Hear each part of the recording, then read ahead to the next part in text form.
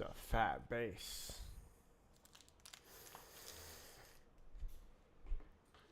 Yes. Well, yesterday I was interrupted and doing laundry and doing taxes, actually. So, didn't get to do any programming. Today,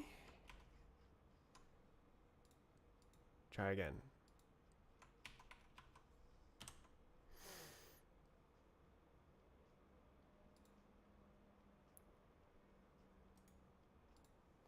Oh yeah, I released a new version of the asset tool. Well, I guess I didn't release it. I merged to master, which does build a new version, but I didn't like put it on the releases. How many people are downloading my stuff? Asset tool releases. 23 downloads. I wonder if that's like mostly bots. Like web crawlers just searching for random crap. Exploits and whatnot.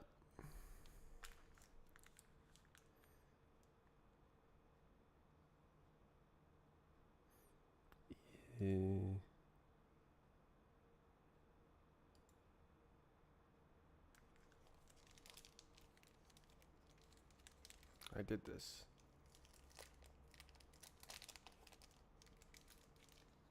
Oh, I see. No, I didn't do this. Right. We don't care. Hmm.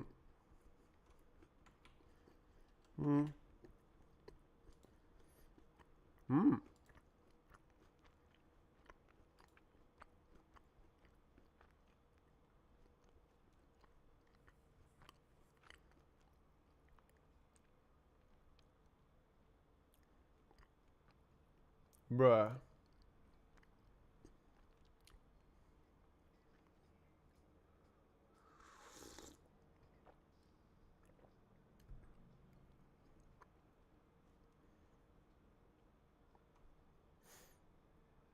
Bruh. I was right? How am I more right than the developer of the software? I honestly didn't expect that. Like I just didn't understand what the developer was saying. I expected to be in the wrong.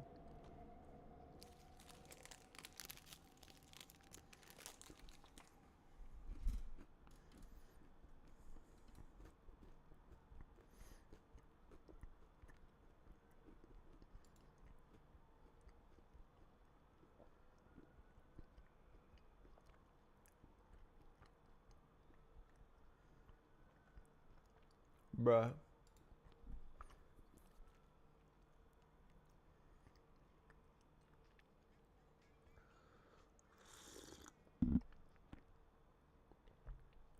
Huh.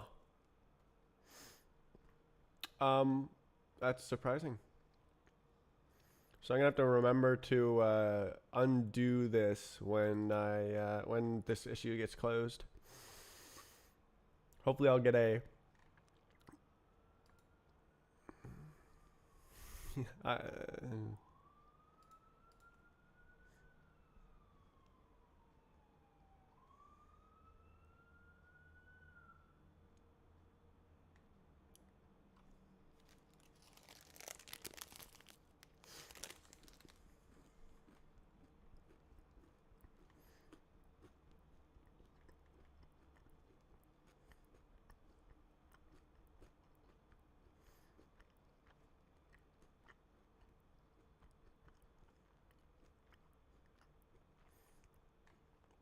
bruh, I don't believe it. Okay, so I gotta do stuff. Hmm.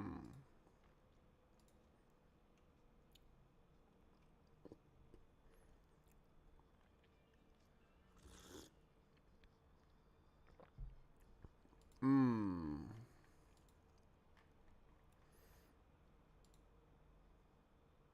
Oh yeah, I had an idea. I want to write another test here.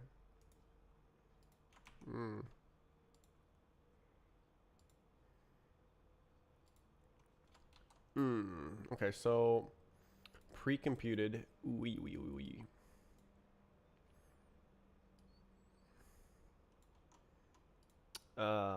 S.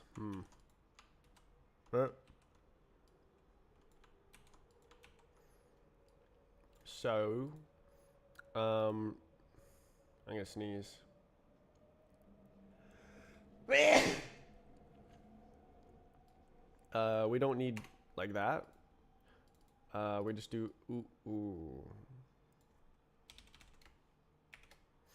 I expect that this one will be faster. Oh, this can actually just map super hard like that.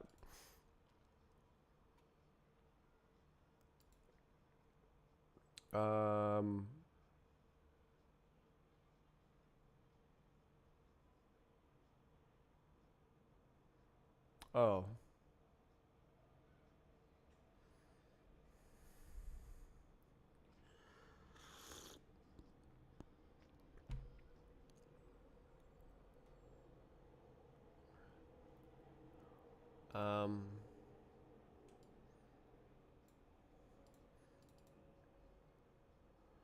So we do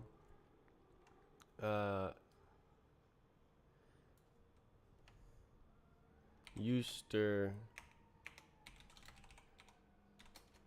map set, I guess. New cache clear, and then insert. Oof. String. Oh, that's annoying.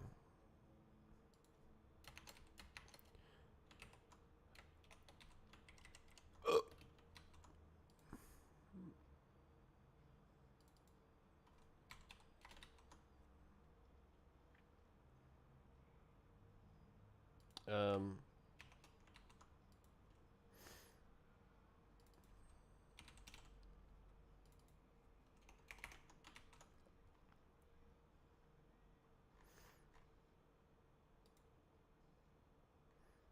yeah, let's try that test. I expect it to win. Or I guess it would be the same. It should be the like exact same.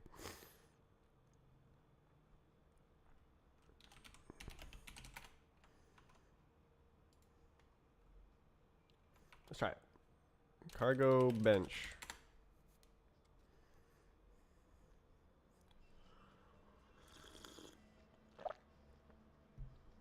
How could it be faster? It's not really going through the library.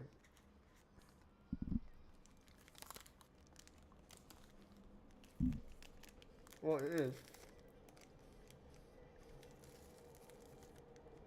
But it's like the common code.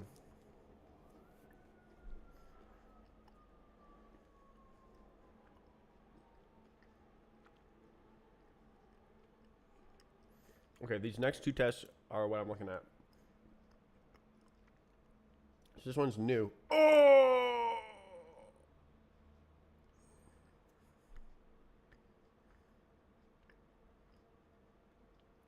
Damn. Damn.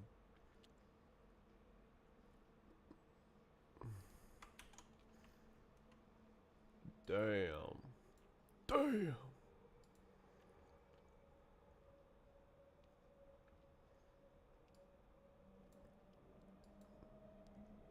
Huh.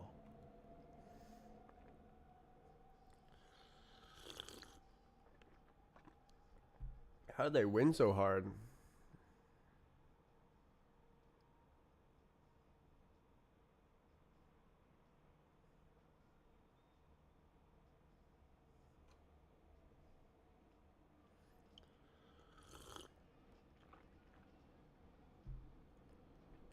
Damn.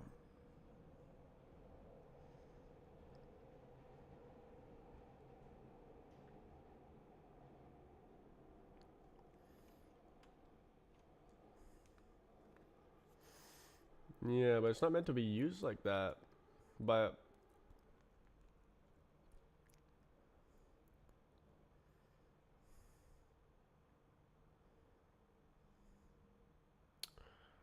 huh, that is quite a bit faster.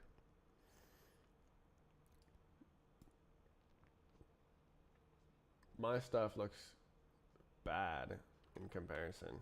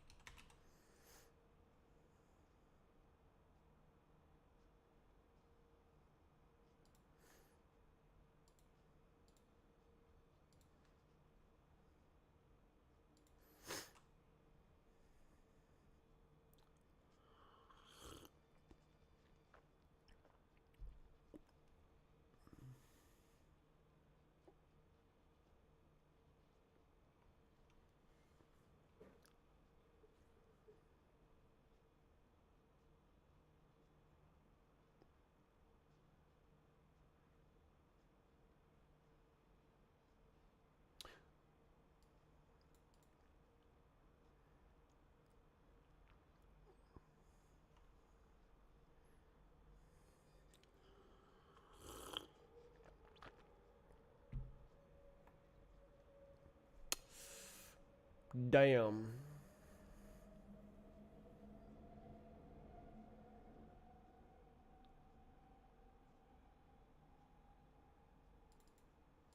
I guess actually,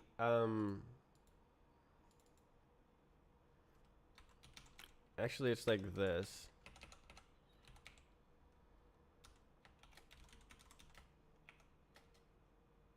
Oh, it's a set.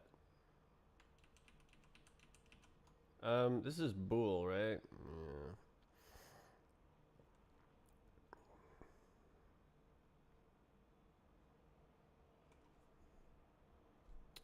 Like, what can you even do? How do you like?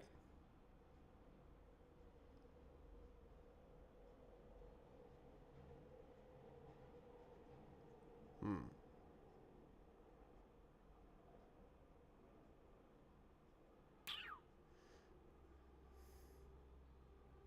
There's no entry. Well, I guess okay. It returns the value, not the index. Like,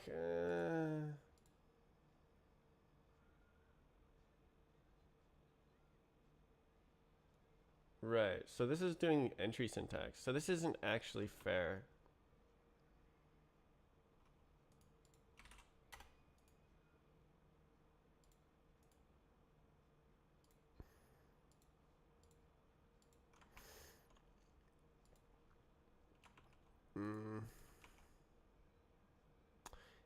Because it needs to grab it as well. So it's like,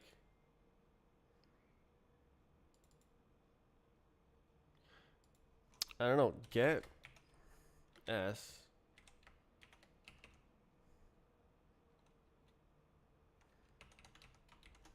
or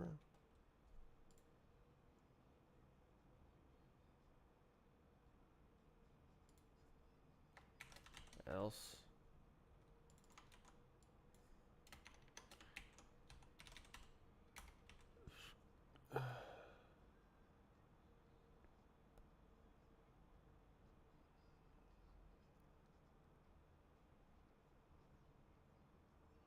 Why is there no entry syntax?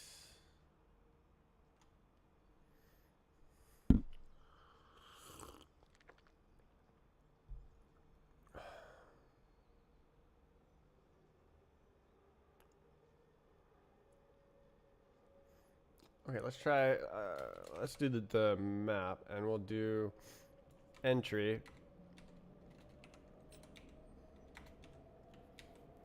or insert. That should,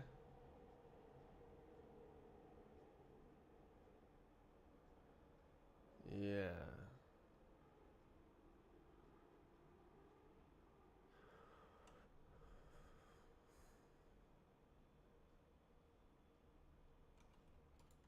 So then this is a Euster to Euster, but like this, I think is more fair.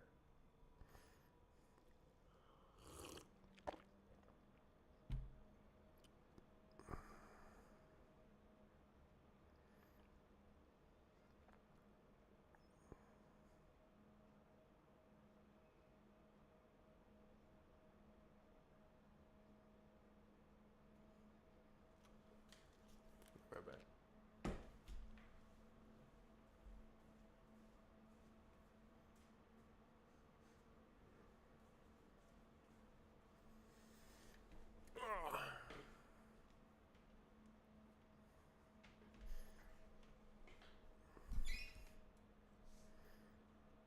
Yeah, so it's doing okay. It's still faster, but like you didn't get a reference, whereas with this one you do. So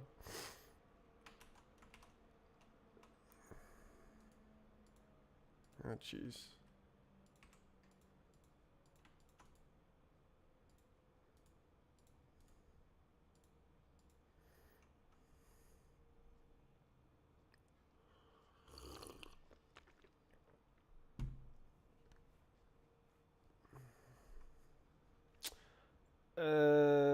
I mean, copy of a single pointer is like nothing.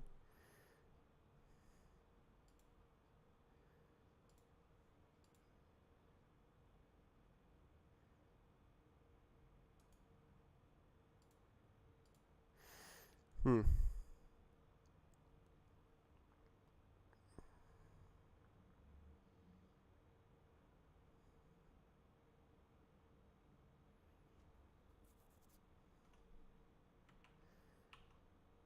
Hmm. So I lose in both of the same tests, which means I should lose in this one as well.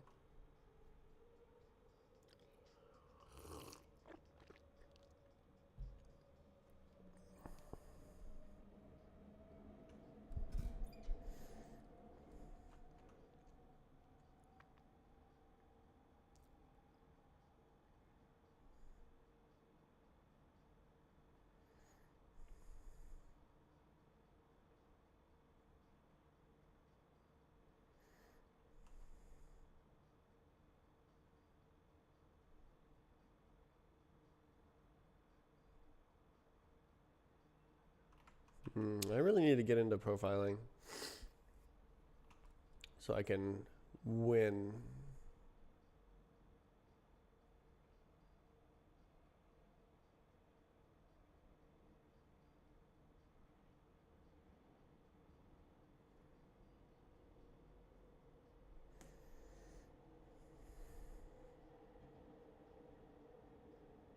Oh well. Well, we got to get started.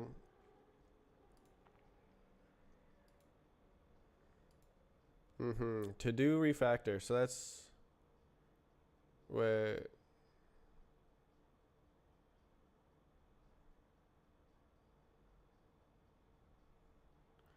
rbx-dom weak.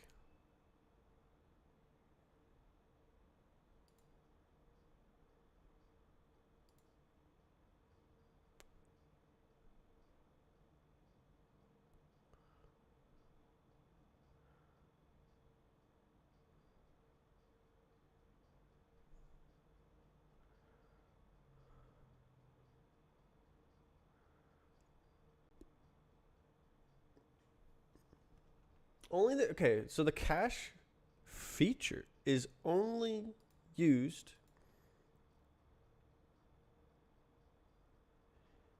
in the binary ones. So this should not even have it at all. Oh. Should be like this. Oh dear. Oh, that's the old version. Nor.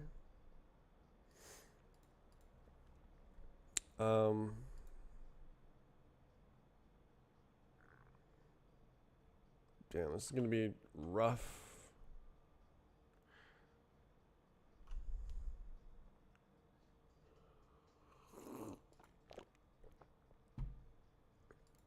Geez. Self. Yeah, we don't want self here. These should be all you do.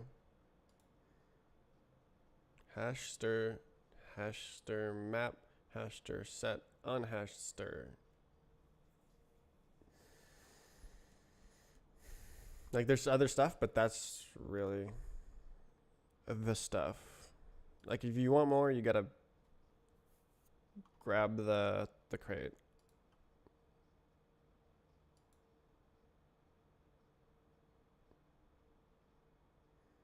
So like this makes sense because like it's very integral. Not so much. Well, I don't know. I think so.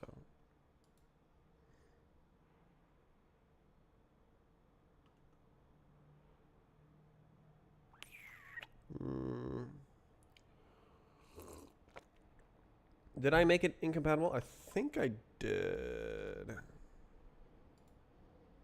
This is gonna be a big job. Oh, I didn't have to do that. So I'm just trying to look at 1.4 versus 2.0.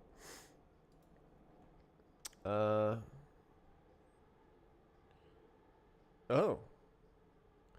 Okay, so I added stuff here. Okay, the get hash trait was edited, which is technically a global interface, but it isn't used anywhere. Okay, so these actually might be compatible then, because only the cache thing was skadooshed.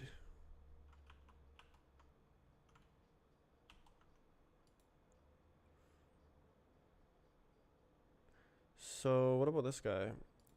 Yeah, re-export itself. I don't think we do like that. No re-export.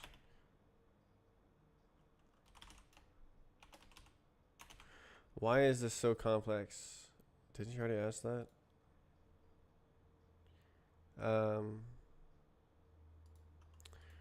No cache on rbx-dom weak.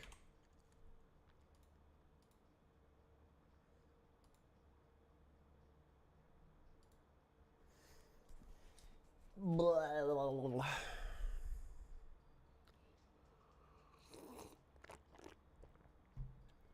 Pretty sure I explained all of it yesterday, or 2 days ago, I guess.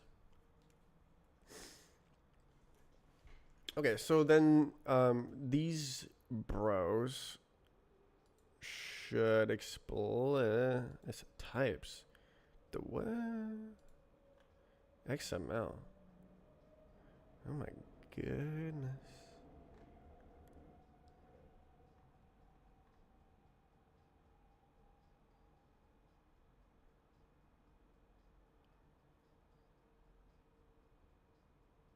That's nasty.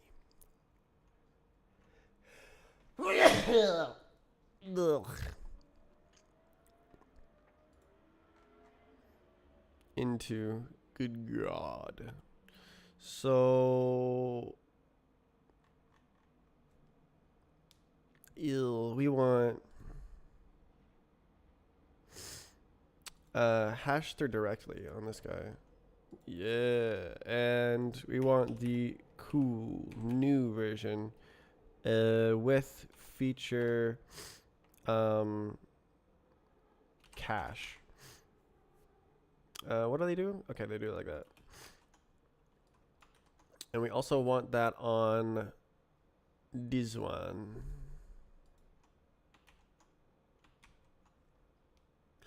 If I look at the file, that one, hash stir. Okay, they have both versions.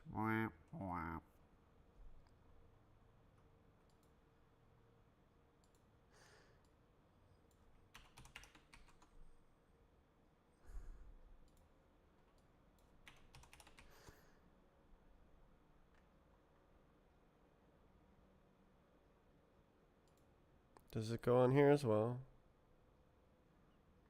No. Let's see. Util.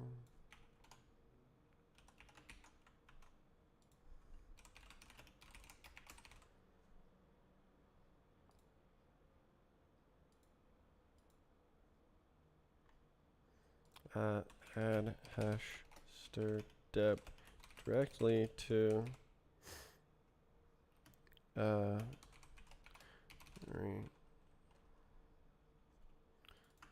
say like this. Yep, and then yep. Oh, did I do it incorrectly? No. Okay, good.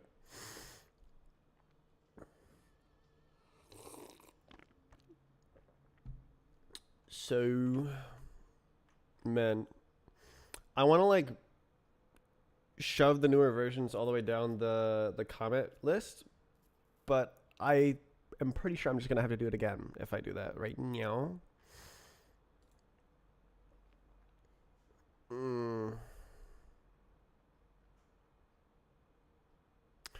Cannot move because it is borrowed. Okay, so this has got to be one of them static things. Parse state. Ew.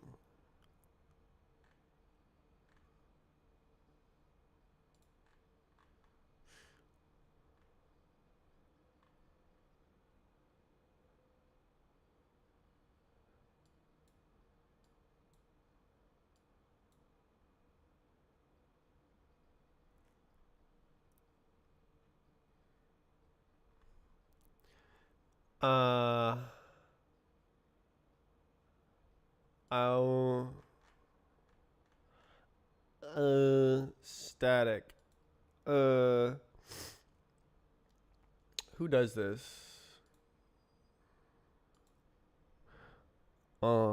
Read ref reader state parse state add property name. Oh.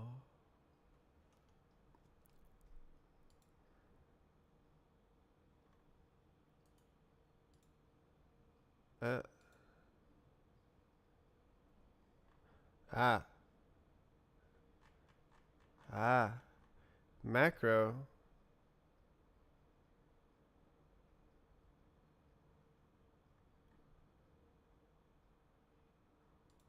Ray.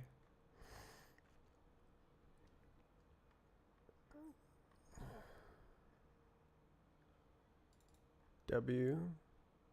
Read ref. It goes like property name, read XML value.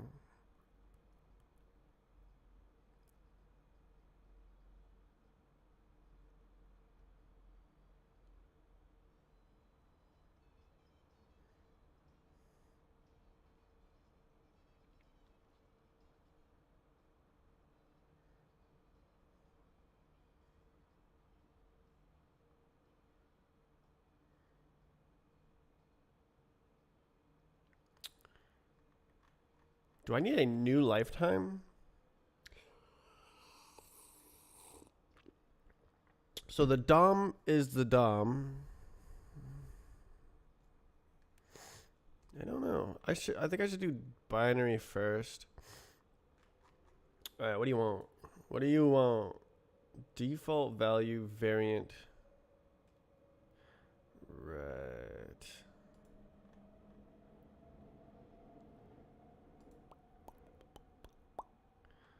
Oof.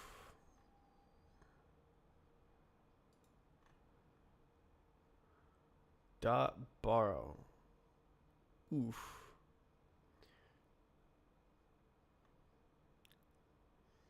Who are you? Cow. Map. Find property variant. Boom.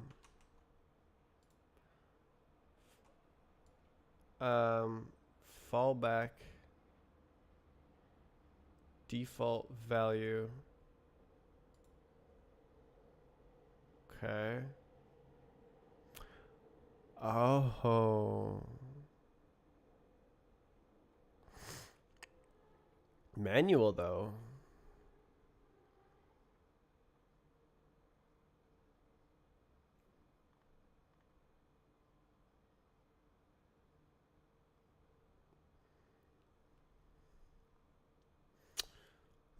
So they're doing this. Fallback. Oh, I managed to go to the wrong one. They're doing fallback default value. Cow.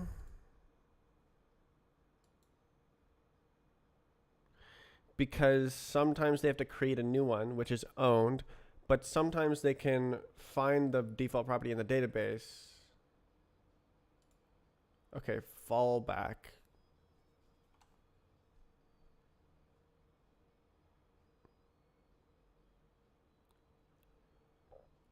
Wouldn't that be better as if the database had all these fallbacks? Okay, it's like optional value anyways.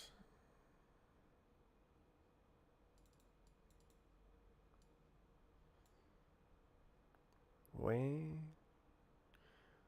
find default property.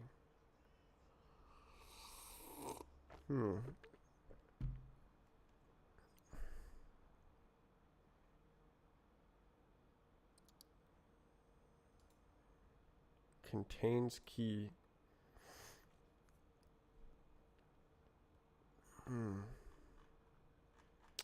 So contains key is a bit of a wiggly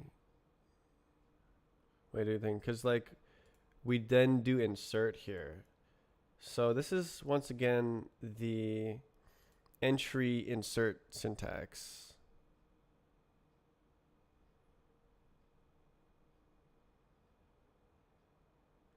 Do we need yeah, look, we get mutt right after.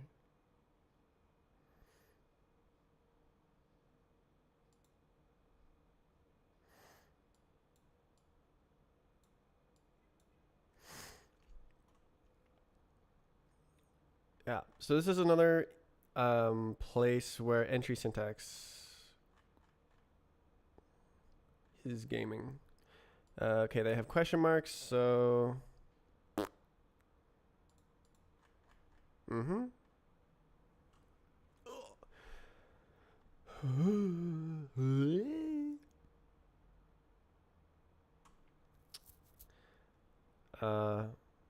yeah, so this should be match. So not contains key means it's vacant. Yeah. So match entry empty, and then entry vacant.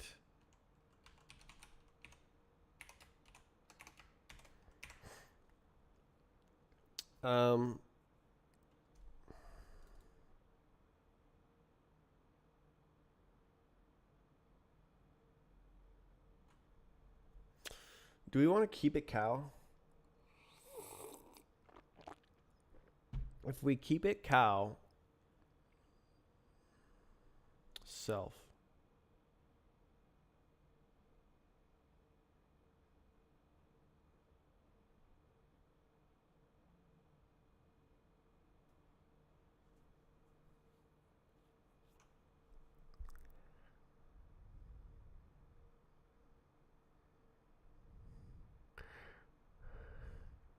What even does it do with it?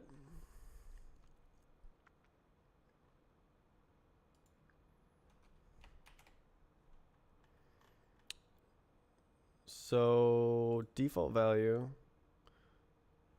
dot borrow, and then insert default value.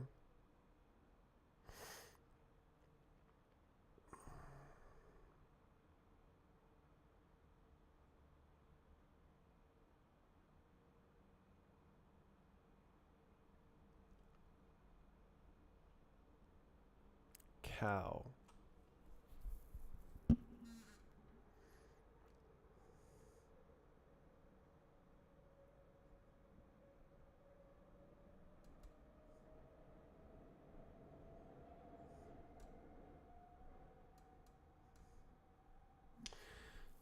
So the cow is because of the fallback case. I think that I should not change it. Okay.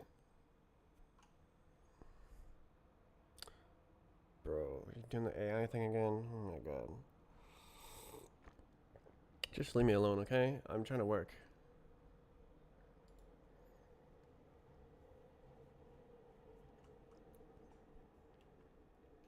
So I'll leave this for a later refactor and just say it's cow variant.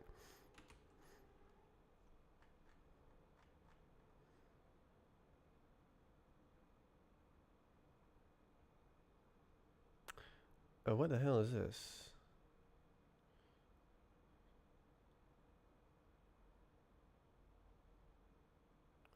So this returns... Yeah, so this isn't gonna work.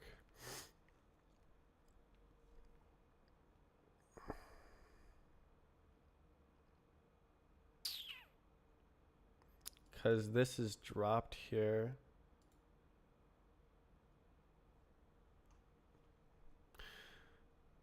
If they don't have any question marks...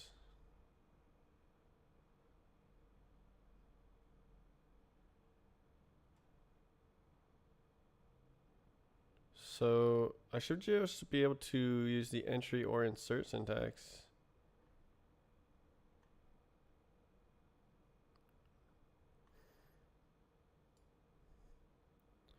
So this is or insert with, like that. And then this is like this, easy.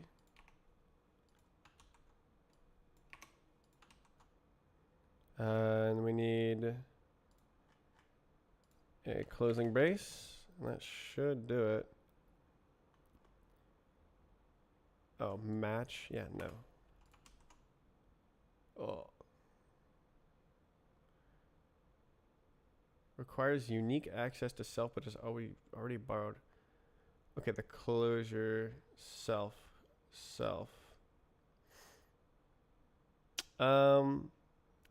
So it's only accessing other fields here. So we can say let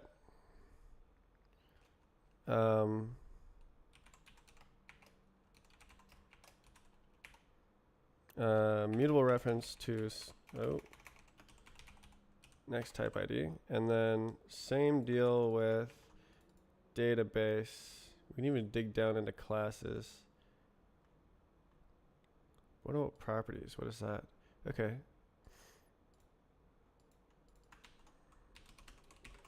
So we can say deref and also deref and good to go. Oh, and then this is actually a non reference. Cool. Okay.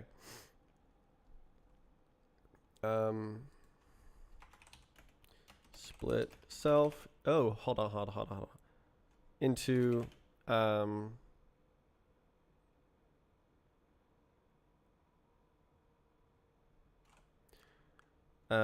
several independent, mutable, and immutable references.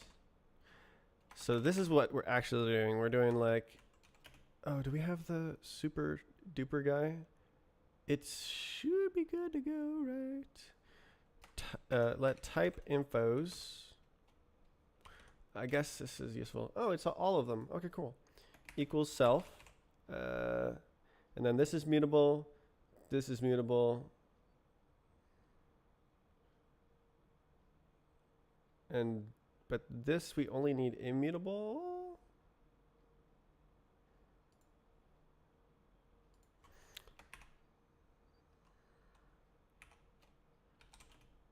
How do you like unmutable it?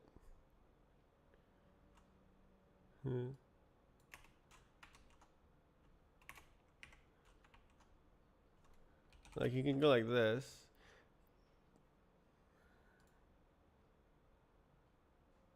Whatever. So now if we do like this, we're gaming.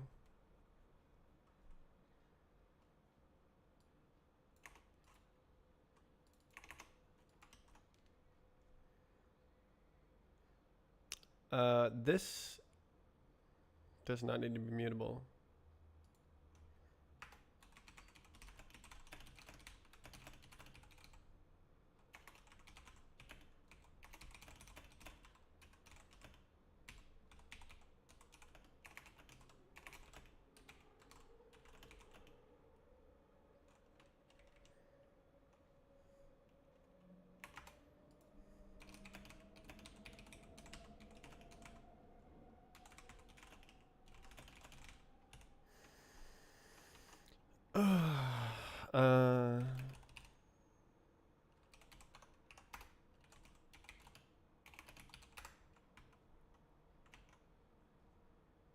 Ew. Whatever. Okay.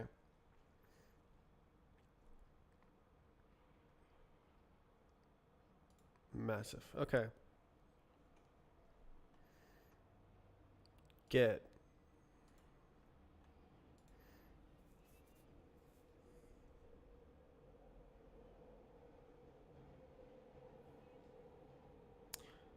Why are they doing that?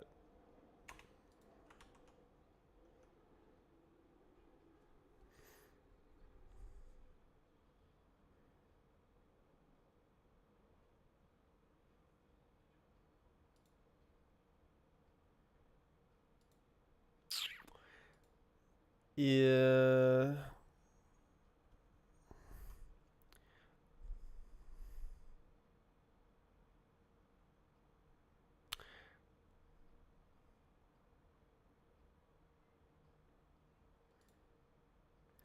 Yeah.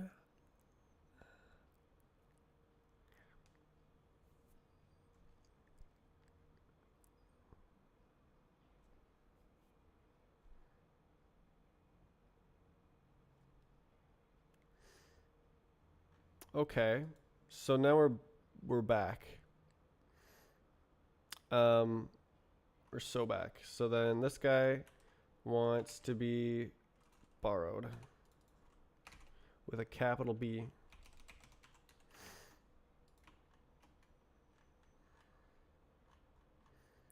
Right. So we want the same thing.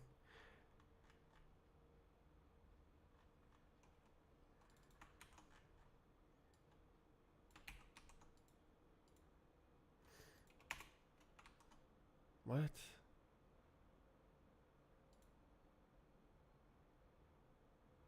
Oh, I see.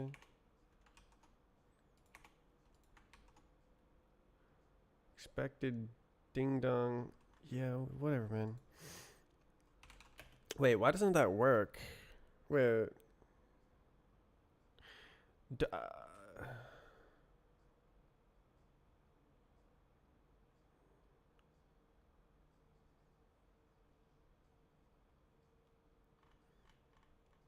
Mm.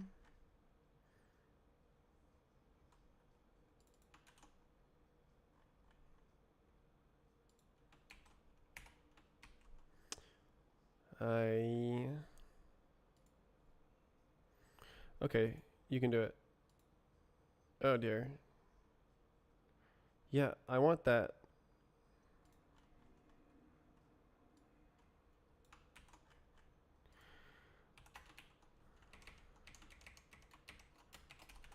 So I learned that you can't do this before. Oh, into mutable. Oh, okay. Brilliant, brilliant. Nice. Okay. That fixes it. Okay. Phew. Okay, that's nice. So then we already have this. We don't need to grab it here. There we go. And then this is once again, this is a hash set, like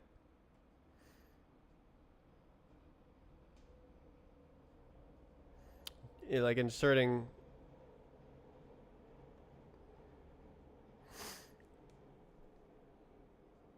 is the same as checking first. The outcome is the same.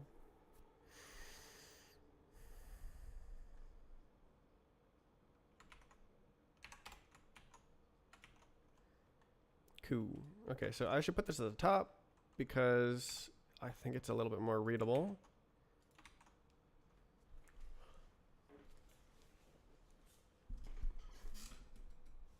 Brilliant.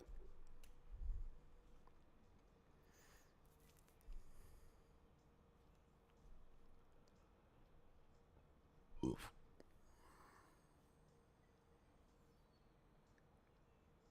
Borrow. Bruh. It's owned, but you borrow it anyways. Esther. Contains key insert.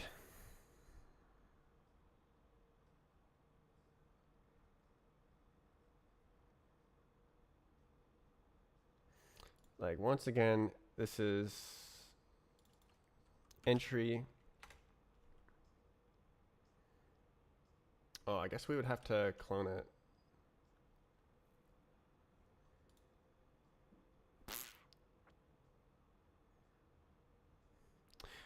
Is this shared? What? I think it's an arc, right? Ew. Option arc. What the hell?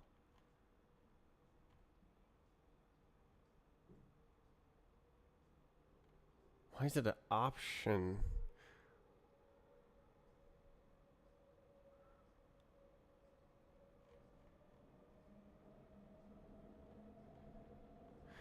Do we got clone? Clone. Clone is cheapo depot, right? Blake 3 hash.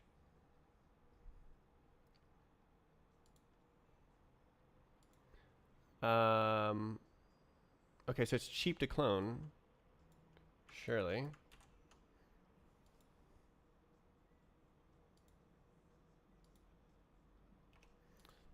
Or insert with. And then, okay, actually, I guess it's or insert 0, but also, no, it is 0.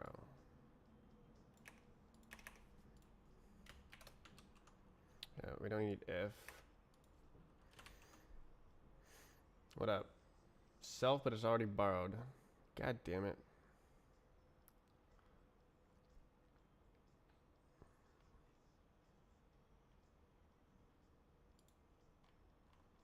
What is in self? Jeez.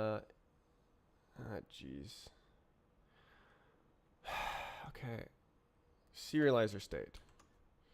Serializer state. La. So we just need these two guys.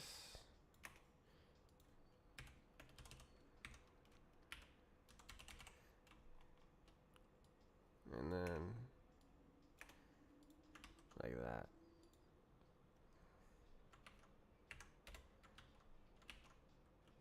Ew.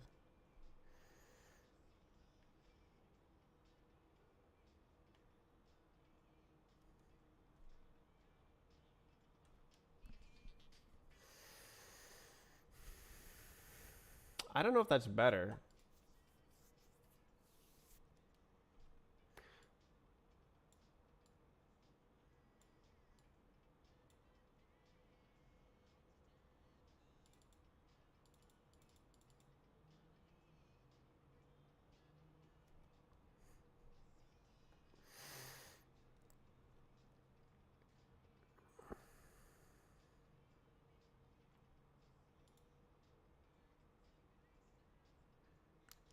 Cheap clones.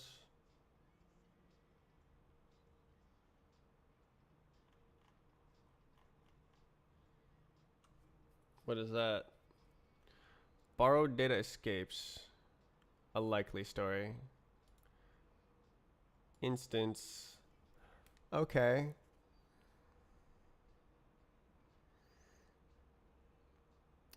Why though? Properties visited.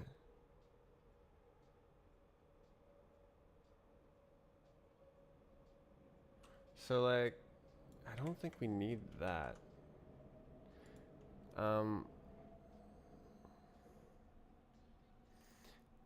Let's check on this. What? Properties visited. Static. Okay, yeah. So that's definitely dumb. Dumb. So does it still want that?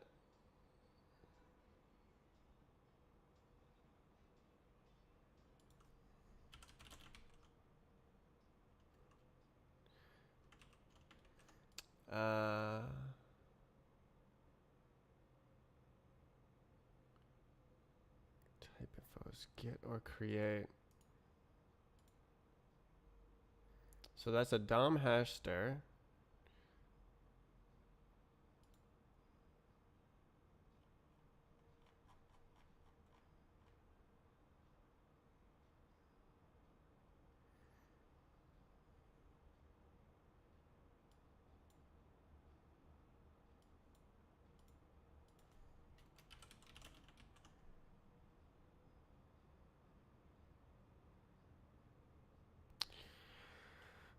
Huh?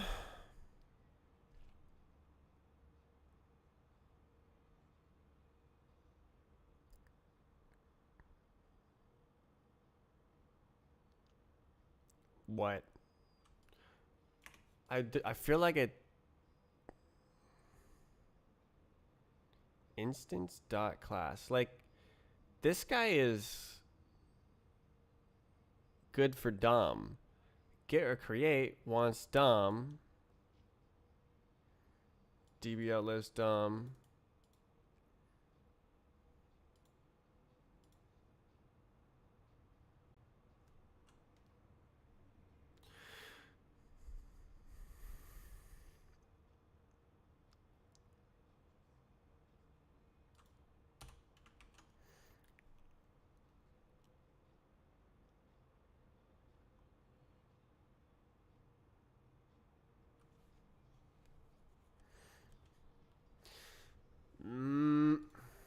Type ID. Oh.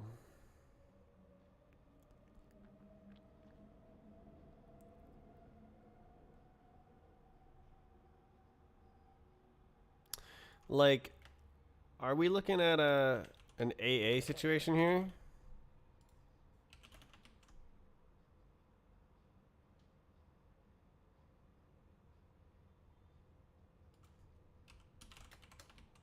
Yeah.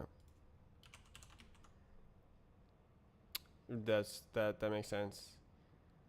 So A, and then we can say where DOM outlives A. Yeah. A outlives DOM. I don't think that's true, but let's see what happens when we write that. A define here. A outlives the DB.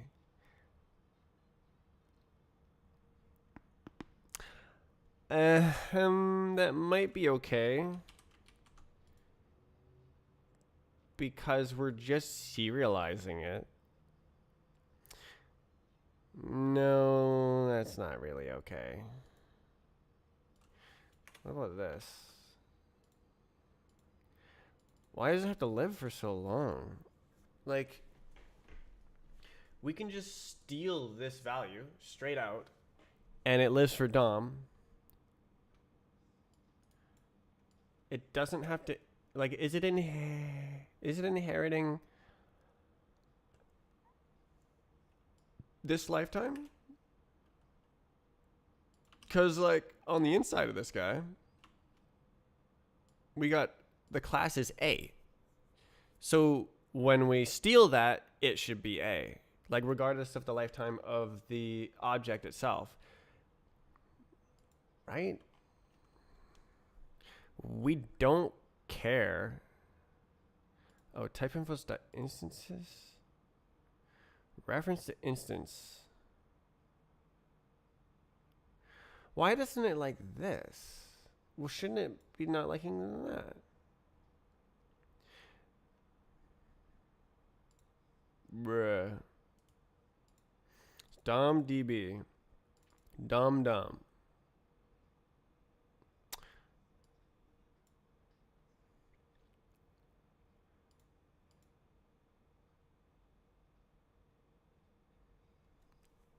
Is it this? All of the defined properties. Prop info.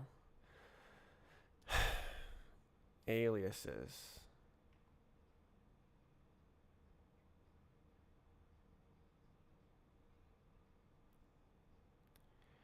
What if I said this is Dom? Would you like me then? No.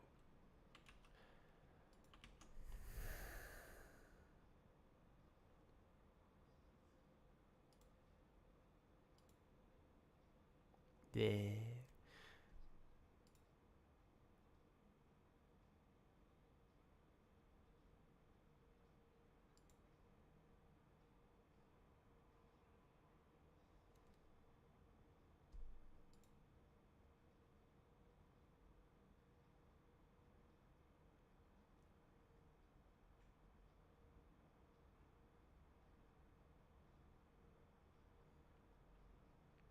How big is this?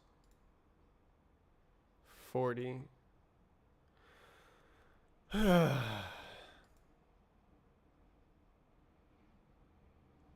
look, string cache.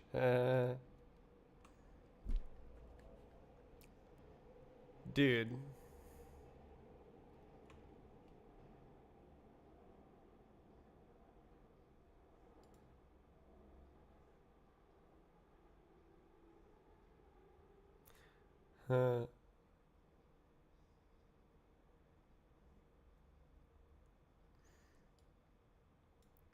That's funny. This could probably be done with my string thingy, but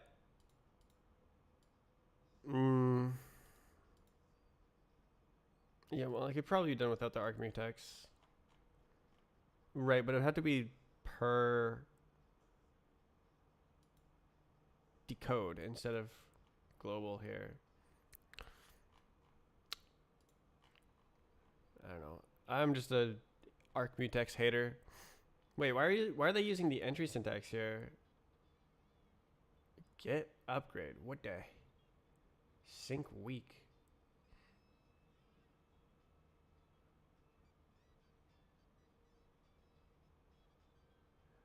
The what the hell?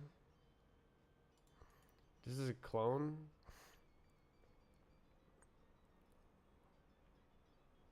Inner fetch update. What the hell?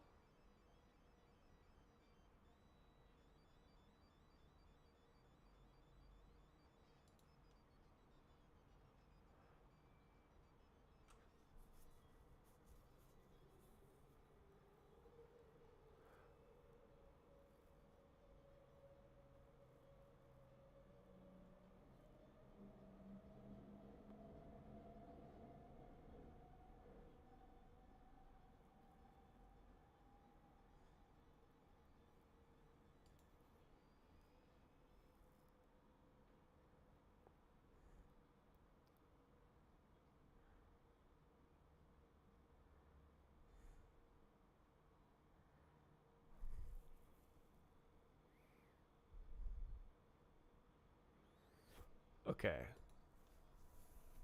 I should stop rewriting this stuff. Like, that's not what I'm trying to do right now.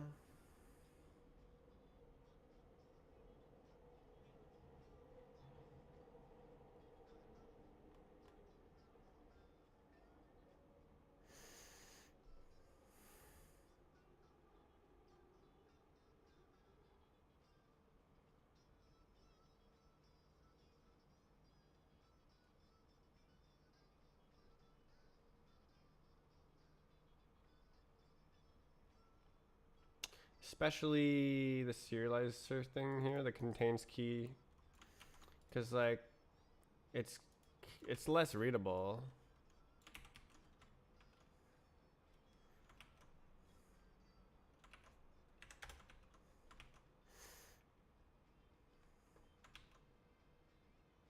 So just leave it.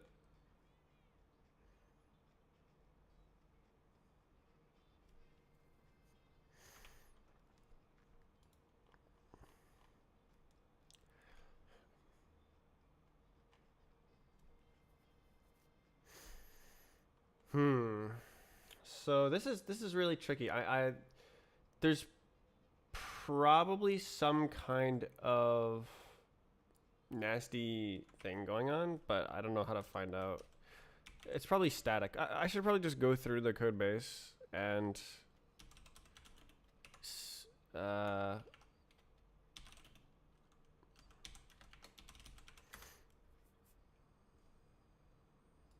wait. Okay, lib. Is that not allowed? Wait.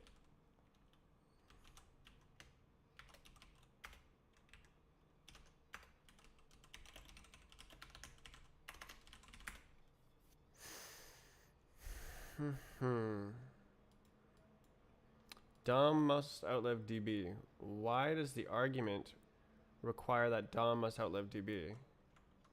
Requires that DOM must outlive DB.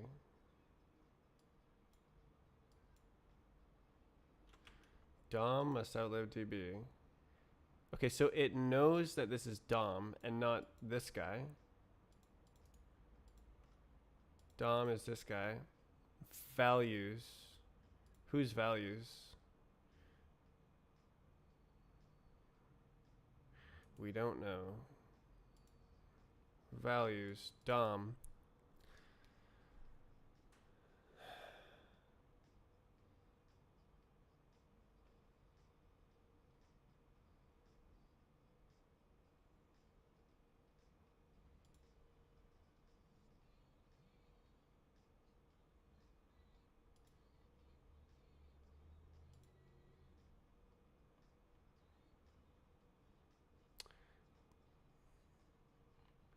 Properties.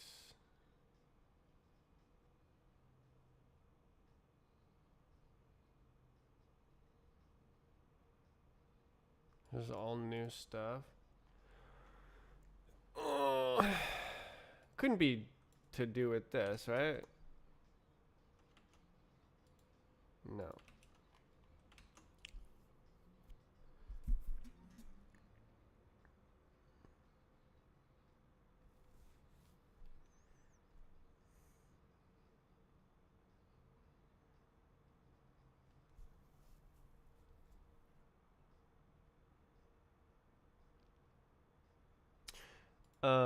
Is this returning? Oh, hold up. Mutt. It's returning.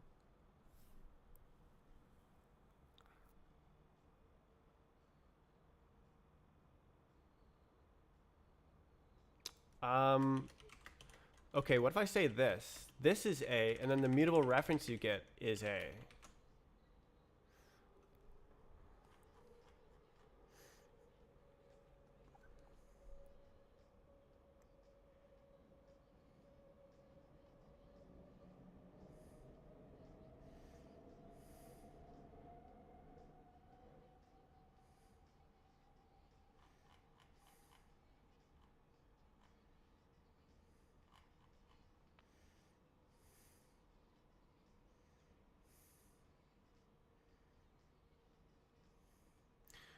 Okay, what if it's dumb? Ew. Okay, so now it's supposed to return. Okay.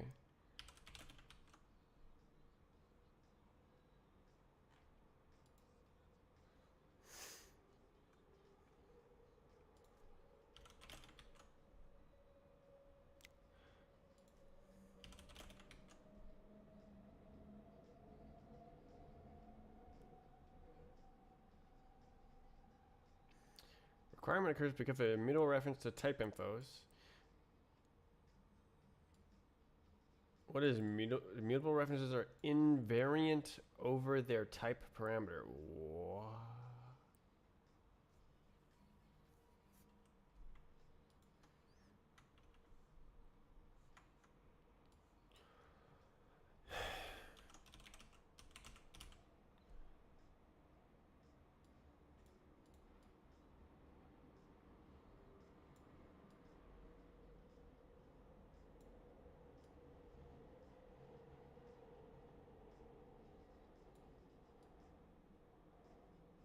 No relationship exists.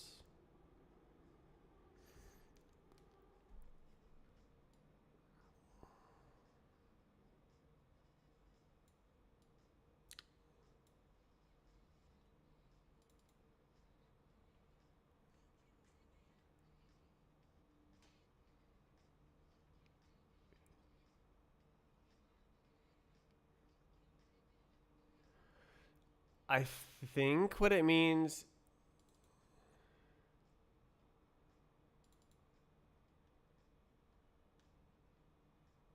is that this guy doesn't really matter compared to this guy. They're independent. So invariant is independent. I think that's what it's saying.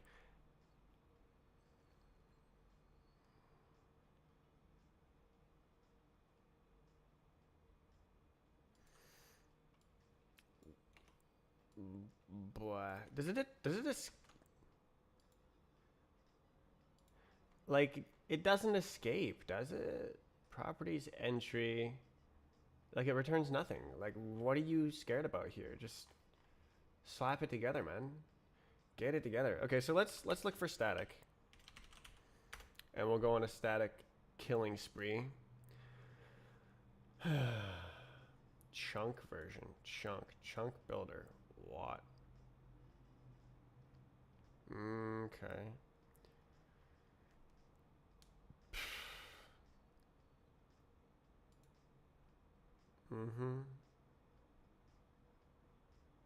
Okay, so this guy says static, but we know that's not true. So we're saying A, so R is read plus A, and we're given A. Does that help anybody? If I don't do this, does it die?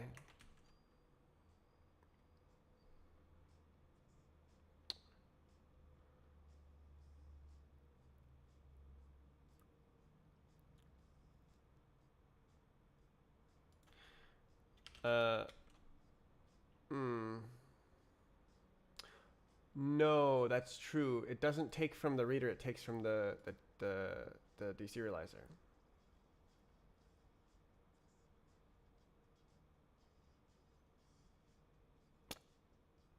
Wait, deserializer state.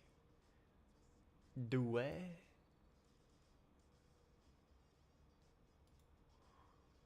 Oh, that's not allowed. So this dies at the end of the thing here, but in my plan, this thing owns the guy.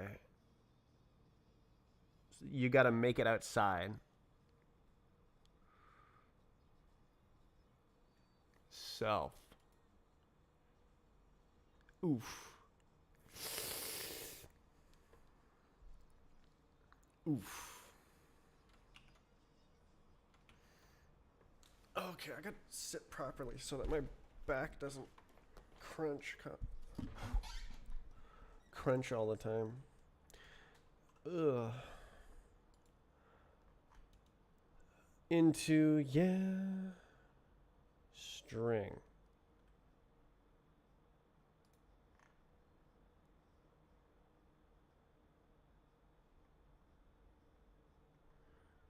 Read string.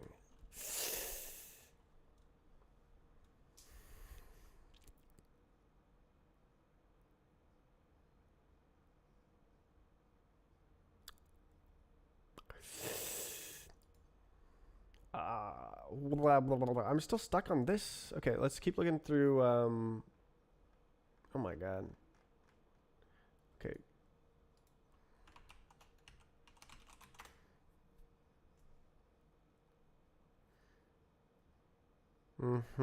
Okay, is this the problem? We may have a problem.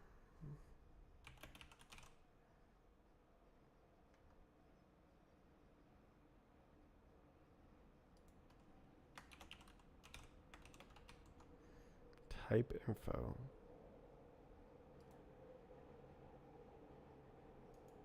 The what? Static. Unique instance class. The what?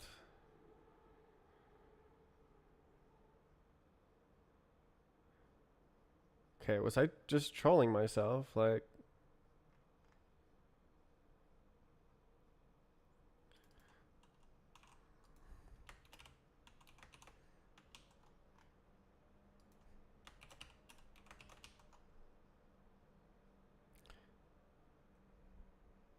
okay, state instance. Okay, so this is not an instance. This is a, okay.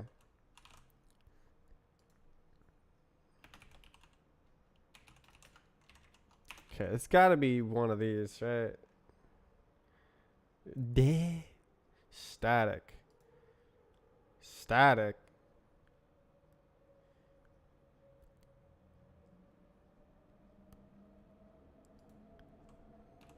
DB.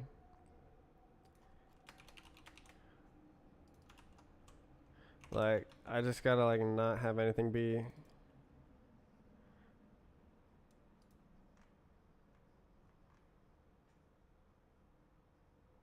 It's gotta be like this, right? Phew. Canonical name. Where did this come from? Descriptors. Who is that? Property descriptors. That's find property descriptor gives property descriptors DB. So then this guy is DB. So then this guy is chillin'. Surely. Okay. What at?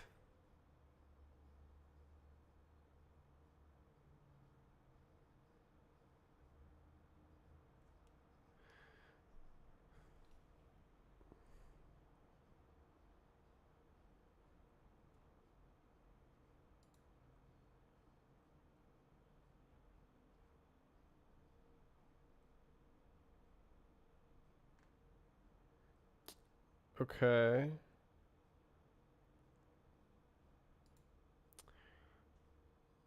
Migration is database. Boy. Can we like yoink this like this? Not quite. Instance builder add property. So we gotta say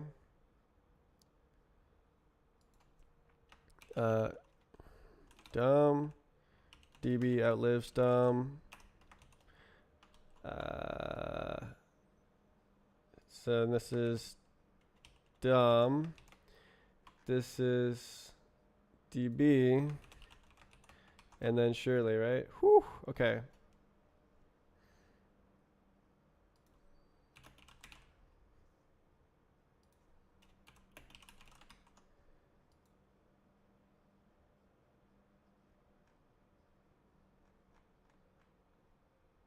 You trolling yet? String into.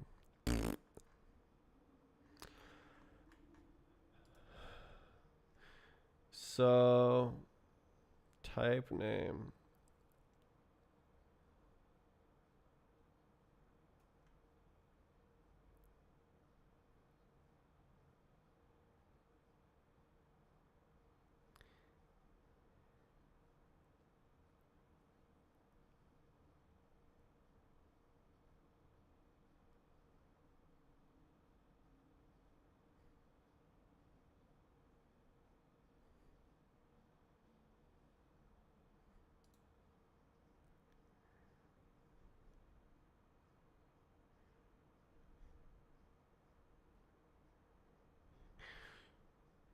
So we need to grab the class or fail right here.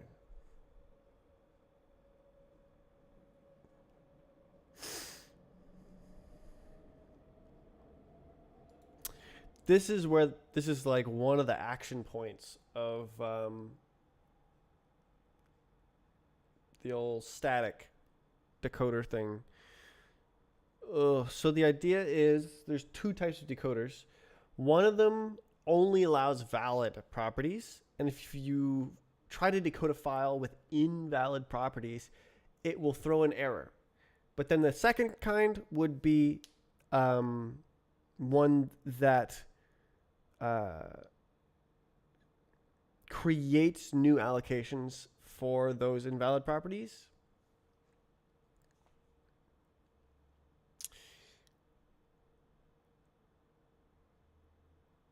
Haha. Can this error? It can. Inner error. Do it. So we actually, I could totally like add it, huh? Oh, invalid type error.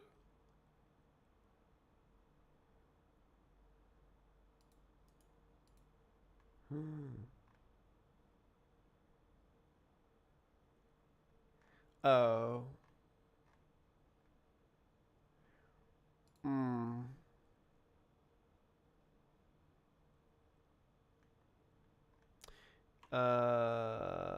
Beep-a-bop-bo, beep-o. Property bing dot bong. Type name dot prop name. Do what?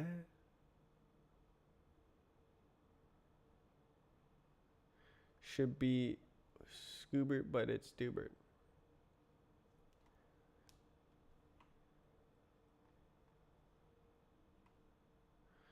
Prop type. So we need like prop name.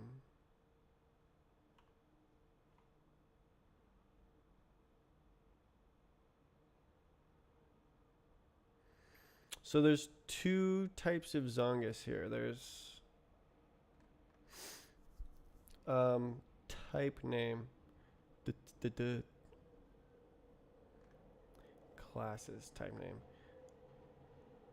So it's like unknown class name. It's a new error.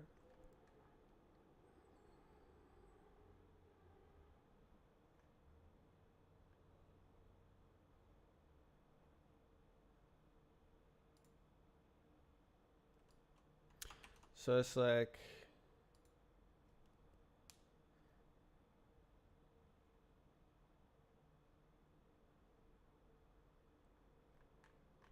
I don't know. We'll just slam it here. Go like unknown class name. Call it string. Does it have to be? Yeah, okay, cool.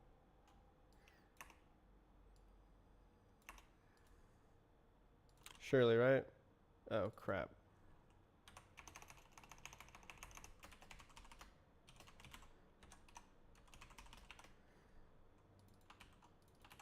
Surely. Cool. Okay. So unknown class name is 1, and then unknown property name. Property. So, yeah. So we're going to have type name. Is that?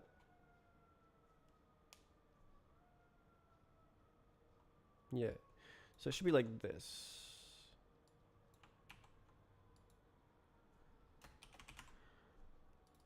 Property.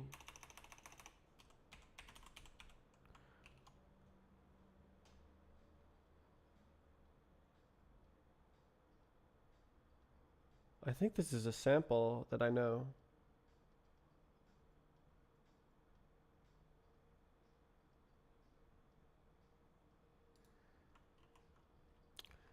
Rip and tear until it is done. I think it's Shinjuku Station.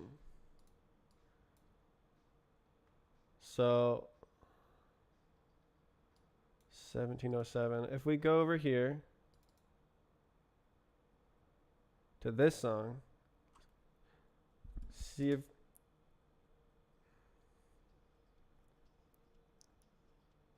Yeah.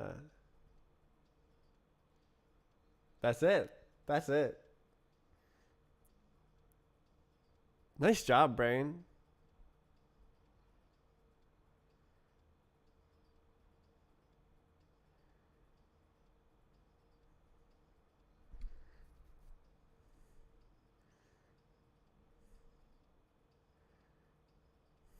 Yeah. Cool.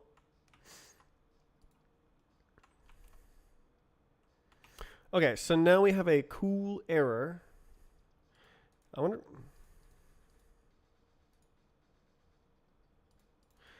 I wonder if I can yoink length to do zero copy.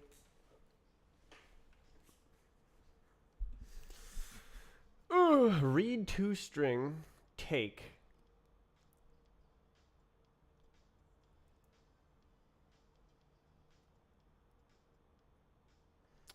IO read.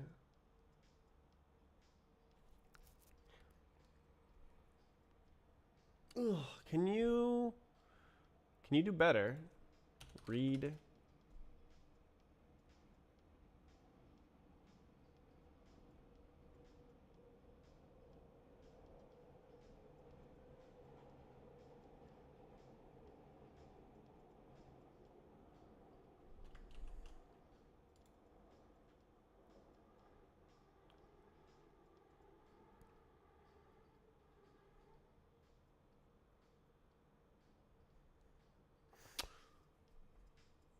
Hmm.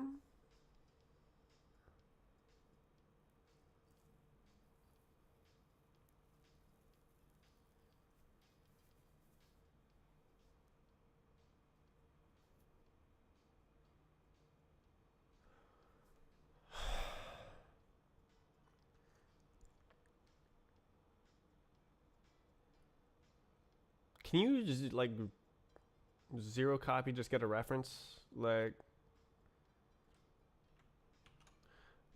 Rust read trait zero copy? No way. The read trait read pull bytes into a provided buffer. So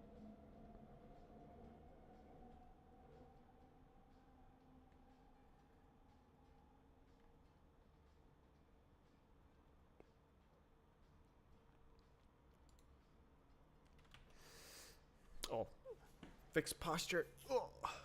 Okay, if I touch that, I get doity. Read binary string. Can I just like have a reference to it, you know? I guess you can't do that with a read.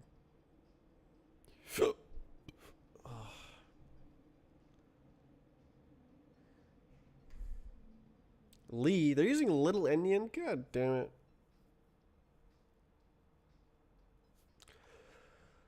Ugh.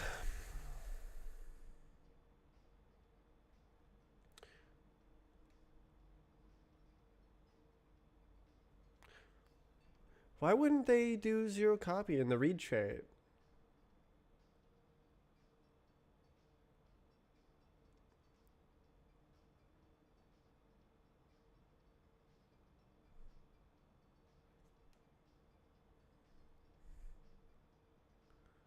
Oh.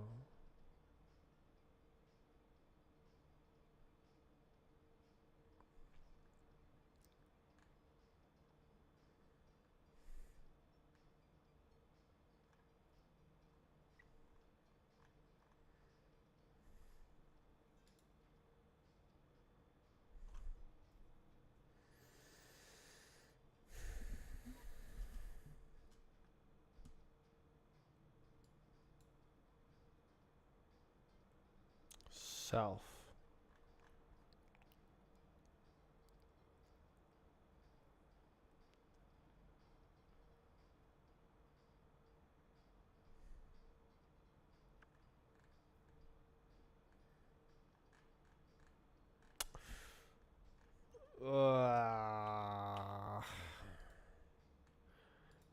Okay.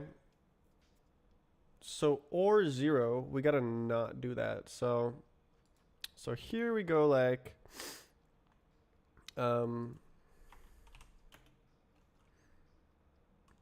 get exact match for class from database or error.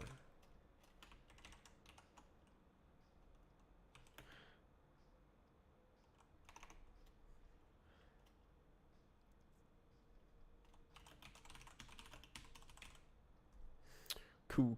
So we're doing this bit right here is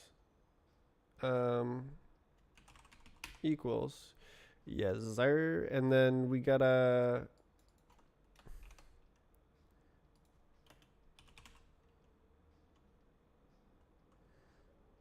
so we got class name and class. Yeah.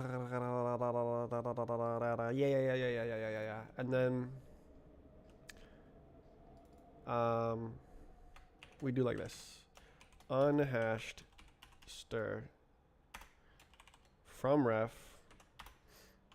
type name as stir. Huge.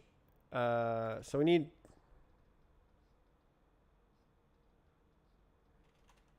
get entry or something like that. I forgot.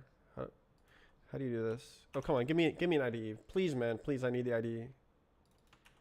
I can't live without it.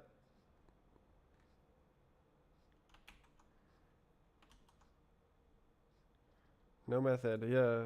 Well, then tell me what it is, then. Key value. Boom. Key value, go. Very correct. Let me do map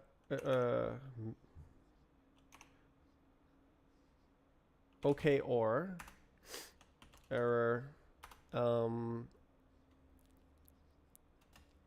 inner error unknown class name from time question mark. And it doesn't work. Okay, this is getting out of hand.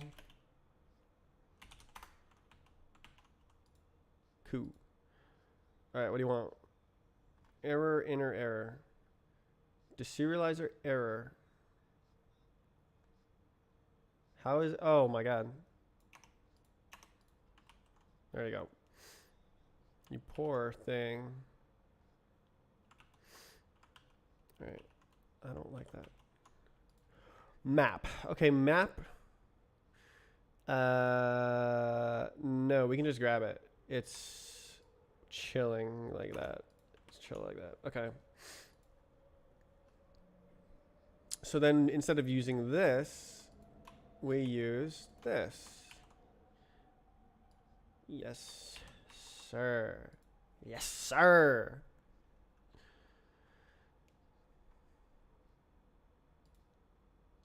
So the other errors do say type name.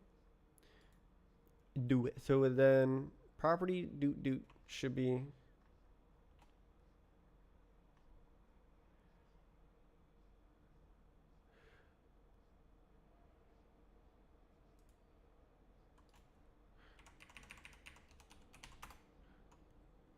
consistency. Shh. Uh-oh.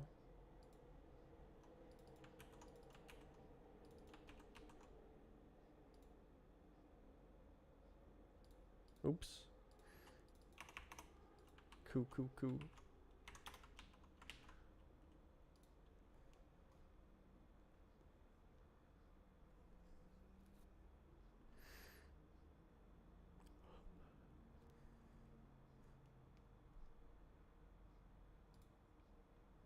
Hell yeah.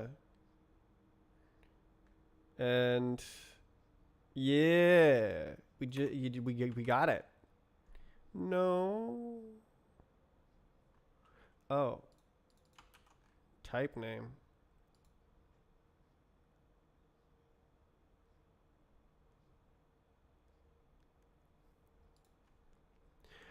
I guess this replaces it.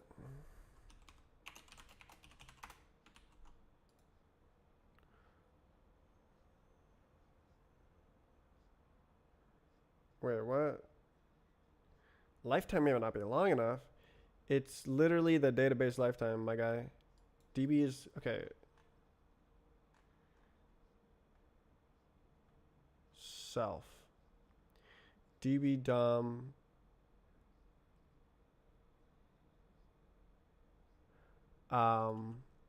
Self. Self. Oh, I see. DB. Okay. We can do that.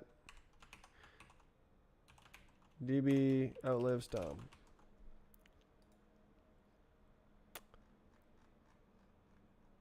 Cool. Okay, so prop name, who did that? Find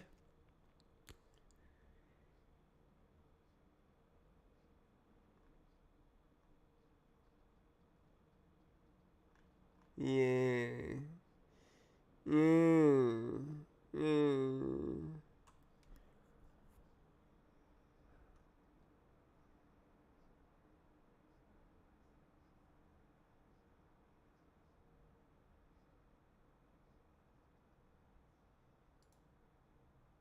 Oh, gross. Oh, that's disgusting. What the hell is Roblox doing? Oh my god, it's order dependent. Oh my god, that's disgusting. God, who made this horrible file format? So as it's serializing the file, it counts, it watches for types it hasn't seen before, and assigns a new ID to types it hasn't seen before, and then remembers that instead of just having a fixed ID for each type. What? Like, you don't need freaking hash tables and whatnot if you do it like that.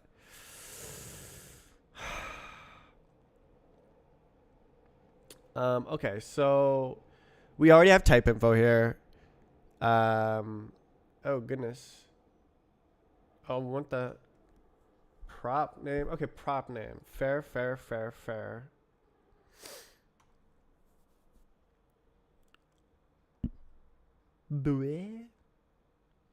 Okay. Mm. Mm. Mm. Mm.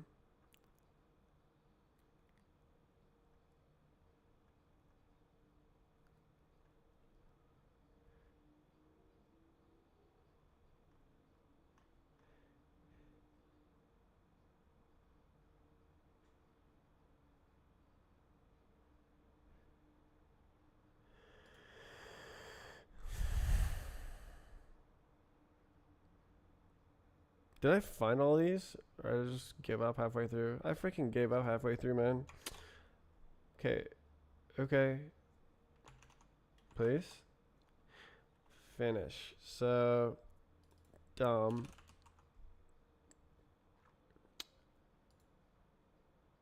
Bro gave up halfway through. Okay, so this is...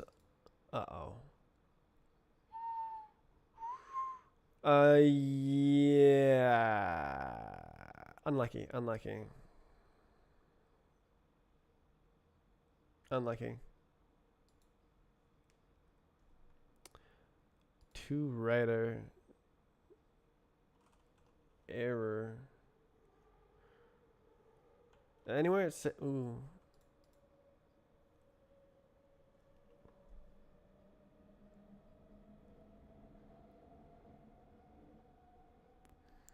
What happens if I do like this?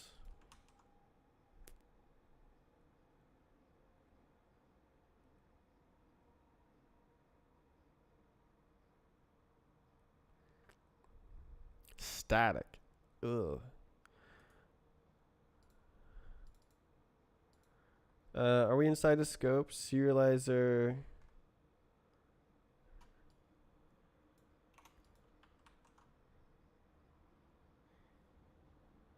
Should be fine. Because we'll just go and then we're done.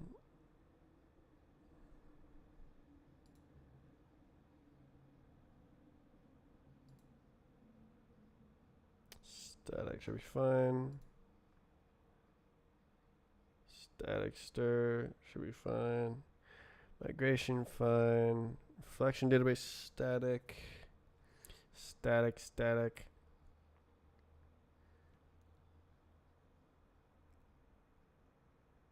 Conversion. Okay, that's for later. I guess I could.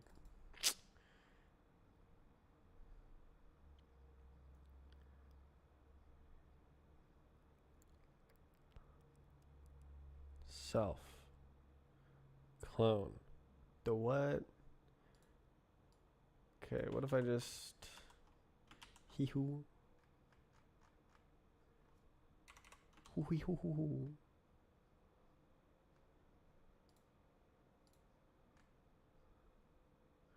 Static, that's fine. Deserializer, yeah, we'll do the same trick.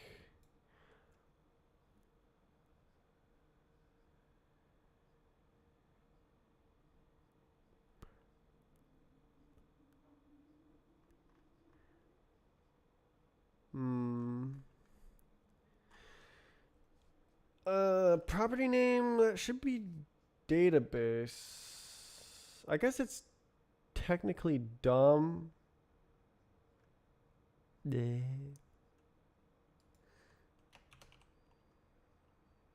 We can call it A because it's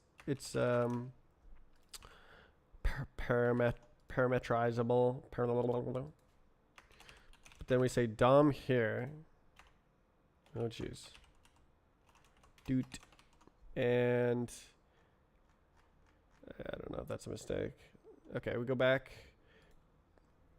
How we doing? Plus static.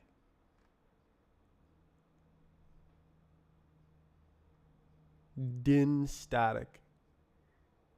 Yeah, okay, so this is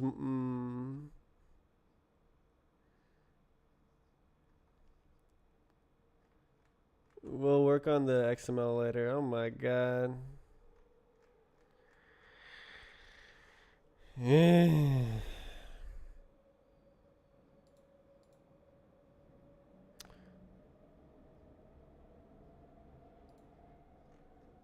what is this? Prop name. Okay, so we actually have to do something. So we have type info. Does that include having pork or ghee names?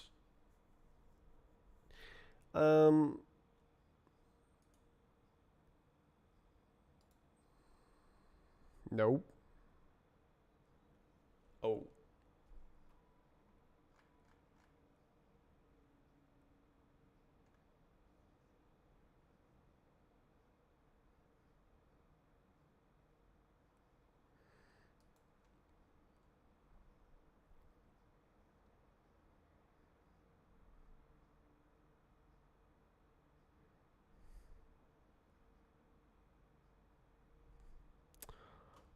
I think that's how it is done. So this function we don't do like this. We do like this. I'm gonna check. Oh no, that's yeah, no, it doesn't matter. We'll start with stir here, and then we'll see what happens. Yeah, properties, class descriptor properties get, yeah. Okay, so how many times does it go through here? So find canonical prop name.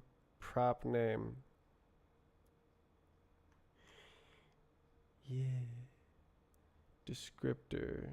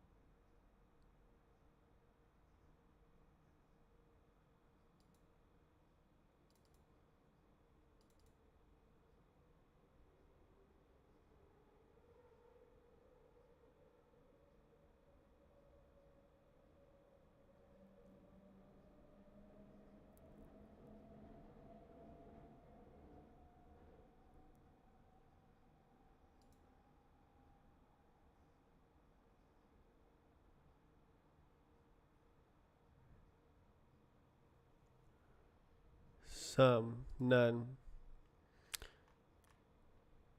So actually,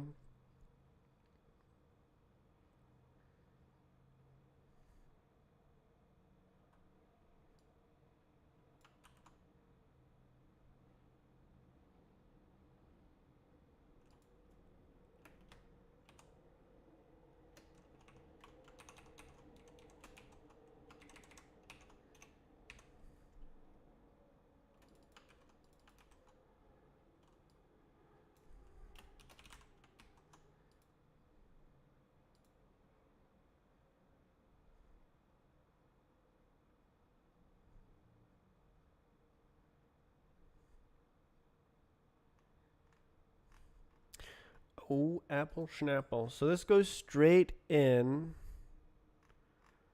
and is only hashed once. So we can hash it right here.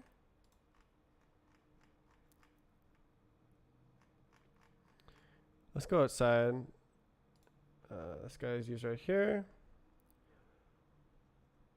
Bop, bit, bah.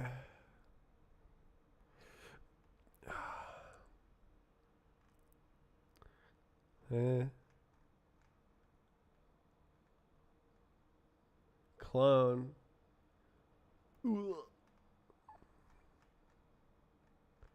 Is it used again? Haha, okay. Okay, so it's used in errors all over the place.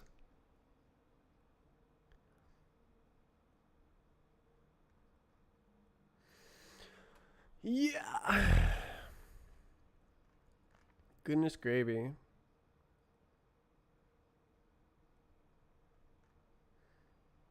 That's a lot of errors. But it is never hashed again.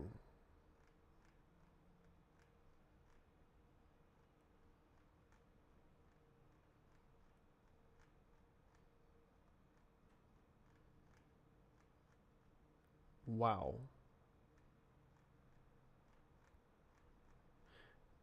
And done. Nice. Okay.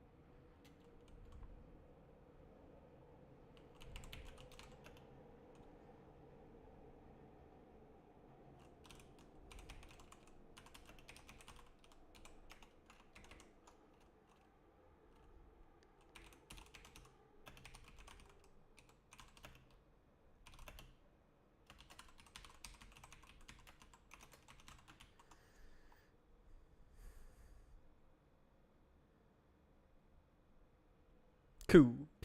Cool. Well, that was troublesome.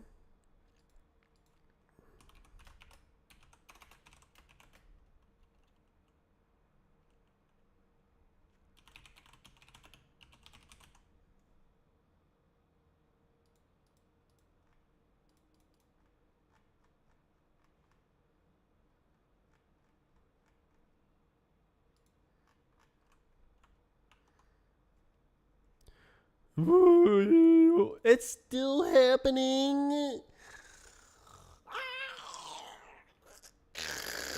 Alright,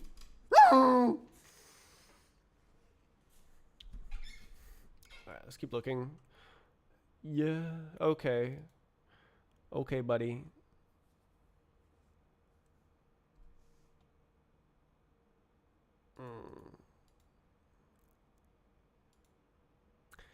A self. Yeah, buddy. That ain't happening. We gotta do DB here. Nor. Fini. Dom. Oh. Yeah. Oh. Yeah. Okay, so then this guy. Should I pass around an unhashed stir? Or is it better at the site? Usage site.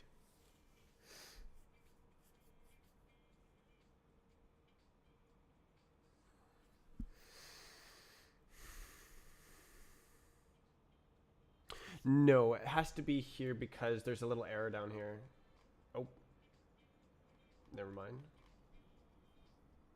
Use it once. Use it wisely. Okay, I'm gonna just go UHS unhashed stir from ref, and that is how you do.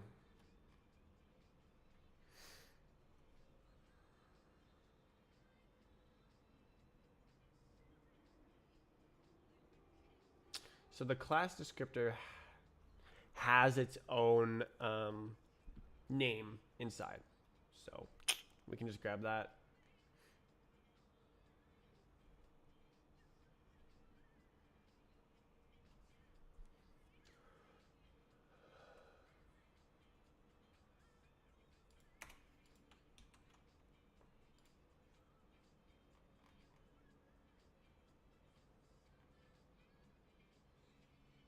What? Oh.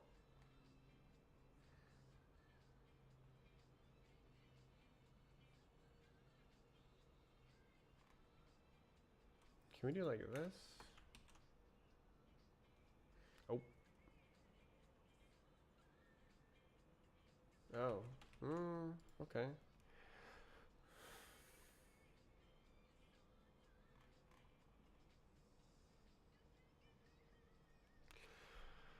Ugh. I still don't understand this. Do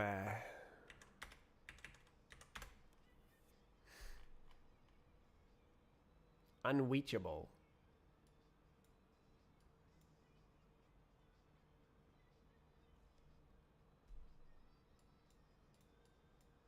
State 101.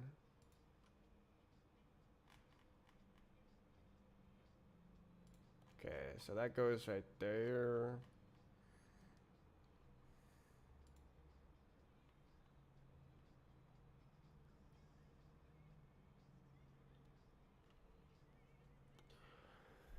La.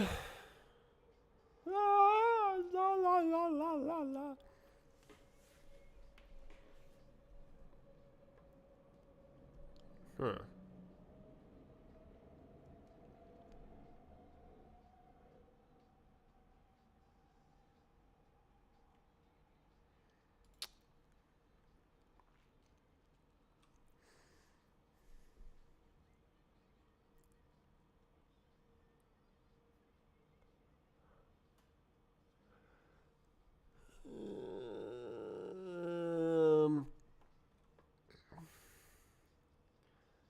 I really would like this error to go away.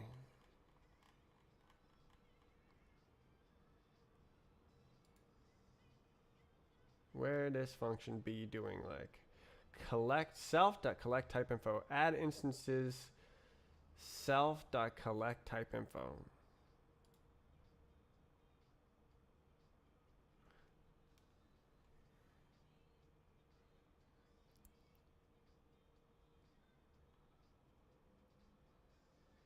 Add a reverse.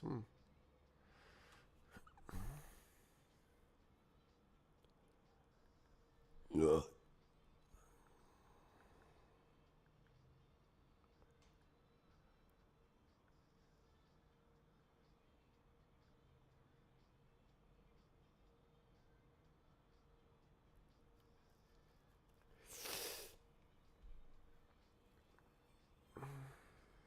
New dom db.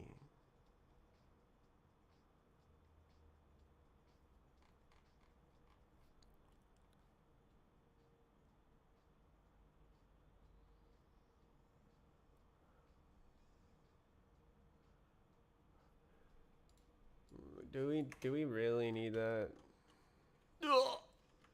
Okay.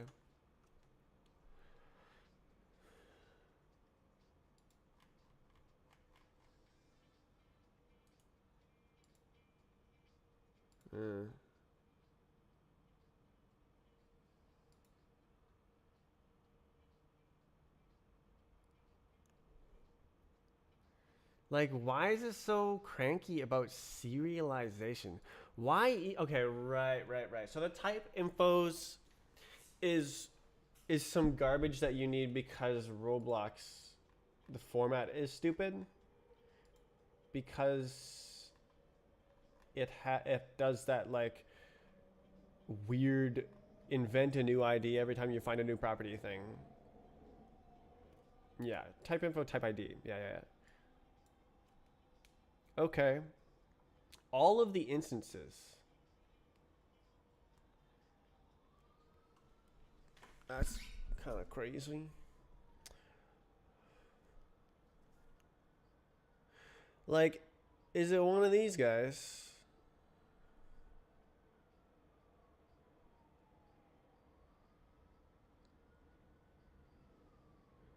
Serializer state.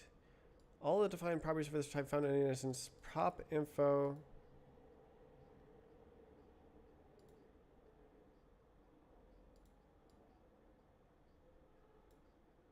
Oh.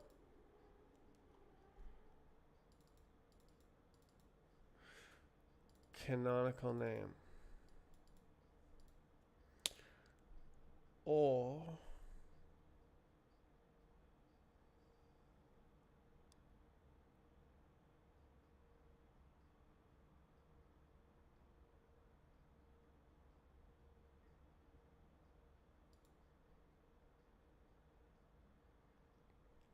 God, terrible file format. All aliases discovered while preparing to serialize this property. How long you been working with Rust? About a year. Well, like a year and a half. Just hiring list. Rust is like notoriously difficult to read if you don't know Rust. The like lifetime syntax is like you say what? What is a lifetime? Hold on. I got something good.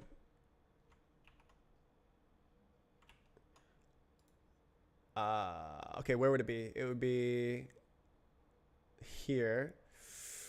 It would be physics, maybe this file exactly. I mean, there's Rust. But like, oh no, it's here. Body. Yeah, there we go.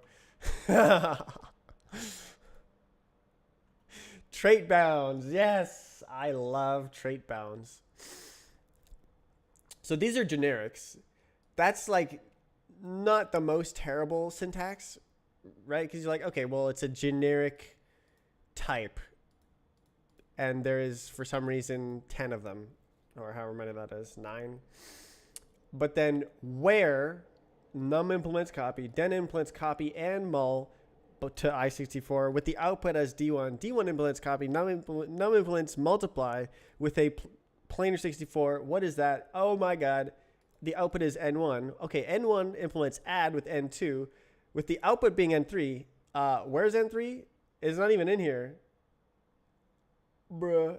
Output equals N4. N4 divides N2 with the output is T1. T1 clamps into a planar 64. Right.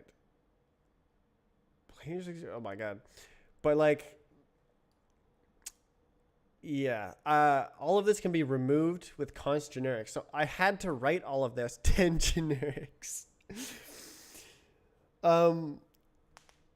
So what's going on here is that it's trying to multiply numbers together and make the result wider. So like if you have a 64-bit number and a 64-bit number and you multiply them together, the result could be up to 128 bits. So I'm actually embedding that into the type system, but that's const generics. I have an array. I have 64 bits and 64 bits, and the resulting type is going to be the lengths added together, which is const generics. So for whatever lengths they are, the result will be added together. The lengths, the length of the result will be added together. So I can remove all this crap if I can just say the length is a plus b, and then automatically it satisfies all these trait bounds. But I have to manually specify, if I multiply this number by that number, I get that number, because I'm doing that down here. I'm saying if I multiply this number by that number, then I get what? Is it going to say like N1? Yeah. So that's what's going on here, is it's like the type is changing every time I do a mathematical operation. And these are all the intermediate types. So like wild stuff, right?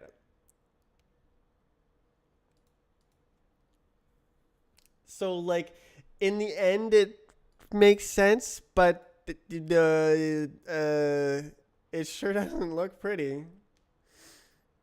And then look, this is, okay, the function is extrapolated position, ratio dt. So what it's actually doing is I have a parabola, and I'm saying at this exact time, which is a ratio of two numbers, whole numbers, well, integers, I guess. Where's the position along that curve? So it uses very precise numbers to give an output point along the parabola. And so when I actually use the function, all of this is implicit. It just goes position equals like that, because it knows the type of the input. So it's like, yes, it satisfies all those trait bounds, so you can call this function. So complicated on the inside, easy to use on the outside. That's the best way to do it, right? Giga time. Yeah, ridiculous. Rust is all about modeling your data precisely. I love it for that. I love making the type signature prevent you from ever using it incorrectly. The compiler will stop you if you try to use it incorrectly, according to the rules that you've created around your type signature. I love that. It prevents me from making stupid mistakes. So I get to feel smart. As if like magic. Yeah, exactly.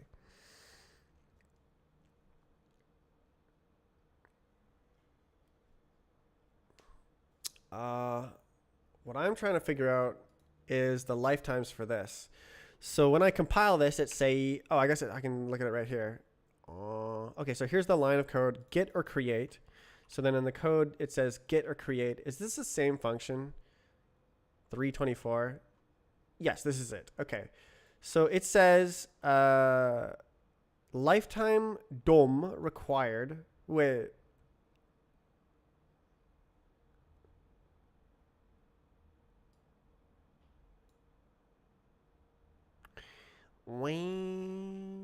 okay.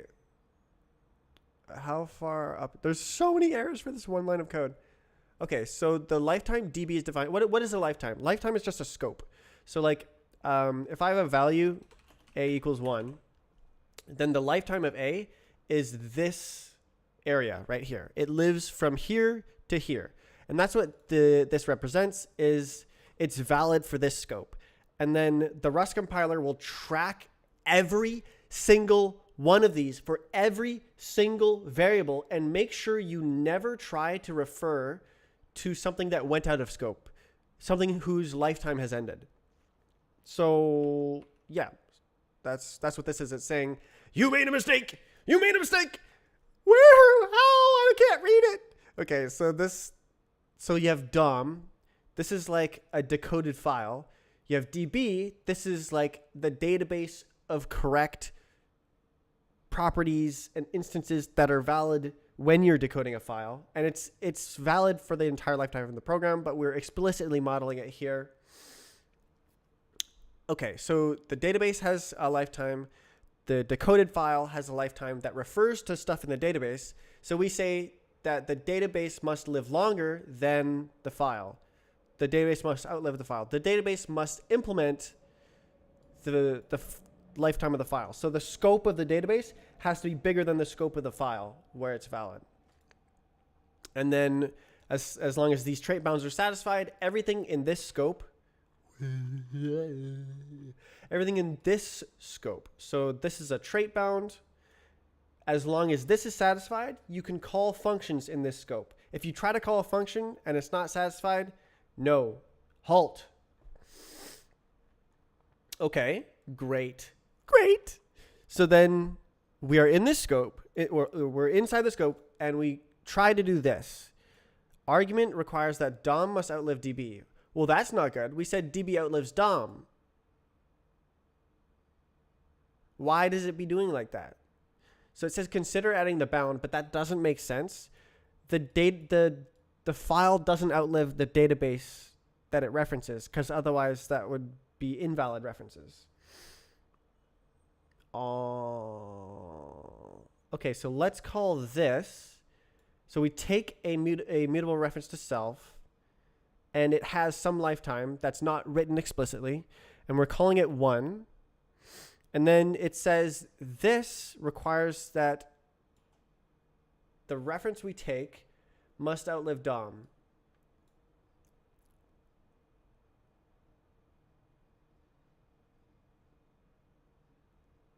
Why? Get or create? Self.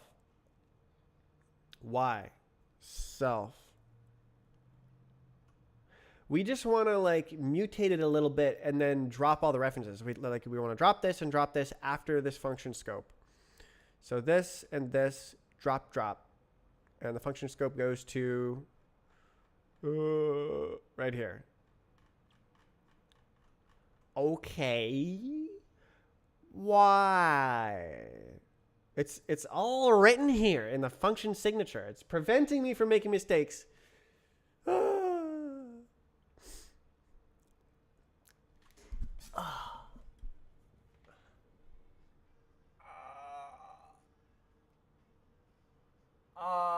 Okay, I tried to do this before, but let's try this again. So if I have some new lifetime called A, and A is just taking a reference, then the reference you get back is only valid while this reference is valid.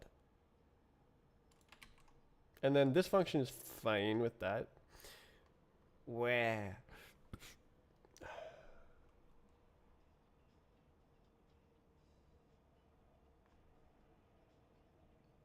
Make sure I don't mix up the order here. DOMDB, DOMDB, DOMDB. Where? Type info, DOMDB.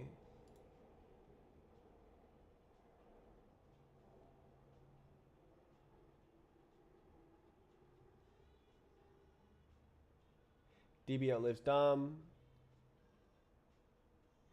So we have this, we're saying that the lifetime of the output is tied to the lifetime of this mutable reference. And this guy has to live for at least DOM class.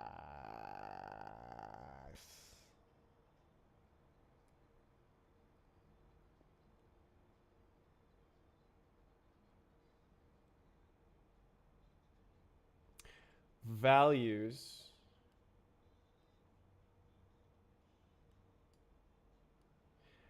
if I remember correctly. God, why is it hide it? Oh, there it is. It's DOM here in values. So I am passing class into values, or I'm like grabbing an entry from values with the lifetime DOM, says here. So that should be fine because it all matches up. And it is fine in the scope of this function. But then over here where we're trying to use it, it hates me.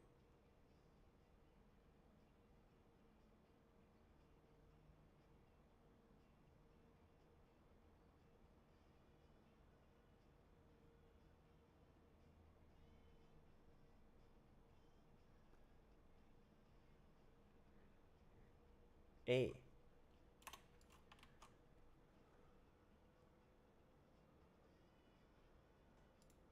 Well,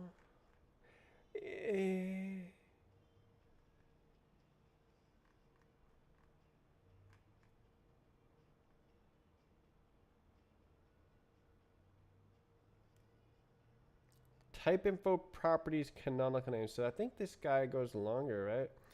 Descriptor. So this guy,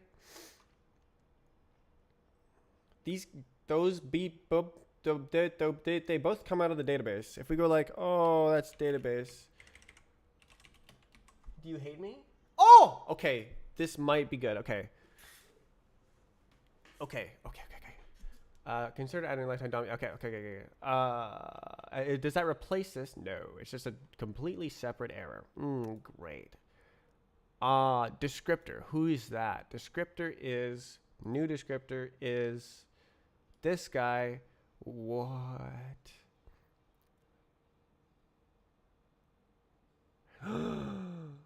Oh.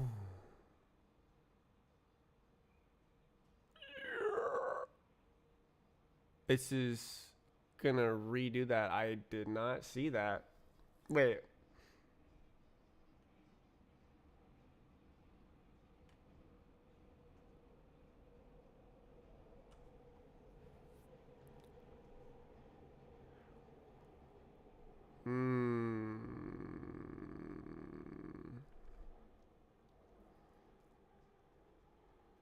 That's tough. That's tough. Okay, I modified this function thinking I was being sneaky, but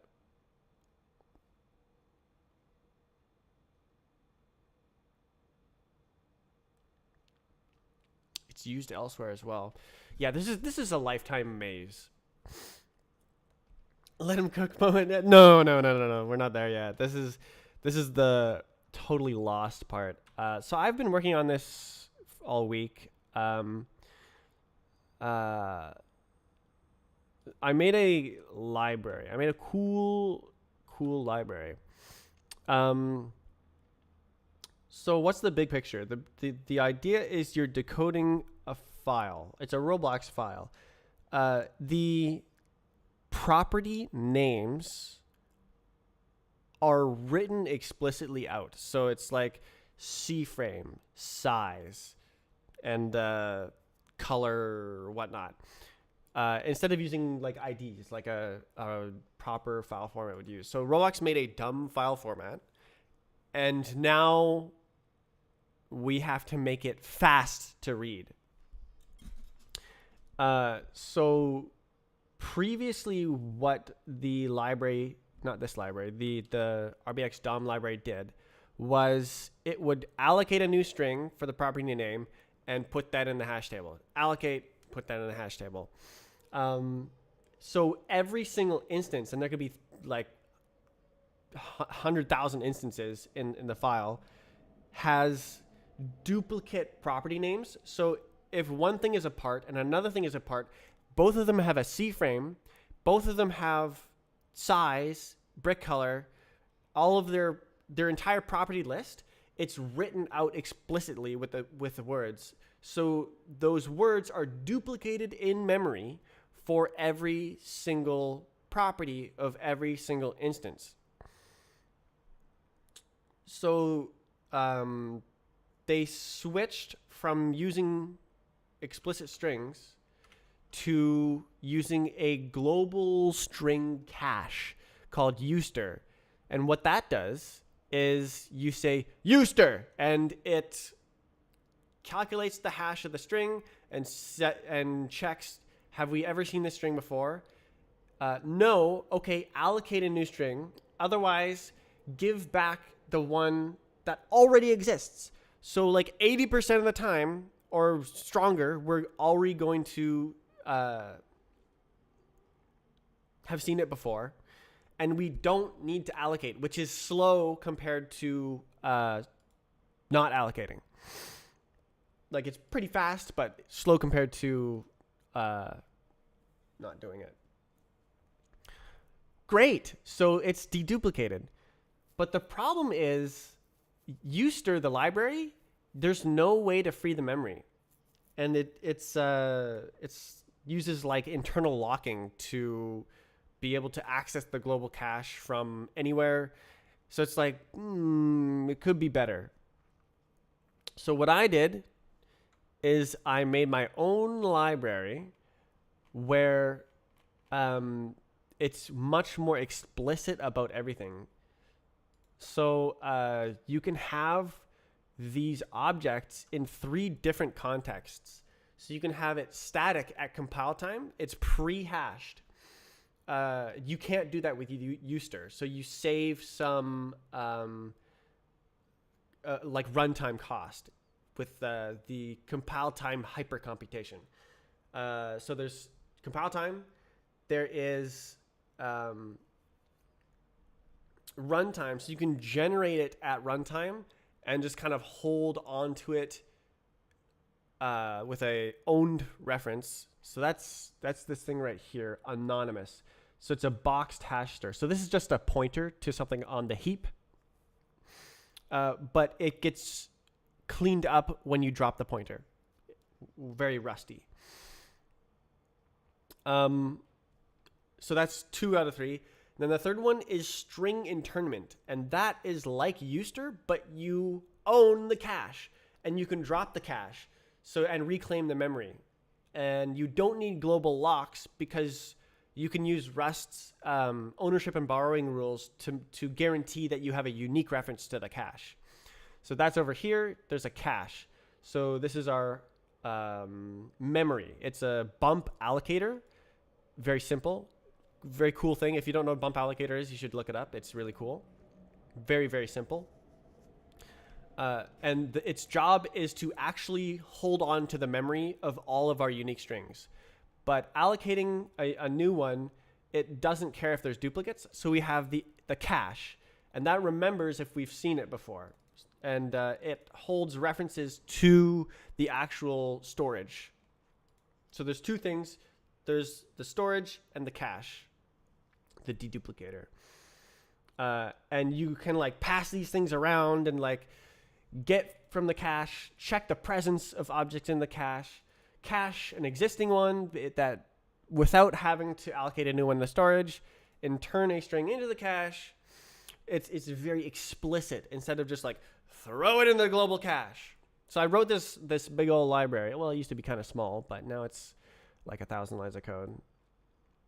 So I'm trying to rewrite the Roblox file decoding library to use my explicit cache to have stronger memory control and less foot guns. Because if you make a uster willy-nilly, it is never freed. You will never get that memory back. And that's not obvious. It's easy to misuse. Whereas this is way harder to misuse because it'll get freed when you drop the cache. And you explicitly handle the cache and pass it around instead of just throwing it in the global cache. But now we're in lifetime hell because this data lives this long, and this data lives this long, and this lifetime must live that lifetime in order for this to be valid. It has to. So SGTM, what's S? Seems good to me. Looks good to me, is what I usually see. Okay, so I made a mistake here. I said this is an unhashed stir, but we don't want that necessarily.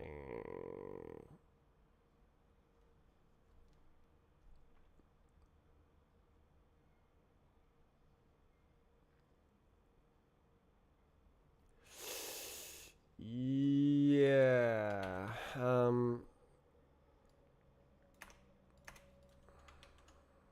What up? Okay, so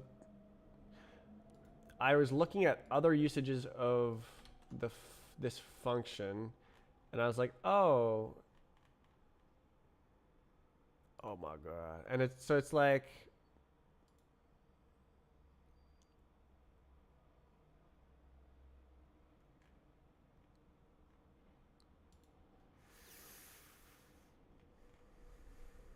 la.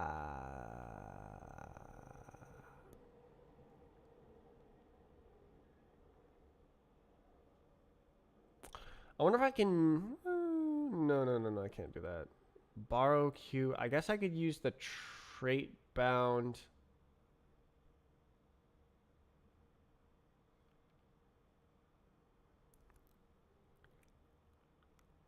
No, it's not very explicit.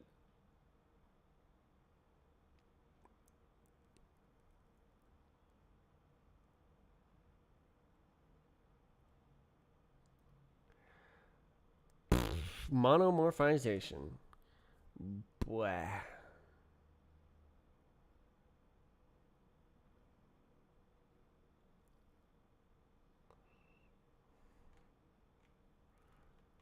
I guess I'll start with monomorphization and see how that goes.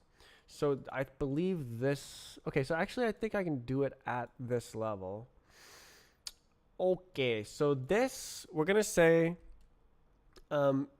this implements borrow of hash stir. No.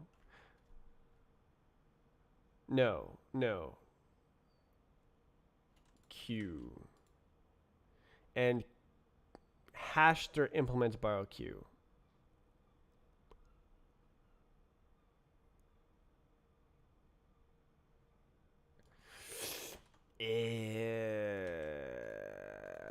Trait bounds time.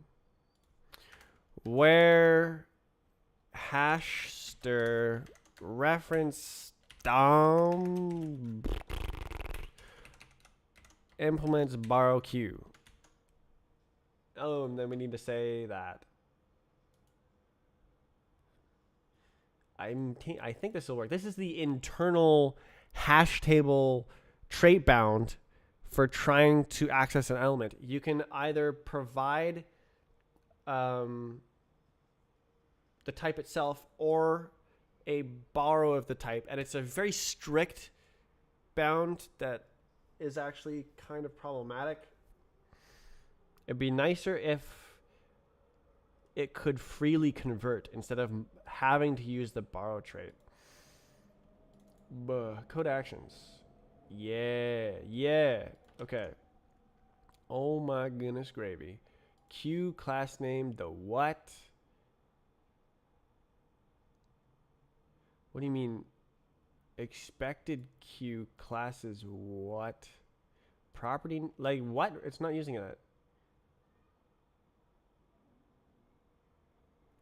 Oh, is this a reference? Dom? You good?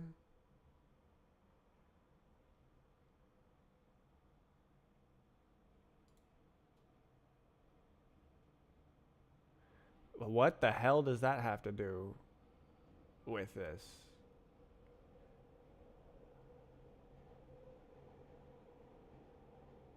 What the hell does this one is the class name. It's explicit. What are you smoking?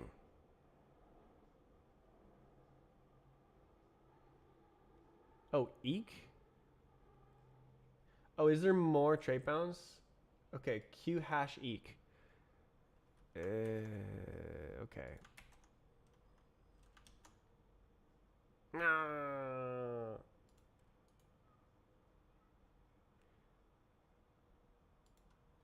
Oh my god, bro. Core hash. Oh my god, bro. But he still doesn't like it?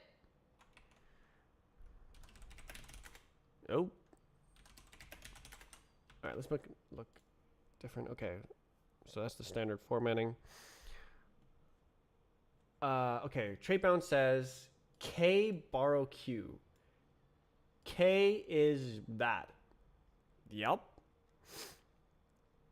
Oh, database. Oh, database? What the hell are you? Oh. Why does it expect it here? What are you smoking?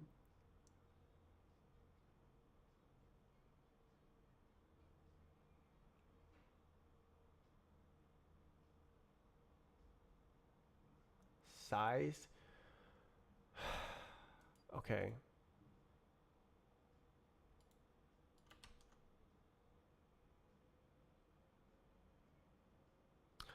Like, why do you expect that? Q. Expected this type parameter. No. This is classes. This is Patrick. Class name is here. What? How is that relevant at all? I was only doing it for this one. What? How the hell is that relevant? Is that one?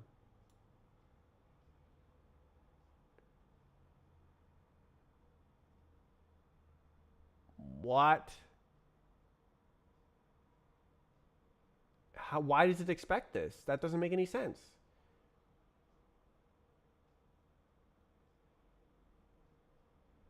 Okay, is it trolling me? Is this a troll? Restart language server. It does that sometimes.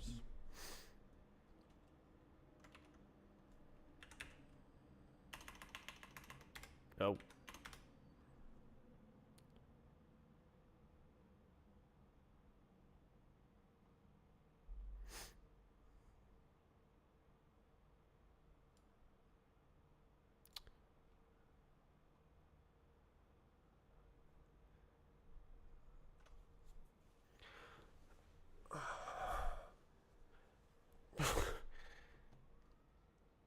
So it's an actual error. That just does not make any sense. I created this type Q for property name, and then I used the value class name, and it thinks Q? What?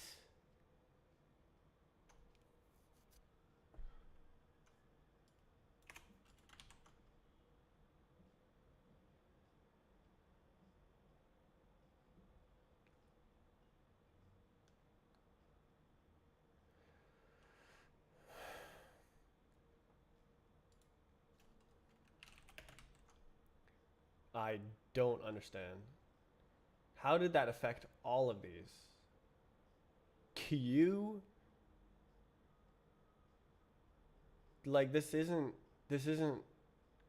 negotiable. It's not a generic type. This is a hard type. It expects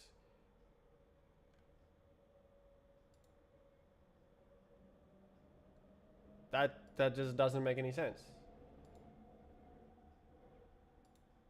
That is explicit. It is very, very explicit type. I have zero clue what's going on here. How did it come to this? Okay, borrow star is not inflated. Yeah, that makes sense at least. So then this goes like unhash stir from ref, and that is allowed. Okay, was it just trolling me? Was it trolling me the whole time?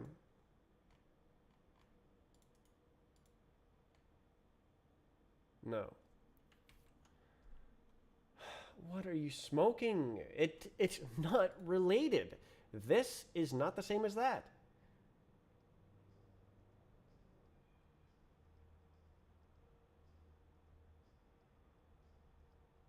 How does it expect that?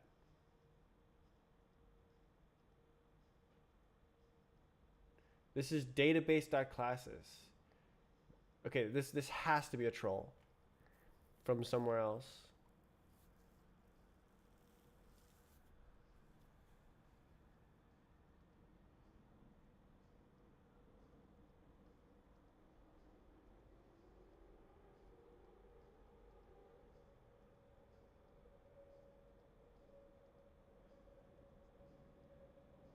That has to be a troll.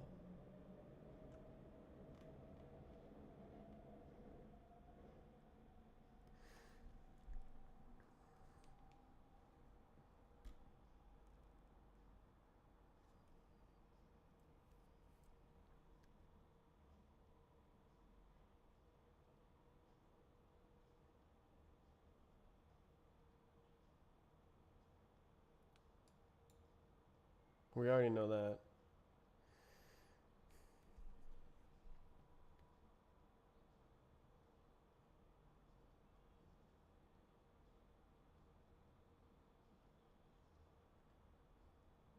How is that relevant in the slightest? We know the concrete type. It's not a Q.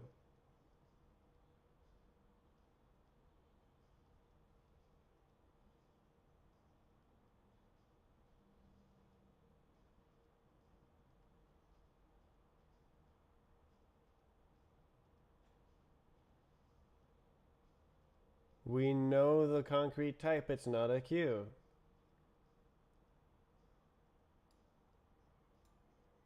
V.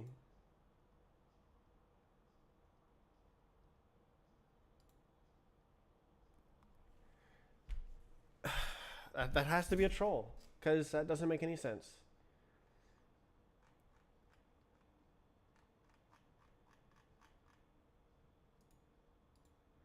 So this is used several different times. And most of the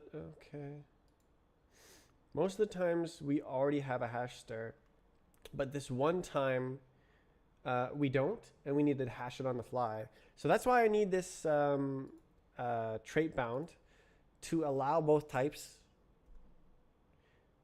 because we're passing it to not this. This is irrelevant. We're passing property name to this right here. Like, what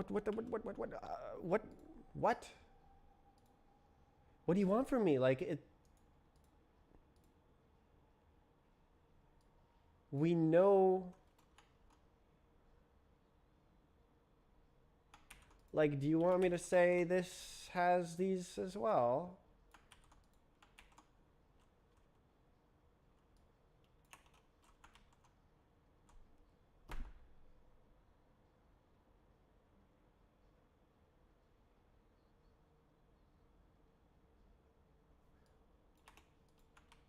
This doesn't make any sense. Arguments to methods are incorrect. Nope. Method defined here. Expected reference.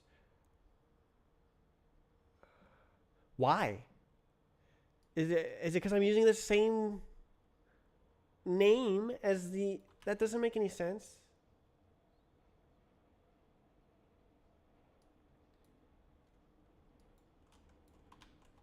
Like, if I rename this to W, do you like that better?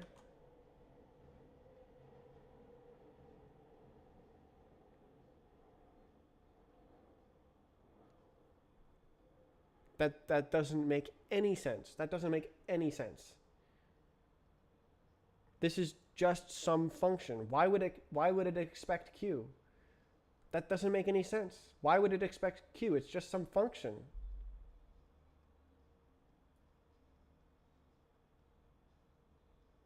That doesn't make any sense.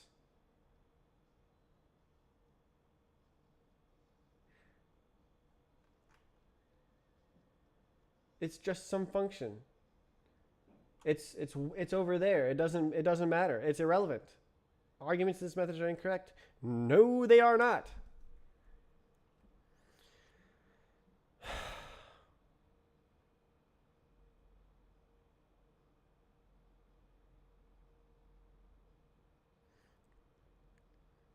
The key may be any borrowed form of the map's key type. The key may be any borrowed form of the map's key type.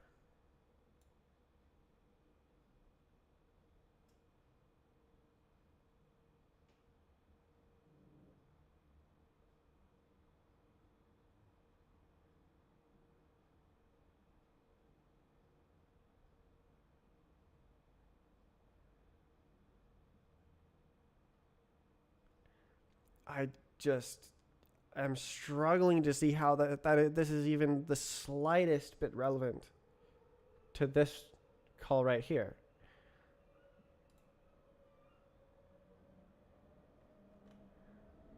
And this call right here, properties.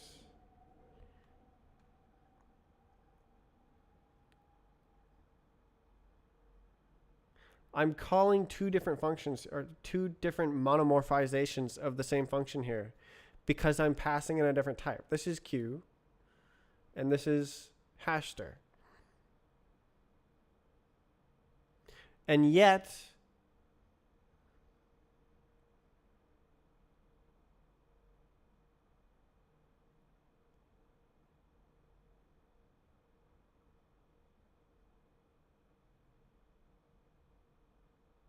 it thinks they're the same for some reason.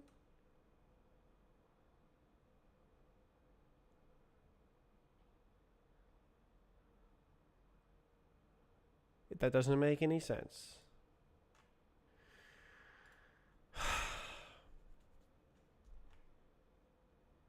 And then we still have this error. I don't know how to fix that. It's possibly related to this. Descriptor. Where does that come from? New descriptor. That comes from here.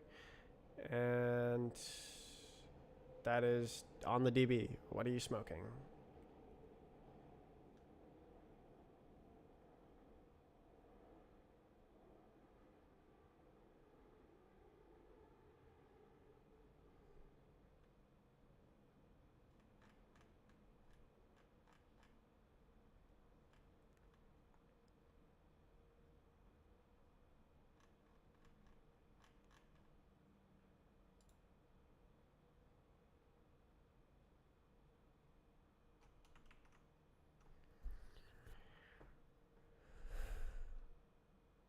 Why?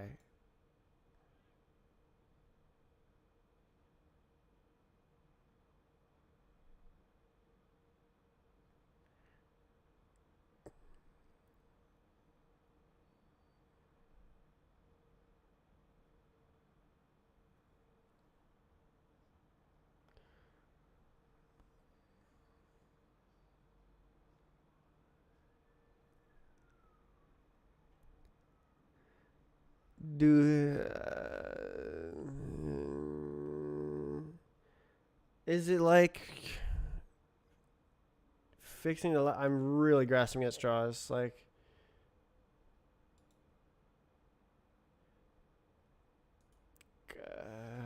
okay, let's try Q and K.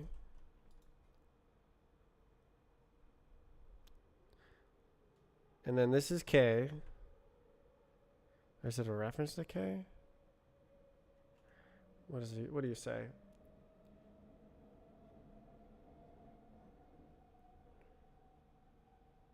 No, it is K.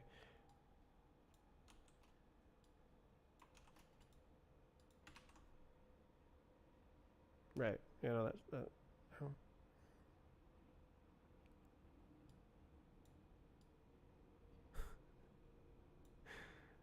There might be an alternative, better way to express this requirement. Oh, you mean what I already had written?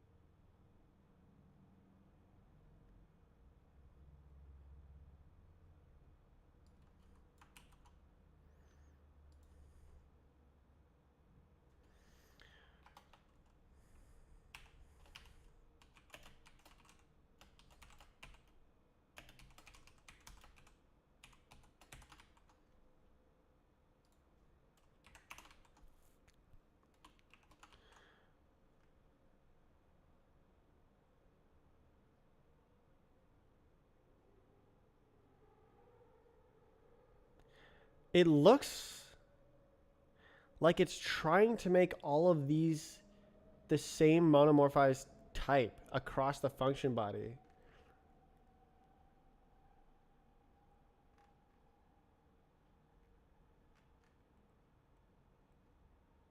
Because now it says it wants K.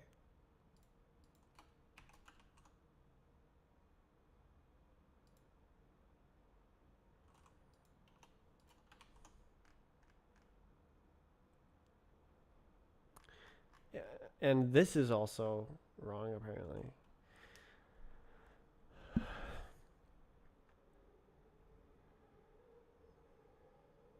I'm just calling some functions. Like, what the hell is going on? You're supposed to monomorphize this function call based on the type that I call it. This is the call site.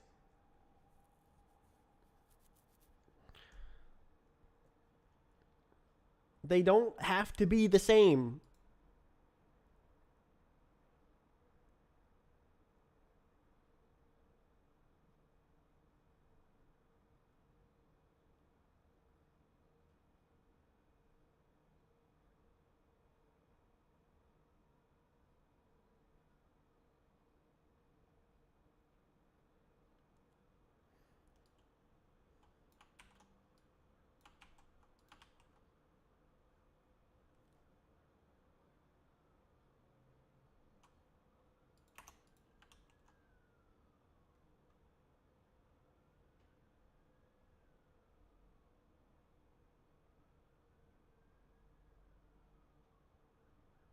Okay, which one of you is responsible?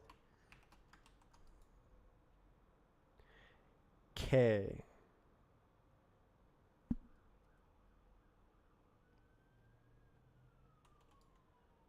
Am I allowed to say this?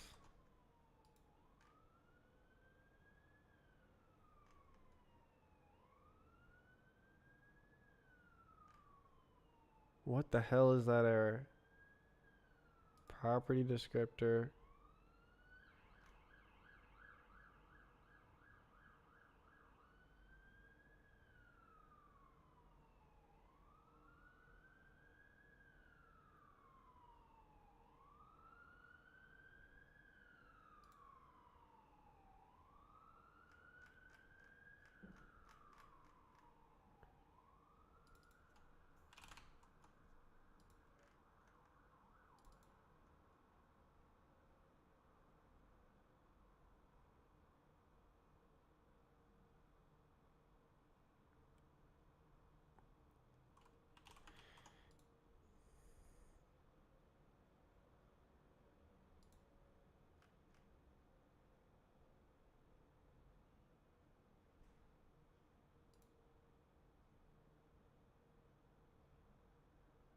Get. Class descriptor. Get. Class name. The lifetime drops right here.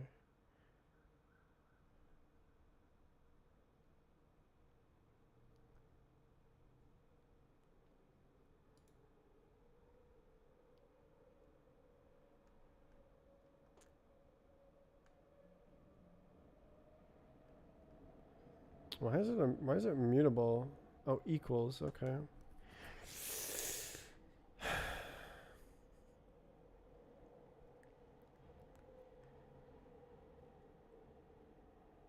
Is this a loop? Yes, okay.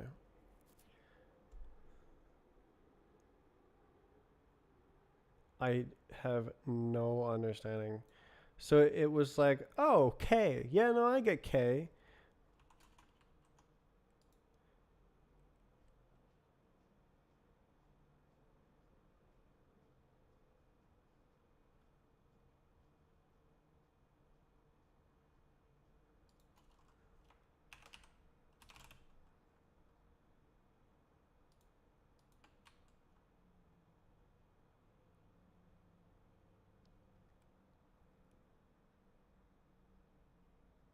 Hmm.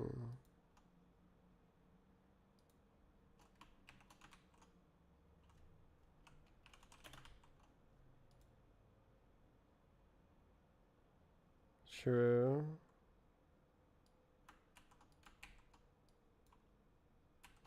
No.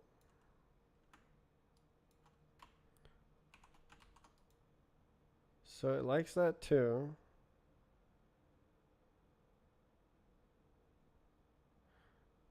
Literally, k is directly equal to hashter. So then I should be able to do that. God damn. Hashter borrow k is not satisfied. Oh, is that like this?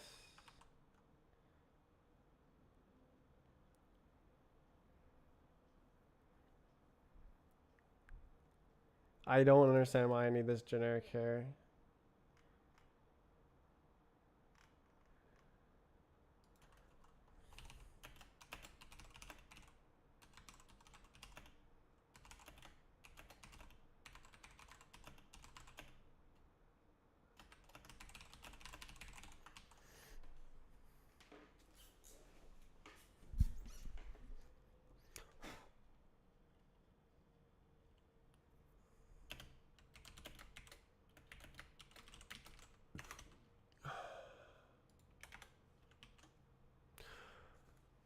Trying to move an image on a Word document, smallest change.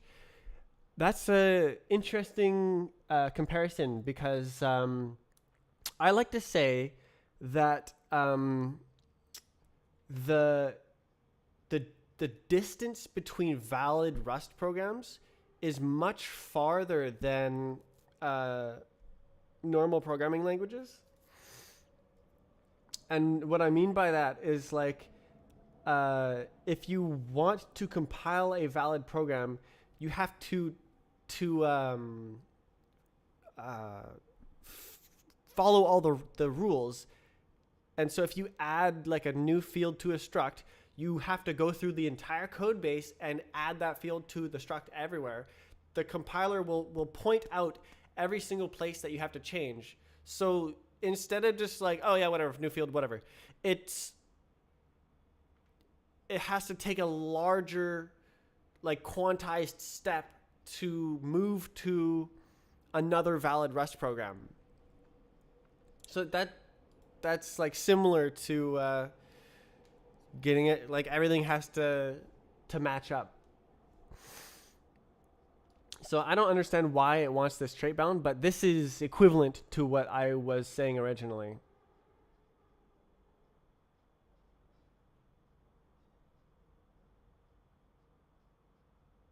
K, like how, like what did, like look, so Q and K are unrelated.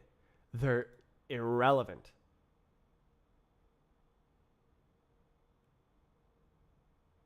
They're just completely unrelated. But if I try to get rid of it, it will throw a fit. Unexpected Q.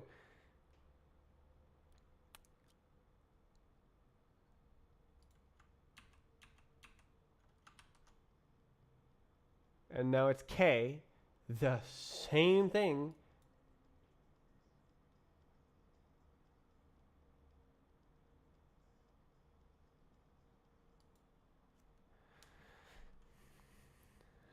DB borrow K. DK is dumb. Like,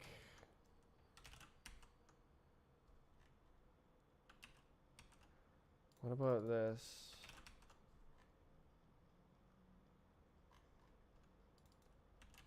rbx-dom. Both.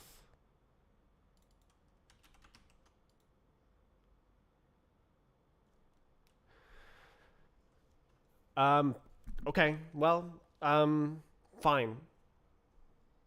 Whatever. The compiler is always right.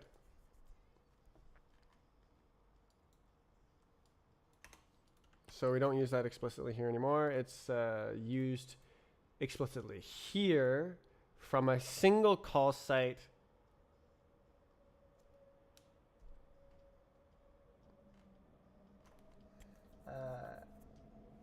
And like the other call sites use hash strs, so they can reuse the hash. And then this one we don't know the hash yet, and it's only called once, so it's fine to use an unhashed str. Okay, so now we're on to the big boy errors from the confusing minor errors.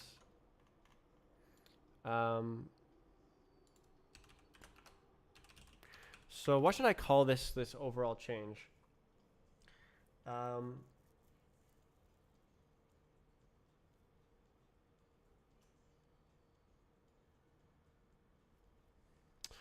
So this is like use only valid properties or something. Is Rust a lot of guesswork sometimes? This is a sort of an outlier scenario where there's lots of lifetimes in flight, and I am not like I don't have a lot of experience working with this library. This is someone else's open source library, and I have a vision of how I can make it better, and I'm working to make it better, but it's not my code. Usually, you're making something much more simple, and the rules just fall away because they're implicitly followed, but explicitly checked by the Rust compiler. So you can write things that are a lot simpler. Like let me open something. Open that one. Image average.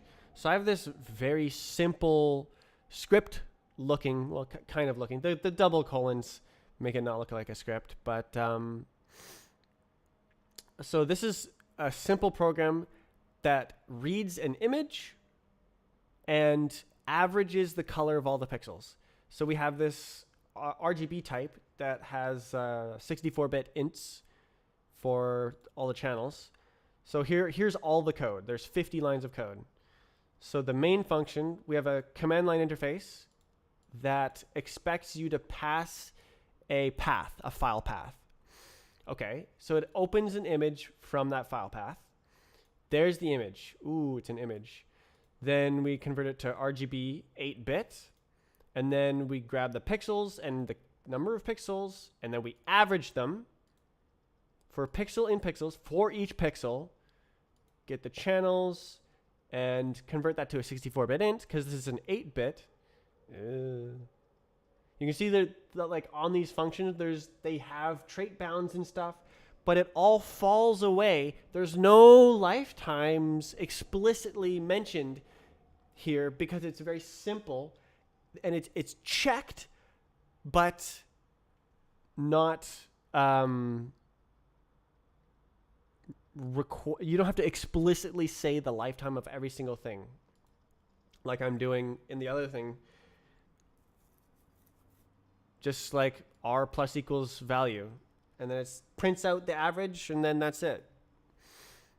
This is like beginner program, right? It's still quite rusty. Like you have the weird question mark and the odd double colon, the like greater than, less than. These are generics. This is a compound type. So the result type has two generics, and I'm specifying the type of each of those. So this is the error type. But yeah, no lifetimes. Usually you don't work with lifetimes. Usually they are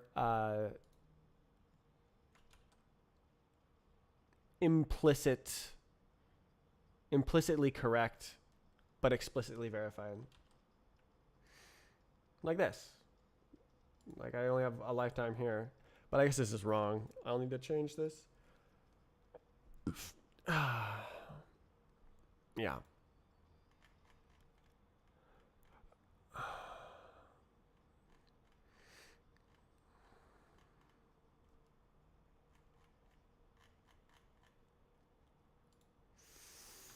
Right. Okay, so what am I saying here? So I have converted this from a global cache to database only.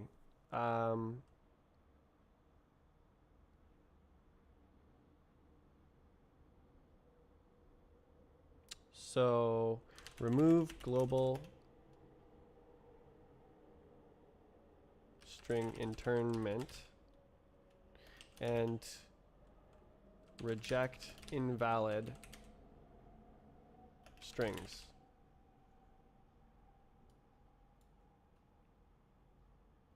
Disallow strings if they don't appear in the database. How do I shorten this? Oi. Make this comment message shorter.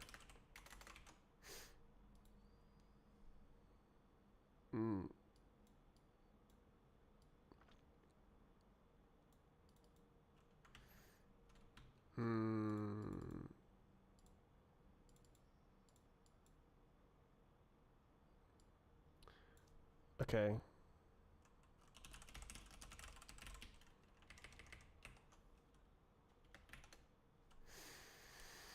Plus. I like plus.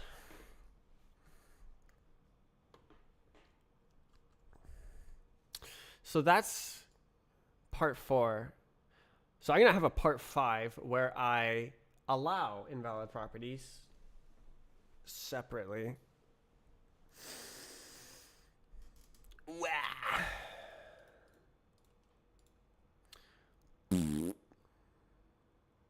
Oh, did I format it?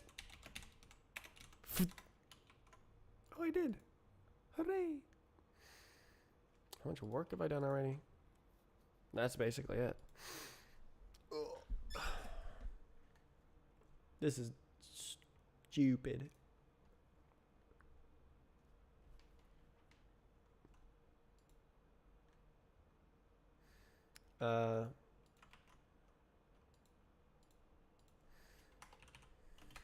Allow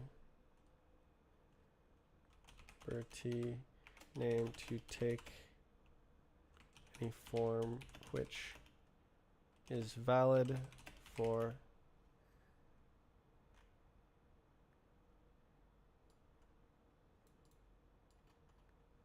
properties.get.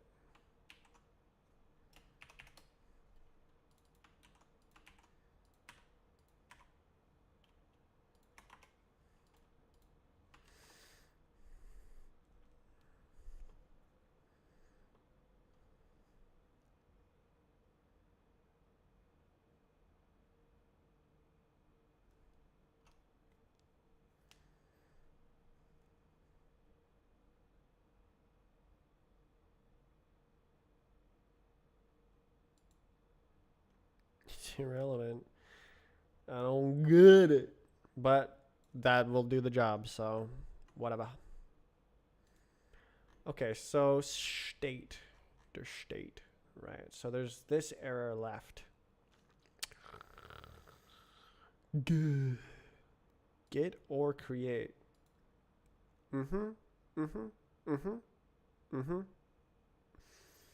So this should have a specific lifetime. Let's explicitly say that.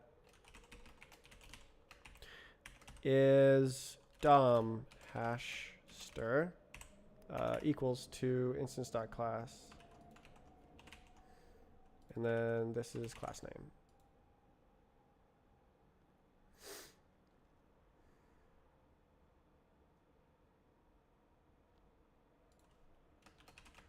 All right, let's name all the lifetimes. So this is A and this is B. Okay, so it wants B to outlive dom. B. Is that okay?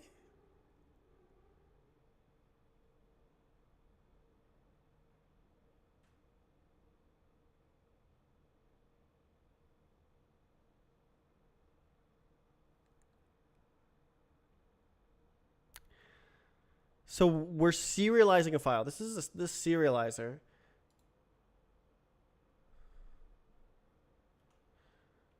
So if B outlives DOM, that doesn't make sense because the instance is no longer valid if DOM is dead. Why is that required here? So this says database outlives DOM, get or create a class DOM.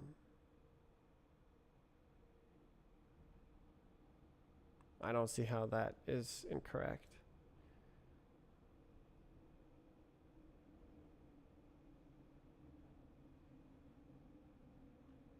Oh my god, I opened so many files.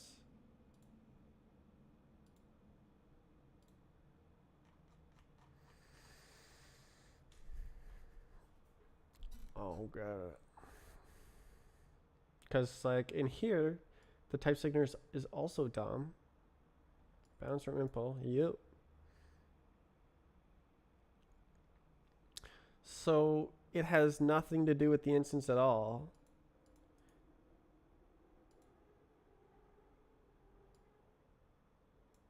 Ah, jeez.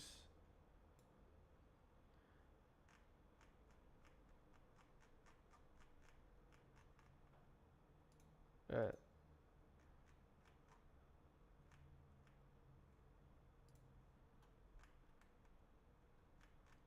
What's this?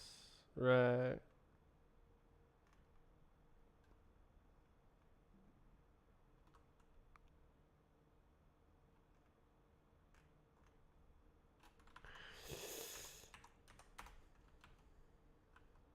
Miracle.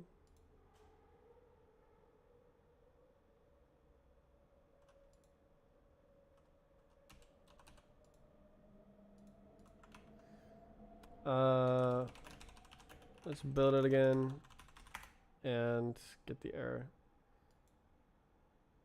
Type annotation, canonical name.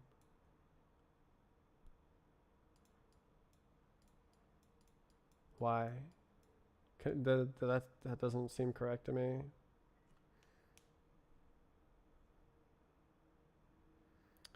DOM B outlive DOM.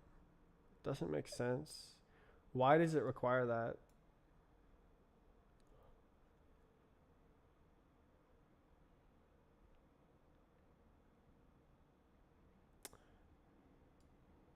Because of a mutable reference to type infos.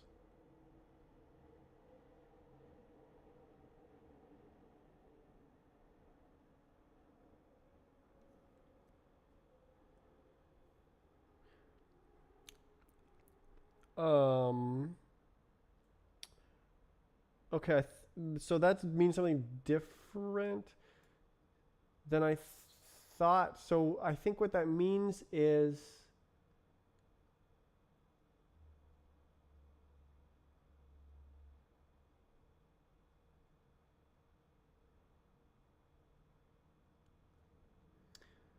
that everything in type infos has to, or A, or B, I guess. I think I understand. So it's saying that the return value, this guy, a mutable reference to type info, the mutable reference here has to outlive DOM and DB and type info because it says that. So if I go to the this guy, it has a what? Can't you just like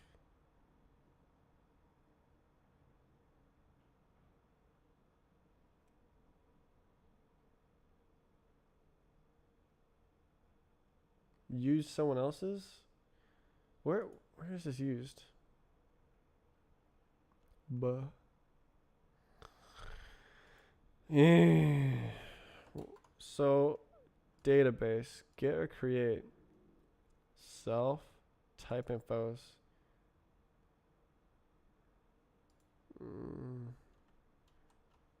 Type infos. Oops. Type infos. Where is that a part of? Type infos is a part of the serializer state.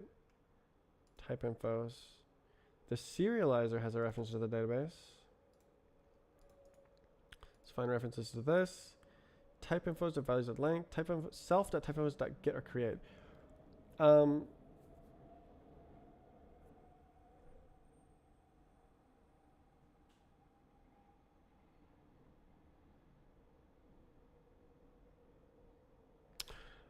I might be able to fix this.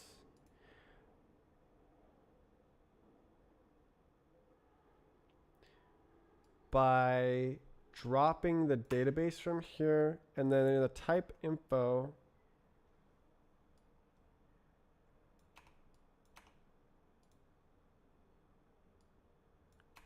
there is only DOM. And so it just has to live as long as DOM. And the database, we know that it outlives it. So it's fine that it's dropped early. And then do we do that? So database, no. So I'm going to move the get or create function to the serializer state.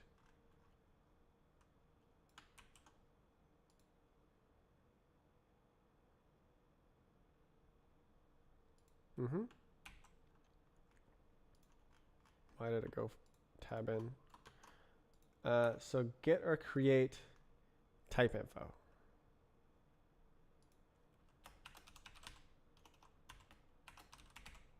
So self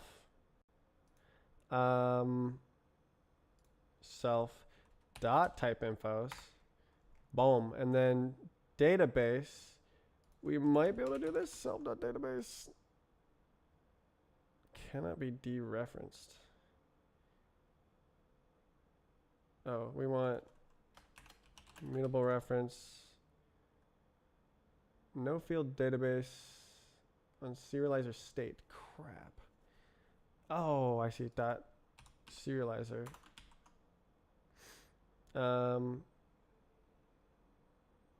Why is that? Okay, I think that's trolling. Okay, 2 lifetimes. No. So, yes, these are technically valid for database, but we only need them for DOM.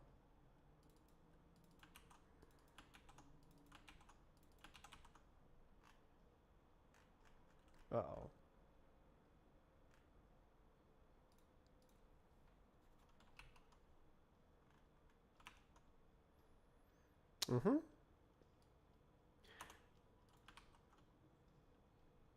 What do you want? Cannot be dereferenced. Okay, you're trolling. Remove. Yeah.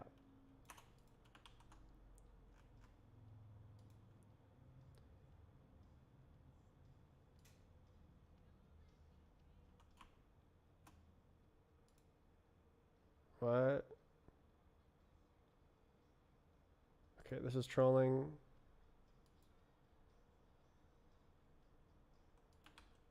What? These are trolling.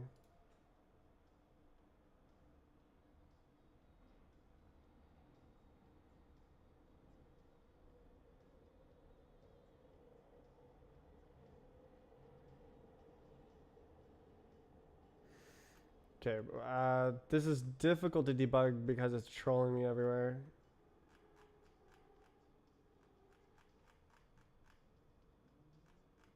Okay, so all those are the same. So there's a mistake somewhere early on here.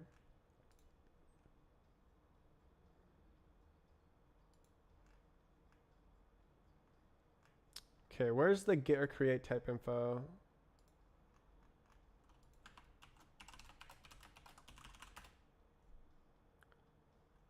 So it doesn't see that this function doesn't exist for some reason.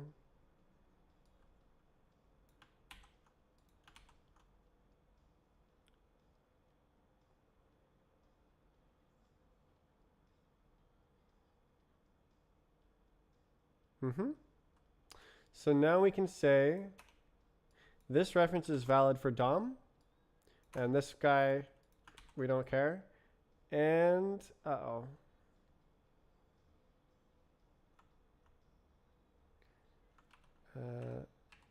format. Oh. So self is borrowed here.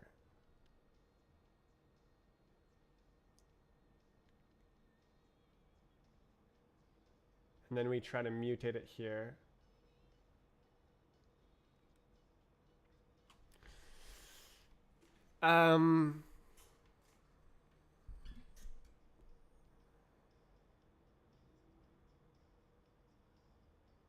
Okay, we can do better. We can do better.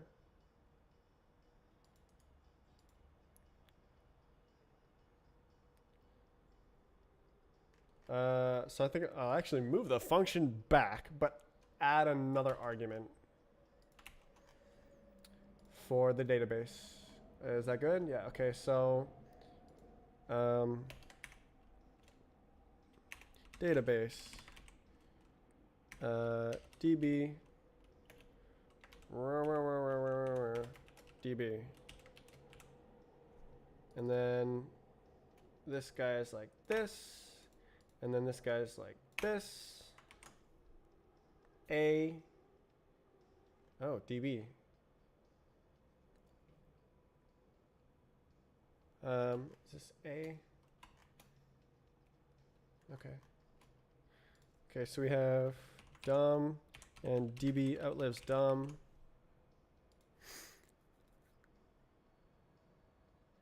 Cannot borrow as mutable. Okay, I see.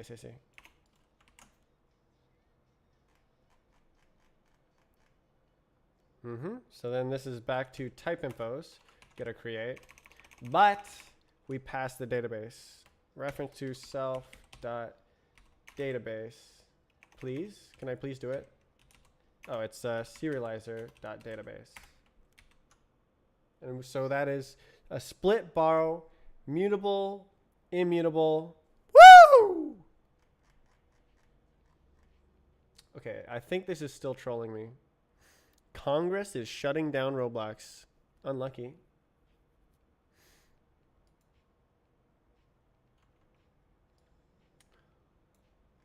Okay, so this is now DOM only.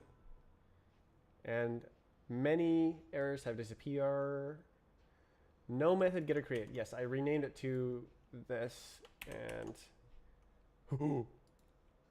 okay.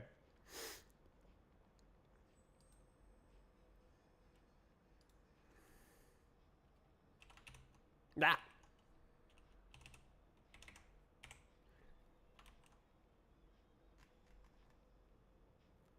Blah.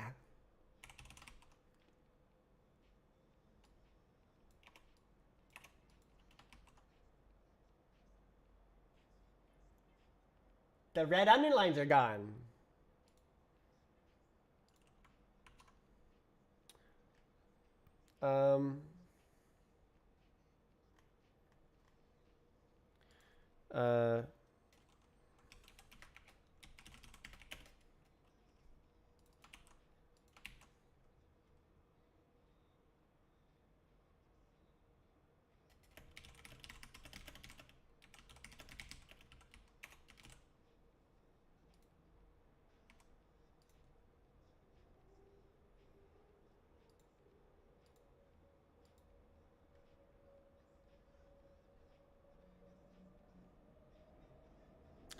So I'm also explicitly passing the database.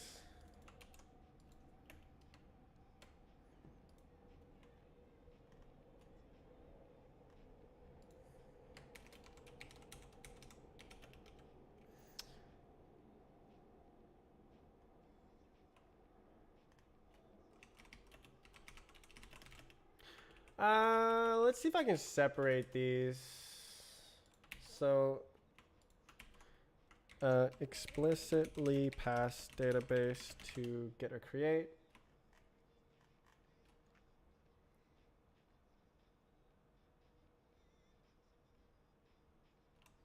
Oh, boop.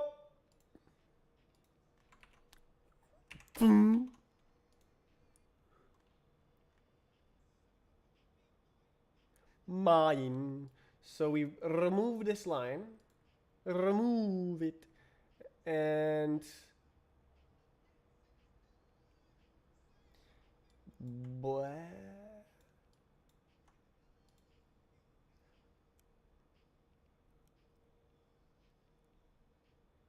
And then blah. A. Does it can I get killed if I don't say A?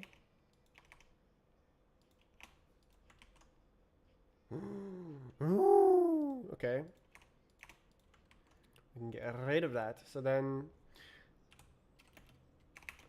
db. Okay, so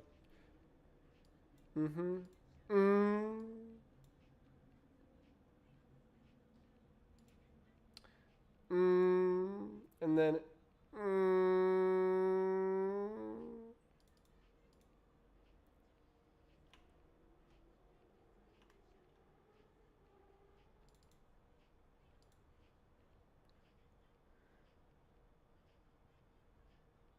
okay, this guy doesn't need to be like this.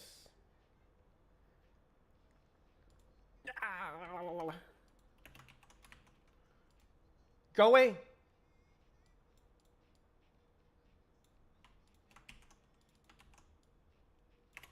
Yes.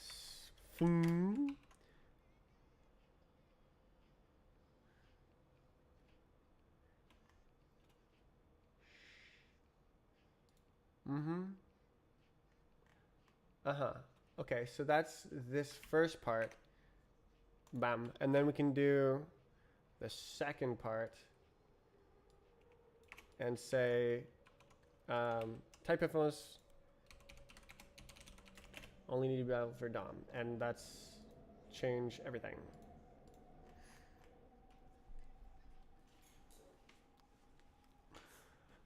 Ugh.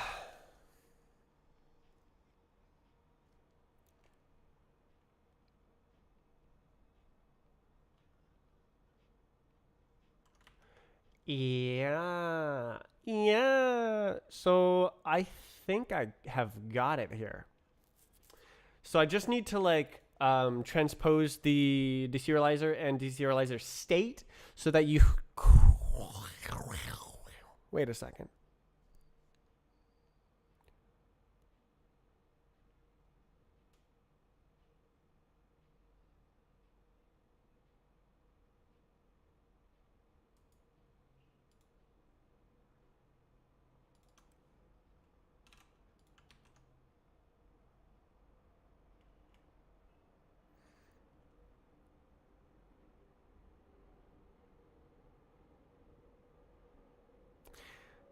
I was so close.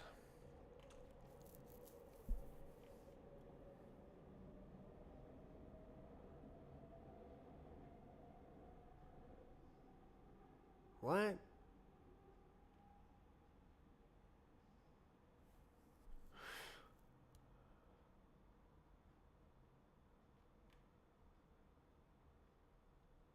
Ah. Oh. Oh. This is D. And then this is DB.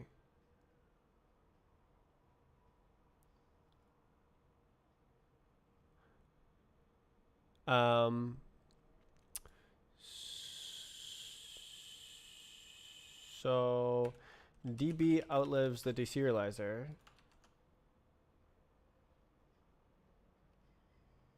One.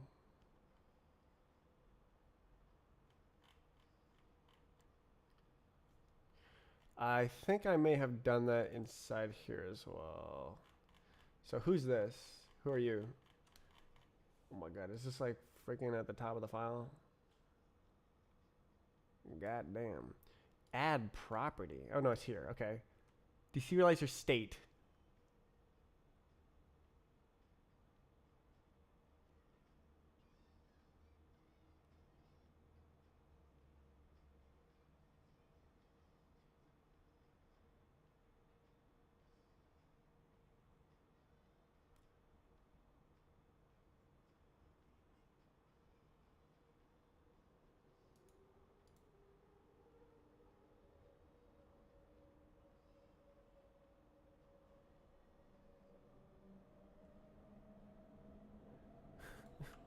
So close. Meh.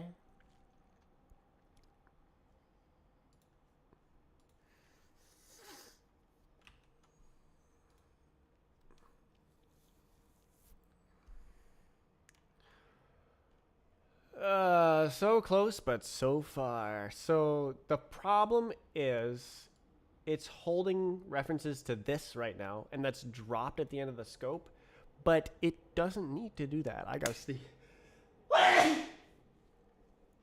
It should only hold references to the database in this Goobert.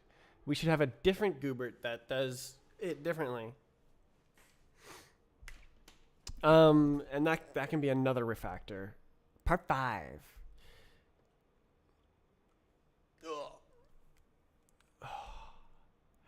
Okay, so apparently this is just straight up the database lifetime. Well, actually, hold up. So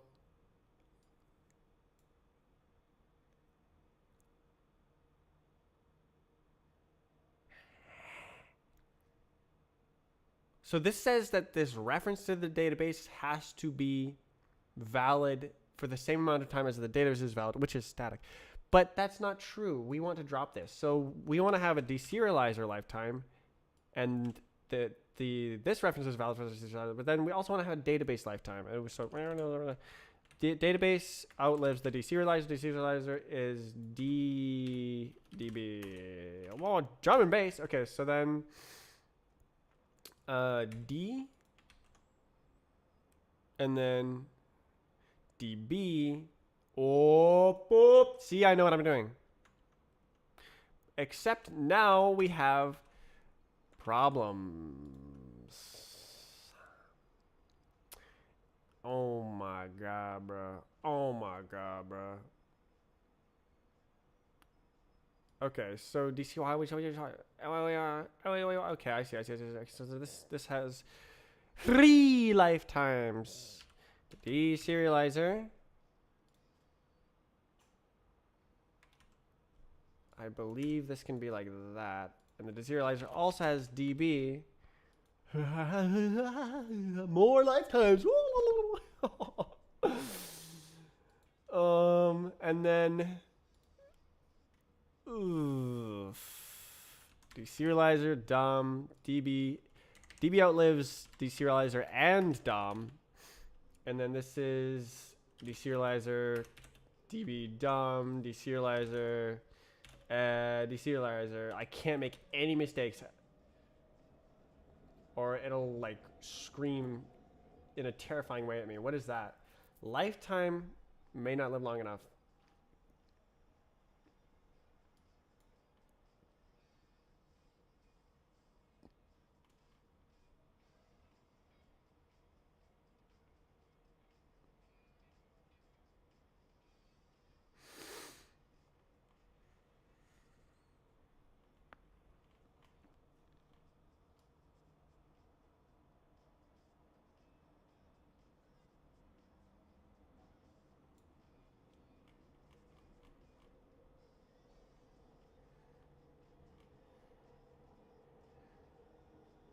Did they say lick that boot?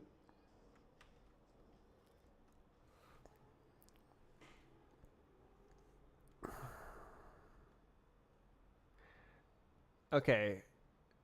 The DOM outlives the deserializer. Is that true? It does. It do be doing like that.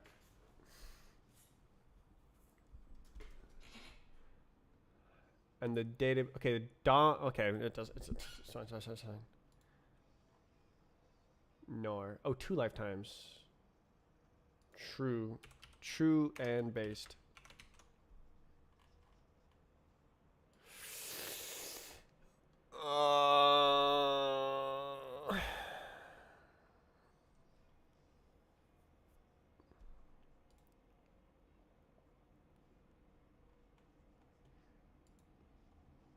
Right here. Get mutt.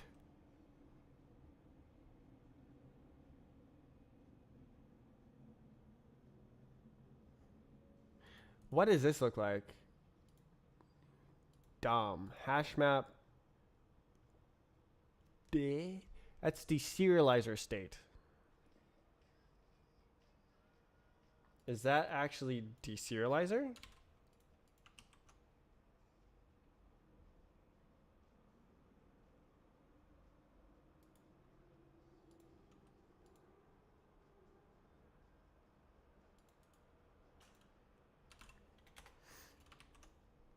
Yes. Yes. Okay, so now what about you? Tree. Tree.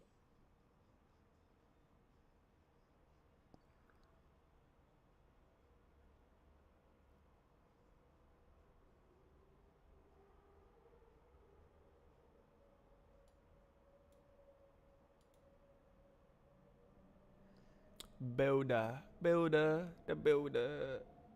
A builder. Instance. Insert builder. Builder. Builder.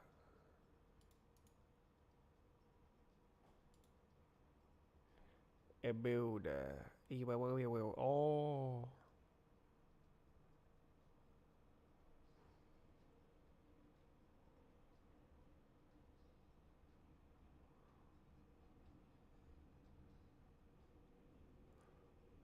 Oh.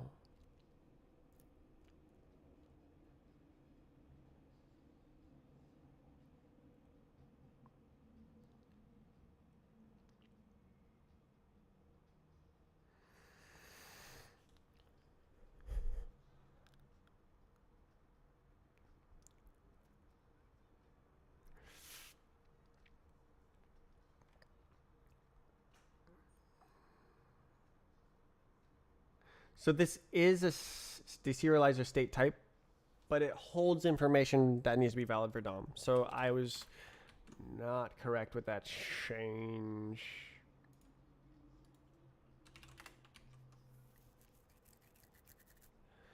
So who did this?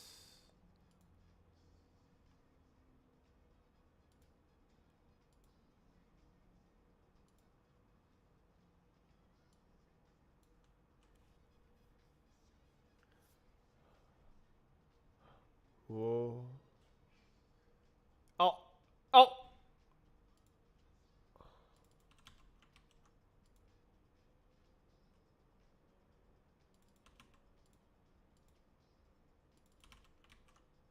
Oh, I did a rename. Okay, actually, let me go look at this. Oh, goodness gravy.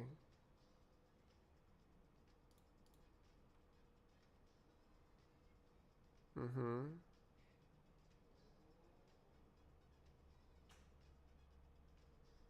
D dom D. DBD dom. They all start with D. D. Okay.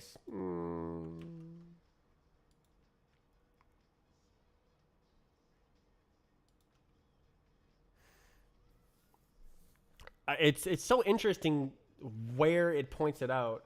It's not necessarily helpful, the most helpful. Reference to an I-32. Reference type info. If I go like this, scoopity doopity. Yeah. Okay, so it was because it was copying.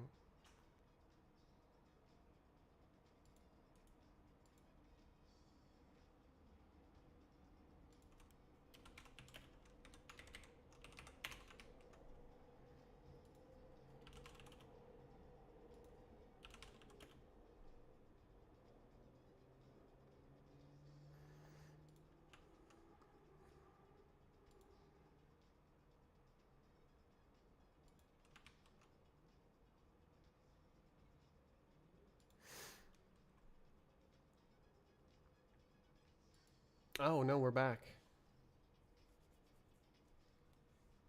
Deserializer outlives DOM, but that's not true because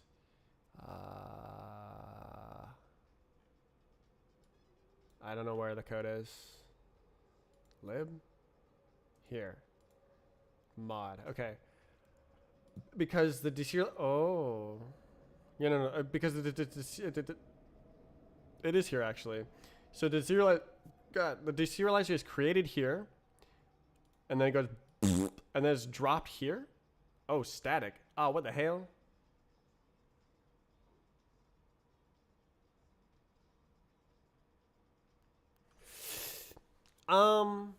I guess.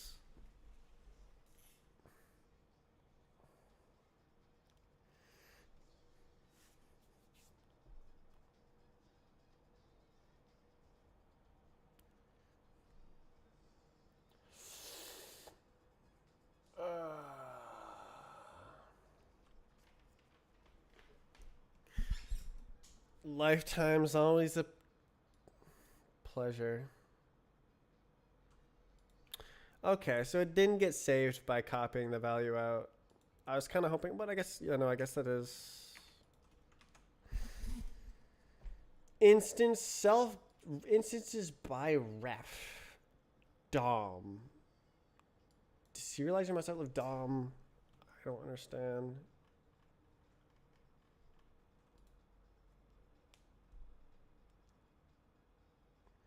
Self.type infos. As database.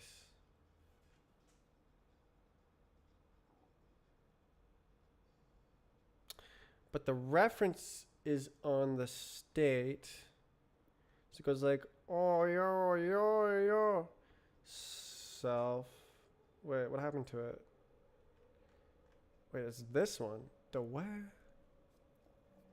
Oh, because it doesn't insert anything here. It just sets the name. Okay. Wait, no, get mutt.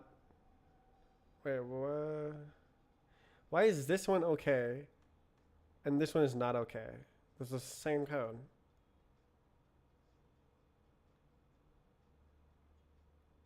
Wait. Oh.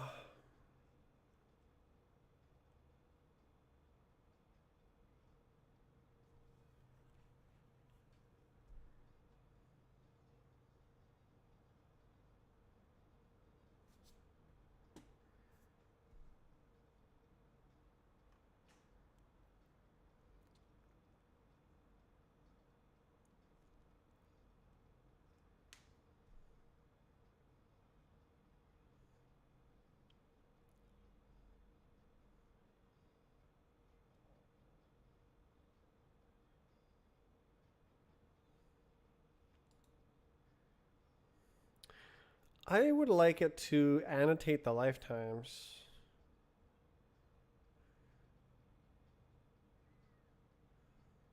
Instead of going like this, and it's elided and elided.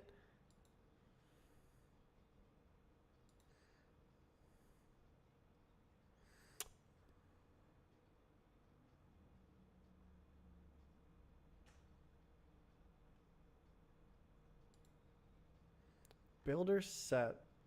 Instance add property.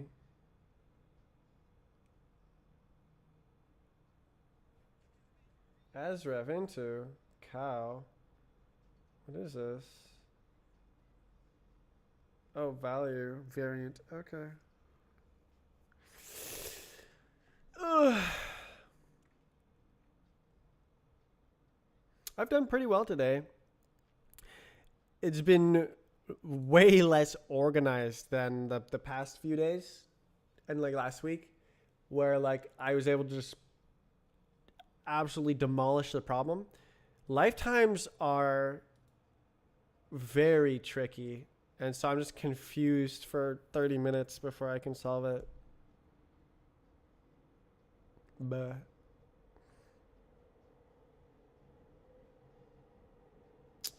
Add property instance. Canonical property. So this is a deserializer.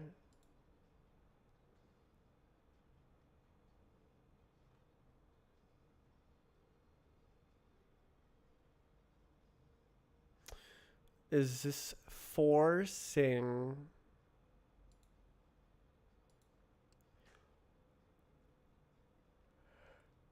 property? No, this is from D. What? That's wrong.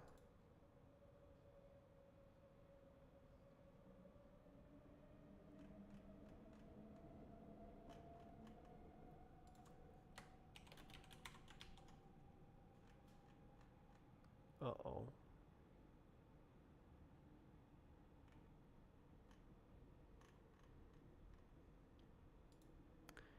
DDB database. What option? All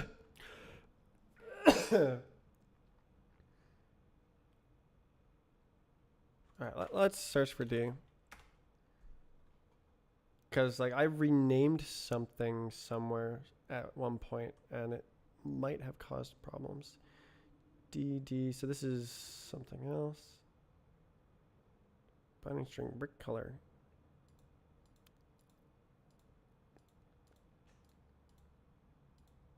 Okay, so the only ones that matter are here. So mostly I'm looking in the return values like that one function. Okay, I don't see any others. Okay, cool. So this is DB, find property descriptors, returns DB.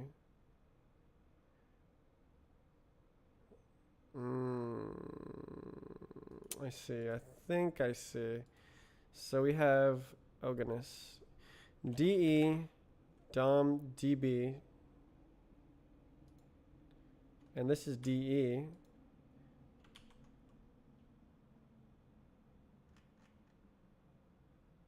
And DB outlives DE.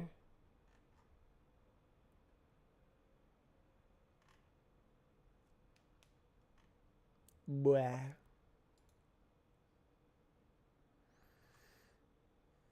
What if I say this guy outlives DE? No, it's still bad. I don't think we need that for this function. Okay, property descriptor. So where do we get the DE from? Oh,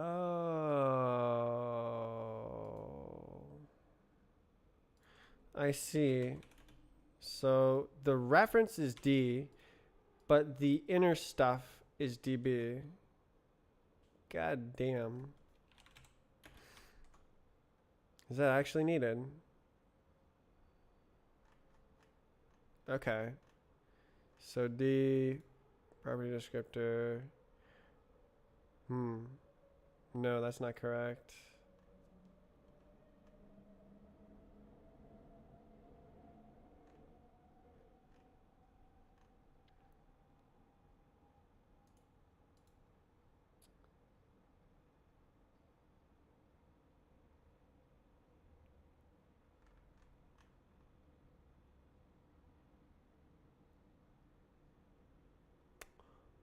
Maybe.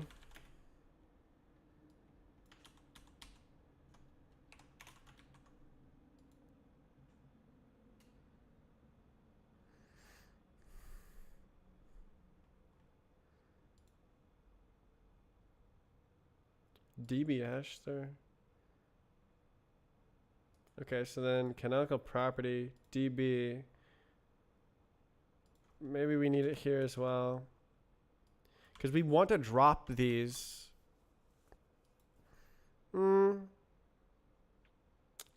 Think that might be fine.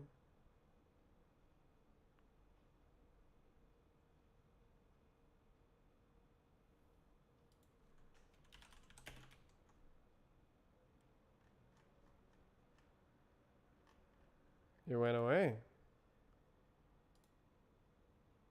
It could just be trolling. So we got D here.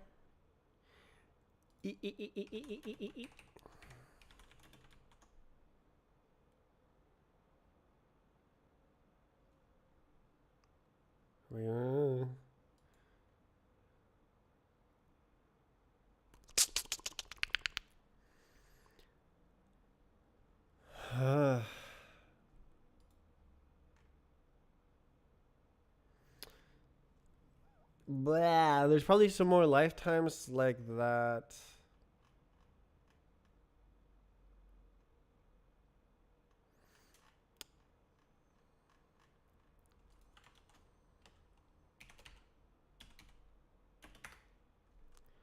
DB hash stir.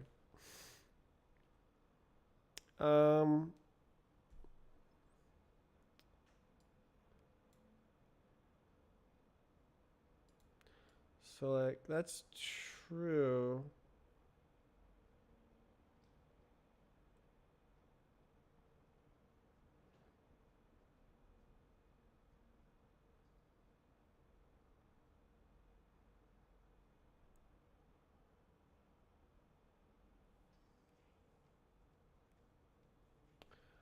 Um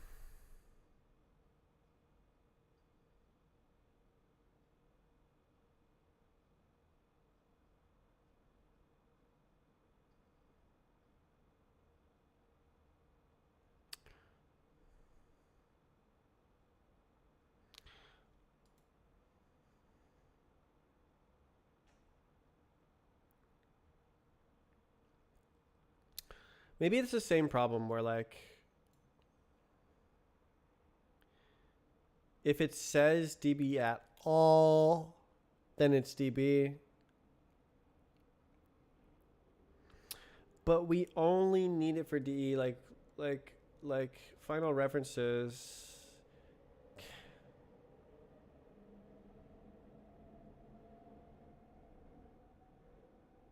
Find canonical property. Let some property. Property equals property dot tie dot name property.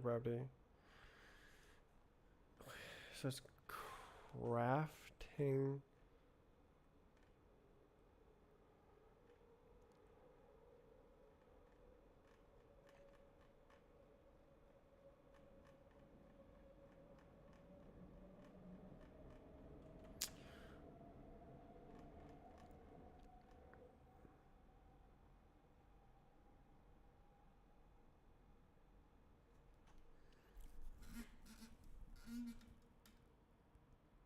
So I know these references are valid for DB. Maybe maybe the way to do it is to just make it DE instead in the places that they're used. Because they should all be dropped at the end. I don't know. Dom outlives DB. That's totally incorrect. Tree. Dom. Self.tree. So self.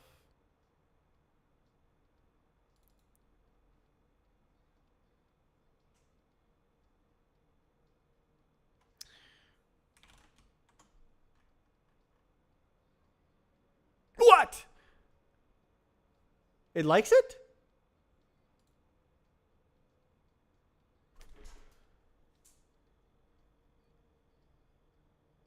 Hands off.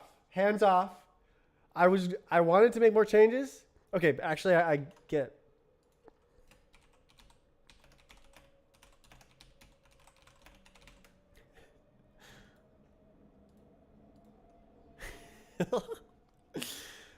Okay.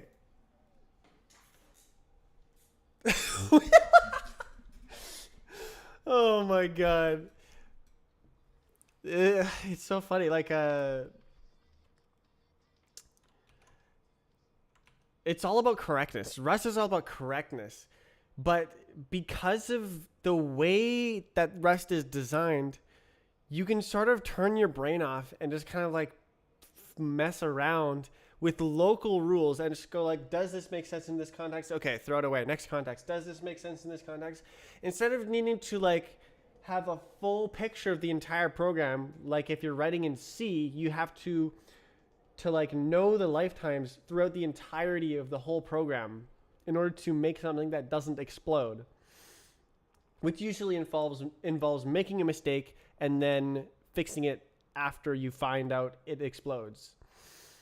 Whereas in Rust, everything is explicit, and there's these locally applying rules of lifetimes where this has to outlive this, and this has to outlive this. And if you can solve a bunch of local problems, then you get strong global guarantees about your program. And so, but that, like, those are fancy words, right? But I'm just like making the red underlines go away. And then I get all these strong guarantees about my software. So I'm pretty sure this will run and unknown property name. Hey, wait, don't use this?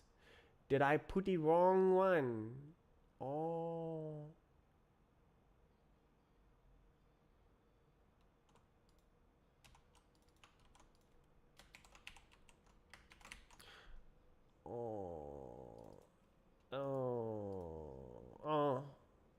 What?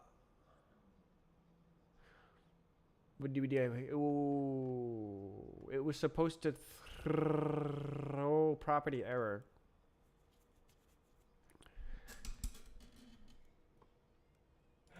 Oh, it gets ignored. Find canonical property. Okay.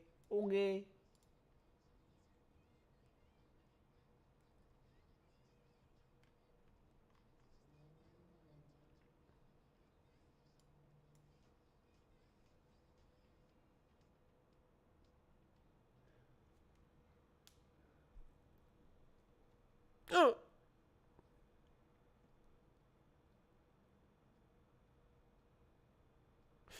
So it already ignores invalid properties.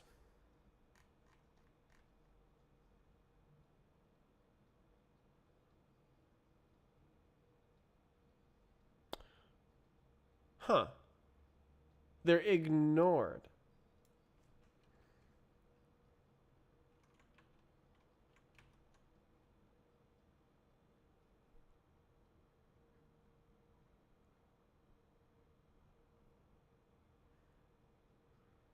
They're ignored. Then you don't even need it.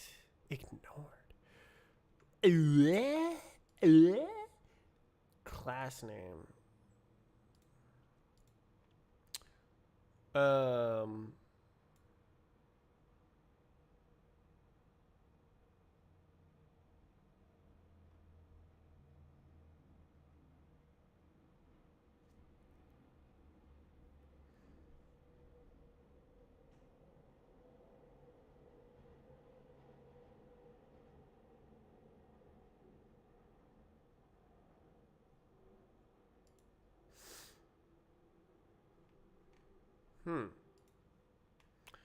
Okay, what this doing? Okay, yeah, no, that makes sense. So there is no such thing as an unknown property name, apparently. So what I could do, I found the code. I've lost it.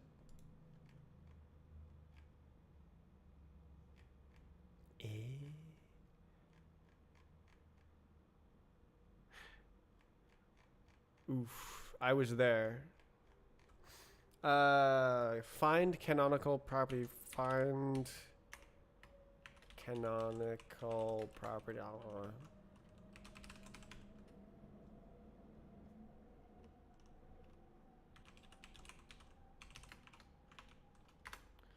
Please, sir. Okay, so dup.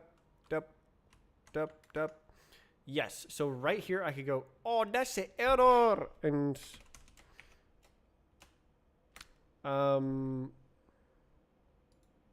that one. Inner error.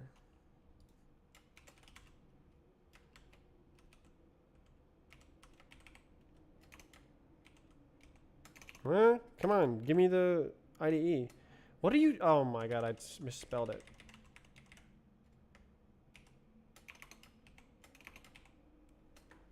Give me the IDE. I misspelled it again!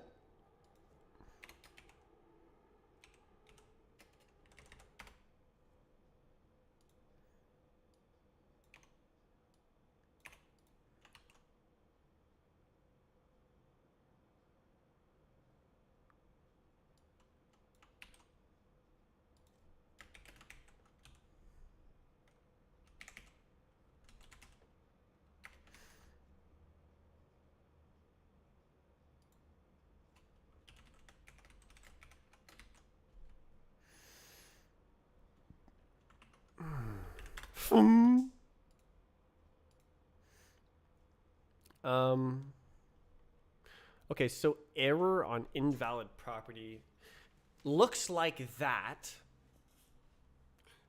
but apparently they just don't do that in the first place.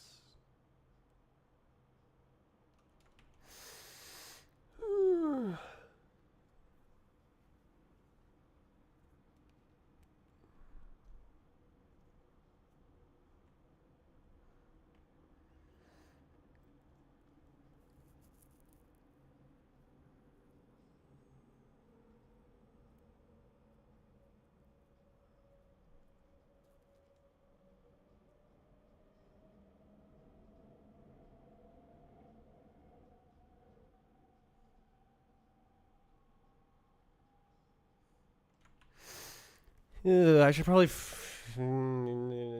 Okay, so I'm kind of at a superset right now of like all the complications that need to happen, and I can like get rid of a bunch of the extra lifetimes I added, and it'll like prevent me from making mistakes as I compact it. Oh, crazy! So.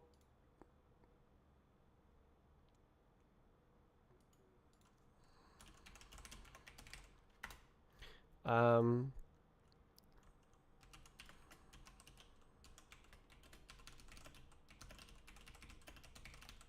so as it stands, it ignores invalid properties. It just ignores it.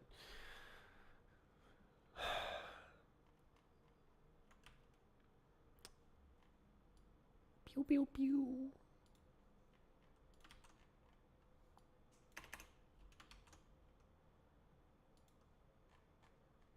Okay, so then I'll do this on the next one. Oh my god. So the question is, I guess we can try this. Does it work? Surely not, right?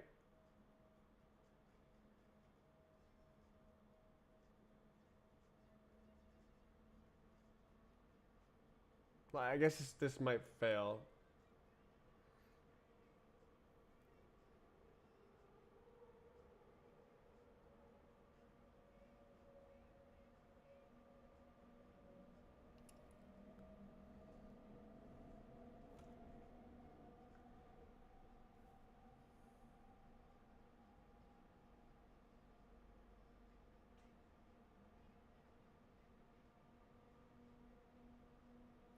This doesn't look like that much of an improvement, TBH.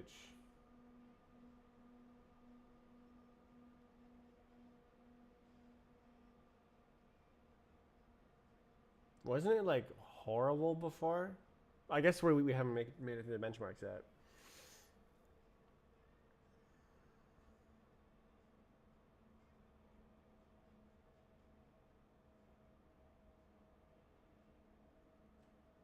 Just found this stream. What are we looking at? I'm currently benchmarking the changes I've been doing for the past 4 hours. And I'm a little bit disappointed. It's only like 5% faster. I was kind of hoping for like 40%. I guess this one might amplify it. It's a real place.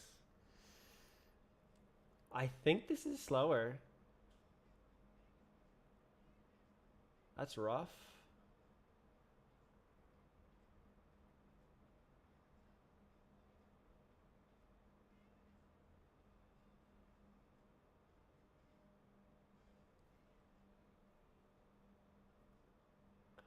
Did all that work for a whole week?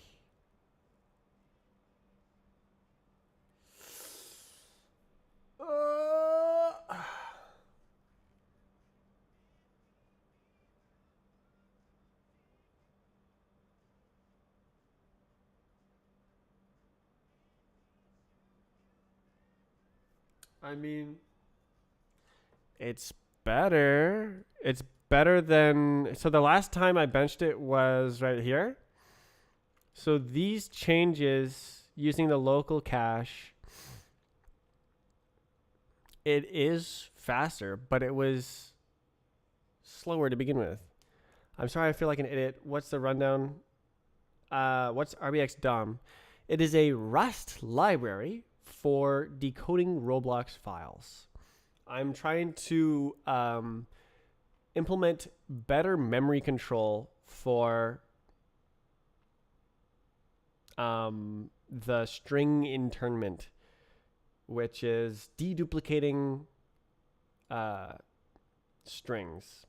So like if you know Roblox, there's instances like part, and then they have properties like C-frame, name, brick color, and size. Those names, property names, are written down on every single part in the file. So it writes C-frame, C-frame, C-frame into the file, which is really dumb. That's a really dumb way of doing it, but that's how it is. So how do you make the decoder faster without needing to allocate a string every time it reads one? And the way to do that is to have a cache of strings you've already seen, and then just go, oh, we've already seen that. Use the one that already exists instead of allocating a new string. Allocation is like a slow operation. That's the idea. Programming. Blah, blah, blah, blah, blah, blah, blah, blah, blah, blah, blah.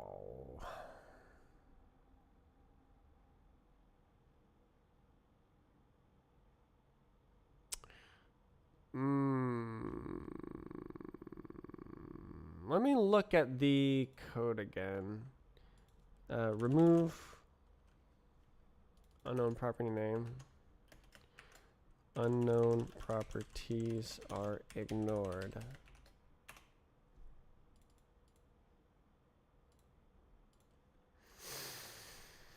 Cut out the allocating of memory. It's to reduce it. So you still need to allocate strings that you haven't seen before. But you only need to do it once instead of every single time you see it. Also, the property database already has these strings most of the time for valid files. So like the database knows that parts always have a C-frame. Cool. Well, that's written down in the database. That's a string there. So we can just go like C-frame. Oh, well, the database has this property called C-frame. Just use a reference to that instead of allocating one and then using a reference to it. We can just use the one that existed in the like binary executable. It's like text somewhere in the binary, but we can find it and use a reference to that. That's a static reference. It exists for the entire lifetime of the program, valid forever. So that is actually what I've accomplished here, is using only static references for class names, property names. Kind of unexpected. I didn't really expect to get here. This is way more valid than I thought.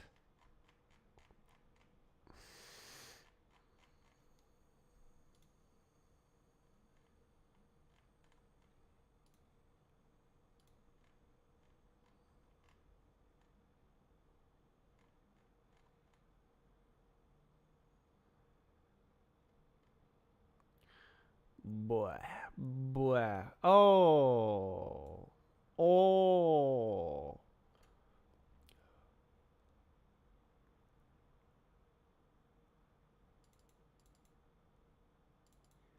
Binary type. What in the torn?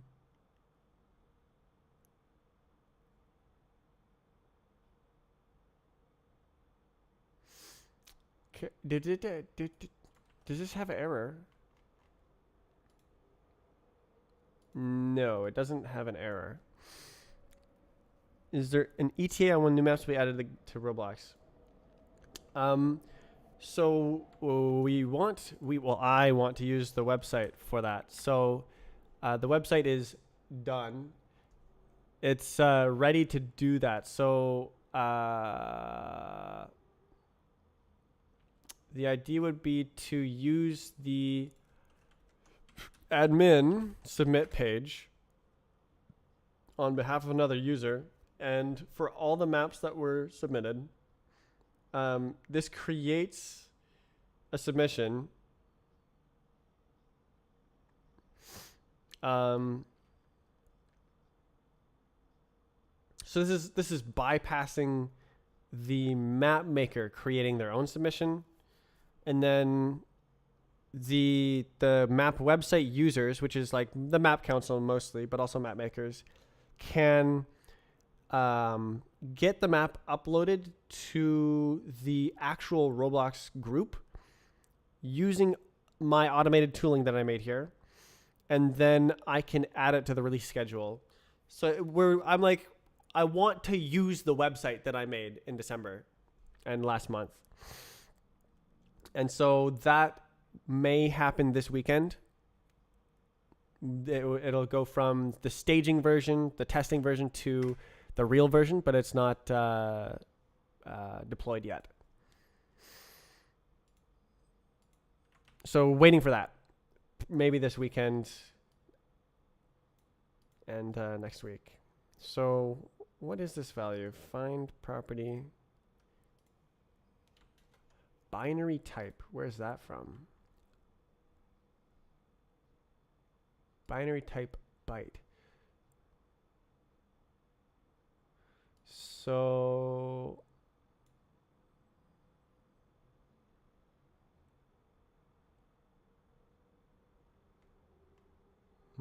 prop name.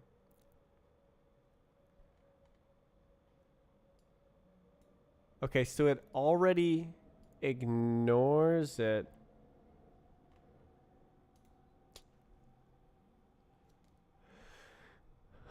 This is a... Oh, I see.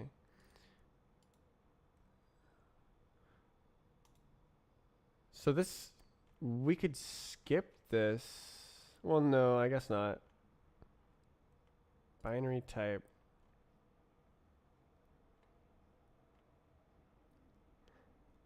Okay. Okay, so it's...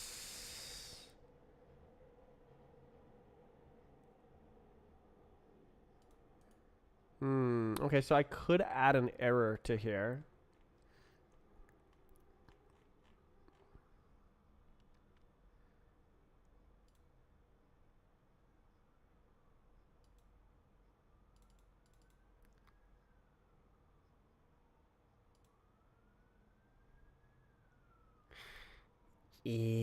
Curious.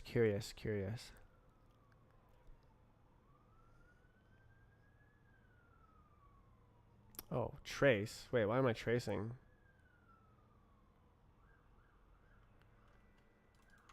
This is a warn.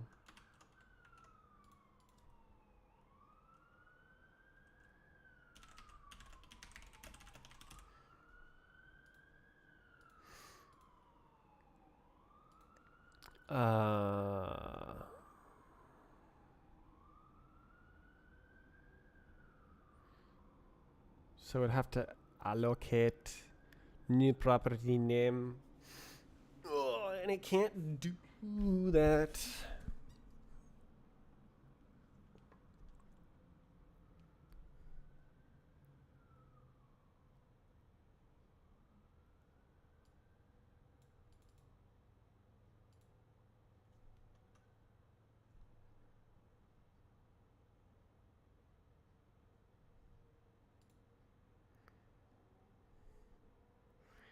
Deserialized canonical type.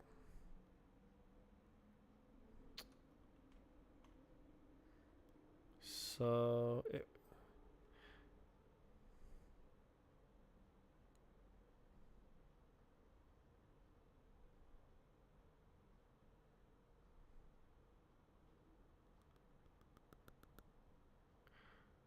name type.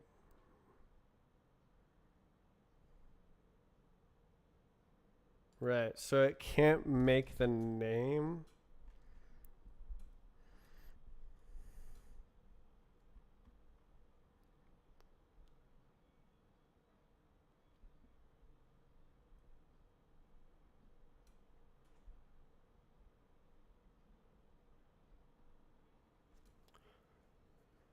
Wow.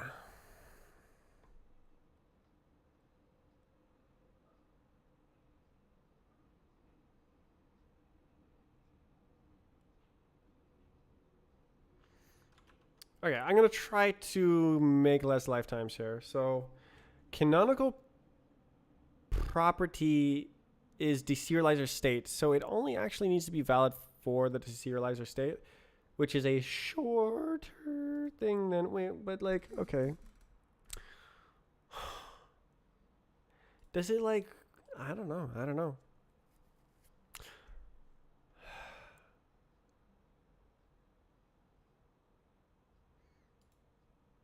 So this one needs to be DOM because it's actually the stuff in here goes into the DOM.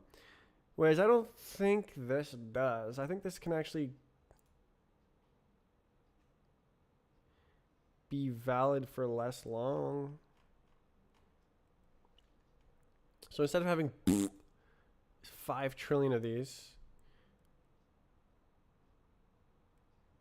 really, there's no relation between, oh, I see db DOM. db.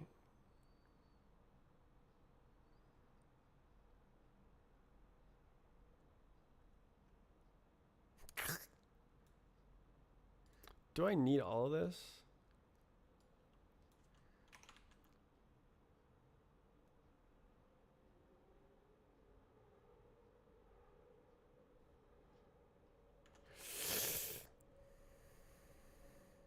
Oh, it's on here.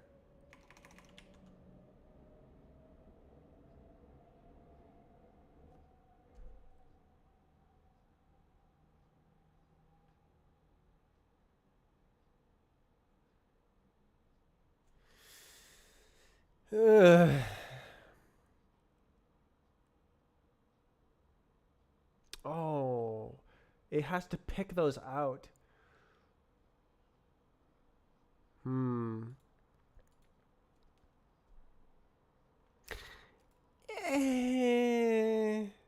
Maybe I'll just leave it. I really want to read zero copy.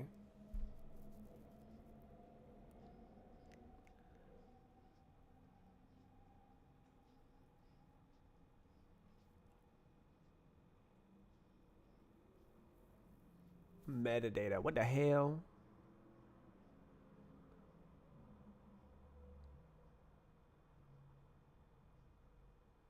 Like, I think it would work. This is the serializer state. Like, it could just be stirs from the file. But does it drop it? Like, if you have a file reader, is it dropping its... I guess it must be.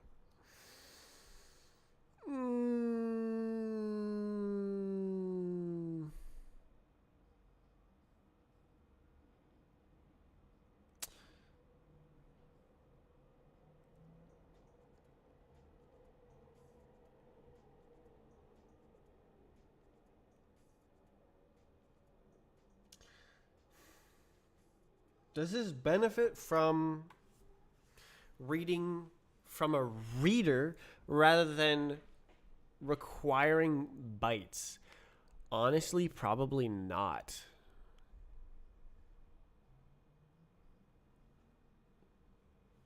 Wait, what? Wait, you can read slice? What?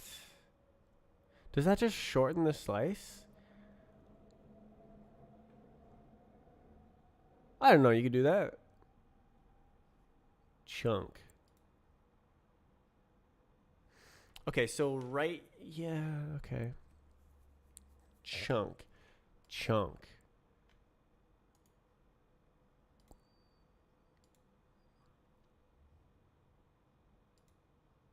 Oh yeah, it's dropped.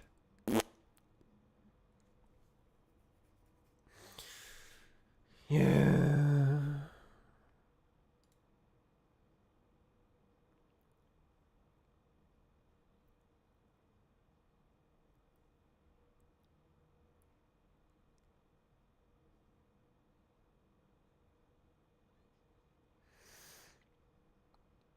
Meh.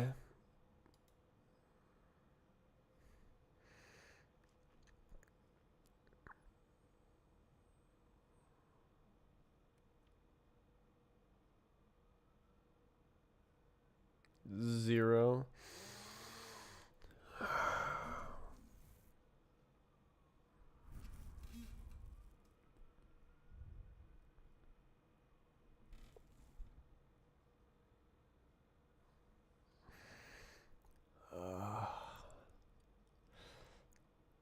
It can get better. It's not very good. Okay, let's look at my overall changes here. So I added a absolute bejesus ton of lifetimes. I had these god awful trait bounds. That's good. Unknown class name.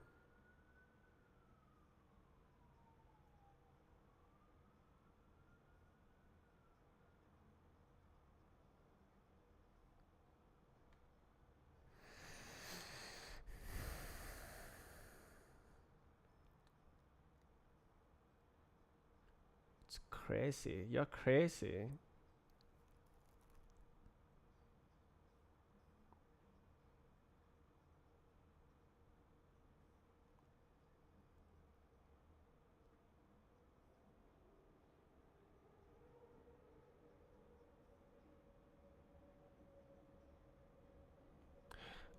I think I want to get this back so that the code is there.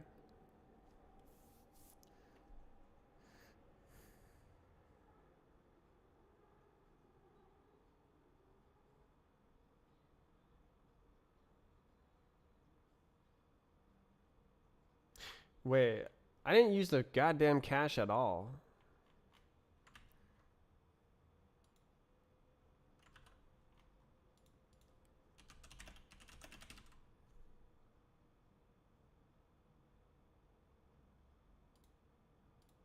So this works.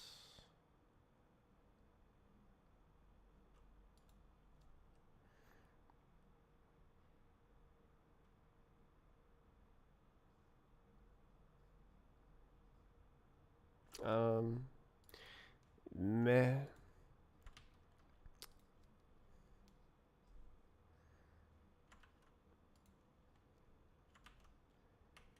I want to do before and after, but like first,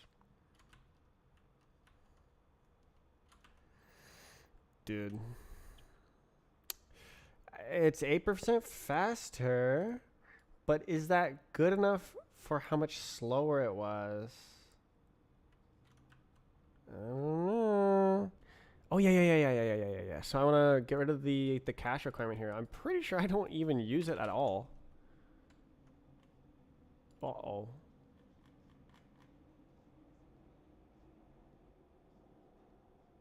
Stir. Huh. No.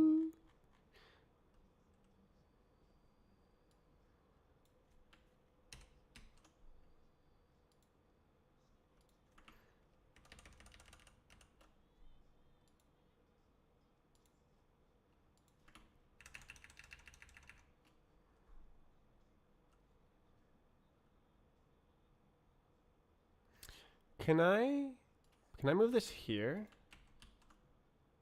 Oh.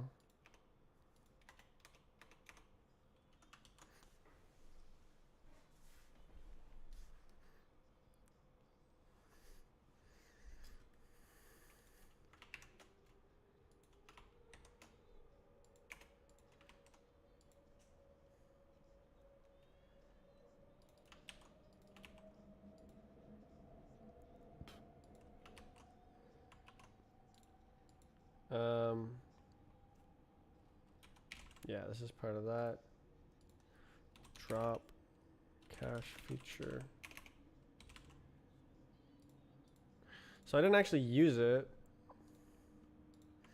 So I did the entire thing with no cache whatsoever. It is only using properties that exist in the database. Which like cool. That's cool. That's cool. Oh, I can't believe I did it. That's crazy. It's actually using it. Okay, let's do before and after. Here we go. So I should be able to just go boom, and it'll compile the old version, and we'll do benchmarks of the old version. Actually, this will be a sneak peek. If all the numbers are red here, then I win. But if some of them are green, that's a oof.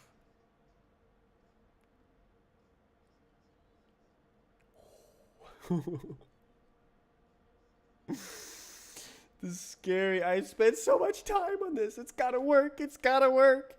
Come on. Yes. Yes. Come on. Come on. Stay in the red. Stay in the red. Yes. Another one. That's a W for me. Come on. Oh my God. This is tense. If we see, okay, if we see like a 70% green, I'm out. Like, come on, come on, come on. Well, okay, it matches. It matches. It's okay. It's okay. Same performance. It's okay. Deserialize. Whew. I'm juicing. I'm juicing.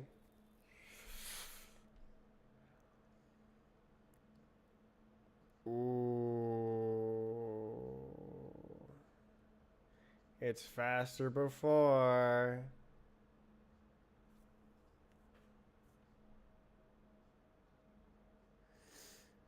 And serialize. This could be bad.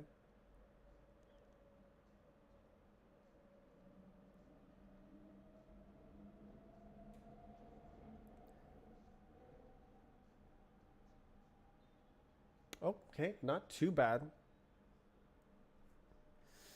Deserialize. It should be better on my side. So red is better for me. I mainly designed this around deserialization.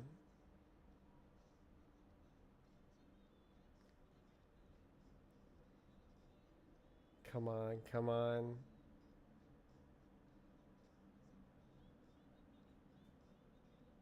$25. Huh. Meh.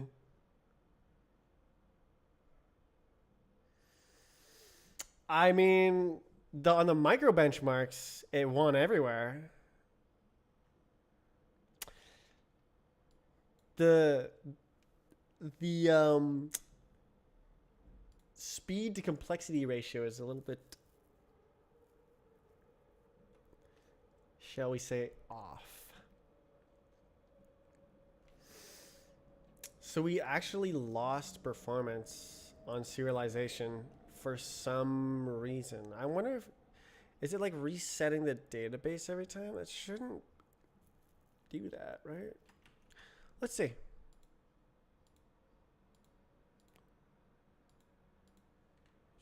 So basically,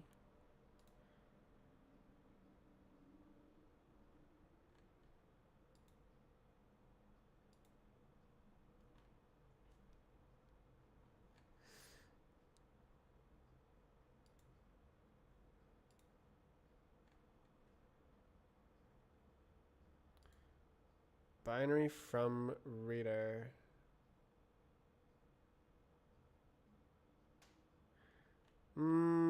No, that should be only reading the database once per forever. And it does have to lock the static, but it also unwraps, so it actually didn't fail any. Let's run the tests. Cargo. Okay. Oh yeah, the cargo. Carbo test release.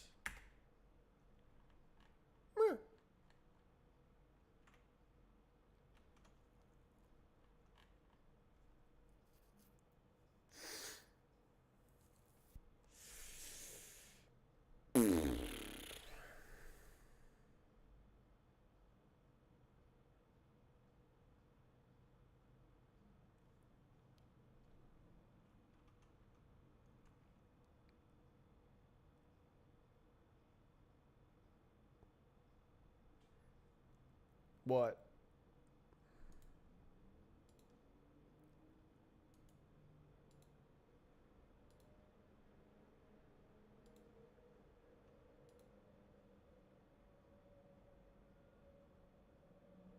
Oh.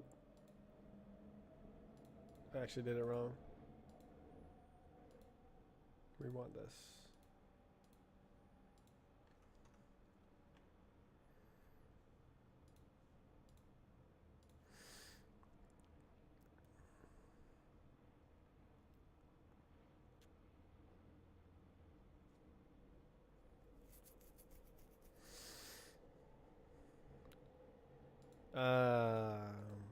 So what I should probably do is plumb down all the latest I can't believe I didn't need the cache feature at all. Plumb down the latest version of Hashster to the first time it's introduced, so that the version is never changed in the middle of the patch series. And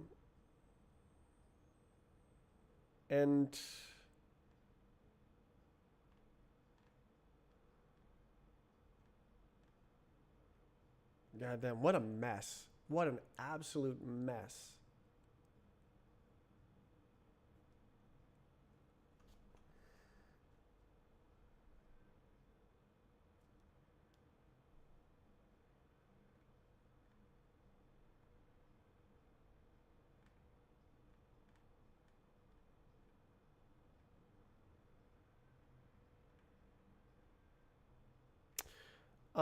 Why is it slower on the serialization?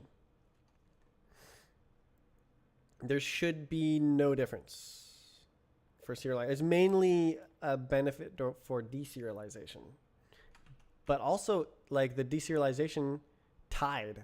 So like, what was the point?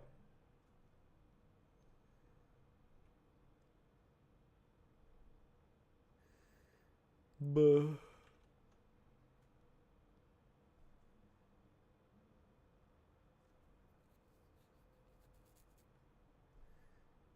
Vec. What? Batched vec. What is it? Oh.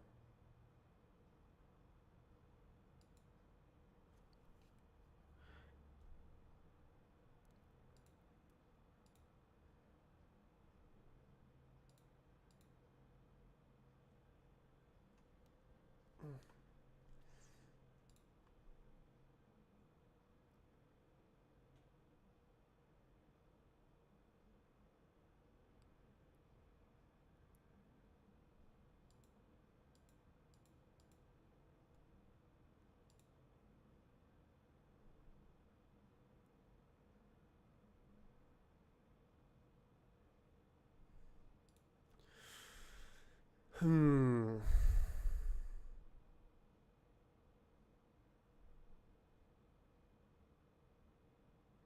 Very interesting. Seems like it needs like profiling. What's up with this? Oh, okay.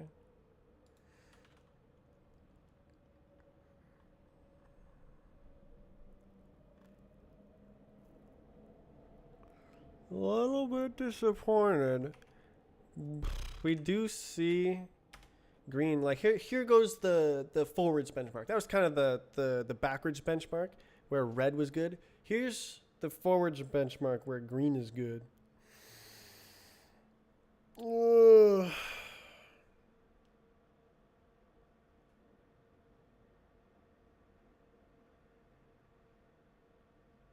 3%. 3% faster. 3%.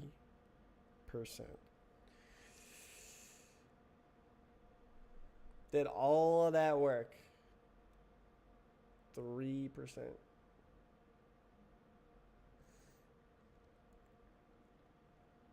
So there's also a runtime benefit for after it's decoded as well when you're using the pre-calculated values.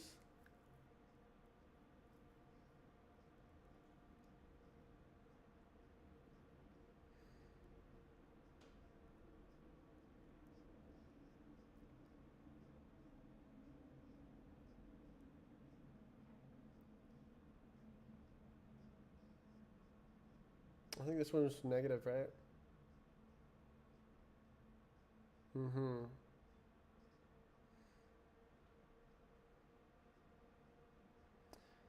That's bad. Whoa.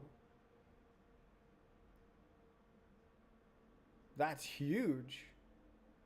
Interesting.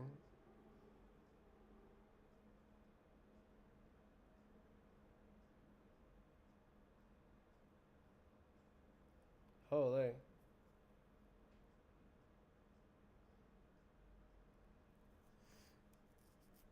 Serialize is slower. Is this gonna be good? Like it was even before, right? Why did it go up so much?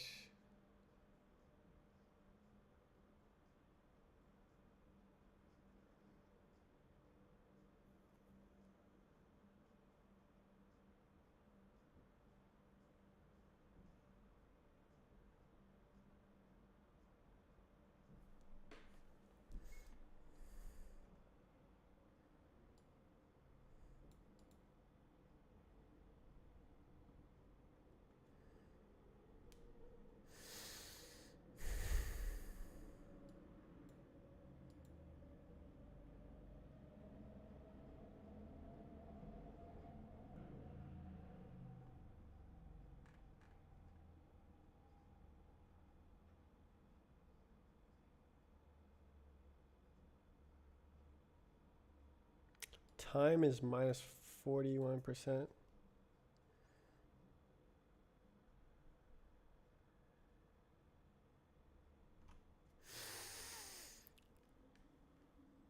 That's a really good result.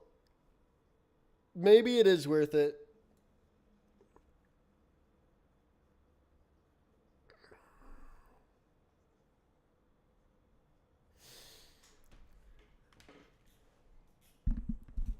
Oy, oy, oy, oy. I'm shocked. Like I don't need the cache feature at all. If I am only decoding valid files.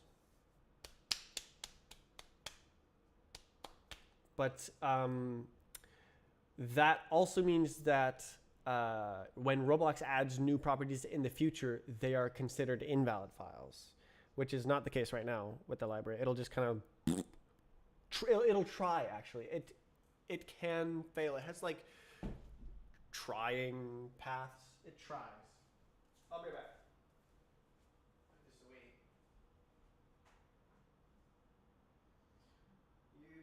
You're flying away. You're flying away. Oh, we're flying away.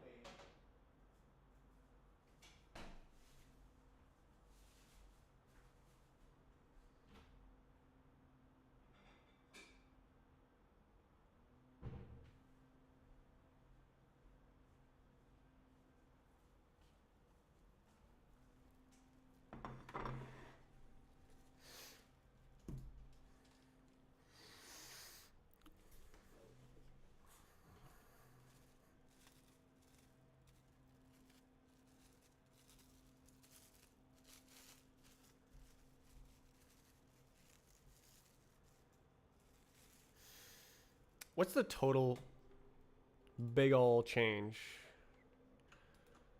Not 1,000 lines of code. Huh.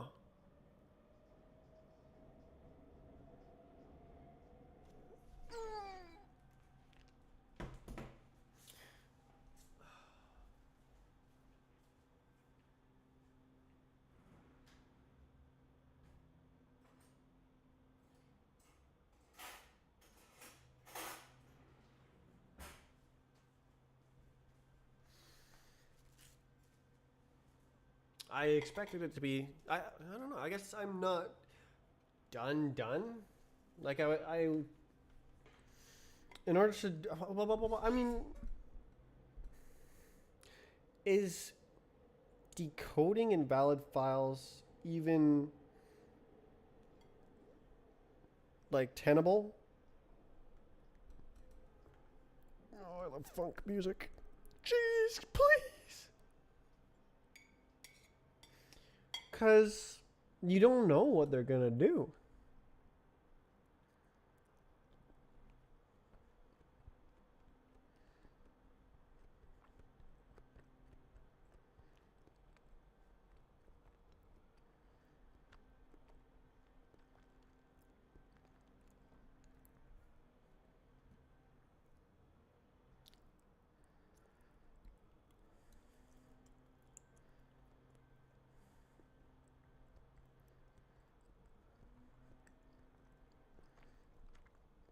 This is so cool.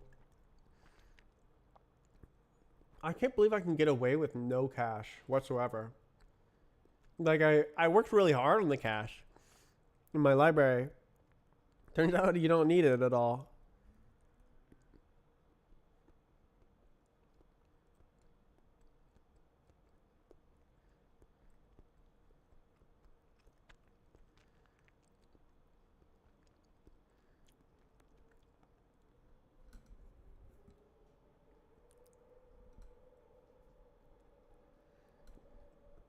I can't believe I don't fail any tests either. That's crazy.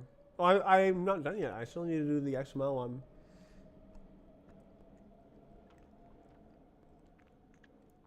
Buh.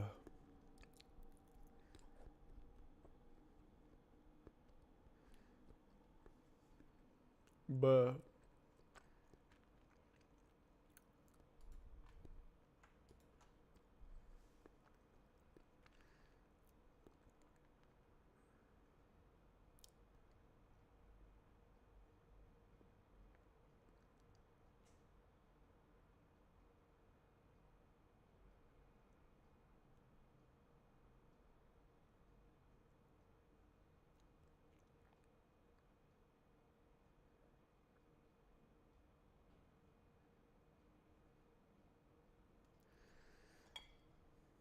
God, this is so cool.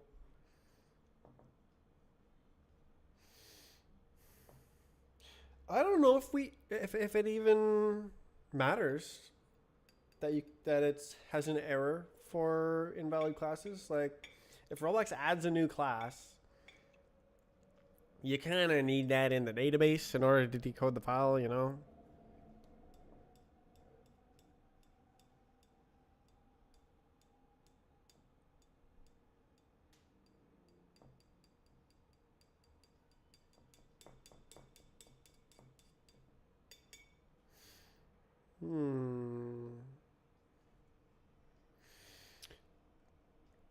I've actually reached a point where I could submit the code for review.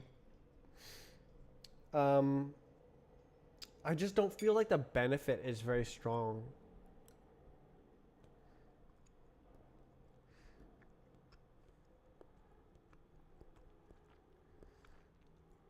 Let's look at this. Yeah, serialize.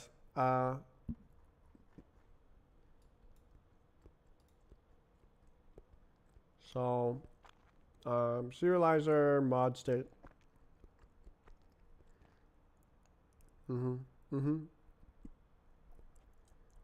Is it adding lifetimes? Using one reference to the database.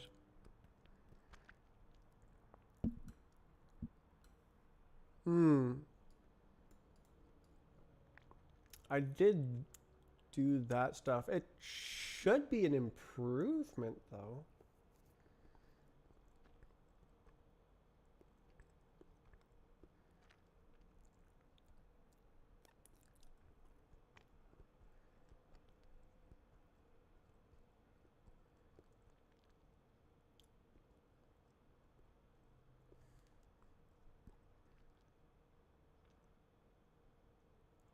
That should be faster.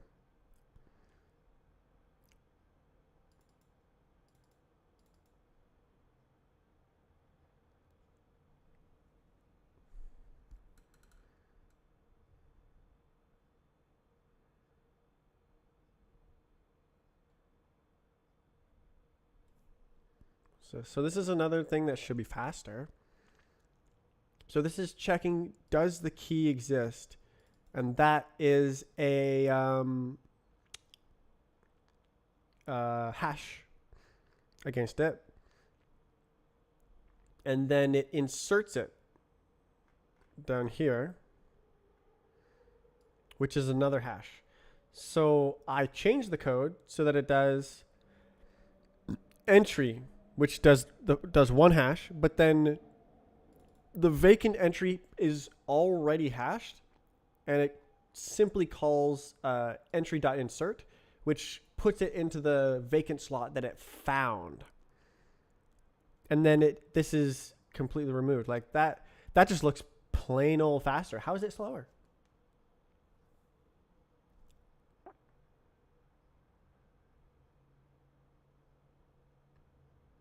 Uh-oh.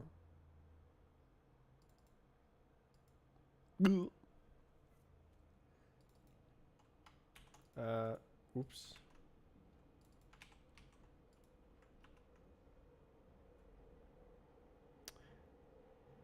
That's a mistake. Wait. Why did I do that? I guess I should check from here. So binary serializer.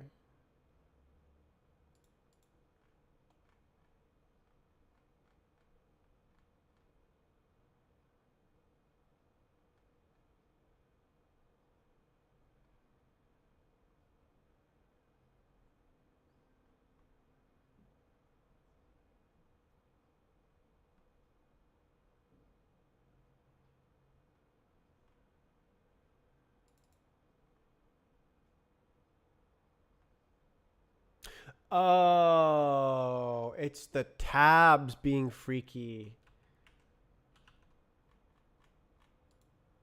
God damn it. That's so bad.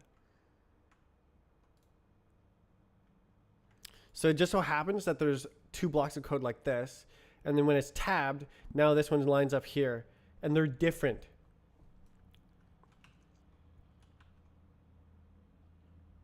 Bruh. Almost got me with that.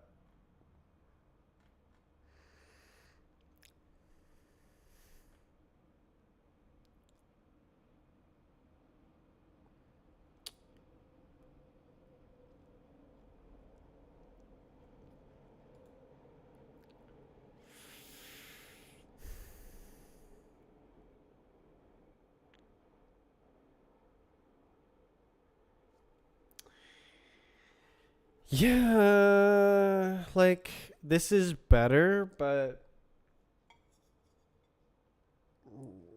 the readability of the patch comes first.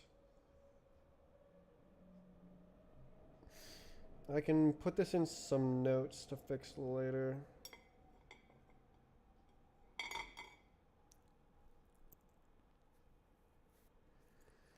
My.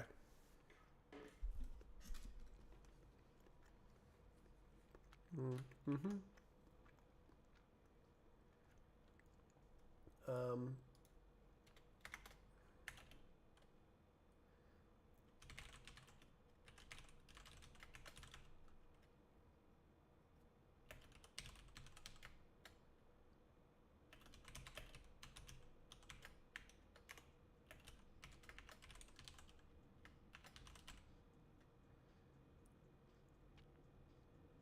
Okay, so I wrote it down. I'm going to undo the change. So we're gonna go back to this. Ooh. Ew. And but it's so much better. Oh.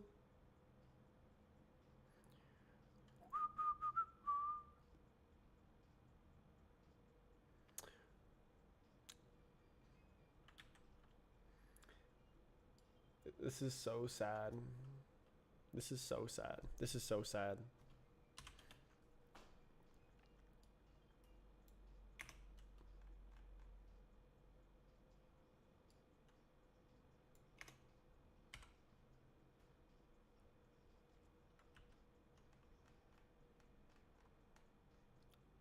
Ah! Go back! I was in the right place. God damn it. I've...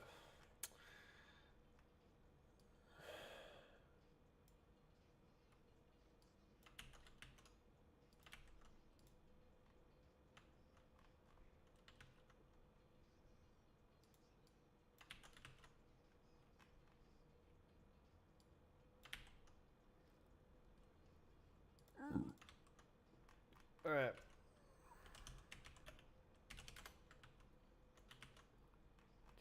Okay. So now it's back to the bad code. But the diff will be readable.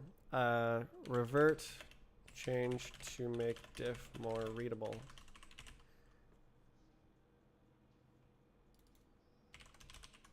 Like, optimization should not really be part of this. Don't do that.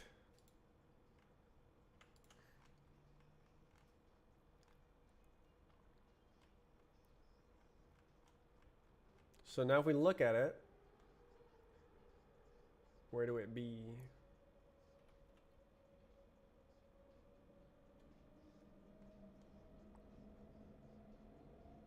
What is this? Find canonical property. Hold up. Ah, dang.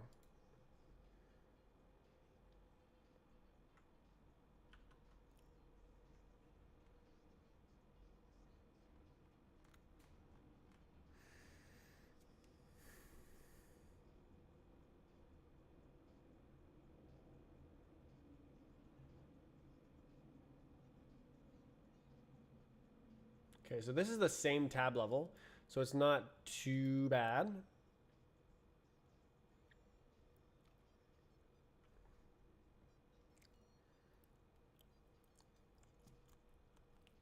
Oh, database isn't there anymore.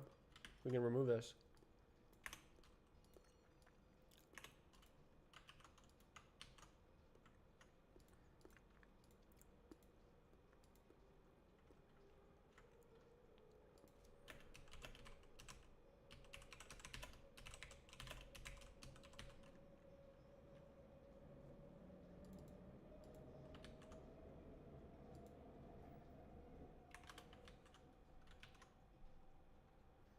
Sure.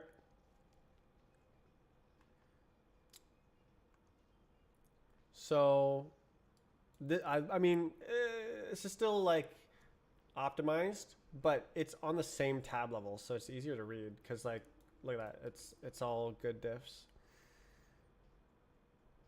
So like, you can clearly see that I'm using the entry or insert with syntax.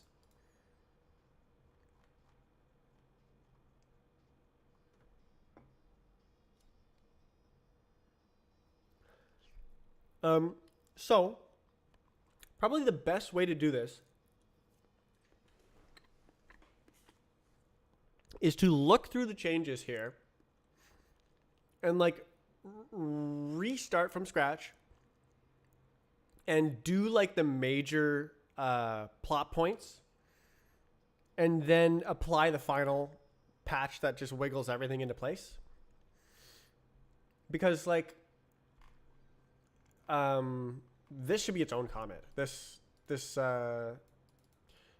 changing it to that syntax should be its own comment.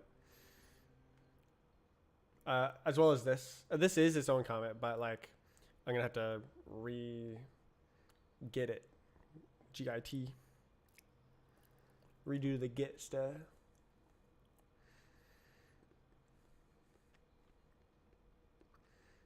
Damn. Cheese.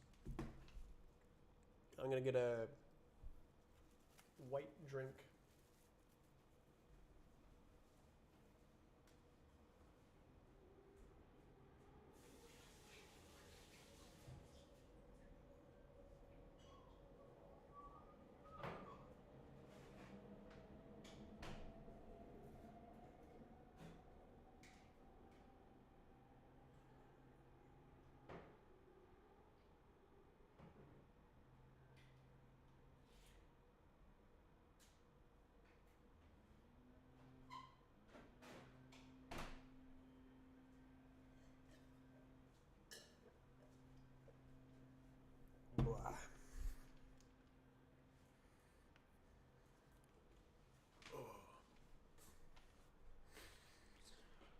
Okay, continuing to look at the diff. Okay, so yeah, this is the stuff that was messed up before. Okay, this isn't necessary.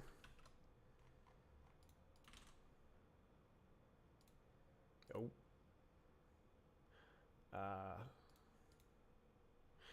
So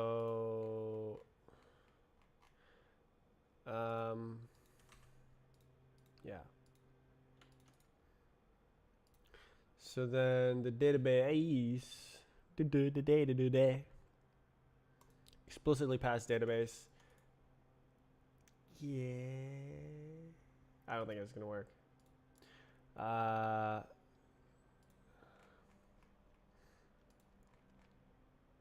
Oh, it's already there.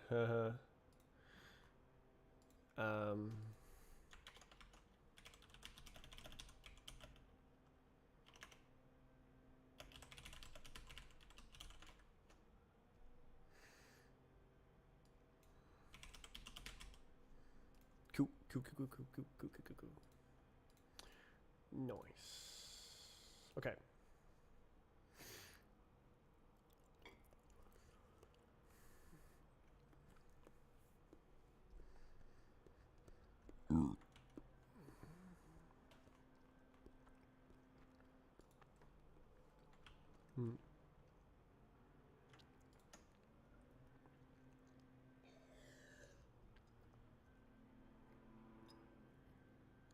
Ugh. Man.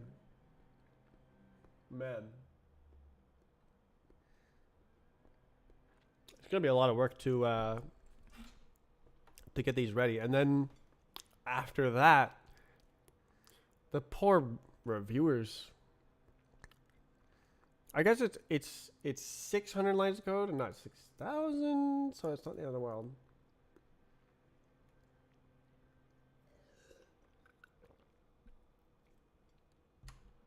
Oh yeah. Wait, I've never opened this gourd.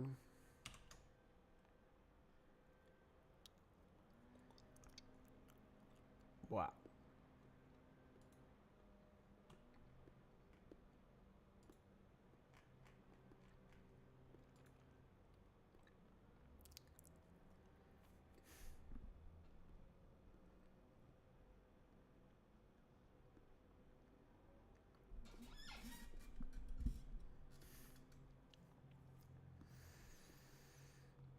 God damn.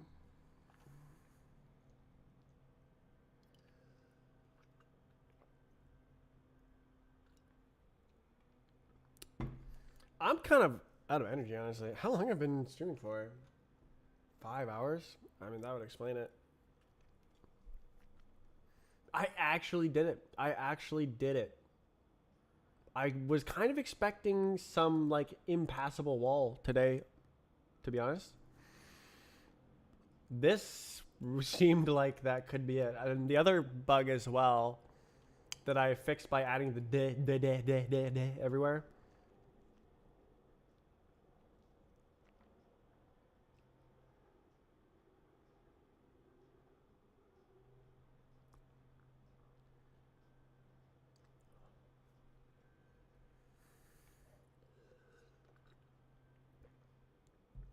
Bruh.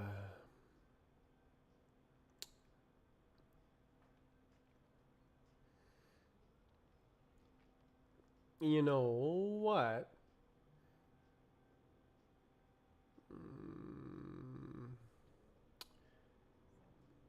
Is it really that hard? So like, I could go down to the bottom right here, and like yes, and edit this comment. I'm thinking that would work. I think I can do that. I'm gonna do that. So it's all saved up. I'm 1-to-1. Okay, so start at the bottom. So edit comment contents. So basically what I want to do is go here and we use the latest and greatest version, and we don't need that feature. Oh my goodness gravy. And then that is good.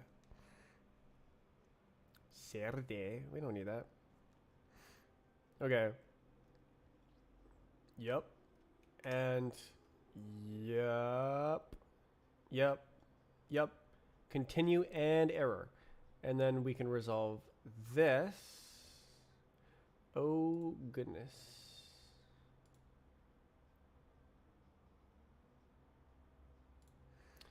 So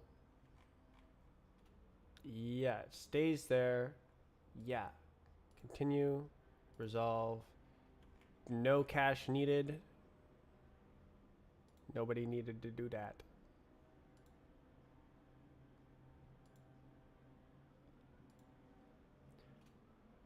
Surely.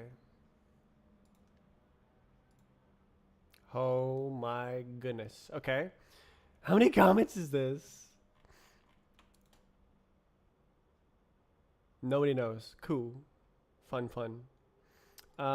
Okay, so that is now updated to the latest version. And then we do the same thing. Cutie pie. On everything else. So do we need global here? Unhashed. Nope. So, oh my. Oh my god, bro. Okay, so surely. Edit comic contents. Comic Con. Sorry, I told you. Oh, we should not need to do that. Oh, also this goes here. HIJKLMPQR. Yes. And then now we have to fix all of them again. So we want this, don't want that. Yeah. We, uh-oh.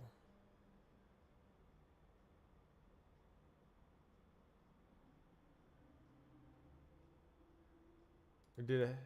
Where? Where did it go? Database. Update database.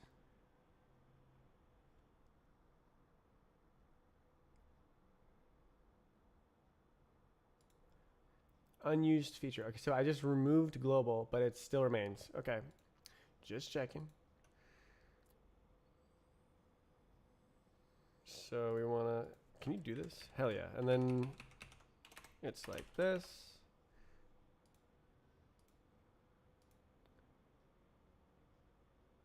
Uh-huh. So now that's good. Let's go. And then next one. So that was this. It's on the latest version, and it doesn't include the cache feature, which I found out I don't need at all. Okay, introduce lifetimes. Use static lifetimes. Okay, update hashster. Uh-oh.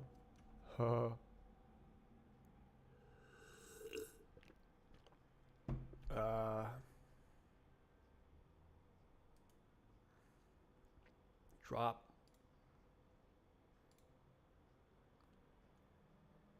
What do you mean skip?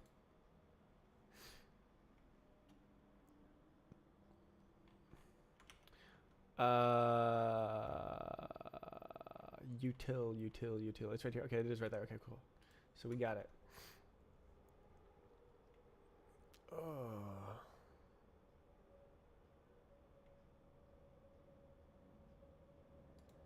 Okay, good. So now this one. Oh, wait.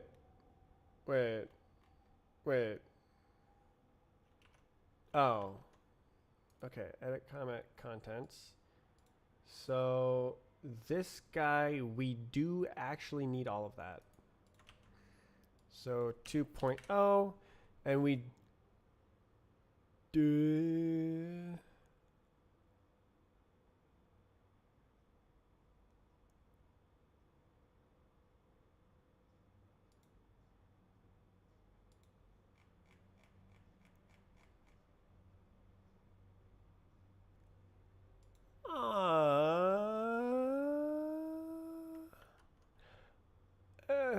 Give me a second.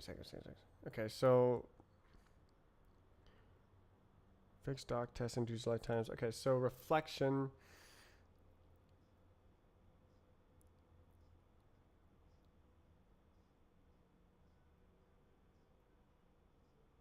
Whip, update database. Reflection. Okay, so I found out that I didn't need it there.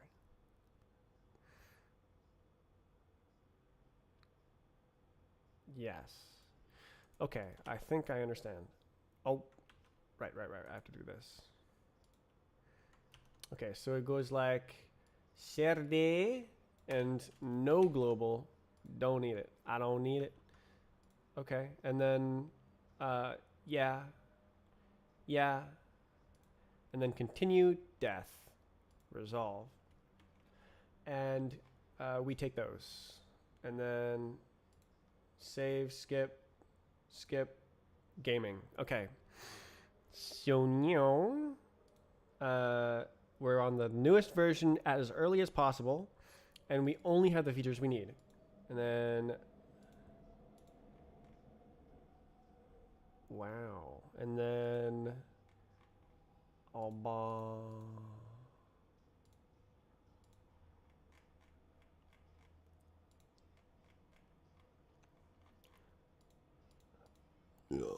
okay.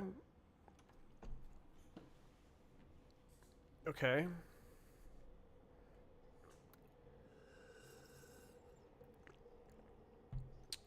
Good.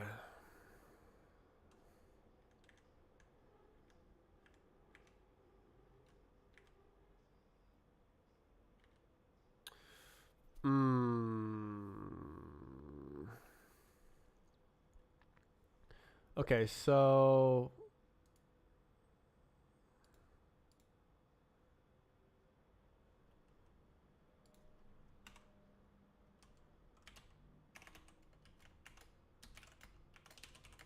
this is just gonna be Git for the next like 8 hours, 20 minutes.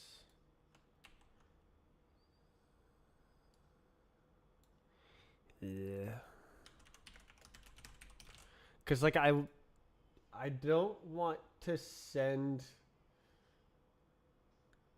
20 comments just like meandering towards a goal. I want to like, here's this file change, here's this file change, here's this file changed. Like I guess I could have like heftier comments, but like I feel like being able to move down the list in at each stage is good. What did I say? No re-export. Window caps get bigger. Oh, I switched from Sway to Hyperland. Sway back to Hyperland. I was on Hyperland before, and then they added lag, and I had to switch off. And now they removed lag, but if I let my monitors go dark, they stay off unless I move the mouse continuously. It's a bug. Bruh. Okay, so boom. Okay, so remove self. So this should be from the very beginning. So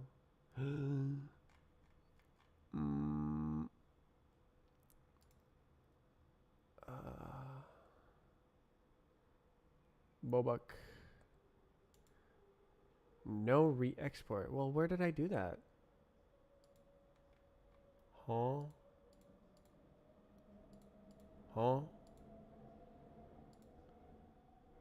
Lib. Oh, it's here. Okay. rbx-dom weak. Boom. Fix that. Oof, that was heavy. Last time you typewriter is so garbage. 2023. I think that's when I was using it. And it was fine. I don't even think I'm using the open kernel thing. Open NVIDIA. Yeah, I don't think so. I'm using DKMS beta.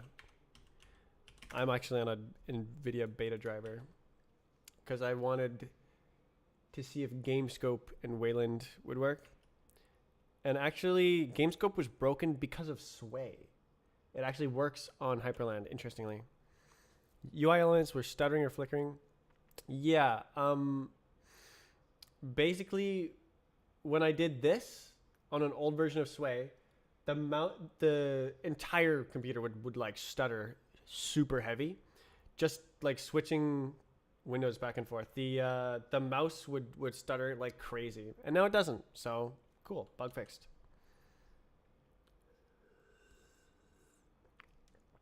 Okay, continuing on with the Git journey. No re-export hasher. So reflection. So I did like, yeah. Okay, so this and no re-export hasher. Geesh. Okay.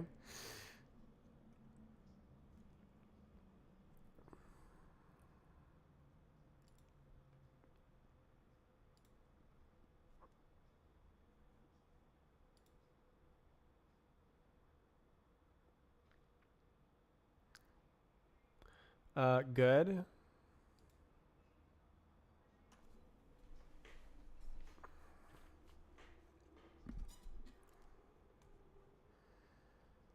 No. Excuse me. Database. Lib.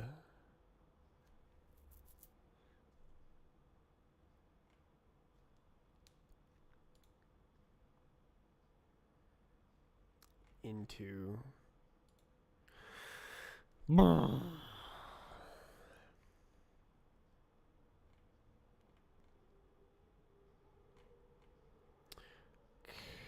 Okay.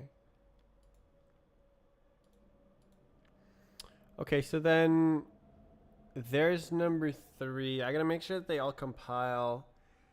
Blah. I haven't done XML as well. Bruh.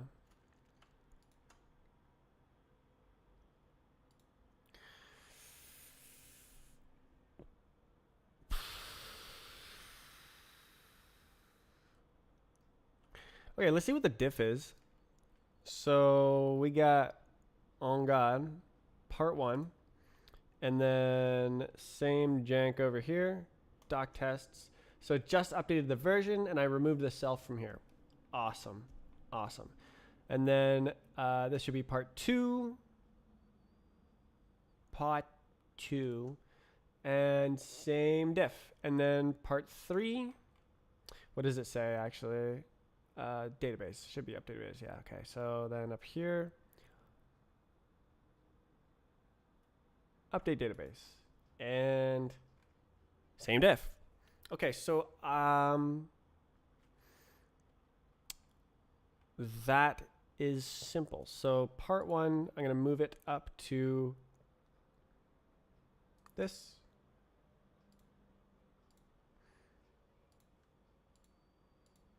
Part 2.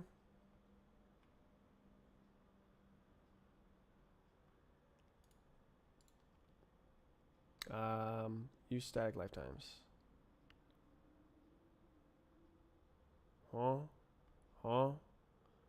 Use static lifetimes. Is that it? Yes, part 1.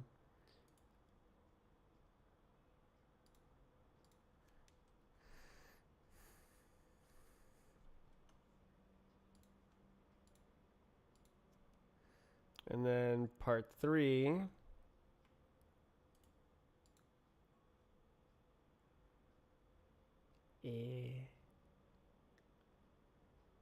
Right here.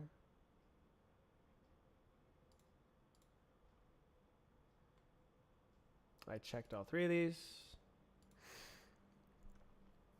Okay, so then part 4 I'm still like working on.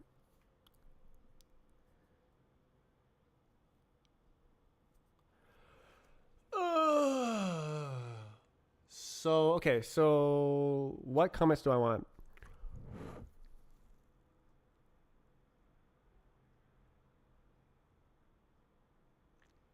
I want just the Roblox binary stuff. So I want this cache. Wait, did I never need the cache? Yeah, let's go do that. Drop cache. Add hash to dep. Is it still in the other one? Oh, it's down here. Yeah. I can actually remove that and then say it. So XML.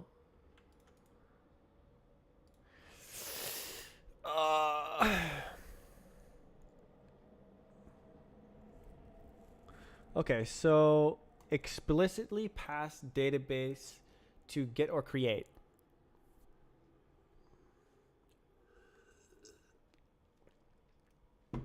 Super good change. Super good change.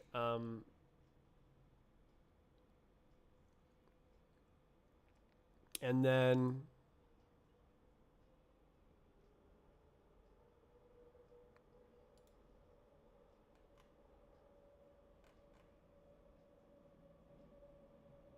is that it? There's 2 changes I wanted to look at. So see where wise. Is it just that one?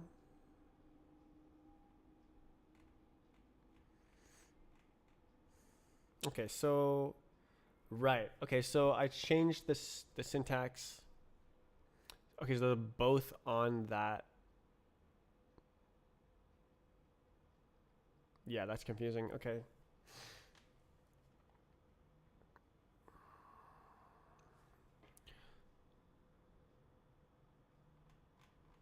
So I should be able to build it up piece by piece.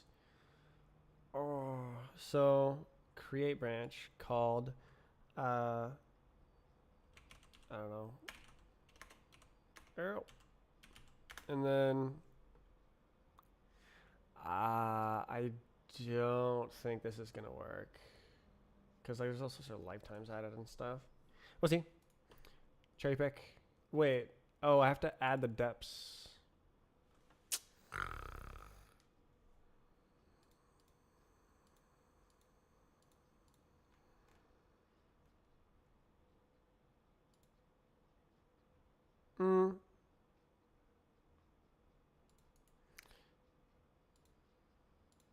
Yeah. Oh goodness gravy.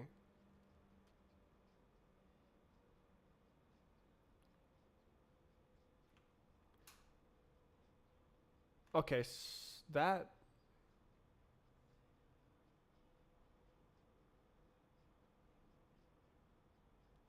So we want half and half here.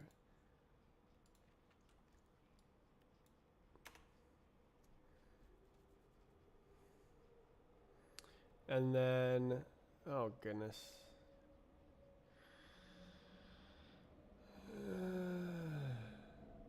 So old with new argument.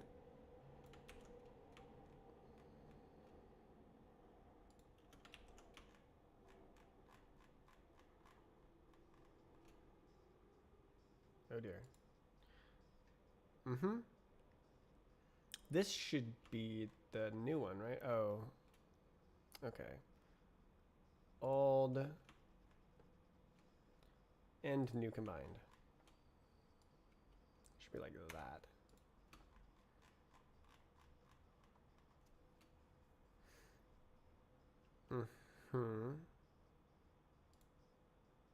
So I'm removing this because it can just be passed in.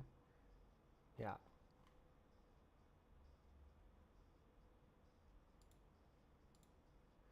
Cool. Okay. So then the next piece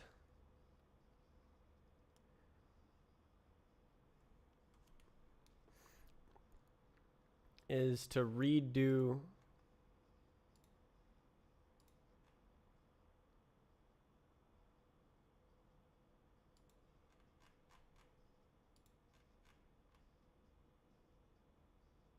what? Oh, did I already do that? Oh, god damn it.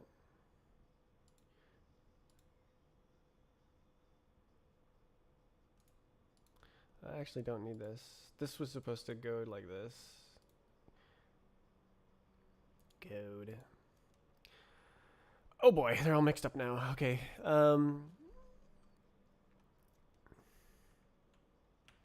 Does this compile? No, right, it doesn't. That's right. Wait, it should.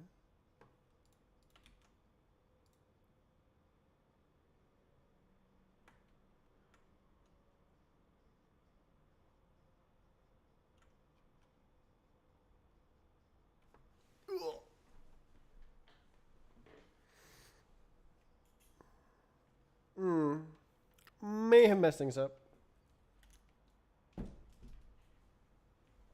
What is that? What the hell?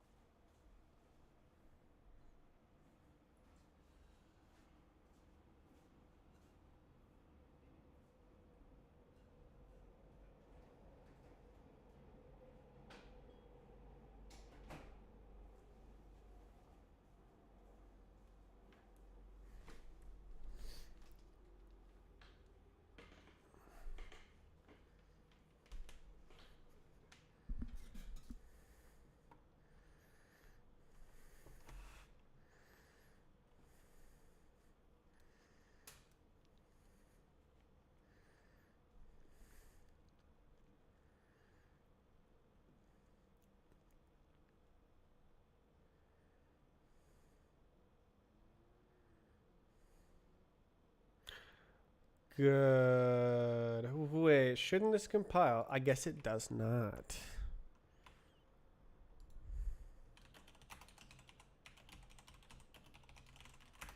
I made a mistake. Okay, so somebody is missing the global feature. Yes. Okay. So it's all on XML and other guy. What about part 2?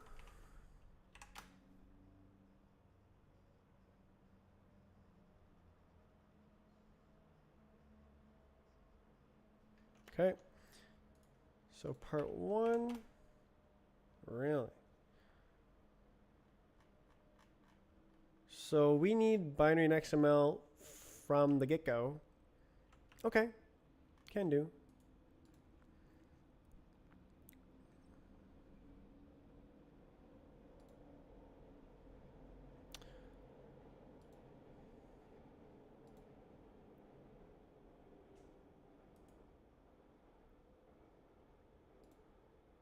Woo!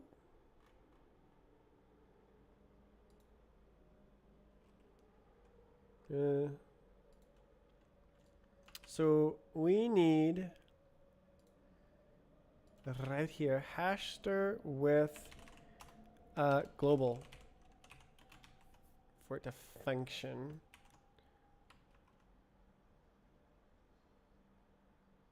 Are you doing string and turning? Yes. Okay, somebody not going to like that. So who is this? Who did this? What do you want? Like, who are you? Okay, wacky lifetimes. Okay, this is the newest stuff. So we want this version. Cool. Okay. So then we do the same thing to XML. Go to comma contents, comma con. And then add this dependency directly. Oh dear, that's not it.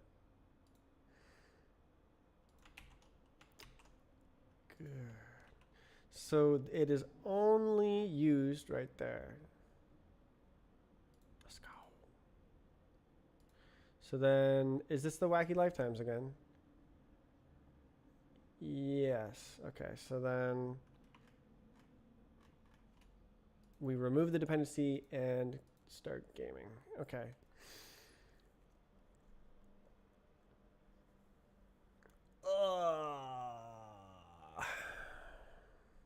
Okay, so check out comment. Check out this comment. We should pass all the tests as well. Why don't I run the tests?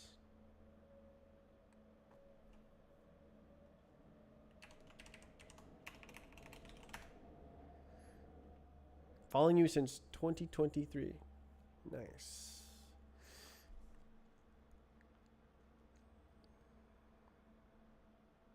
Pass, pass, pass. Let's go.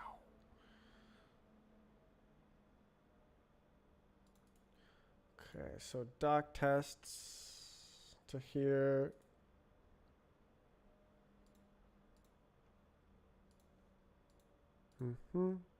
Cargo Miri test.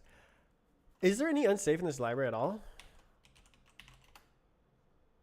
Oh, unsafe! No!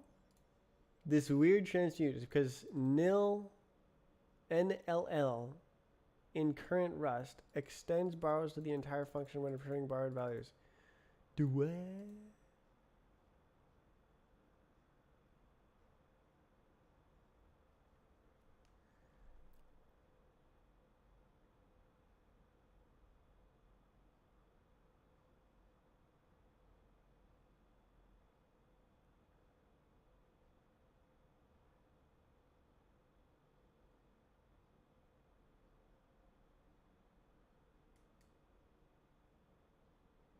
I know why. It's because it's extending the lifetime.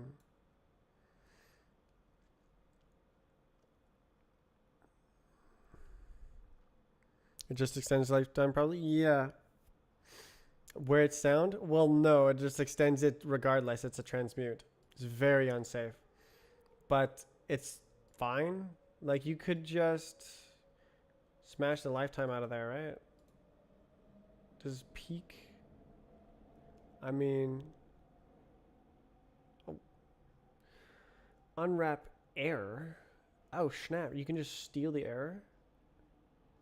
Have I've needed to do that before. I don't know if I've seen that function.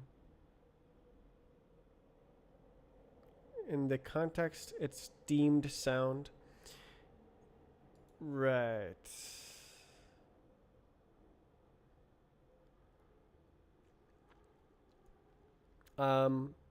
So apparently it compiles as of 2019.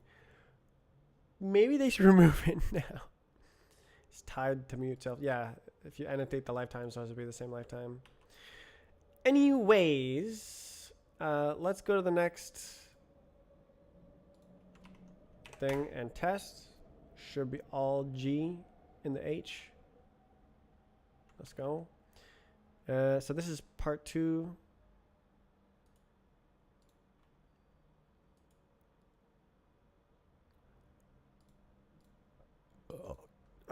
Let's double check. Part 2, diff part 2, just that difference. Nice, nice, nice. Compiles with Polonius. Oh, the new borrow checker. Oh, I see.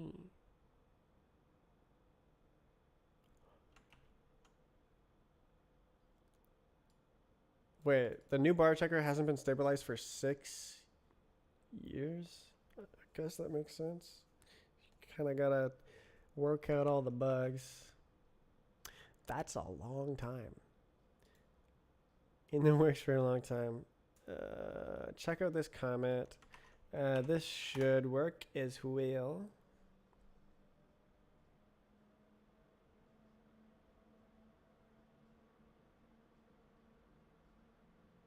3 rewrites. Rust moment. Okay, part 3. Boom. Database. Good.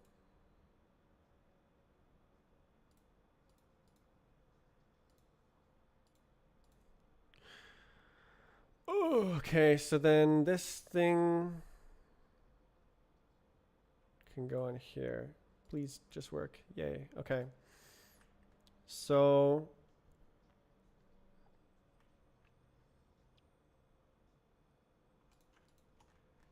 bruh.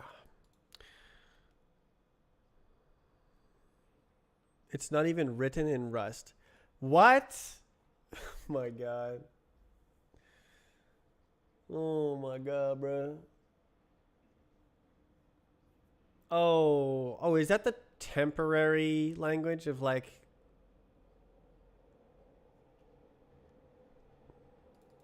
And they will written in Rust. They will write it in Rust at some point or something like that. Does this work? Ooh, unknown field. You goobert.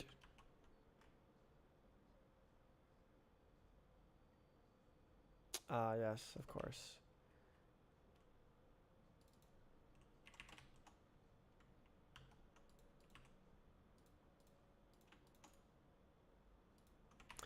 All right, should test.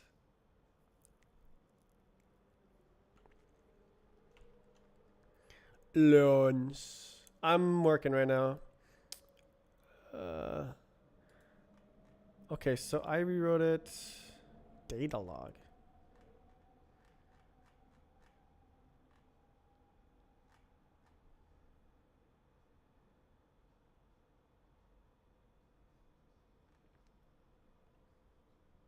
Oh, my back. There it is. Okay, so this is the rewrite bitty bit. So I should just be able to nab the function and go to town.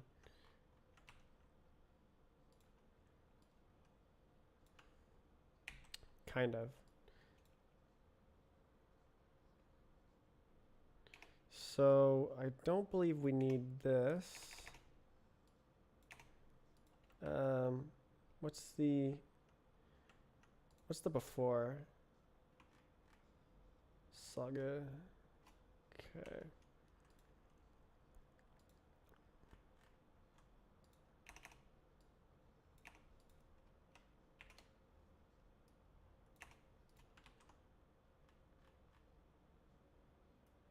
Nice. Okay, we grab this. Values.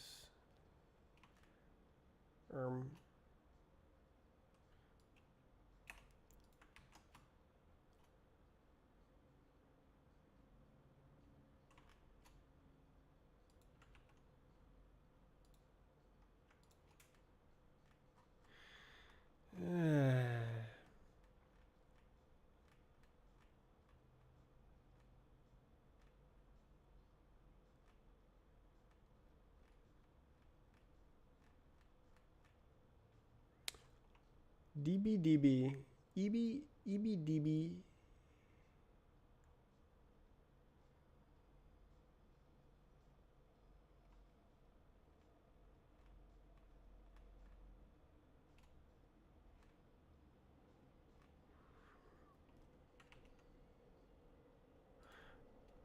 Why does it like it after?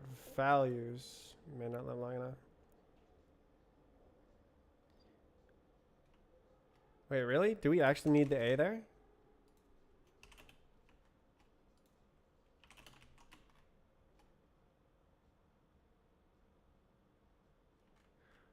Oh, that was the whole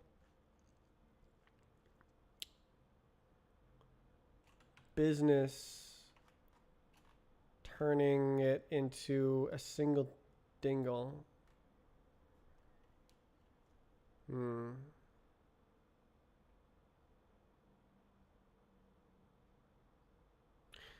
We only need it to last DOM, even though some of it is able to last DB. The workspace switch animation nauseating. Snap? I don't see the snap.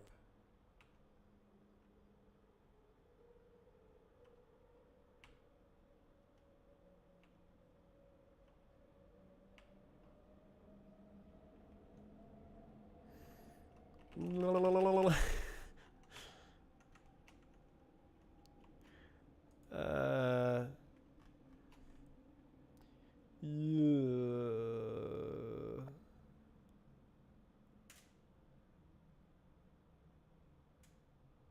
Did I add that in the first place? I don't know.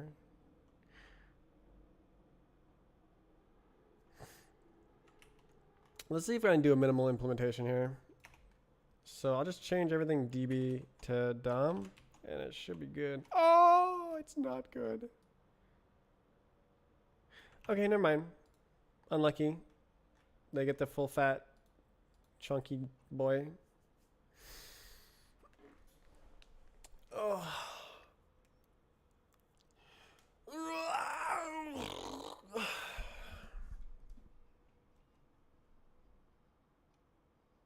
Vertical workspace.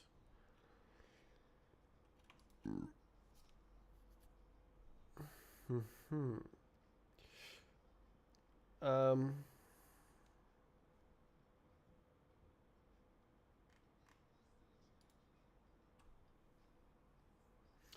So I should be able to go like this.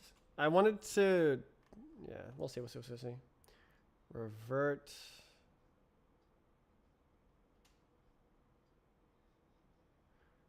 Oh, okay, I can do it here. There we go.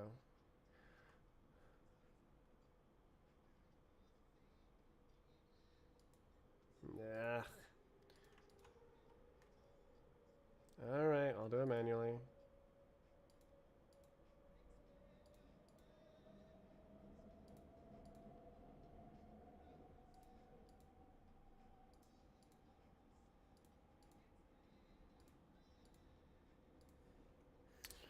Okay, how are we doing?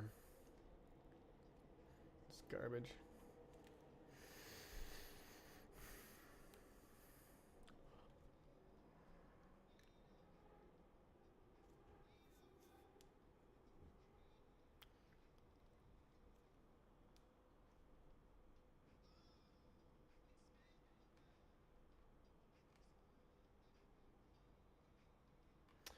Okay.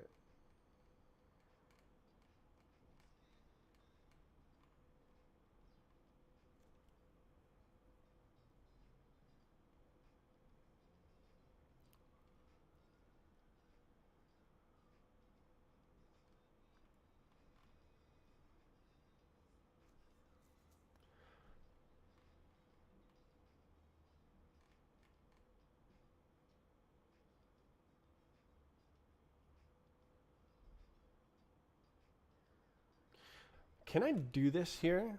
Is that allowed? No, because it has this thing. Well, actually,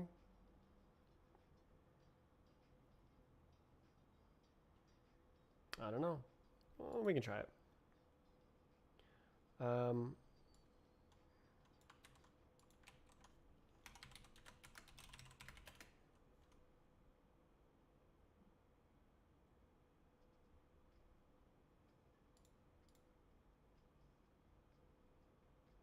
should just be this.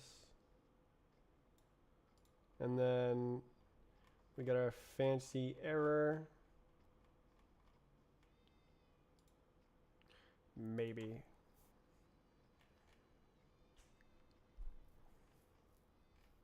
Oh, oh, did I need that? Yes, okay. Where is that? State. Error state. Good. Okay.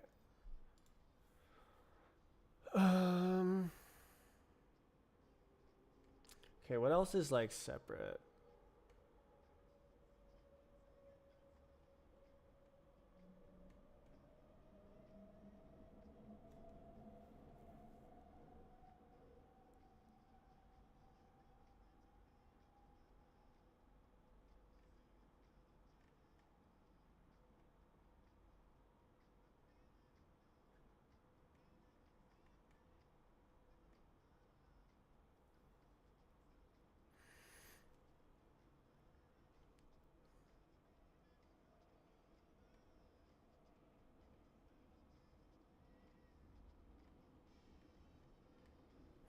Okay, great. Okay, so this is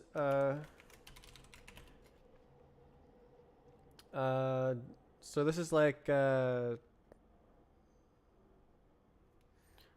don't use static lifetimes. Don't use globals.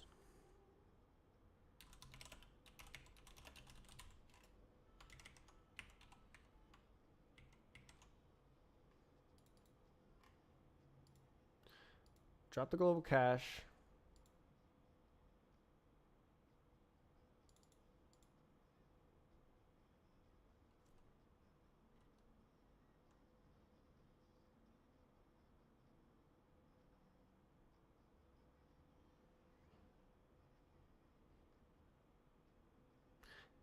And then wrangle the lifetimes.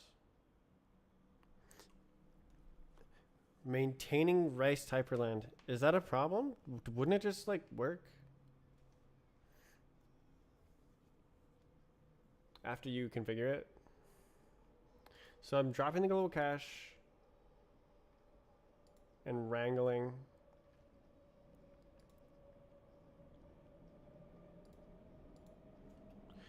Uh,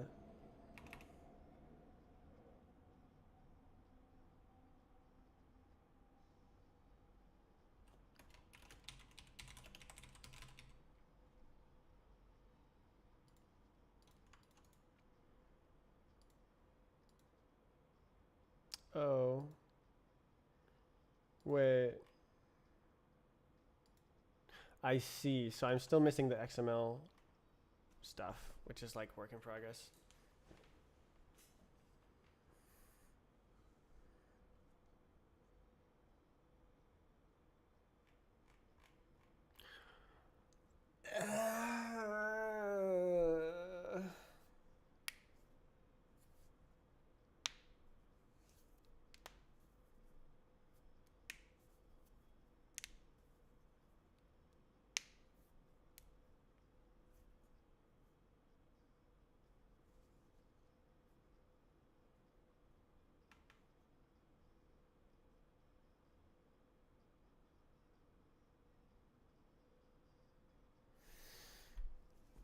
I bet I could refactor Euster to be shaped like my library.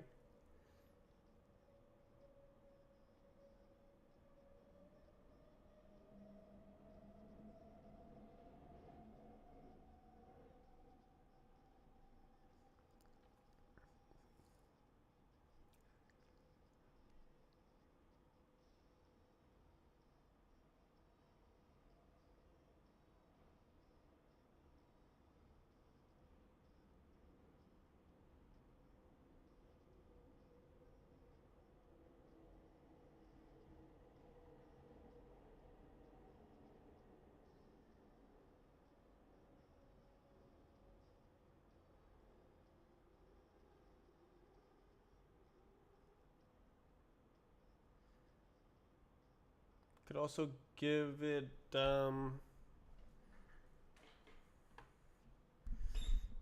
lifetime. Yeah. Mm-hmm.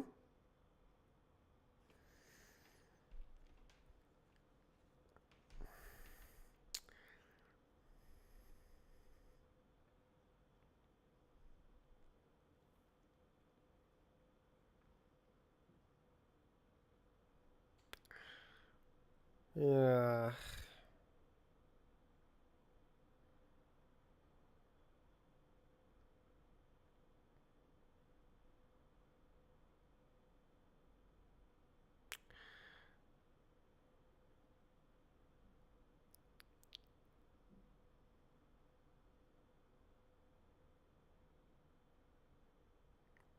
Fork.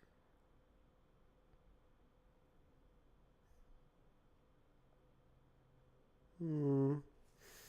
Well, I really don't want to do the XML one right now. It's it's like optimal time to do it because like I've got lifetimes in my brain. I know I solved all the problems. Yeah, so I should probably just do it. Like that's why I'm doing this right now is so that I don't forget what I'm doing and then come back to it and be like, huh?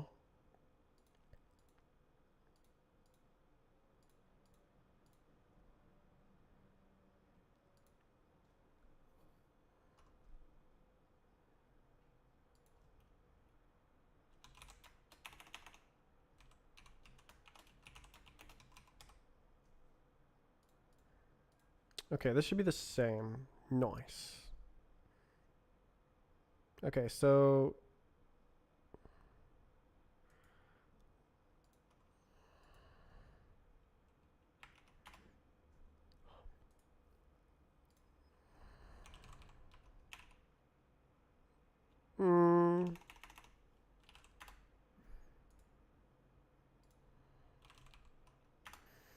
okay, so then this is work in progress. So the difference between this one and that one, oh my goodness.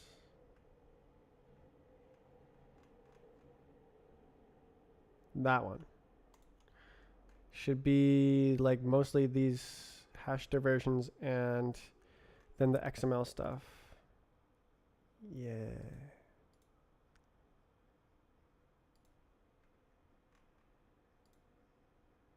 Wait, why is there? Oh, I see. Right. So then if I diff it like this, yeah, good. Okay, so that's all good. So it's gone.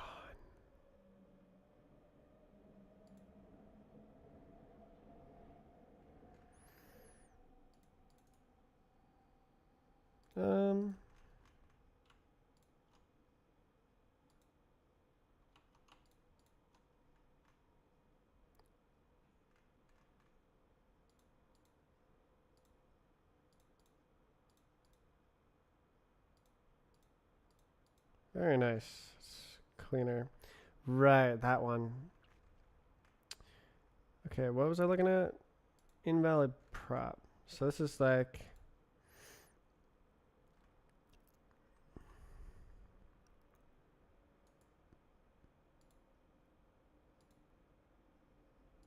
skip. Uh-oh. Skip it.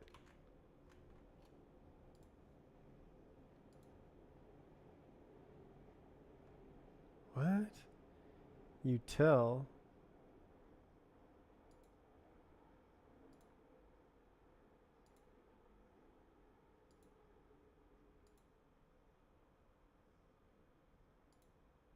Bro. Skip it. Bro, skip it. What the hell?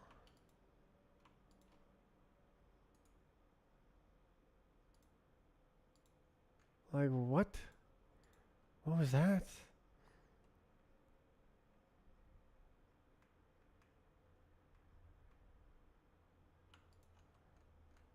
Like, that's the only diff. I guess there's those as well. Like, that's the only point of that comment. Bro, that was freaking crazy.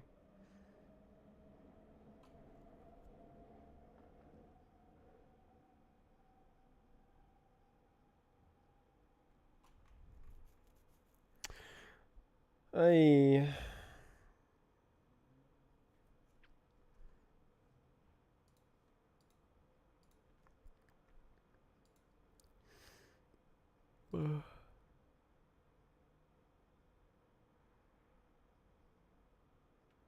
So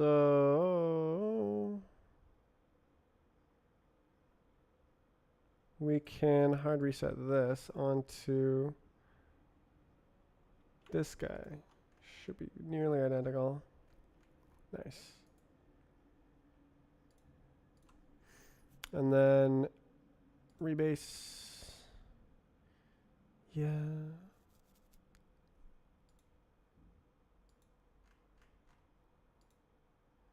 Nah.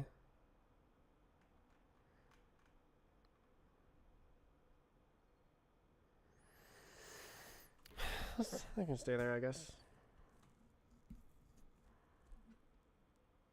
Let's keep doing that. Ugh. I don't want to do it.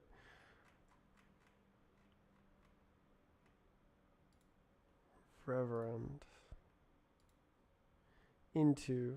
Totally true, totally true. Surely. Nice. Esther into. Nice. Into. String.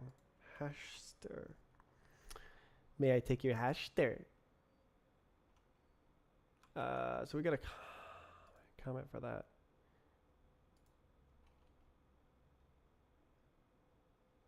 Should be like exactly the same, right?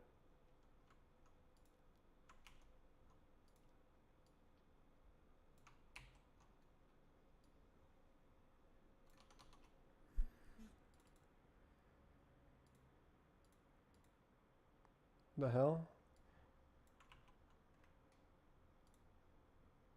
Oh, I'm dummy. Did I just comment the bruh?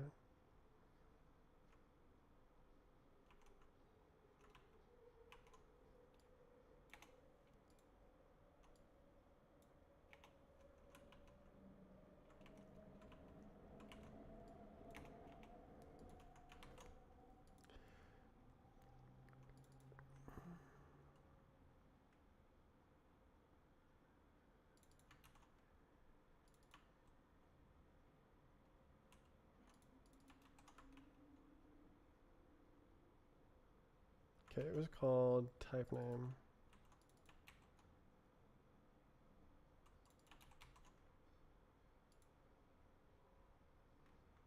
Self.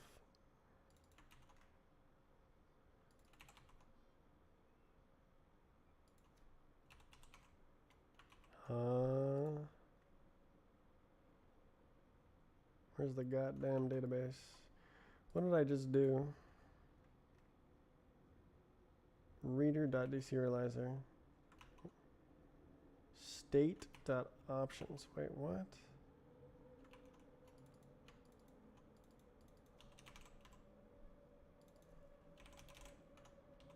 What?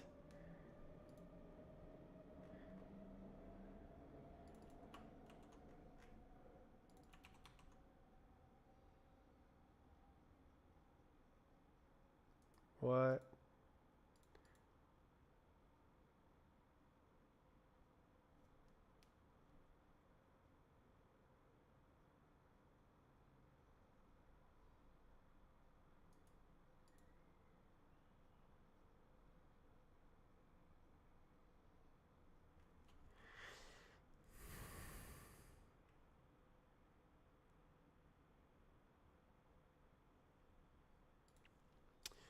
Yo.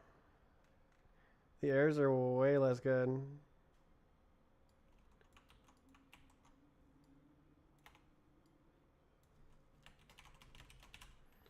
Is that what the error's called? Yep.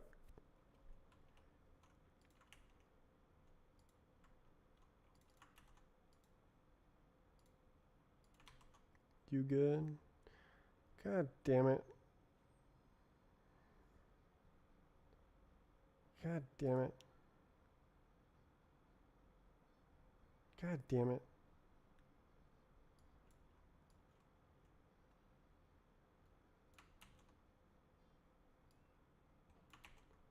Stupid stuff. Oh, jeez. Okay, well, you got me.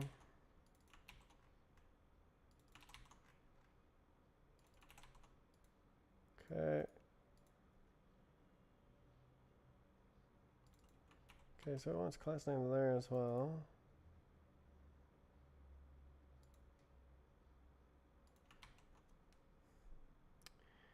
Okay. So we do the same business there.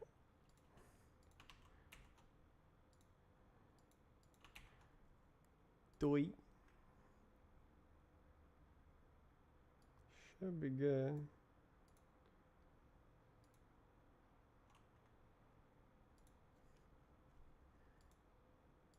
Is there? Okay.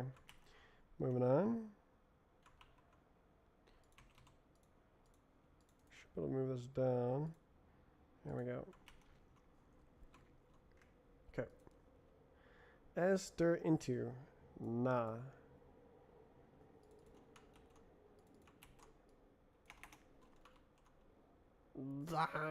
Arguments of the function are incorrect.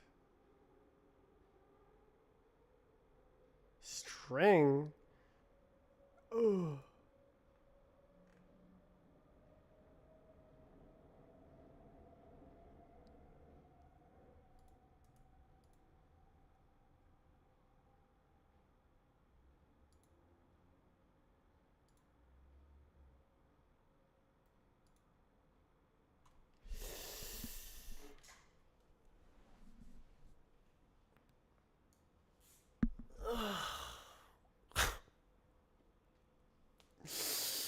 I really didn't think very hard when I was rewriting it. It is hot. I'm gonna open the windows.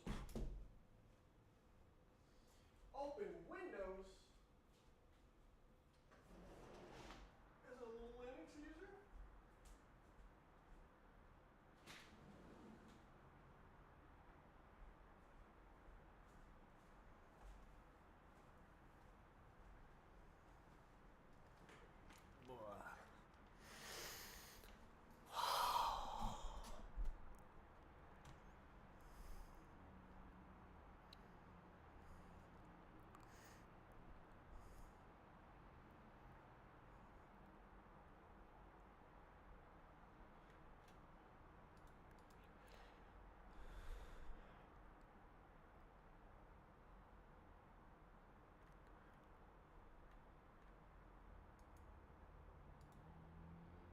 Okay, it's all right there. Oh, I see. These are just like goober collars. Okay. You goober. What? They're used once. Why are they wrapped like that?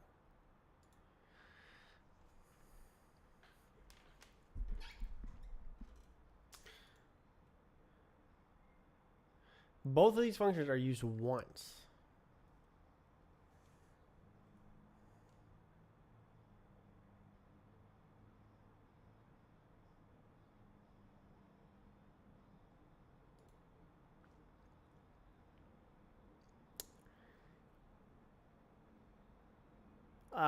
It's not my choice. Not my choice to make. So stir. Hell yeah. And then stir. Nice.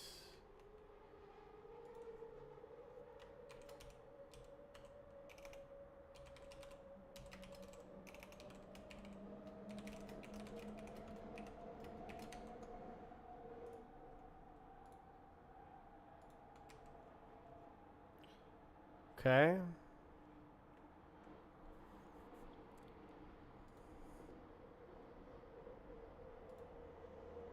Oh.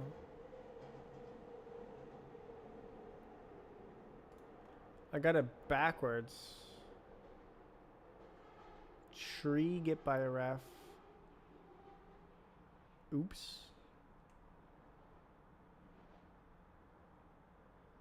Okay, undo.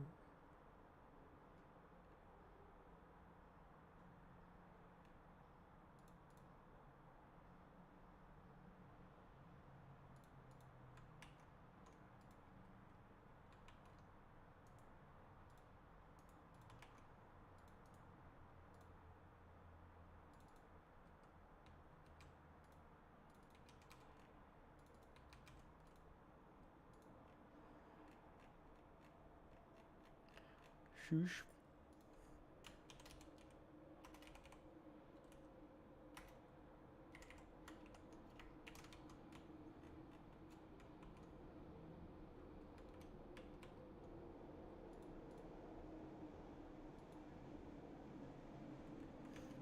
Okay. You good?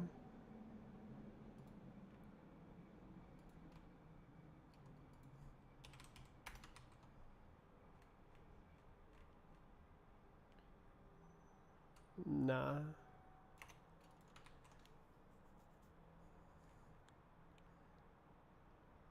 String. Wow.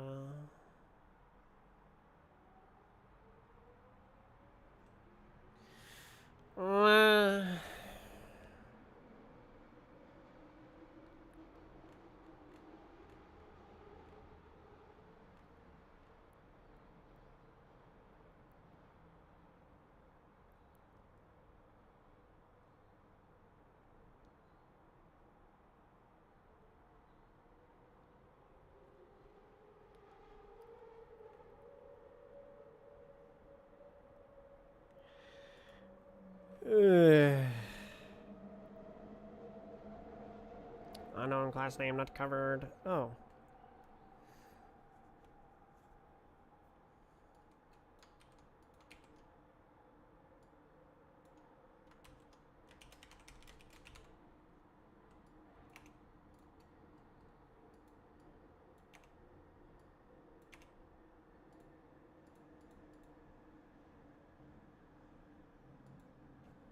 Good.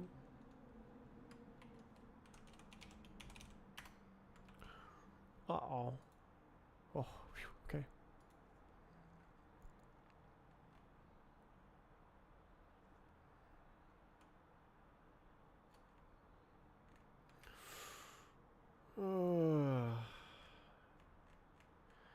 Okay, so this area is pretty big. Use reflection. Ooh.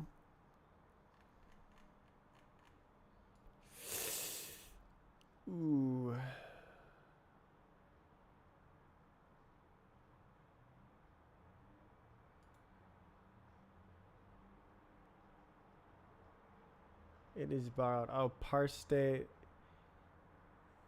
Yeah, it's got static in it, doesn't it?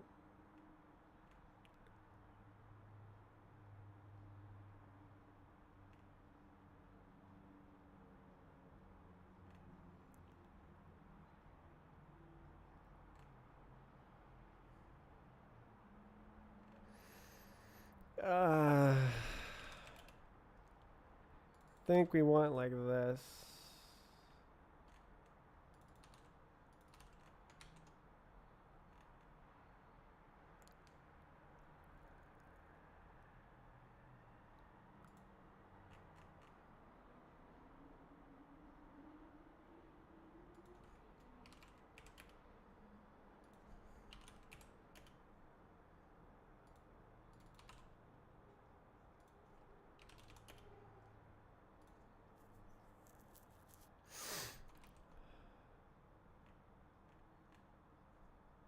Okay. State.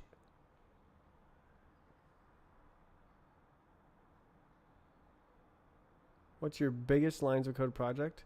That would have to be the Roblox game. It's 40,000 lines of code. And that's after deleting a bunch of code that hasn't been used in years.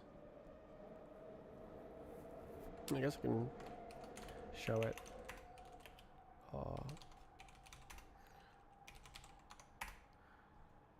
No way.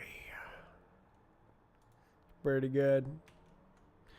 The strafe client is actually pretty big too. It's 20,000 lines of code already. It's half the size, even though it's only been in development for a year.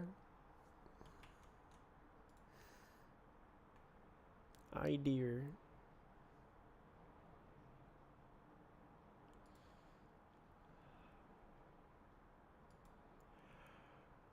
Get ref instance properties insert hash stir property name rewrite rewrite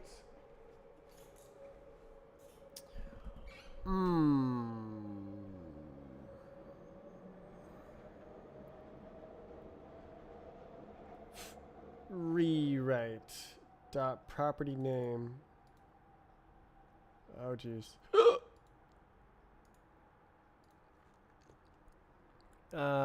A hash stir. Okay. So I guess that's DB.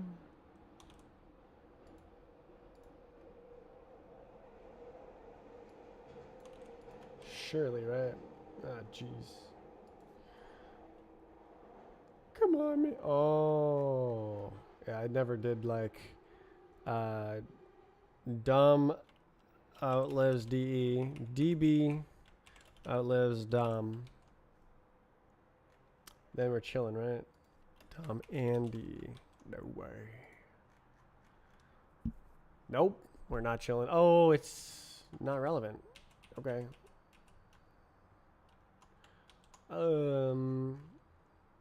Okay, parse state. Yeah. So we have to do like de, duh, duh, and then go.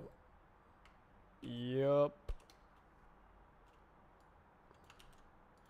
Dom outlives de, dub outlives dom and de, and it's all good. And same with this bad boy right here. Just like that.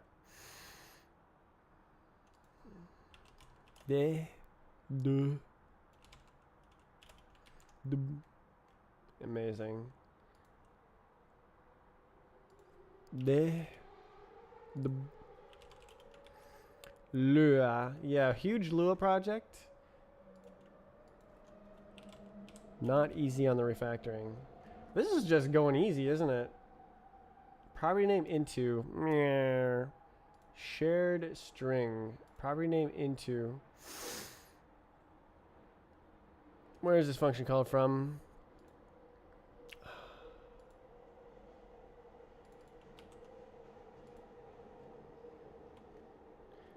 Bobberdy name.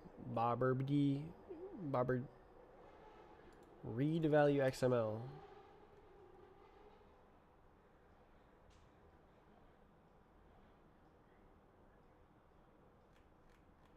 Who did this? Who does read value XML?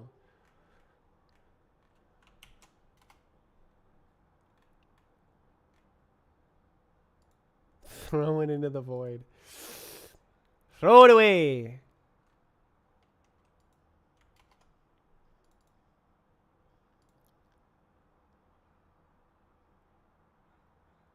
String. Yeah.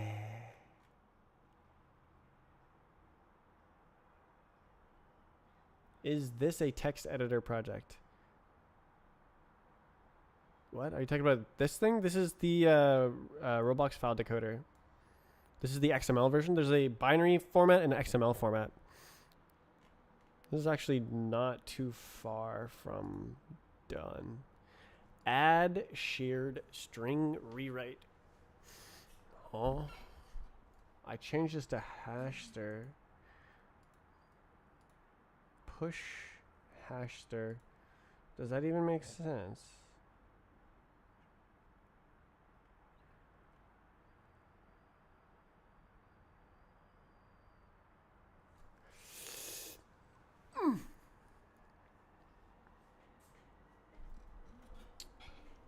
Oh. Wait, really? Oh my god. That's how shared strings work? God, Roblox is so bad. This is Roblox. Are you literally Roblox Carb? I am literally reading files that are in the Roblox format.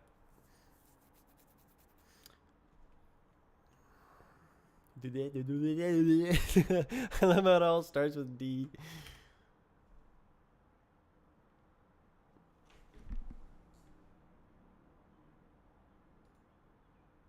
Can't see, the damn sun is in the way.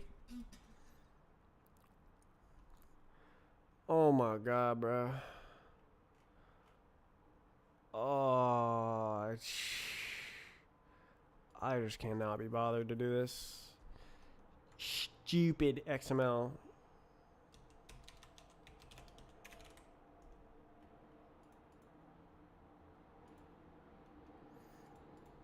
Alright, so yeah, all of that is like stuff. We do those. Good God. It looks so dumb. No.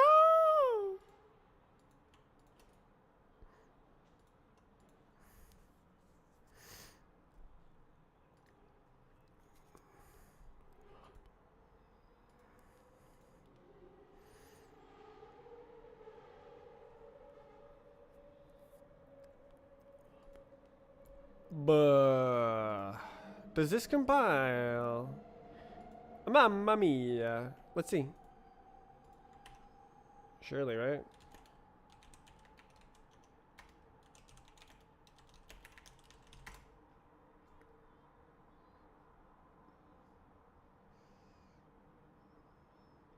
No. Not covered. Oh, that's fair. I did do that, didn't I?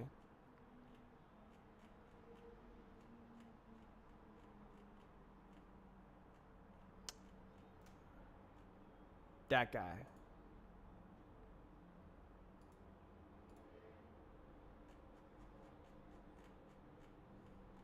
Where did he go?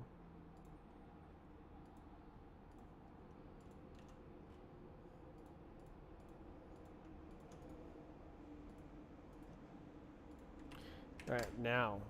Nope. Tree insert function may outlive. Boy.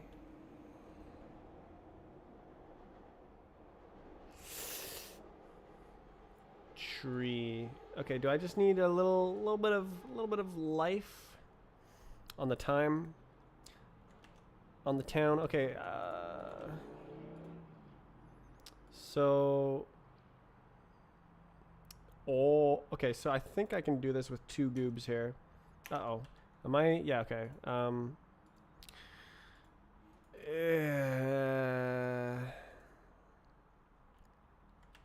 right, here we go. We have dom and de, which outlives dom.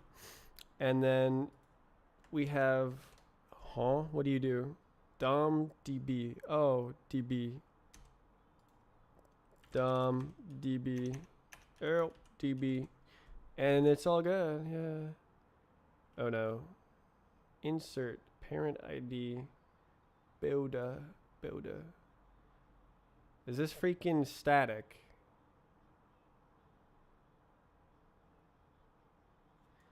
Mutability XOR aliasing. I don't know what that means. Instance builder. Who is saying tree? Static. You.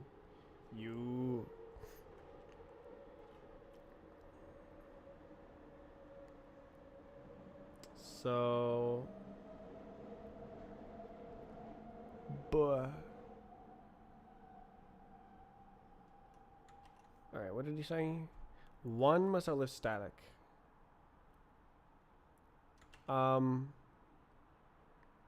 Surely.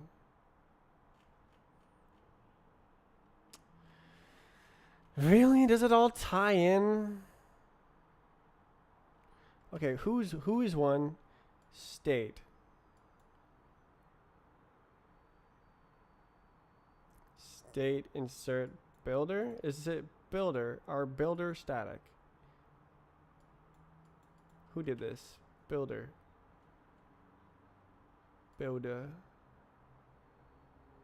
Don't be looking like it. Class name, prop capacity. Okay, is it because it's freaking like returned? Like state? Yeah, okay. So if we go dom here, please don't kill everybody. Oh.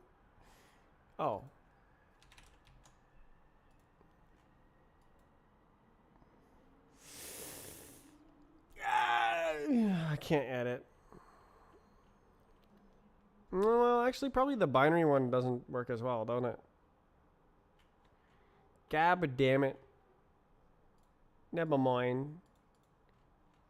So, well, I mean, at least we've got it, right? So that's something.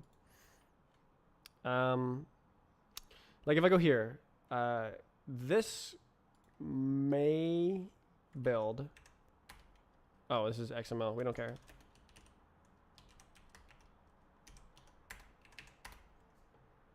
You good?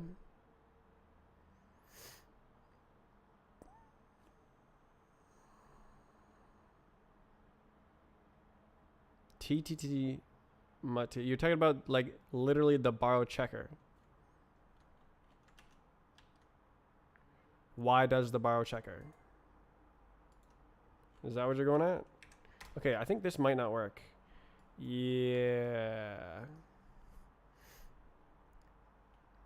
Okay. So it's the same. Okay. So I don't need to worry about it. Don't worry about it.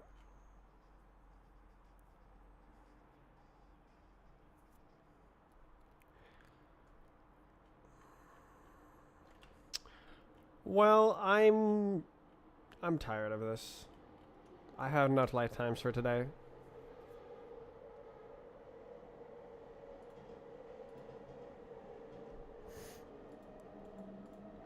But wow, I actually did it. I actually made rbx binary do the do. Oh, did I call this wrong? Yeah, nice.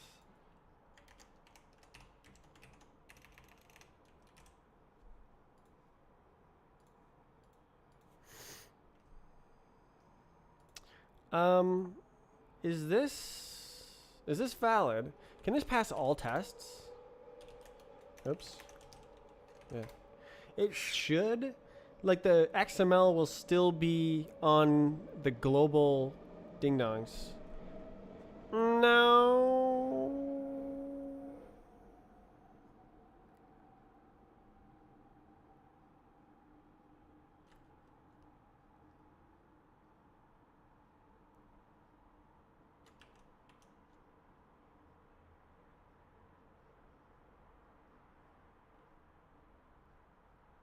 Why is your test output so fancy? This is the library. I didn't write any of this. They made super uber gamer tests. Like it's snapshots. So like what they're doing is they're decoding a Roblox file. They're saying part.name equals candy, or like it doesn't matter, just like some string. So they're using their library to change the file. So they decode, change, encode, and they have the before and the snapshot of after what it should look like. And then they compare when they actually run the code. Does it match what the snapshot is expecting? Oh, is that XML? Why did it fail this time? Didn't this one succeed?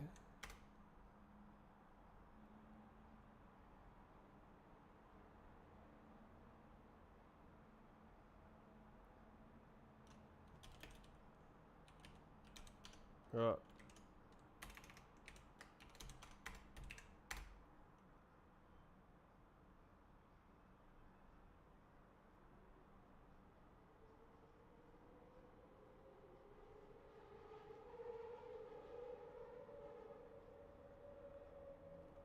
Huh? I thought I passed the tests. Crap.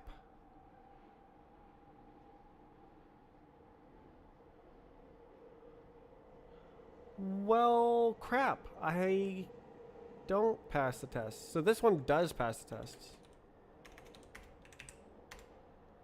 Right?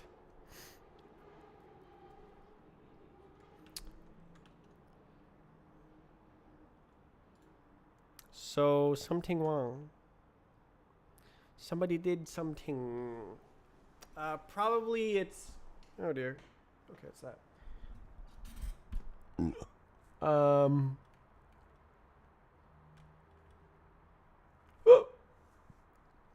Oh, that could be it actually. What do the little testy guys say?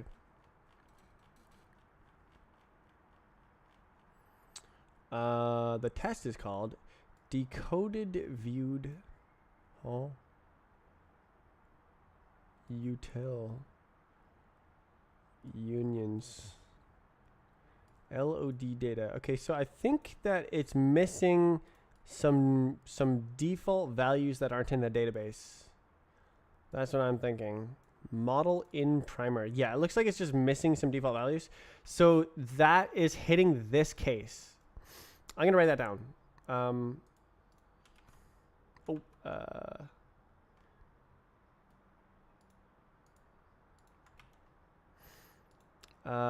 So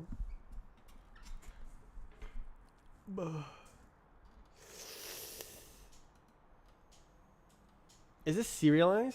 Deserializer.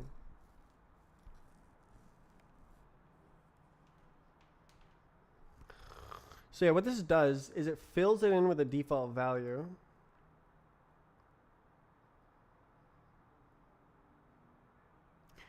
But it can't do that if it can't decode it.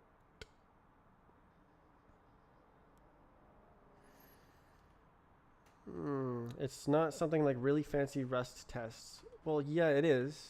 It's using like Snappy Dappy something Insta. It's using a Rust library.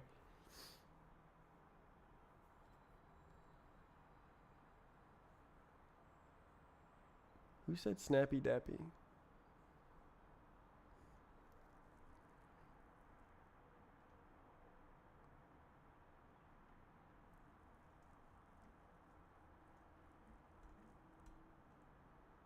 Optional.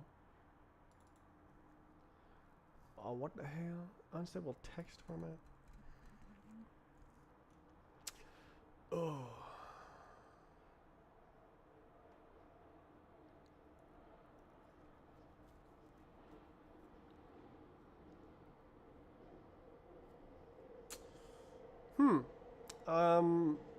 I did not realize I was failing those tests.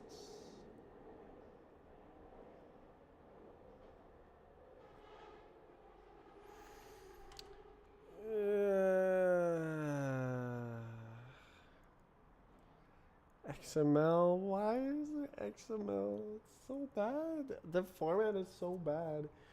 It's okay, it's okay.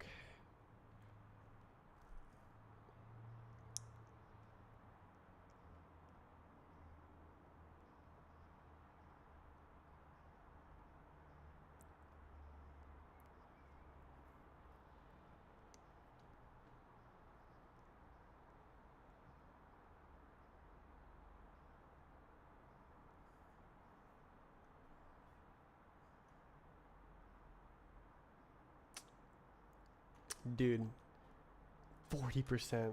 Oh. It's 40% reduction in decode time for Miner's Haven decoding that place file, which is like that's a real world test case. All the other ones are like micro benchmarks, and it actually wins on most of the micro benchmarks except for the part serialization. It does win on the deserialization. I don't know why it doesn't win on the serialization.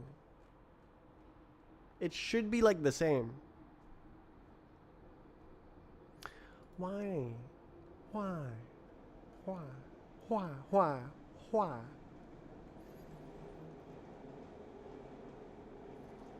This is like hashing extra? You ain't hashing. Prop name, find canonical property. Like, don't it always gotta do that? Find canonical property. Don't tell me the other ones are like dereffing into stirs.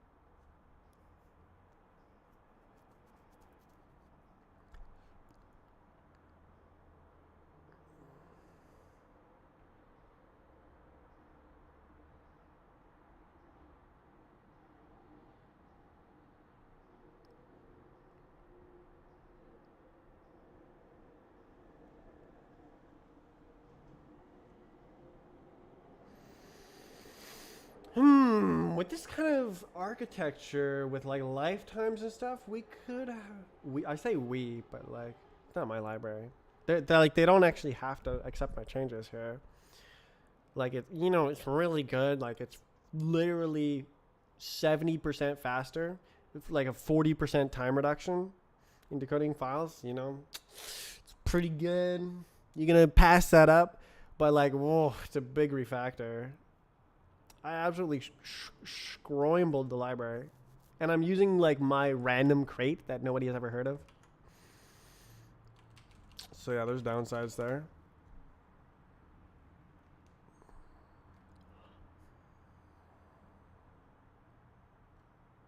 No way.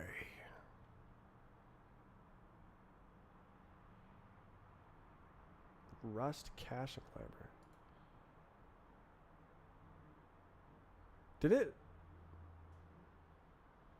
Did this have an AI summary here?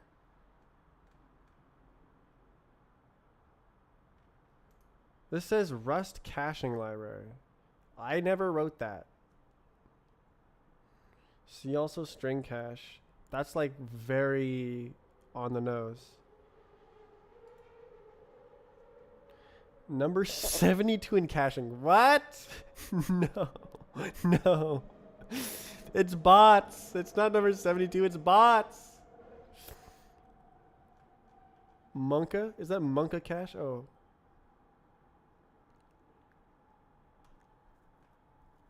Foyer.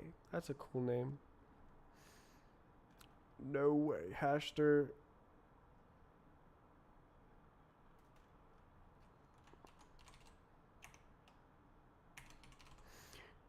No way. What is that? Recent downloads. Fast RNG. Why are you making custom RNG? Just use Rand. What are you doing? Like RNG is like super hard to get good.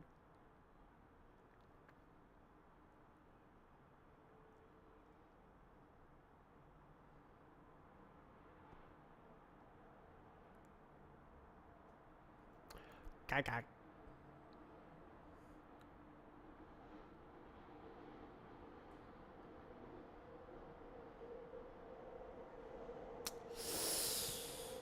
Yeah.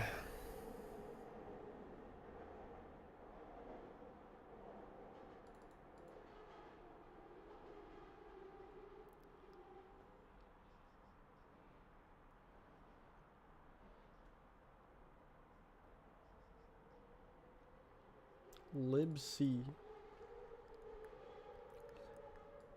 Oh, I see.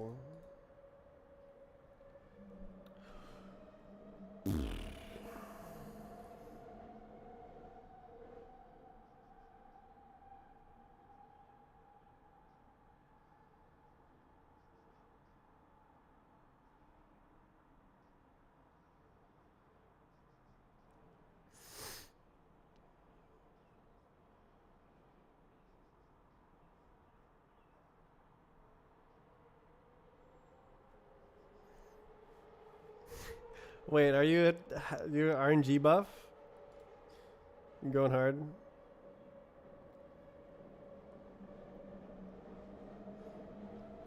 If you're having fun, that is fantastic. No way, it's my description. Let's go. Reservoir sampling. I don't know what that means.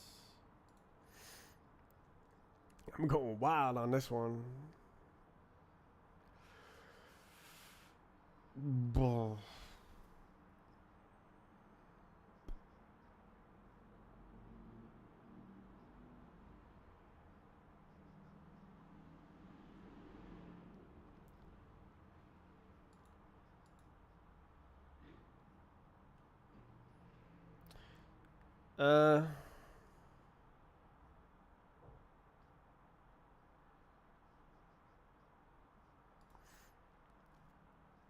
I actually have some results.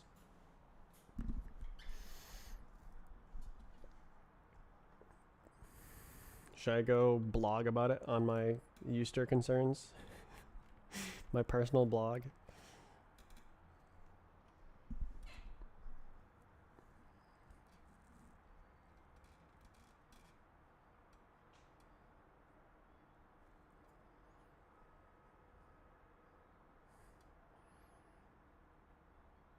What's Euster? Rustcrate. It's my direct competitor. It's better for global string interning by a bit. It's what, like 15% faster. They're using like a lot more unsafe, and like really making it small.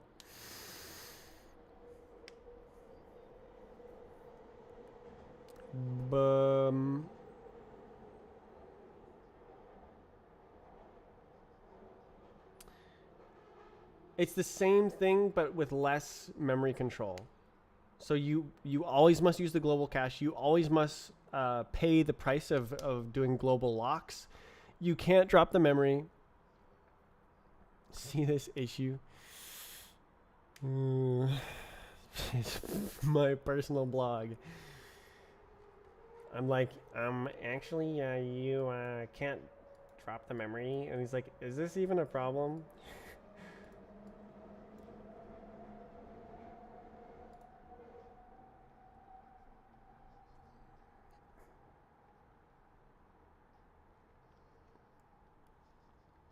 Hard-coded 12 megabytes memory. Yeah, if you go check the Euster crate, it allocates 4 megabytes for the cache and 8 megabytes for the storage by default.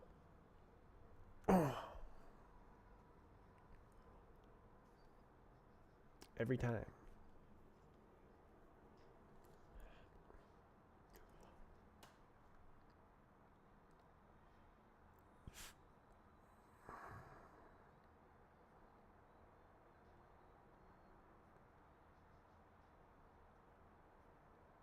God damn, it's so cool.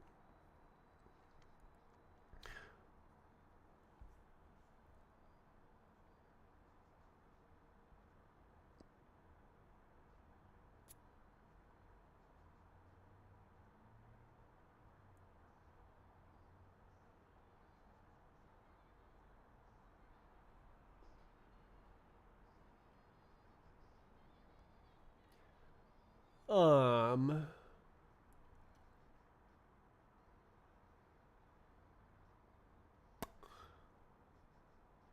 Huh.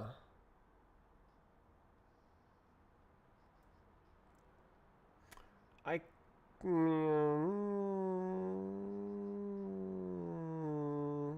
Lazy static.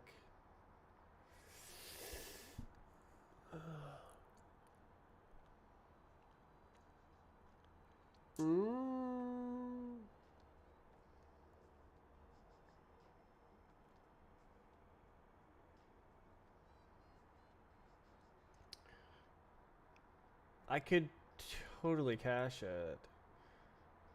Kind of sucks since it's the same thing. Since Euster only stores unique strings, you need an extravagant amount of strings just to get it to overflow. Yes, my point is that it's unbounded if you have input strings. So if you have some sort of untrusted script that's always trying to make new strings, then it's going to grow indefinitely. And other edge cases like that. And like you can require one to exist because this is an optional value. It'll check if it exists and then give you it or give you a none value. Can you write a proof of concept? That is what I have already done. Something that's randomly generates strings. I mean, that's why would I need to? It's a demonstrable vulnerability. Another thing is you always have to pay the hash cost at runtime. There's no way to hash at compile time. And so my library has compile time hashes.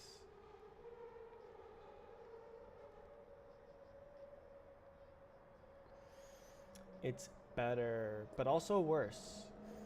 The Euster has a very well-oiled happy path for the checking the cache and stuff. Like they have a really tiny hash map implementation, absolutely minuscule, just like no, like full custom. They just like are implementing a hash map custom.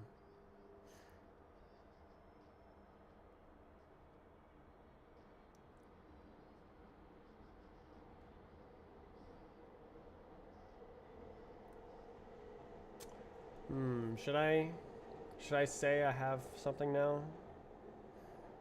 Or should I hold off longer until I have XML as well?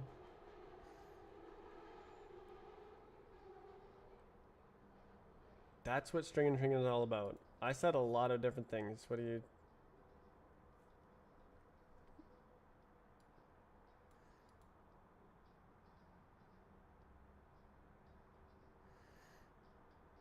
So like this branch, part 4 of rbx-dom on my fork has my full implementation for rbx binary, but it does have a missing feature, which is it will create a default value for unknown properties that with a known type.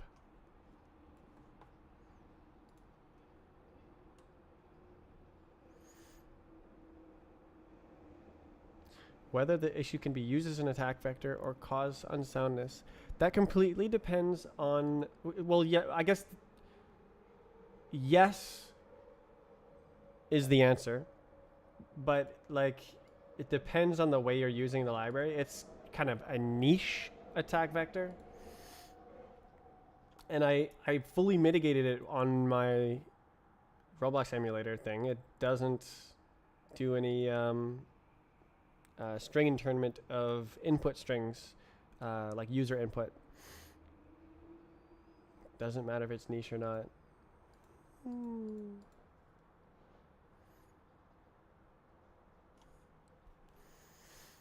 Denial of service.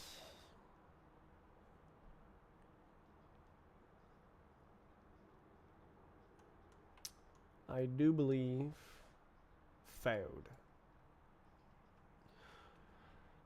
Optional coordinate frame models. Boy. I mean, they got a test. Humanoid only set collisions on state change.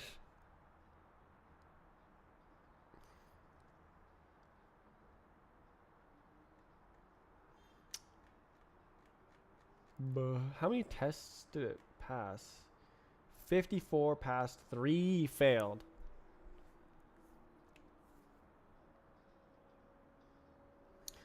Proof of concept explains fact. I mean, they agreed with me. I don't need to. Are you creating? That is not the intended use. Yeah. So like, it seems implied that this is a possible attack vector, but you're not supposed to use it like that, right?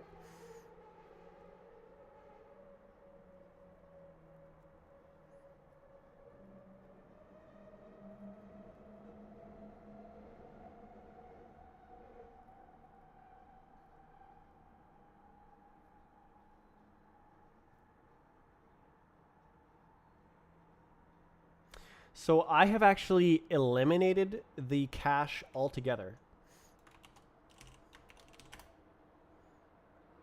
So if you look at my dependencies, it says like this, like this. So this has Serde. Oh yeah, this one has global. So this is a cache. I haven't done this one yet.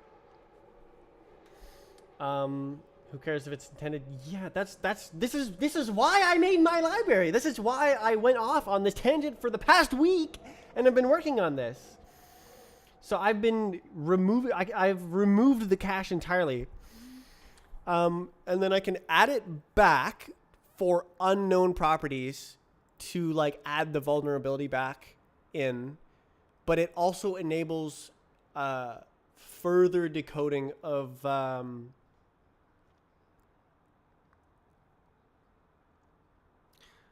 invalid files. So like if you decode an invalid file and it rejects it, that's kind of a good thing, right? So that's what I'm thinking, is that I have a version of the decoder that can only decode valid files, and I have another version that's like vulnerable but more flexible, and you have to use it explicitly.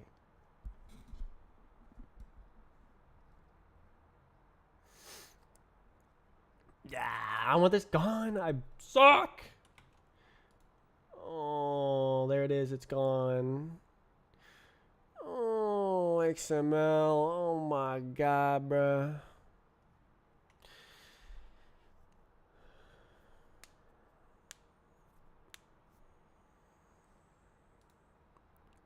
XML. Did I change the... Oh, I didn't change the freaking stream title. Oops. Hashtag for sting deduplication. This is the YouTube title. Hashtag for rbx-dom. rbx.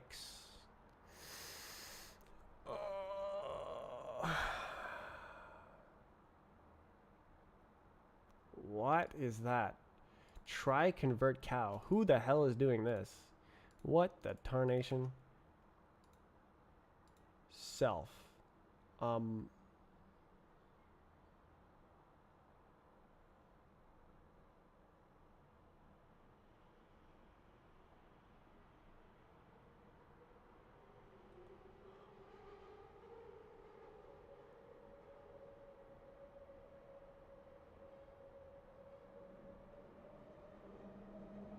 Self? How? Why does this? Why is that? Oh, is that cow? Oh, it's another function in here. My God, what the hell? Convert variant. What the hell? They go absolutely crazy with the cow here. Look at it's all owned. What is the point? Was the size of a key in the cache? In Euster, it's 8 bytes. In my thing, it's a fat pointer, so it's 16 bytes. Maybe that was a mistake. I have the length of the string on the fat pointer, but I could totally take it off and use and like store the length with the hash and the stir and make the pointer smaller. I can get that to 4 bytes. Yeah, it's not that important, but true. That's a good point. Single global cache ever? There is no cache whatsoever in this version.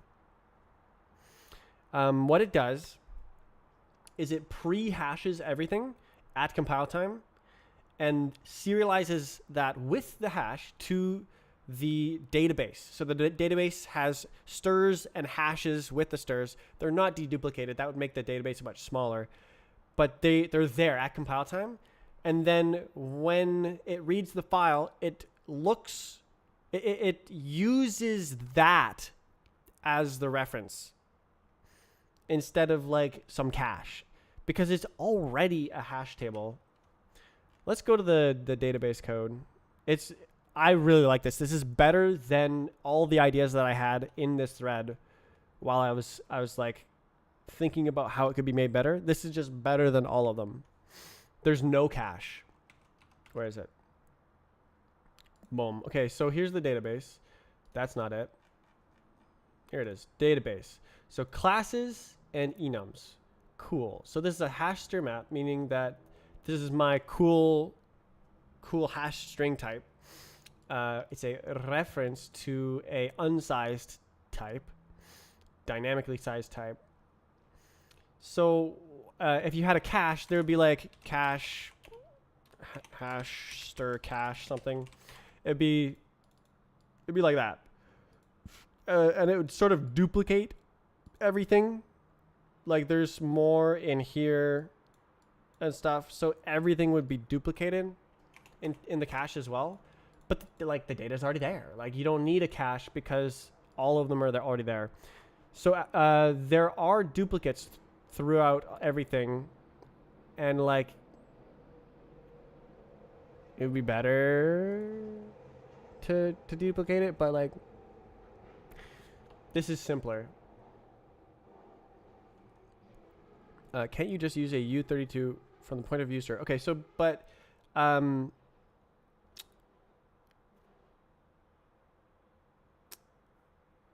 the memory alignment gets in the way because like you're asking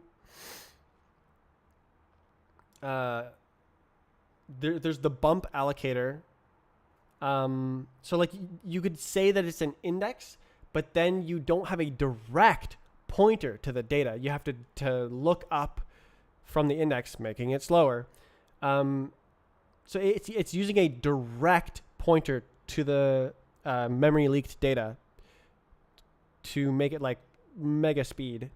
So what happens is like the bump allocator asks for a slice of memory, and then it like fills it up with U-sters, and then once it's full, it doesn't deallocate that memory. It allocates more, and then but like it's not necessarily anywhere close to it, right? So you need the 64-bit pointers, or unless like there's a way to allocate a specific region. Global static stack allocator. It's a bump allocator.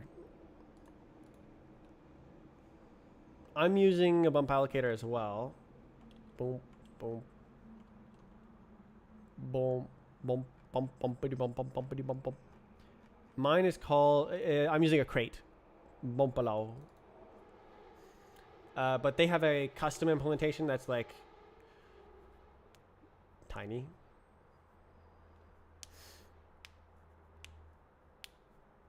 Very cool. Bump, stack, arena, all the same thing. Cool.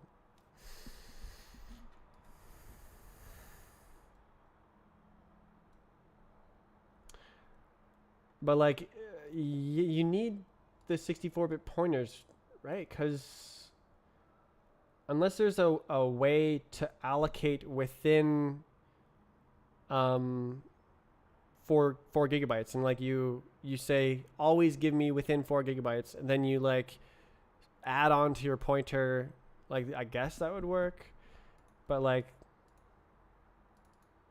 it's a little bit inelegant. And also you're limited to 4 gigabytes. Does that make it 17% slower? I don't know. And I don't know what exactly I said that you're referring to. Which thing you think is making it slower? Ugh. A U32 offset. I have no idea. I don't even know how to do that.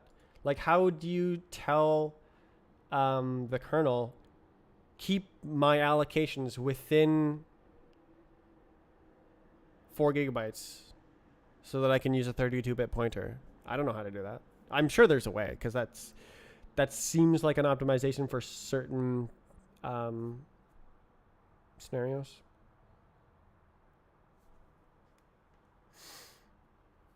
And then yeah, there's also the idea of like an index instead of a pointer, and then that's simple. Like you're not gonna have 4 billion strings. I mean, you might, but fixed 14 megabytes. It is not. It is bump allocator 14 megabytes or 12 megabytes. That's just the hard-coded starting point. It always uses 12 megabytes at least. Mine actually uses 0, I believe. This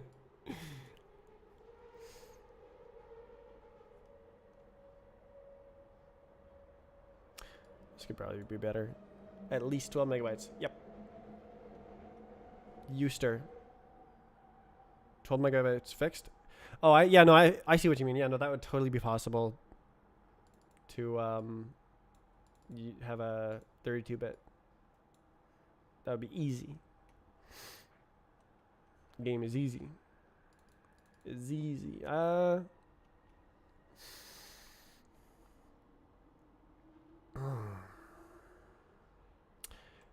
So I have the fat pointer with the length on the stack. I thought that it would be really cool because I could immediately just go straight to a stir like this, but it doesn't resize the fat pointer when you do this in Rust, which was shocking. I was shocked. So you have to like pre-subtract. Oh yeah, there. Pre-subtract the hash size.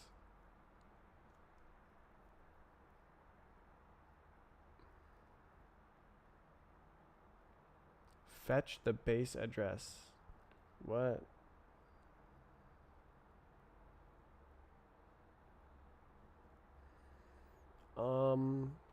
Can I actually am curious.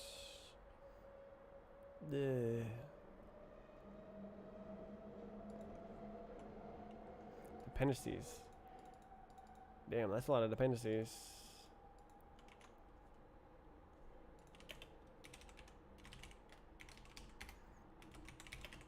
And I'm adding another one.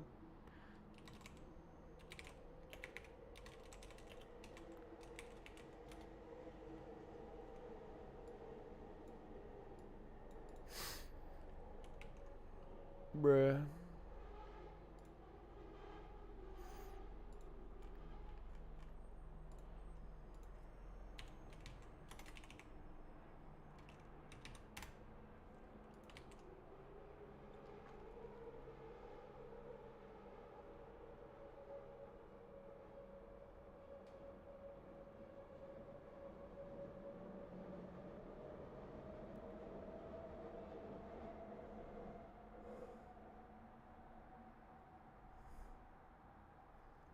Stir is unsized. That's not the problem.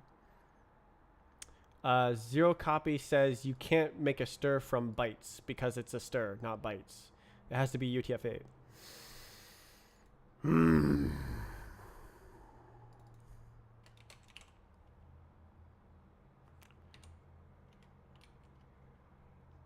But you can make a stir from zeros. Interesting.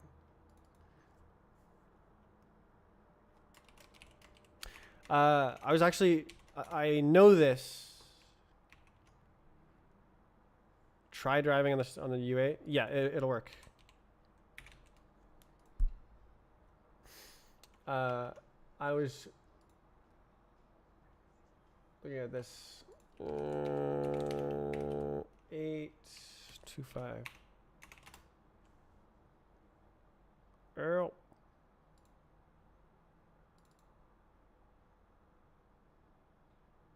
I don't care. I just want to go to the repository. I don't know why it didn't take me there.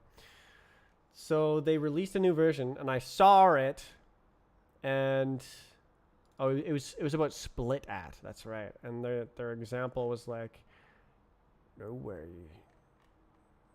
Okay, fine. Read it. We're excited to announce, and then it works with custom things. From bytes, known layout, immutable. Ref from bytes. Exactly the same as my function name, which is super goated. I'm very happy that a super popular library is using the exact same function name that I came up with on the spot. So this is the checks required to make it safe. So you have to check the length, and then you have to check that it's UTF-8, and then you can do it. And then this is the unsafe code to just like ignore everything and make it from bytes.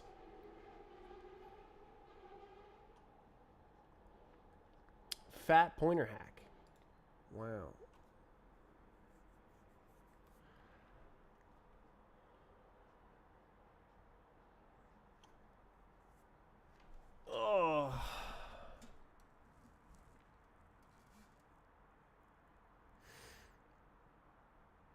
It's kind of hard to do this. But I learned a lot.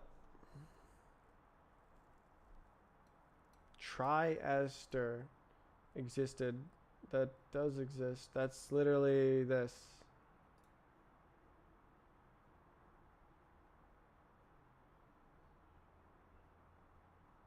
That's literally this function. Sliced at triester. Oh, I see a helper function.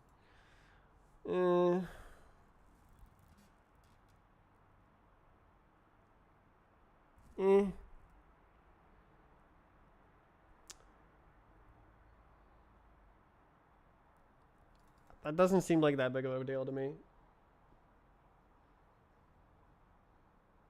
Slice from raw parts. But it's like...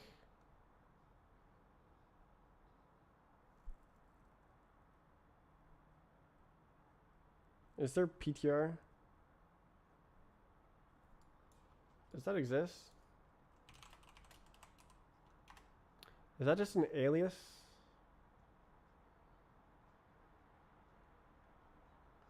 Why is that like that? Huh?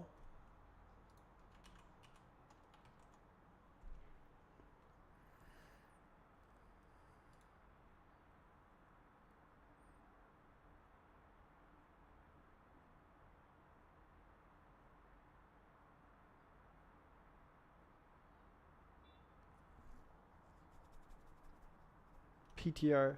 I mean, that makes sense. To me, at least. Because, like, pointer is all about pointers, so it gives you pointers. Slice from raw parts. Well, guess what you want from that? A slice.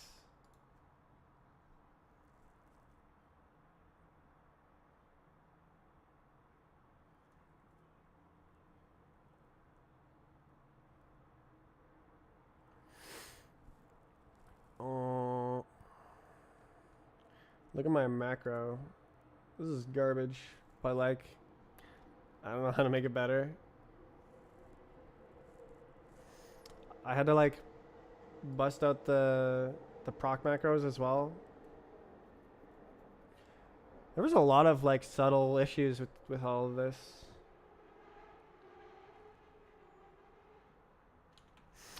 Oh. Well, zero copy didn't work. That is interesting. I thought it would work. Unlucky. Pause. Just go to the source code. It's like, it's right here. Here, I'll send you.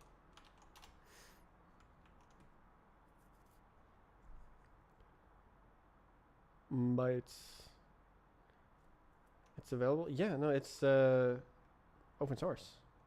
Even better. Better than source available. It is source open. It's also on crates. You can just straight up use it outright. My dog water library. I really wanted it to be simple. I was like really happy when I implemented it in 150 lines of code, but no longer. Come on, man. 900. Oh my god, bro. No longer a simple library.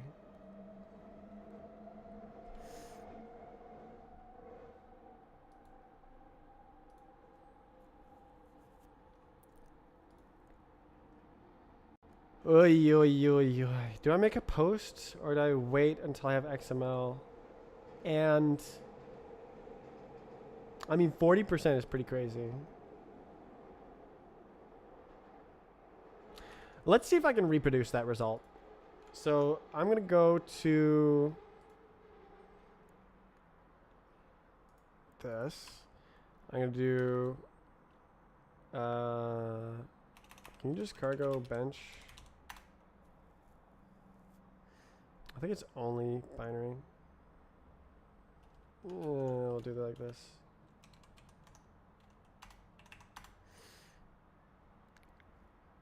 Alright, I'll be right back. Being decompressed at runtime once. Compile time compression using ZSTD. I don't like lazy static. I think that's too high a cost.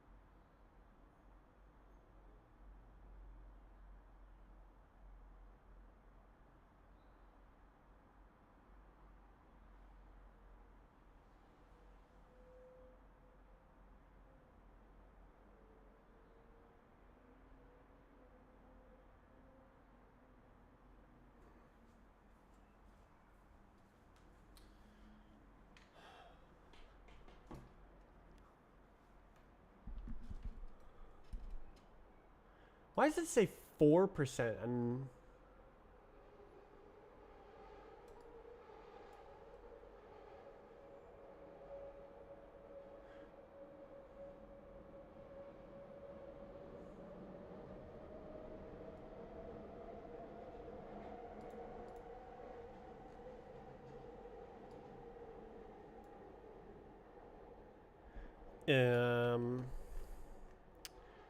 that is strange looking. Well, let's see if we can lazy lock. Well, that's the same thing, isn't it? Okay, so green numbers mean my library is better. Red numbers mean it was better as it is.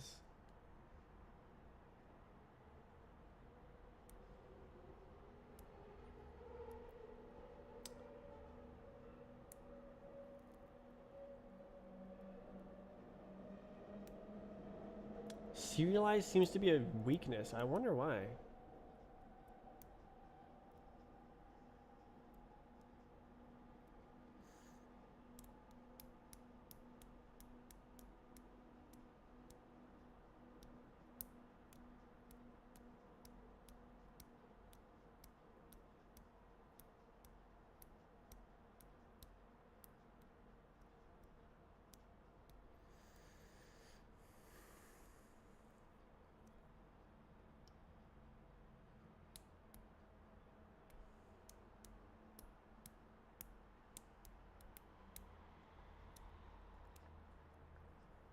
This is the weakest benchmark.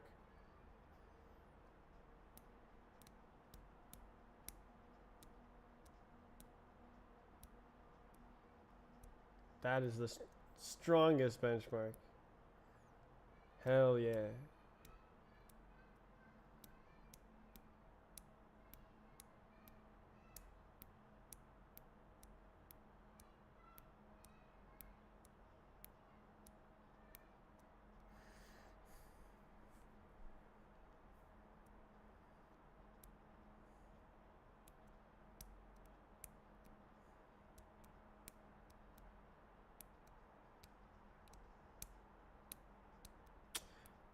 I'm curious, why does this one say 70%? Is it going to say 70% here? Last time it said it down here, didn't it?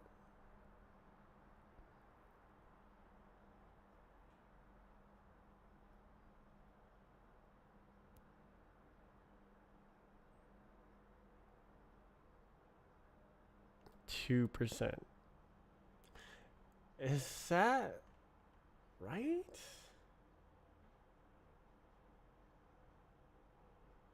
Oh. Was I misremembering and it was always like that?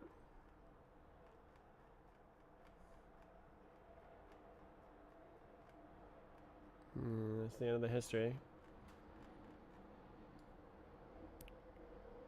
I guess I have the stream.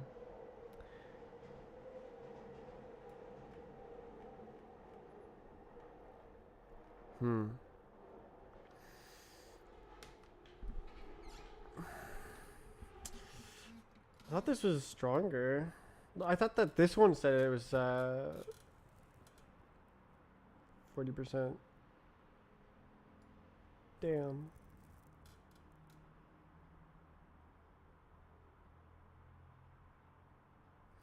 I mean, that's still good to be 40% faster on one benchmark. Just not the knocking it out of the park that I was hoping for across everything. Like, it does see like 8 or 10% here and there, or like on most of the benchmarks. It's the same or better. But there is this one, it's not better. Serialize is weak.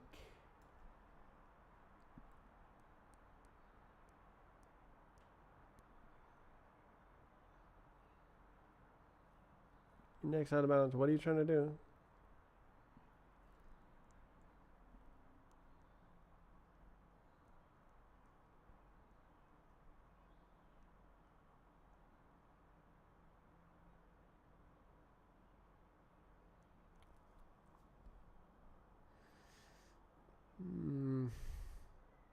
Hashing algorithm. A hash. The one.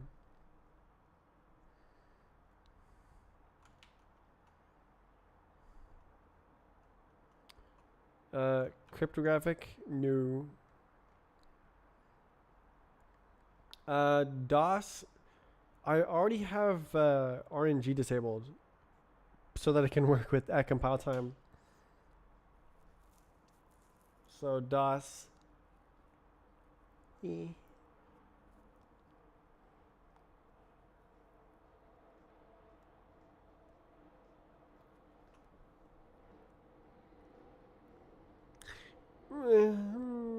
So we, yeah, you know what? No, never mind.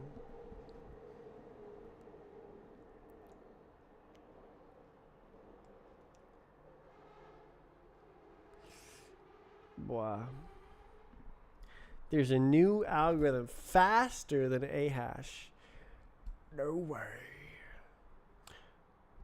Isn't Firefox hash like better when it's like 4 bytes?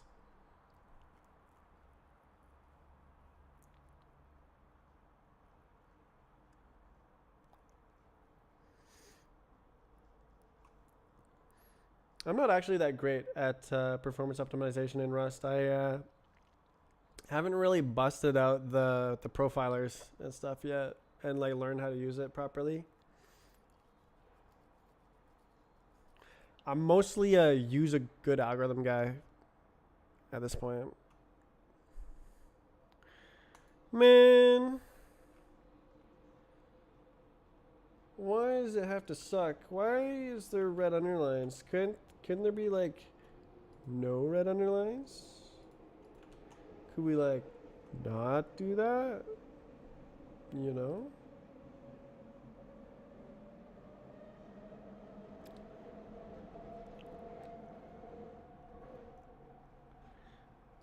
Why are they doing like that? Shared string hash shared string arc.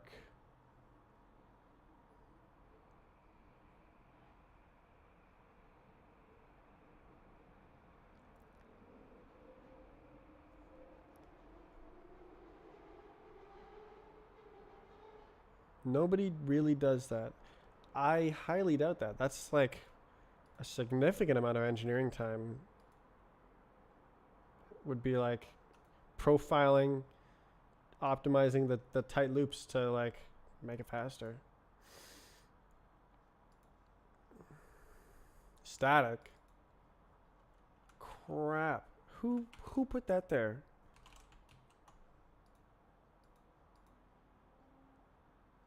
Oh, I can't believe you've done this.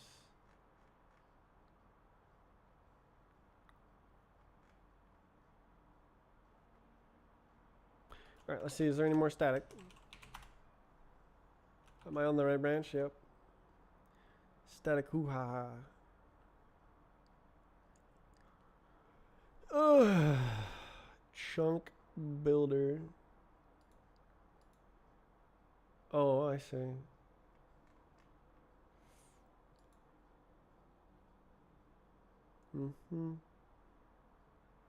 Static. Oh, true.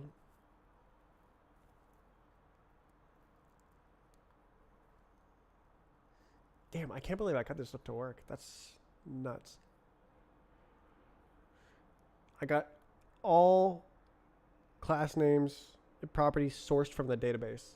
Very epic.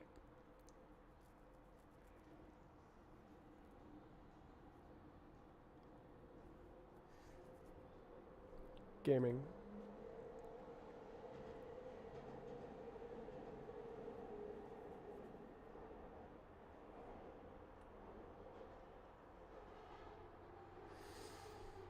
Earth.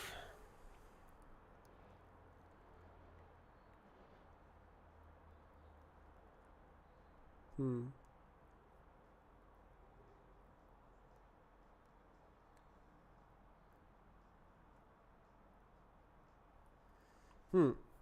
That's so cool. Yeah, it's so cool. It doesn't even care what the lifetime is. It just figures it out.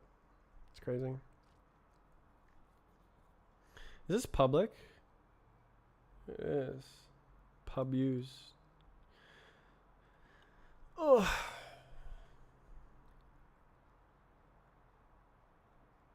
Nice.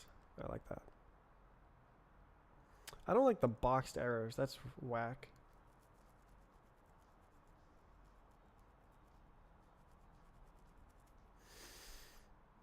Hmm.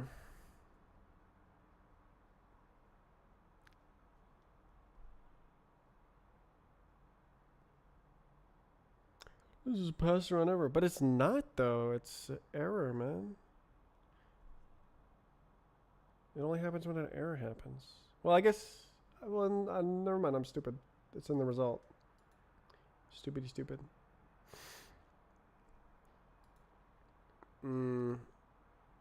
Okay.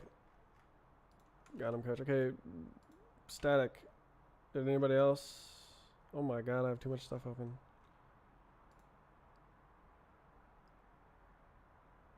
Error binary.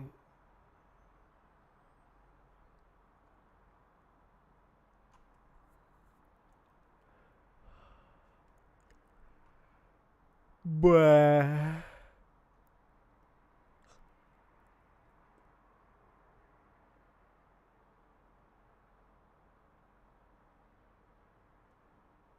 What's happening here? Clone into, alias into. What? Oh no.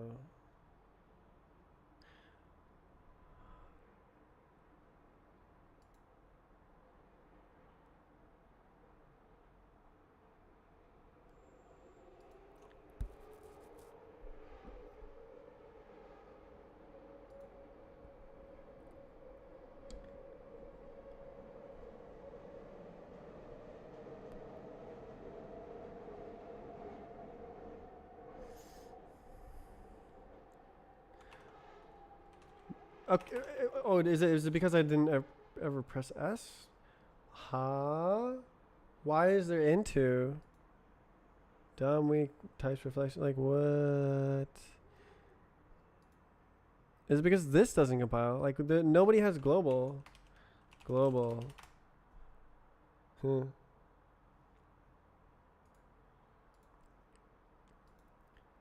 This should not compile. Let me go try it. Roblox reflector. Go. See? What are you smoking? What do you mean it? What do you mean there's no errors? That's just lies. What?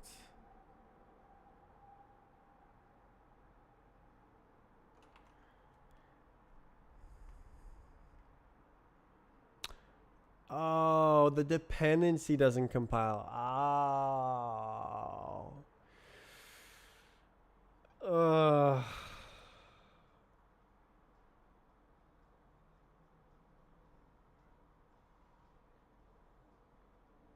Pain. Pain. So how do I do the other one? Like a string. So it has a option whether or not to use reflection. That changes the type of the output now. So I guess I disable that. So options. Who did this? Options.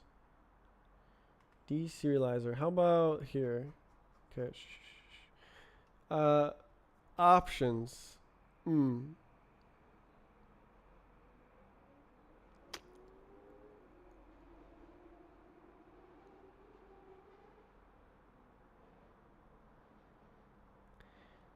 Database.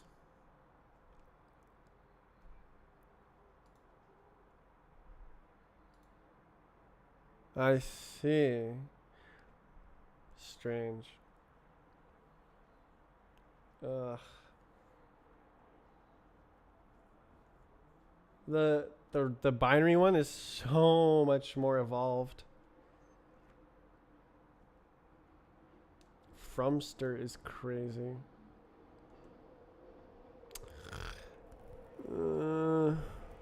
Static.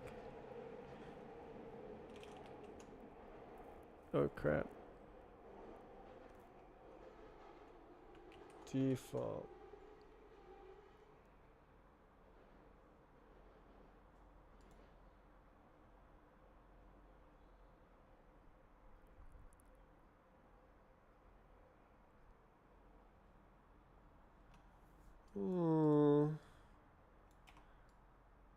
I think we can go like this. Uh-oh. One must outlive static. Oh, one. I guess.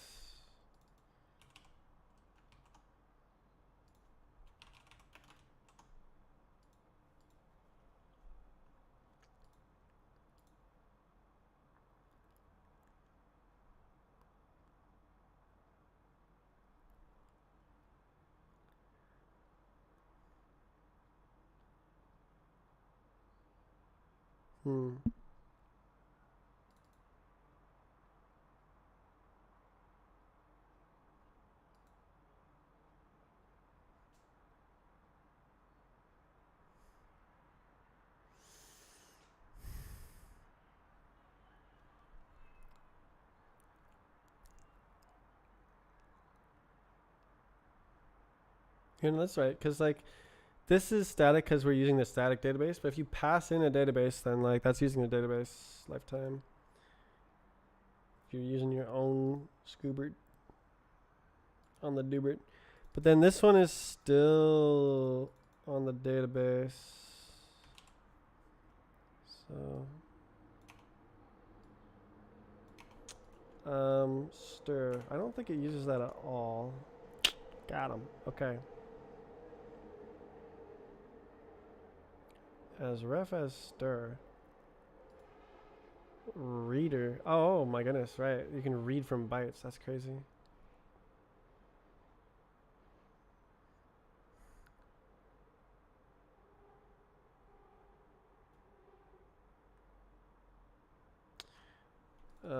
Yeah, static.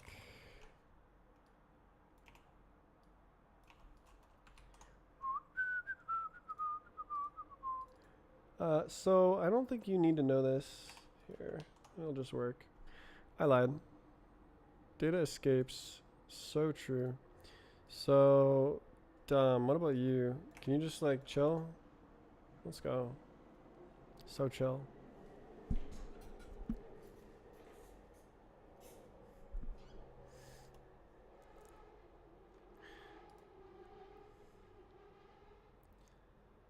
Uh,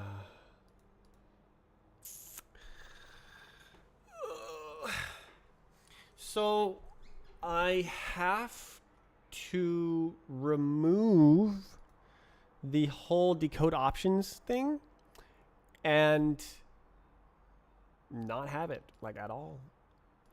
Decode property behavior, ignore unknown, read unknown, error on unknown. No, wait, error. You can do that?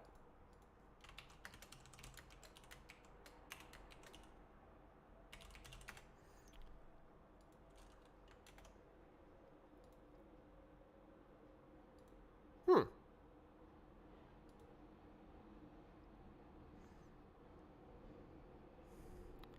Really big linked list. What even scenario is this?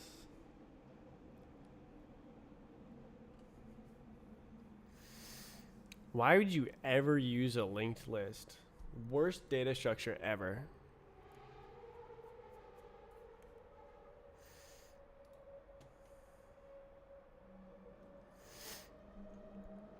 Cache is thrashing.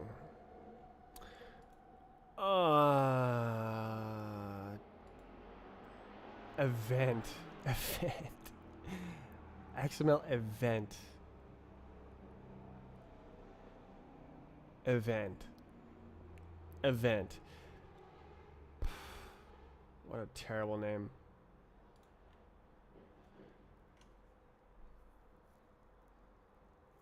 Static linked list. Why not just have a normal list? Why does it need to be linked? Like linked is like the most dynamic. Like you so you can like collapse it in the middle or at any point and like it can like grow and shrink anywhere. And you're saying make it static. Why? How is that helpful over just a normal list?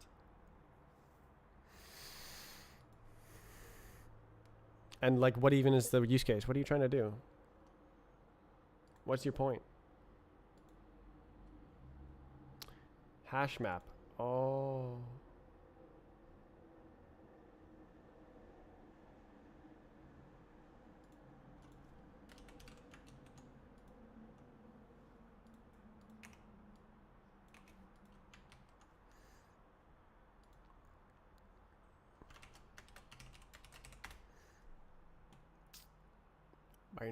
Binary string.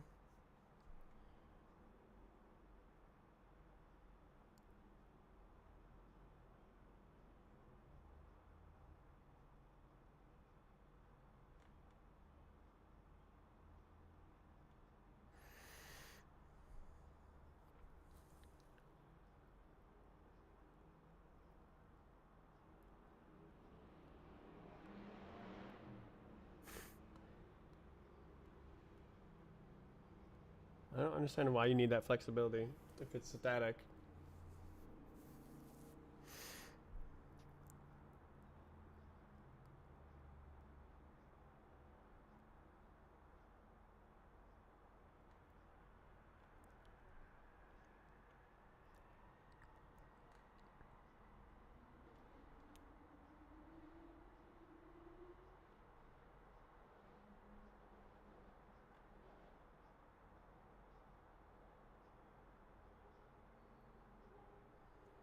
Ooh.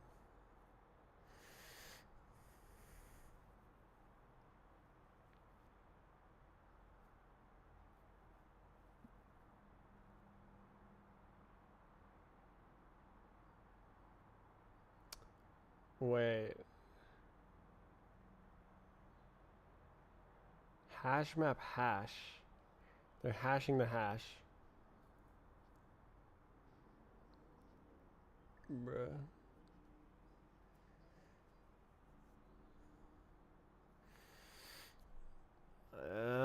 Gotta do one piece at a time. Pizza. Pizza. Pizza! Deserializer. Hold up. Wait a minute. Known shared strings. Who is doing this right here? What is going on there?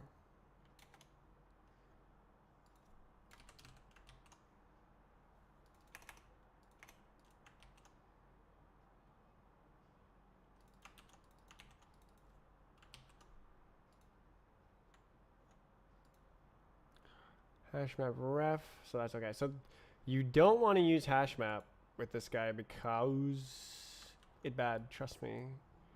Let's see.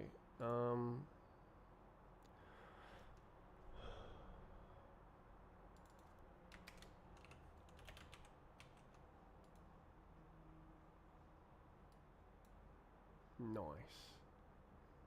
Nice. Okay, so that'll be faster. Minorly.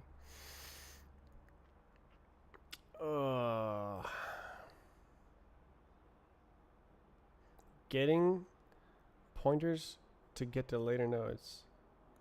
Like, the entire point is that it's giga fast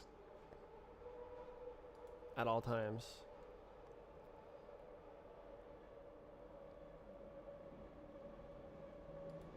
Follow pointers is just absolutely besides the point. Like, you've already lost.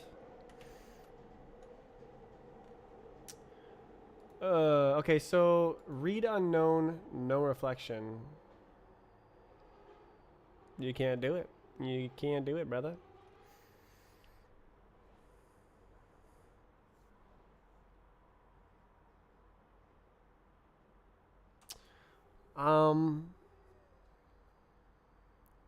Which is default? Oh, nobody knows. Ignore unknown.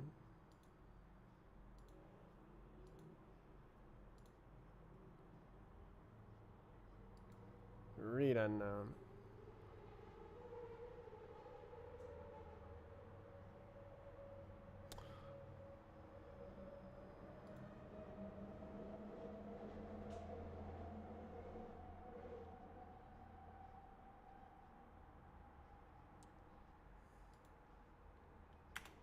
So this is not supported.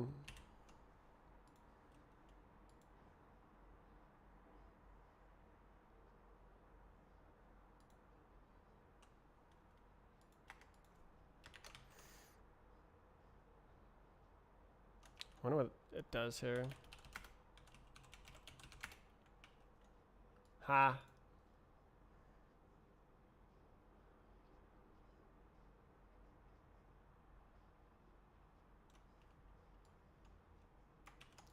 Oops. I guess I'll do like this.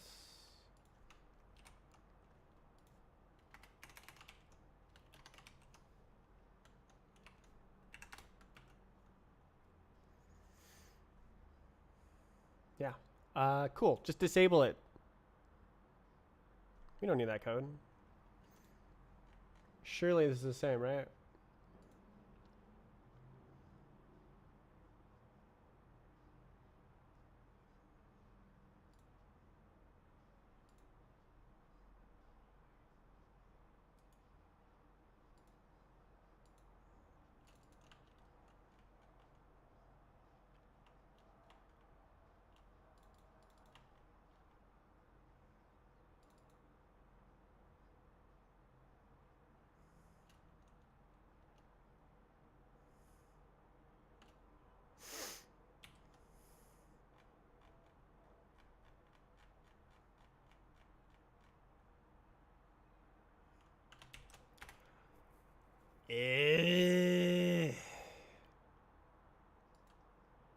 This is a macro. Nope. Read value XML.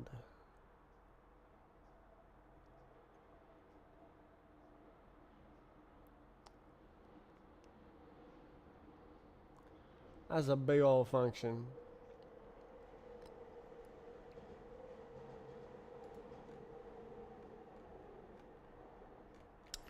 Else?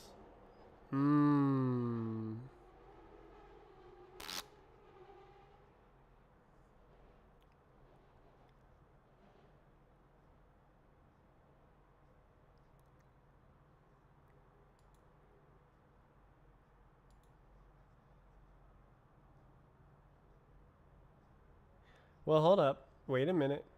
XML type name. Can we do descriptor? Cribbity crap. Type name.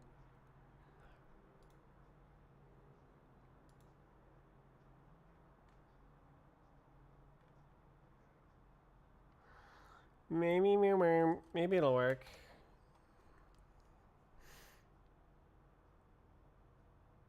An allocator that can grow without invalidating previous pointers. That's literally what the bump allocator is. That's the bump below. It's also implemented in Uster. Oh my god, bro.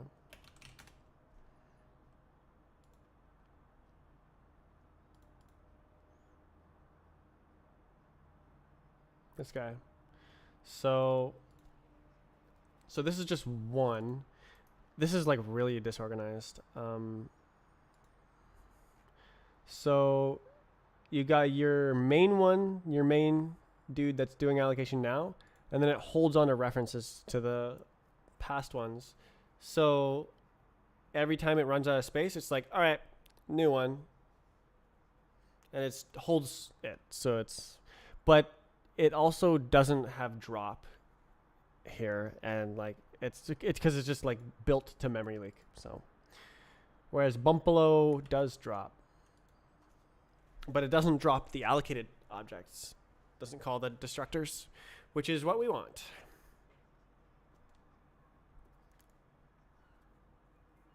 Not what I mean.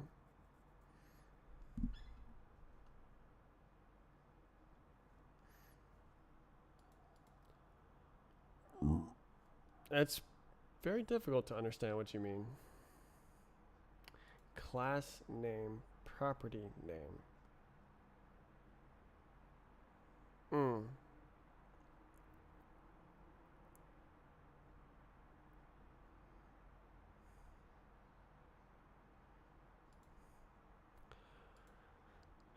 Descriptor. So what if we type name? What if we say this is a hash stir?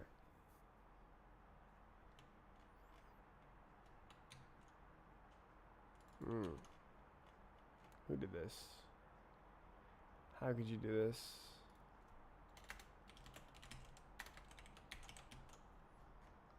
Bah.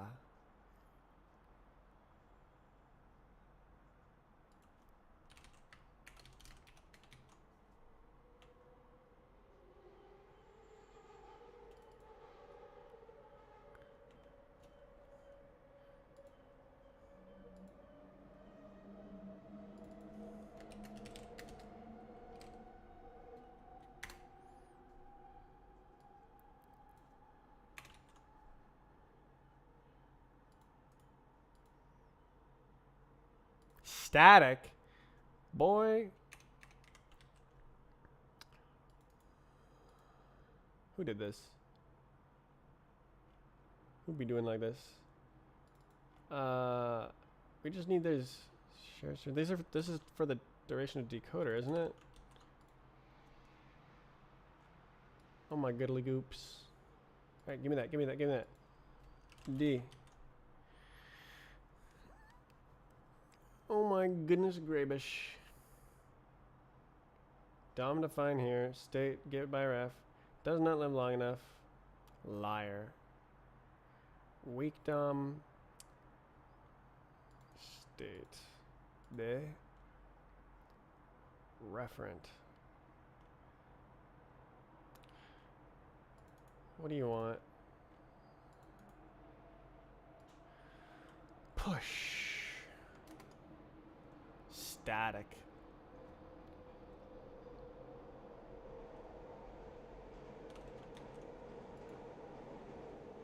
That fixed a lot of things.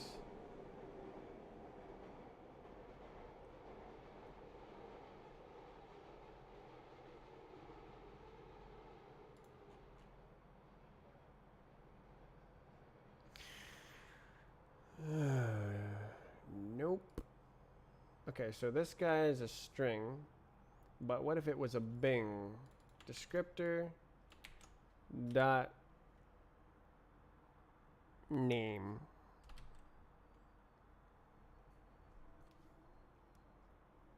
Oh.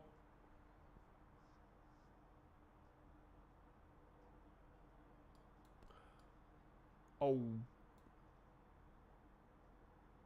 Oh. Oh. Oh. You can't do that. I lied.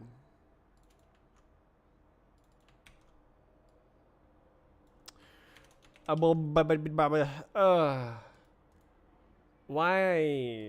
does it do like that? It's a stir. XML type name. So you go like XML type name. You match on it. Property name.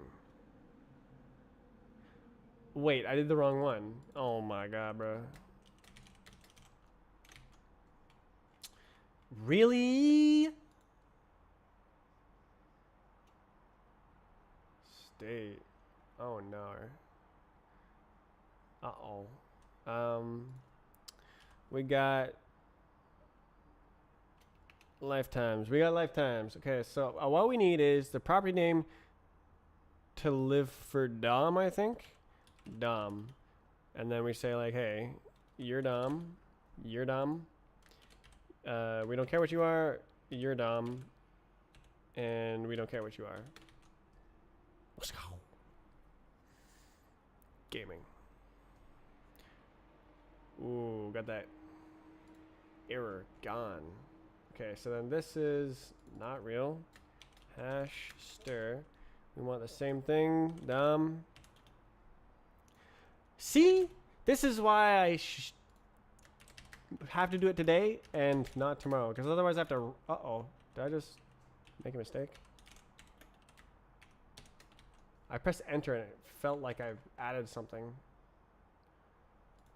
to the top. Alright. Use hash stir. No. Boom. No more error. Into, so you don't need that because it's already my jewel. So what do you want? Lifetime may not live long enough.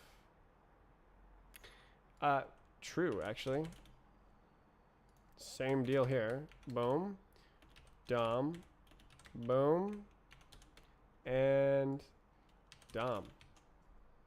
Holy moly. I actually understood it. Alright, what is up with this? Why? Dom outlives DE. Yeah.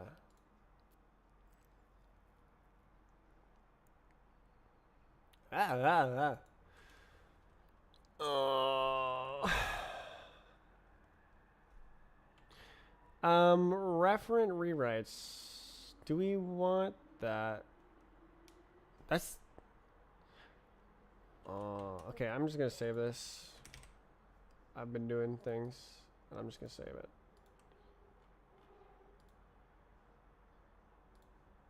Yep. XML bug. The bug did it. Property name hashster. Very true. Ignore unknown. Read it and throw it into the void. So the problem with that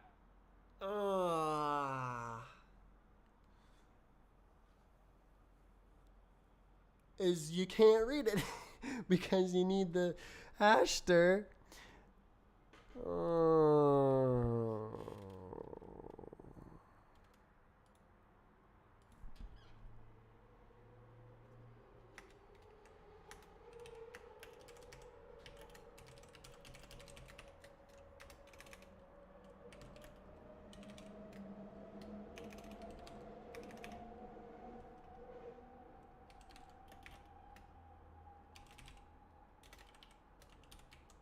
Wait, can I even do this?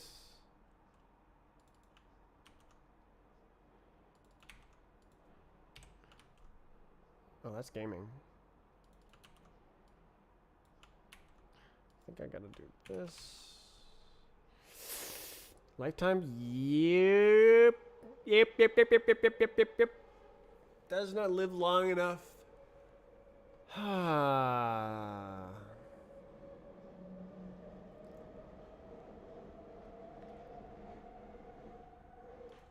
The only thing you can do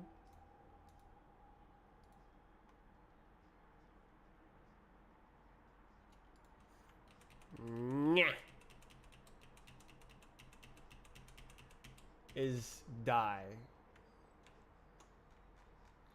Die.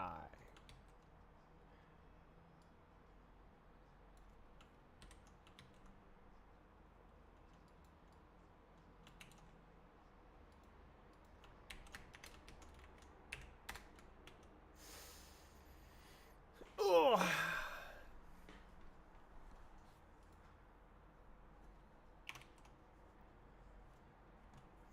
The only thing you can do is die. Die. Why are you being cheeky? Is somebody saying static and you don't like that? Who said this? I can't believe you've done this. I'm actually kind of close. So I just got to figure out what the hell is going on here. State.tree.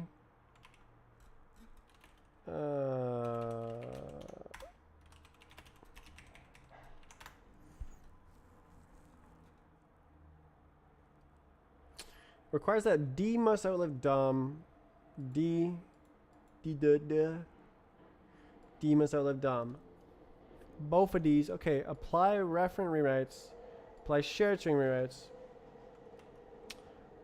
Get by ref expect instance properties insert property name. Ah.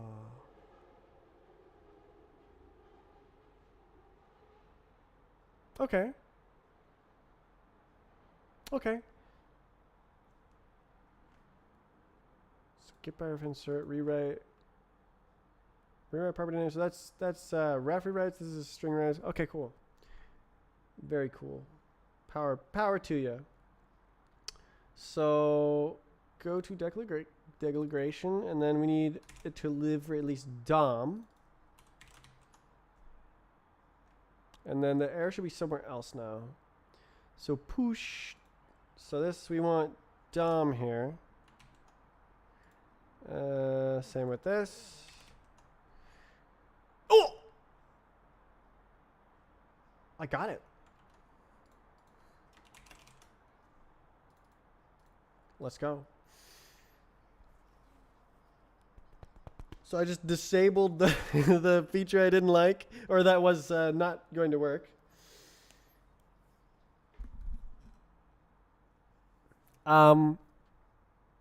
Yep. So now we get to work with this guy.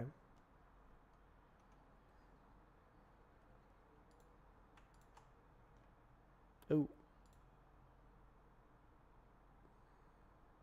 Oh. Whew. Okay, how big is that?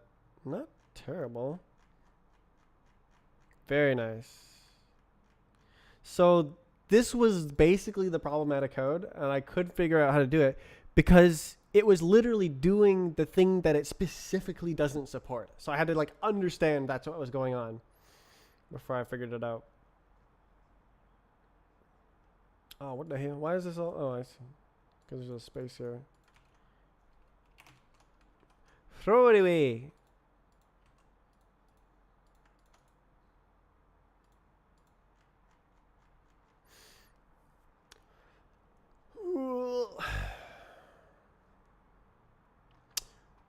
Yep. Okay. So. Oh, do we have one of these? Nice. Okay. So this is a complete goober. So what do I call this? Drop global clash and wrangle it. Yeah. No, literally that's it. Bing. Bong.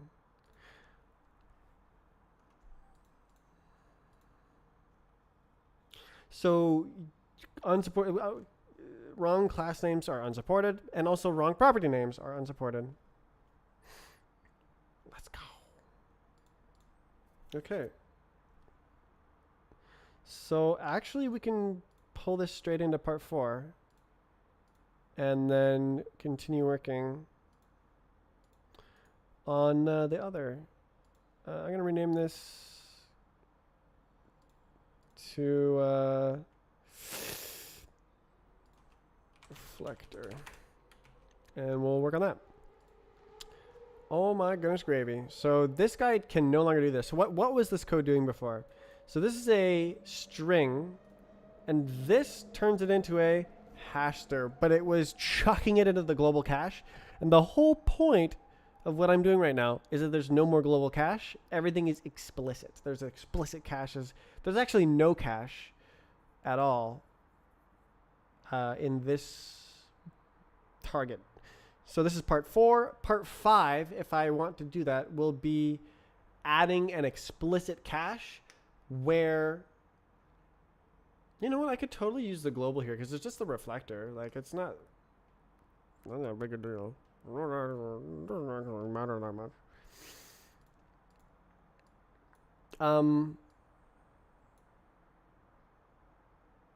No, we got to do it right, surely.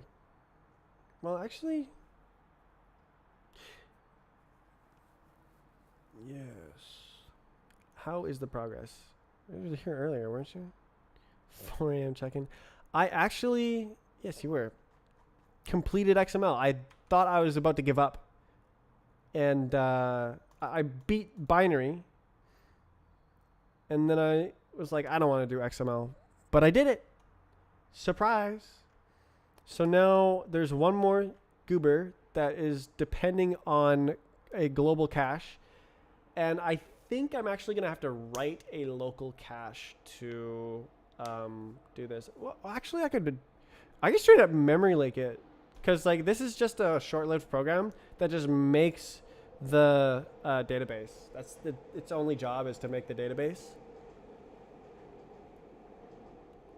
Bruh.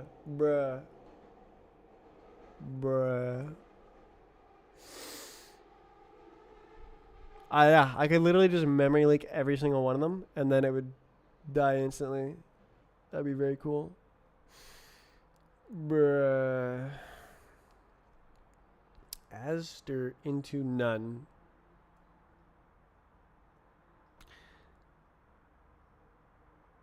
What is a dump class? Dump.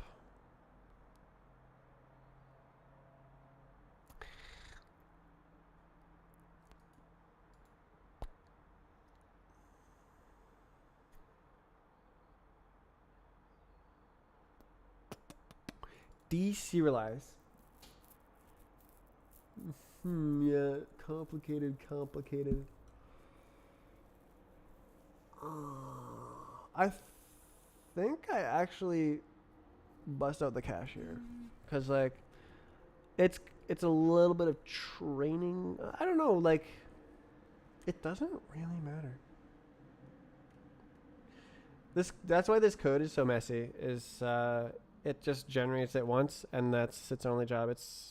It lives it outside all library users. It's only a developer tool. Aster into. Chuck it in the global cache. Database.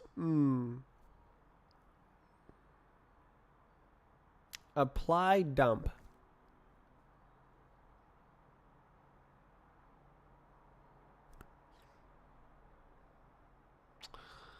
Oh, well, let's find the code. So we have a database and we have a dump. So the dump actually lives until the end.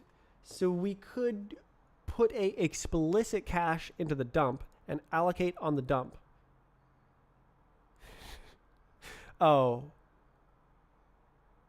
hold up. Oh, wait a minute. Hold up. Wait a minute. This is actually the intended use of the cache. Let me actually write it. So hash stir boom boom version 020. Let's see if my library works. Features, cache. Give me the cache. Okay, so then generate. It'll go like this. Oh my goodness. Host equals hash stir host new. Wow. And then cache, that's a mutable cache, equals hash stir cache new. New. Okay, so now I have a cache and a host.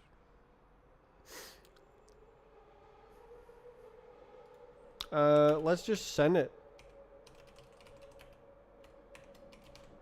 Blah. So we'll go to the dump. The dumpy will go cache is a mutable reference to hash or cache, cache, and then host is a immutable reference to hash or host. And then that's great. Just great. So now anytime anything is doing anything, we go like this. Cache dot intern with host index. Bada bing, bada boom. And that's it. So then I just paste this everywhere. Everywhere there's a red underline. Type name. Oh.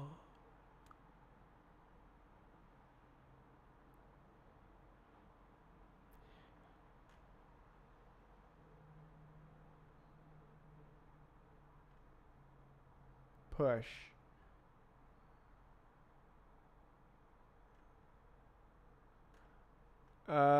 Looks like it's not reused. Gotta get some sleep. Goodbye. Thanks for joining. So I should be able to just kind of right here, and that's it. Clone into. Okay, it's not gonna like that. It liked it. Okay. Dump property.name as stir dumpy property name equals dumpy property name dump dippity doopity doop, and then it goes like this, and then dump property name, we already have it. It's right there. It's right here. Uh-oh. Properties hash map. The what? Wait. Oh, comma. Okay.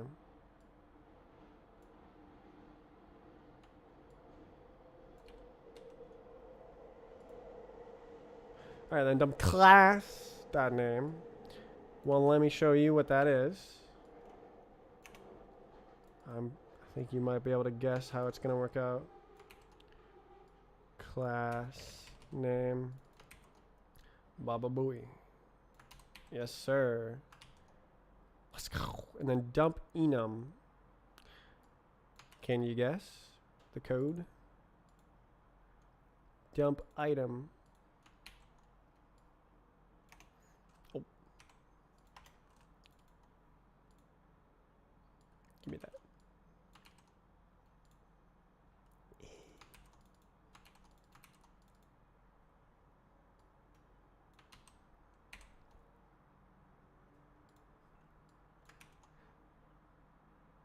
Oh, 4.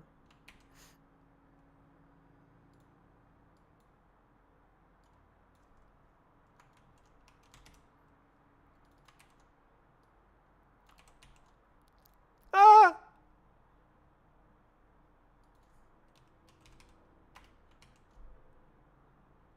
Behind a shared reference.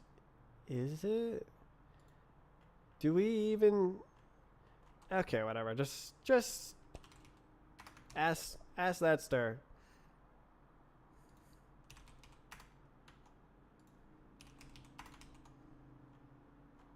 Nor. Lifetime not lived long enough. Lying. It's lying.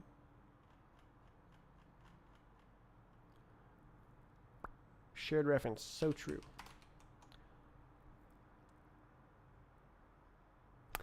So somebody lifetime has to live long. So this is the database. So we got to say, yes, the host is going to live at least long as the database. And the cache also live at least long as the database. I know how to do lifetimes. I like knowing how to do lifetimes. It's actually really nice. Default.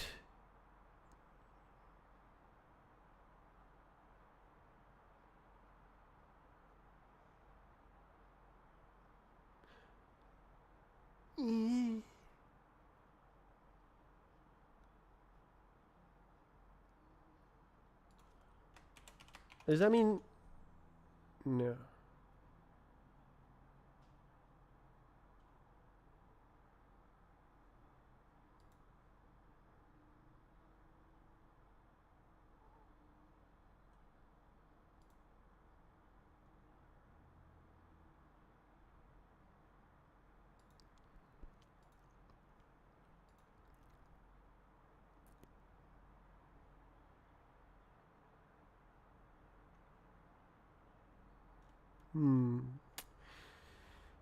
What's the best way to do this? So this was using from because it was static.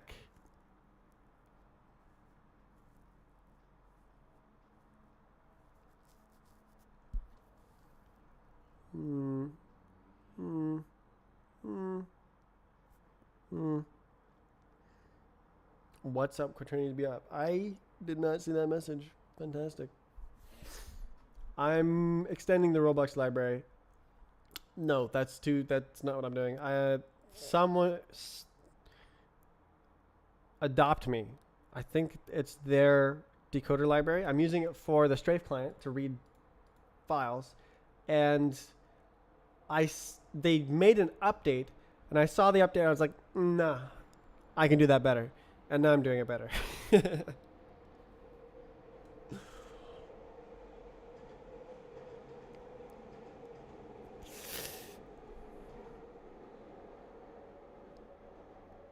This is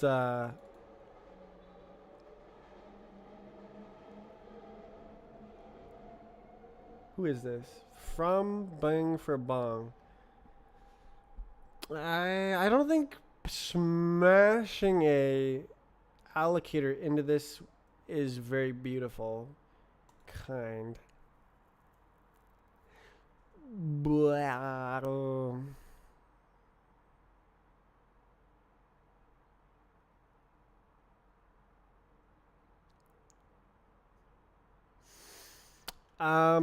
I can't think of any way to not make this ugly. I guess this is the where the ugly code should live overall.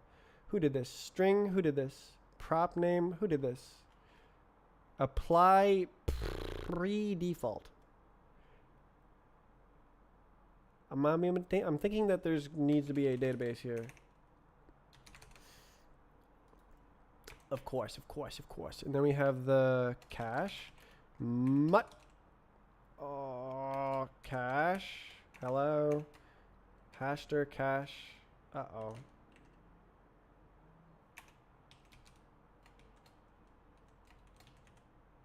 Why is this?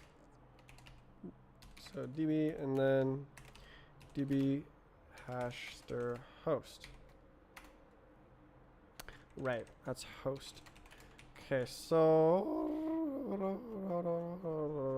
all the way down here. So prop name is a stringy thingy.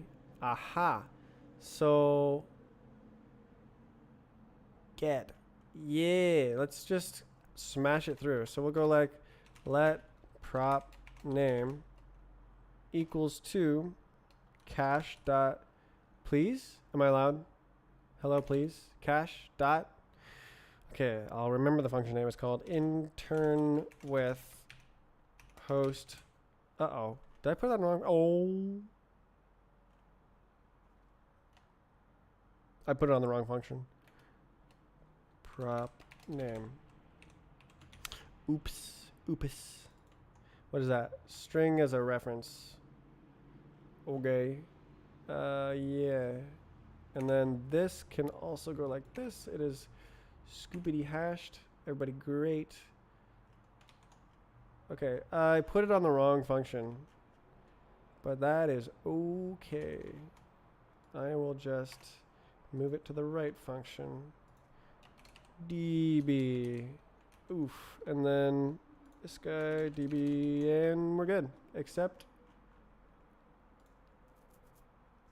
someone is trying to call the function. Don't be doing like that.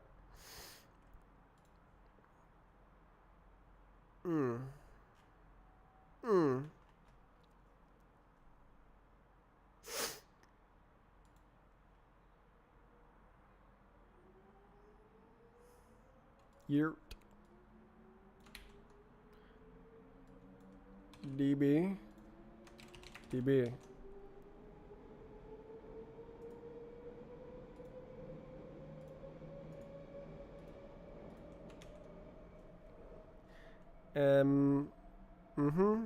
Cache.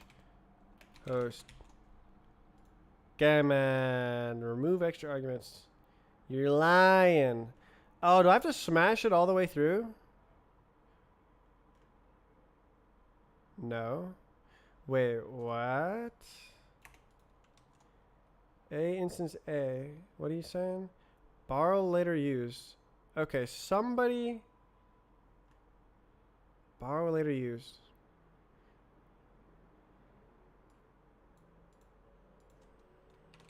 Does that make sense? Okay, so that wasn't the problem. Borrow later use. So it's wait. Okay, so we're borrowing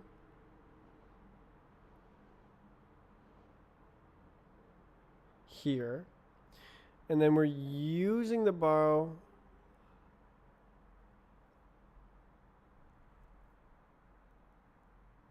DB read tree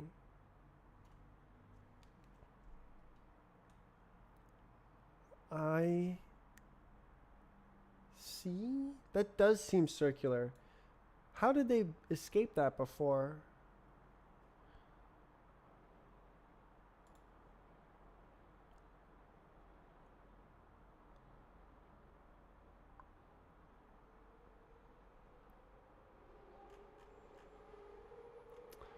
I thought it would be another one of these problems. Okay, I'm gonna think about that. I'm gonna have to think about that. So these are gonna be made ugly. That's what they are. That's just unlucky. That's the way it is. And then generate. This does need cache and host. Uh-oh. Oh. I see. Okay. What you say?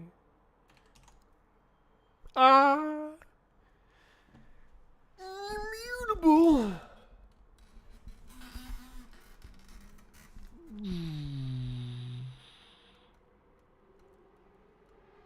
It is borrowed.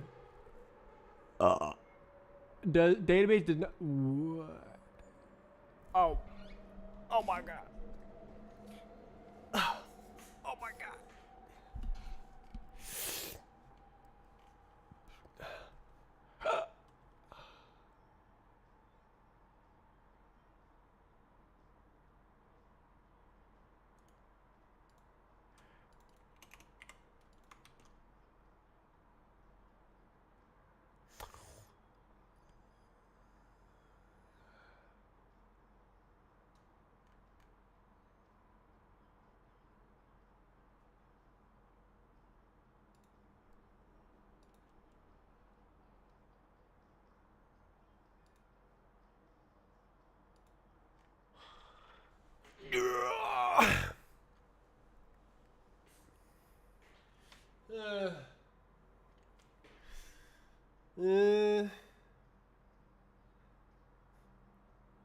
Should I keep it as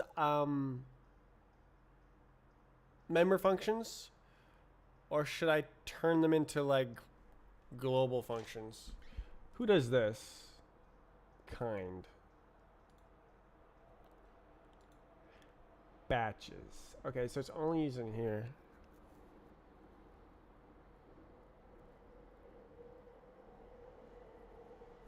Static.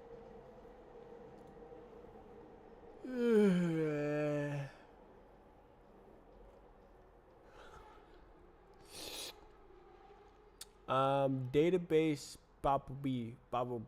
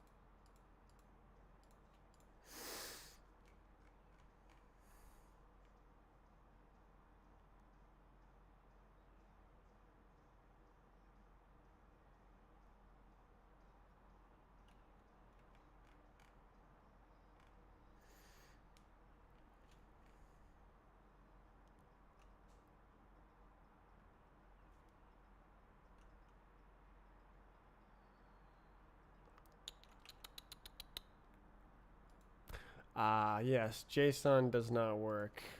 That's a problem.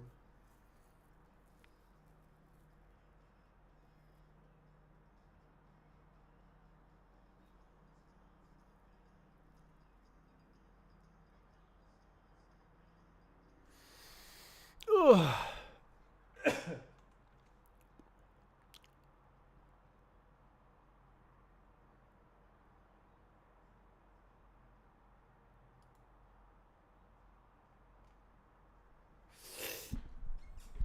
Ugh.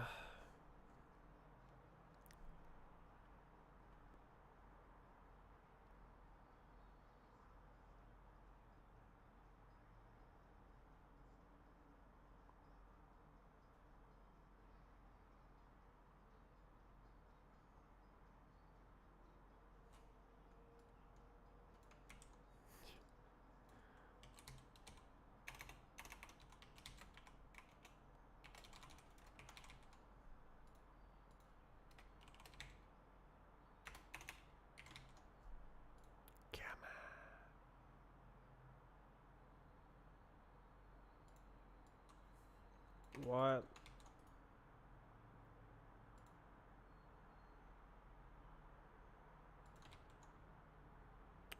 XD.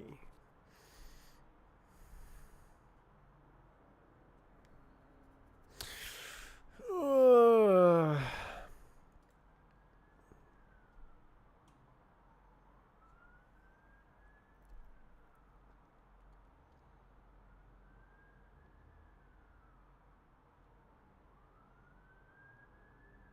Actually, that's the same, isn't it?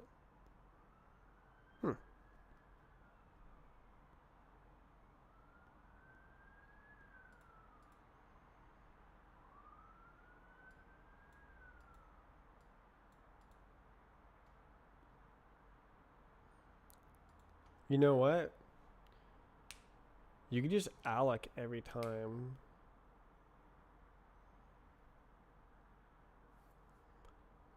Well, the whole point is that you are trying to not alloc.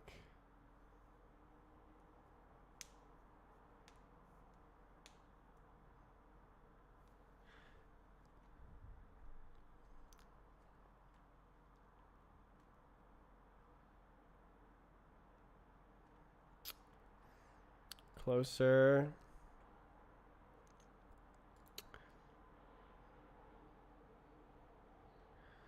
So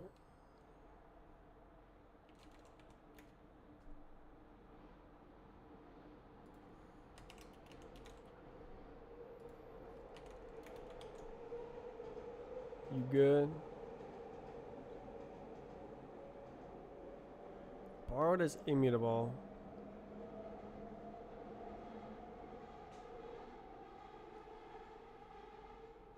Oh, yeah, that's an error.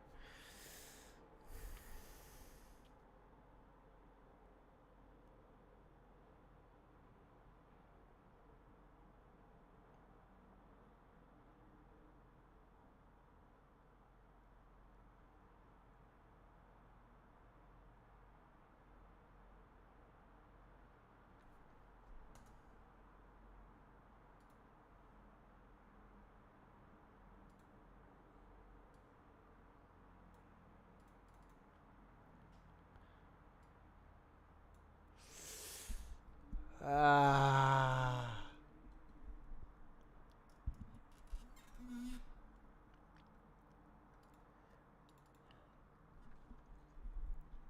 Oh my god, I'm gonna have to split this function into two parts.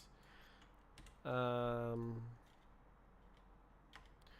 do split this function into two parts to avoid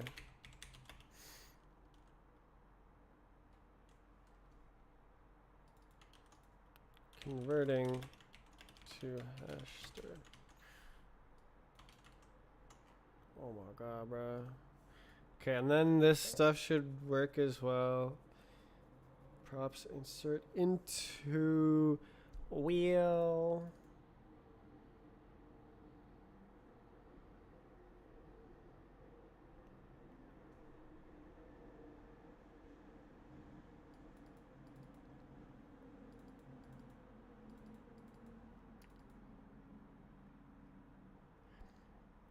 Yeah. It has to be refactored. So instead of having this decode property behavior, you have to call a different function because it has to like work differently. It has to return a different type. Because like when you decode with only static lifetimes, then you can return something that's valid for static. But when you're creating your own lifetimes, then that's no longer static. So it has to return something that is not static. So it's a different type. So it's got to be a different function. You got to call a different function.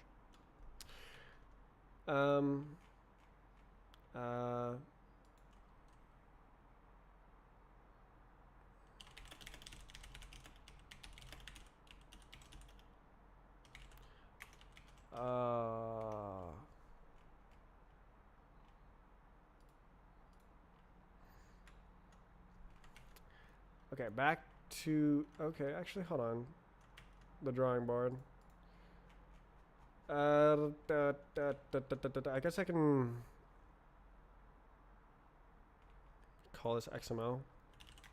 And then...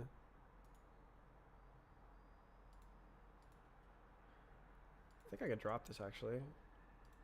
Come on, man.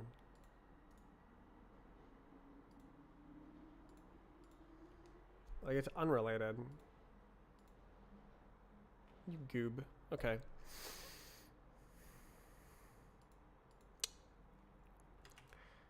Okay. Okay, so I gotta make it ugly. So previously it was just from, but now it requires deduplication, so there's some kind of context going on.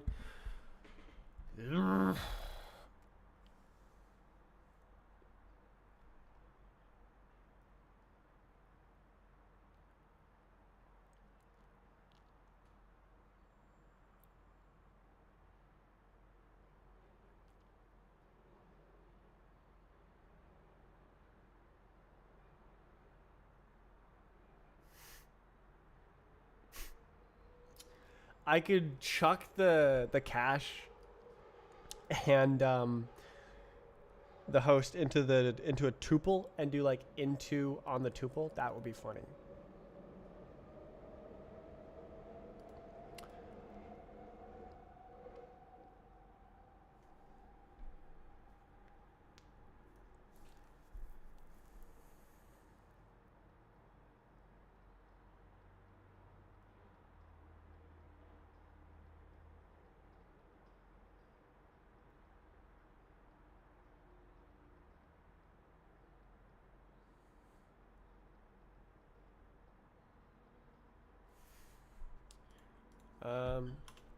So I guess we call it like make data type or something, and then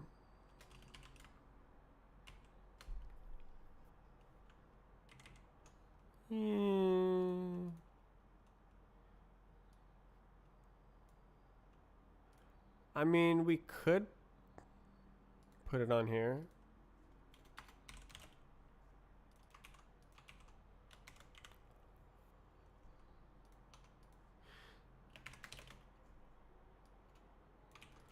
So db. And the cache is a mutable reference to cache db. And then host is immutable reference to host. And then this is db. That is what has changed, is that there's a lifetime. Value self. Self. And we go cache dot intern with. Yerp, we can just do that. Should be good. Oh, come on. db. Oh, that needs to be db. That's fair. Important.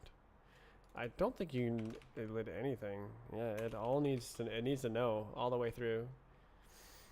Everybody. Okay, so we're gonna make it similar. Look at how ugly this is. We're gonna make similar functions to this. For the other intos and this one. So make kind.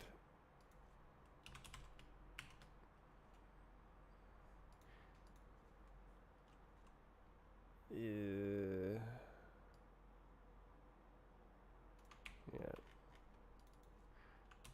Property change. Property kind. Kind. Oh. Database. Oh, okay.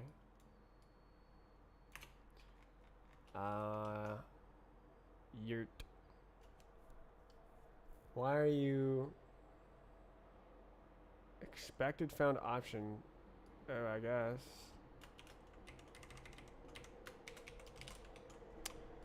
Okay.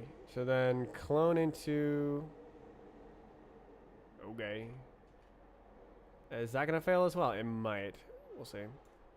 So now we need this guy. Let's go. And then I think this one is here. Yeah. Okay. So same deal.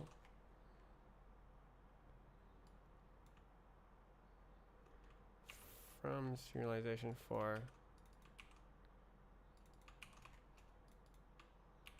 So is it fallible? Nope.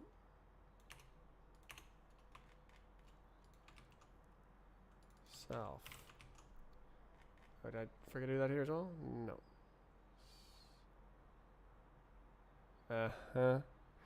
Yeah, so this will be make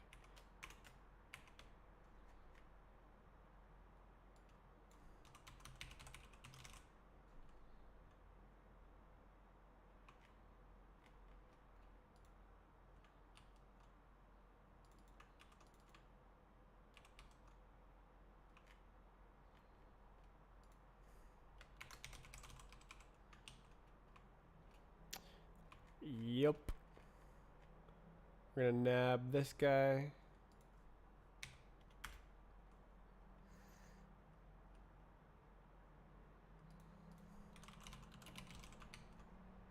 Gaming. Nab this guy. As string hash steer. Let's go.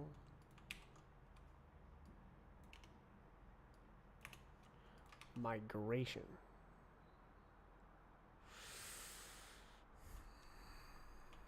Ugh.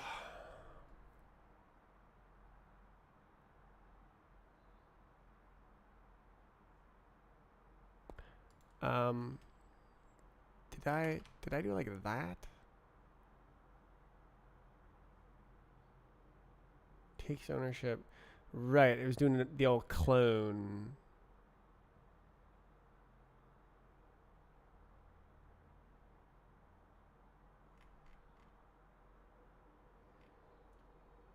Oh, is this easy? It is. Wait. Okay, if I go here. Wait, it's copy. What are you smoking? Oh, it needs a deref. I guess. Okay, we can go like.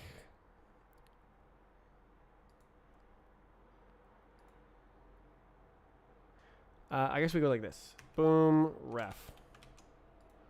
Gaming. Okay.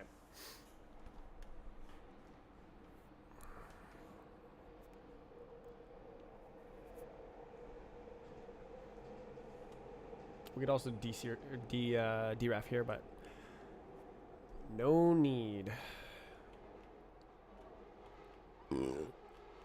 Okay, so then into is no longer into. It is now make. Uh-oh. Where's my arguments? Oh, it's because I had that. Okay, make. Yeah, okay. And then kind. Make. Kind. Please, make. Oh.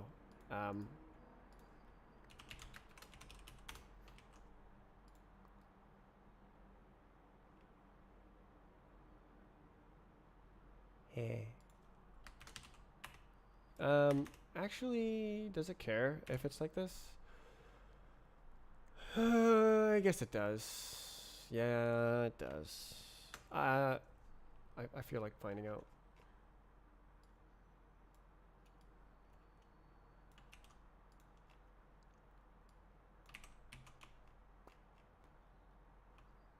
I stopped feeling finding out. Alright. Cool. So now, defaults. This does need a cache. Do it. Apply defaults. So who did this? Generate apply defaults? Yep.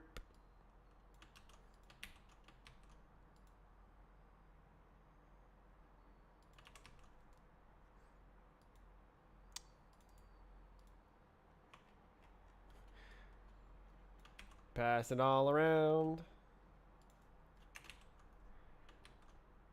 XDD. Not found.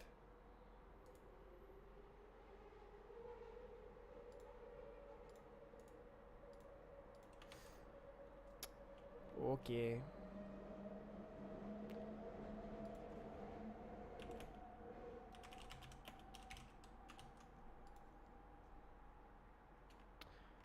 Oh.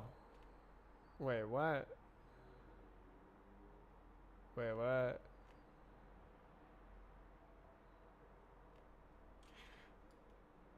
Wait, that wasn't...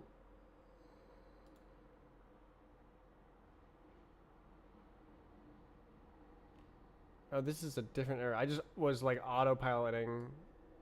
God damn it. God damn it.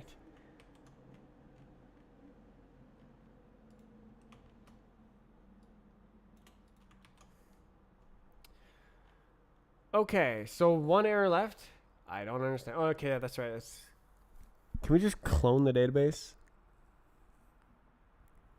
Why wasn't this a problem before? Does it DB? Okay, so I think it's like that, right? DE.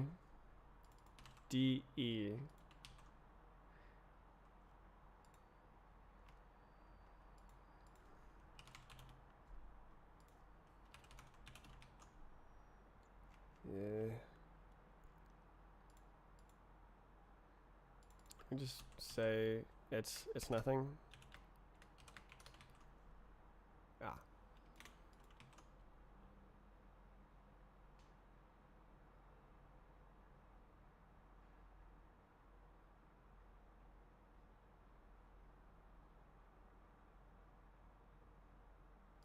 Okay.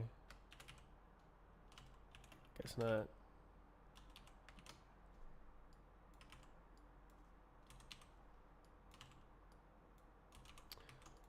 Fun. Okay. We can smash it here as well. We got it here. Everything is under control. And doesn't look like it. rbx-dom. It does not. That's not true.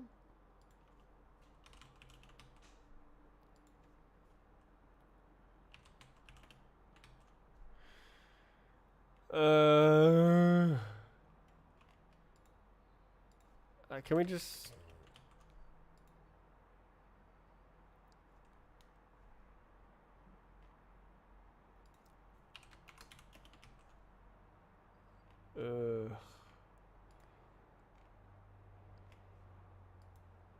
Who did this? Props. Does not live long enough. Descriptor dot name. Props. The biochecker just no, it just finds everything. What mistake did I make this time?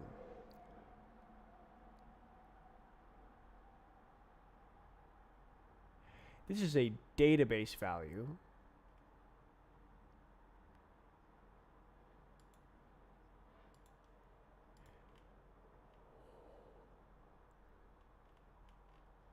Does it have... Nope.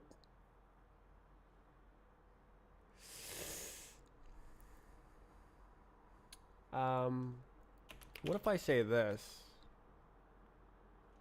Nobody cares. Okay, we're deserializing the properties. The same rules may not apply. So it may not be the DOM outlives the D. It may be the D outlives the DOM. Because we're like constructing the DB.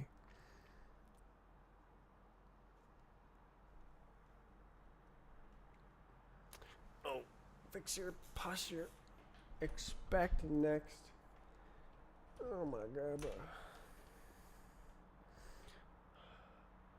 Two owned.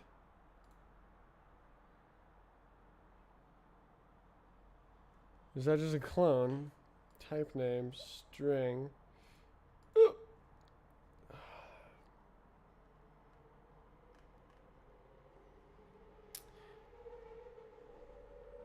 Oh wait, what am I doing in XML? How did I get here? Wait, what? Who did this?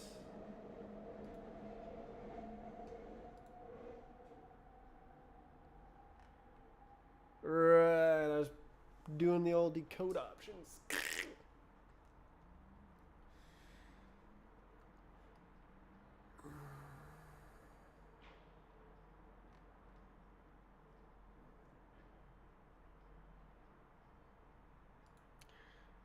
Buh. How did I get here? I just got here. Okay, so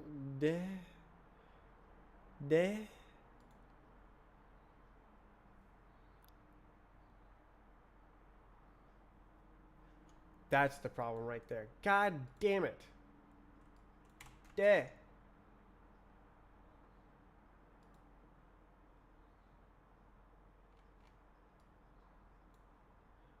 Is there another buddy doing that?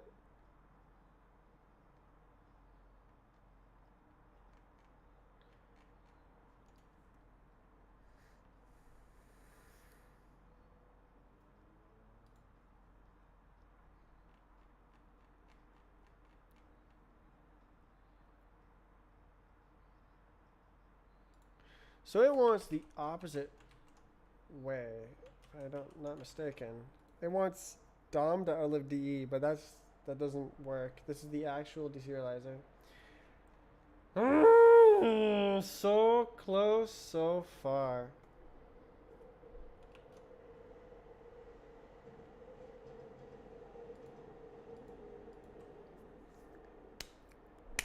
Oh, oh.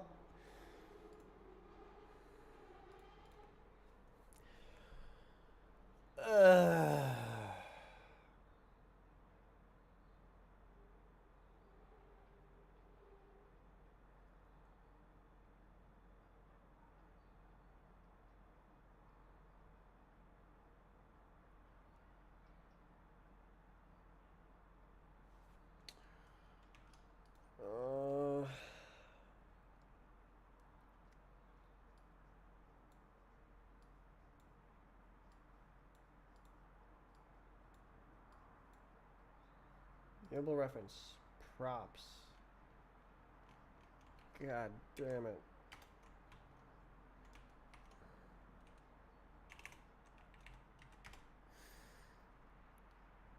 Oh, that is not helpful. Yeah.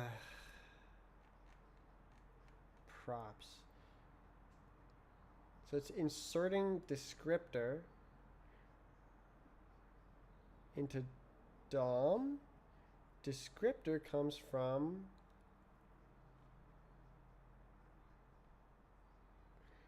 read value XML.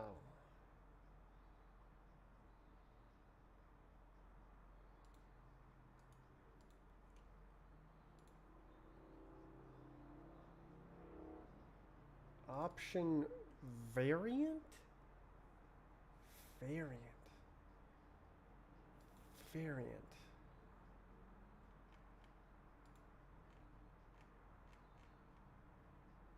So value.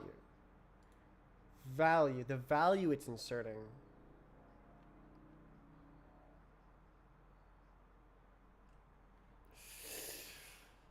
Ugh.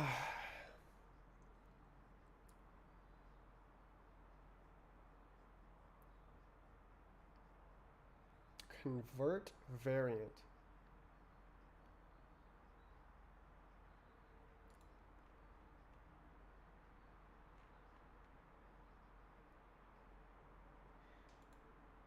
Why would it not live long enough if it's owned? There's no lifetimes on variant. So it has to be the descriptor? Descriptor? Oh, maybe. Okay, I missed it completely. Okay, so. Okay, yeah. Find canonical. There it is. God damn it.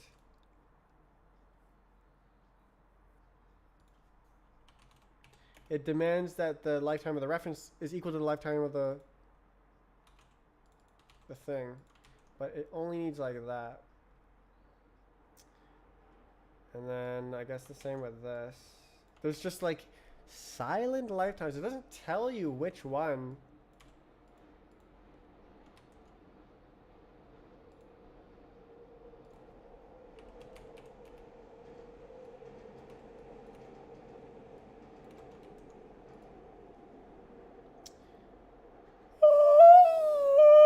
I did it.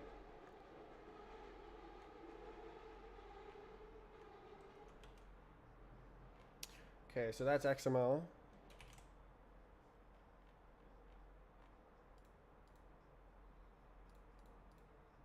So XML lift silent lifetime restriction that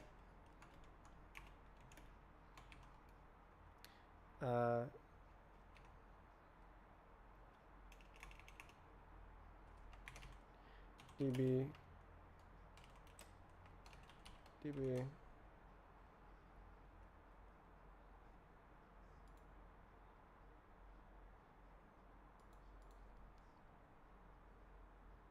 Yep.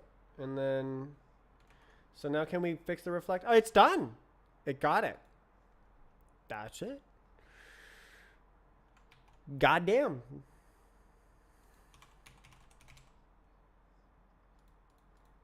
The whole thing. Cargo build release. So I have to go and close the window because it's getting dark. The bugs are gonna fly in.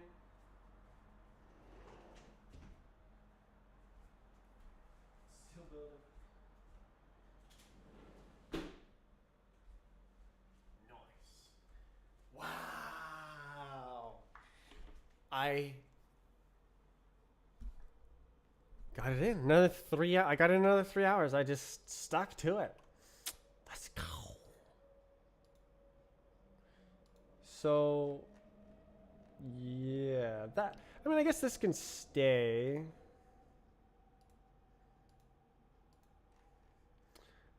Yeah, and then this is the reflector. Done, doubly done.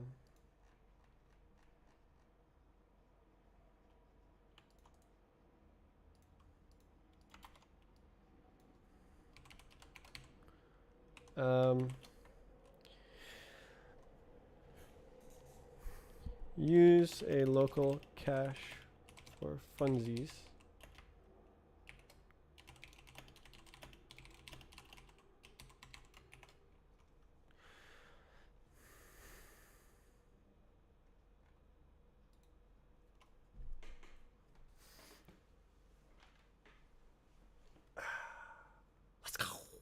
did it.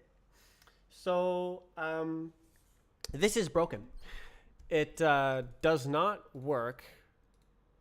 Oh my god, bro. What even? Like, does this even use it? No. Like, what are you doing? Skip. I don't want to press skip. Save it first. Skip. Okay, it would have worked.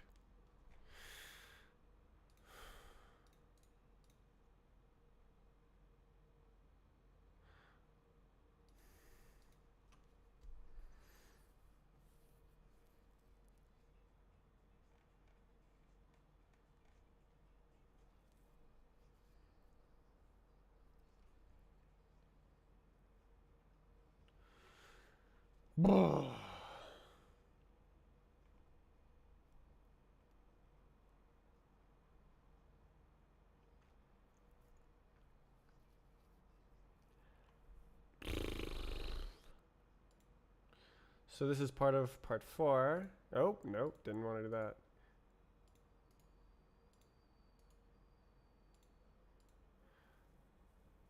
Yeah.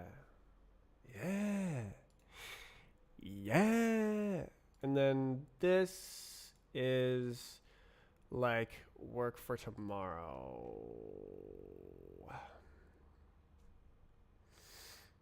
Bro.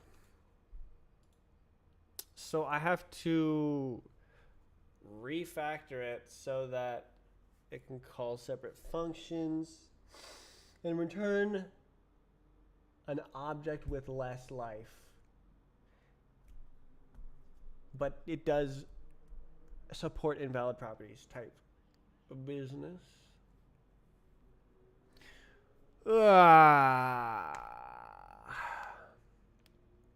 But if you don't want to support unknown properties, this is done now. But also the reflector requires that you support unknown properties. So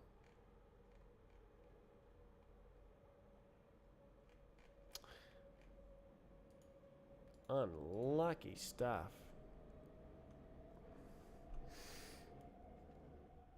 Damn. Damn. Damn, boy.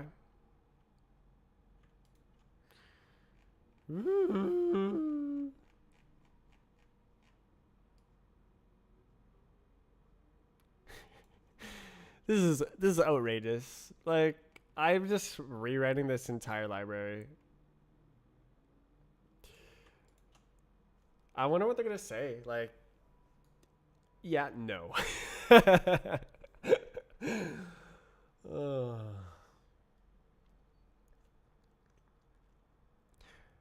But that's it. Like, if you want to use this database and you're fine with not having, what the hell is that all about? If you're fine with not having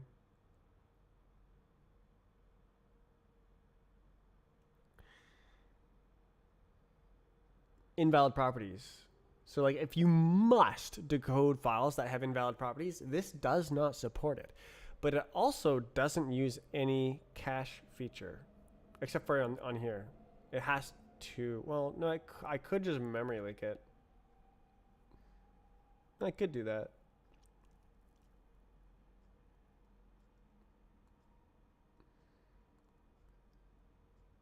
Because it runs once. That would have been easier, but slower.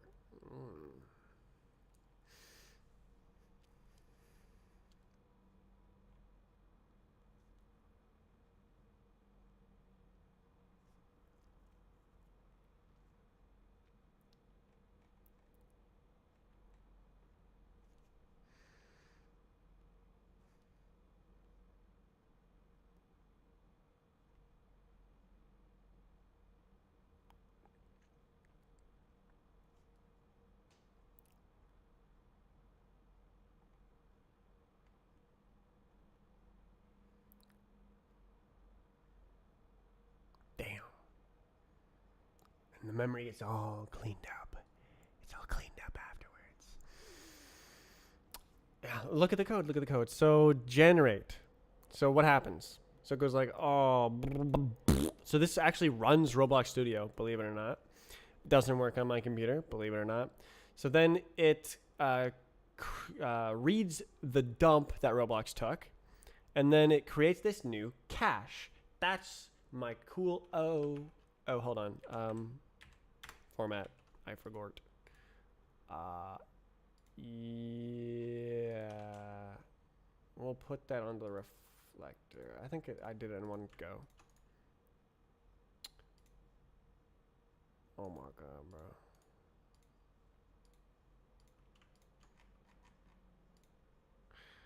All right. Where was I?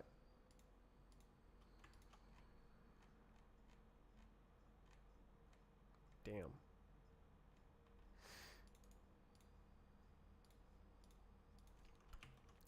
So we made this cool cache. Very cool. This is my new library. Hashster. So you have the host where the strings live and the cache that knows which strings you've already created. And so you do cache.intern with host. And then you provide the string and it checks to see if it's already created. If not, it creates it on the host. Wow. Actually, this can go down here. That would make more sense. Why the hell did it go there?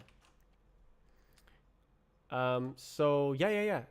So if we do like this, I think this is a compile error. It's not. Okay. Bro. So host cache, you see it's passed to these various functions. So these are allocating stirs and then putting them in the database. And Rust is checking that the lifetime of the values that it puts into the database outlive the database. And it happens because these are above it and they live for the entire scope where the database lives. Burp, burp, burp, beep, burp, burp, burp. And then where does it write it? Yeah, so this is writing out the database. And then after that scope is over, wait, 4. Oh, wow. 4 path and output. Damn. It afterwards, it drops the database at the end of the scope, and then it drops the cache. I guess the bar checker is a bit smarter. Why didn't it work in my example? Oh, is it trolling me? I don't know.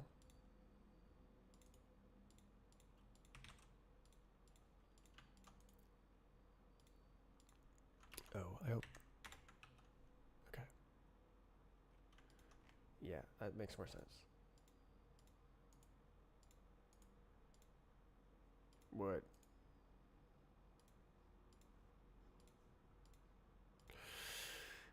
Great.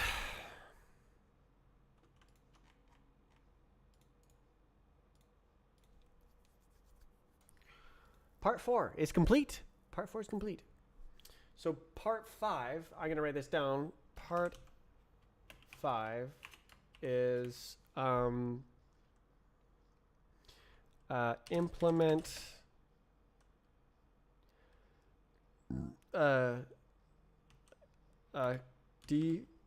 implement deserializers with their own cache in rbx binary and rbx XML.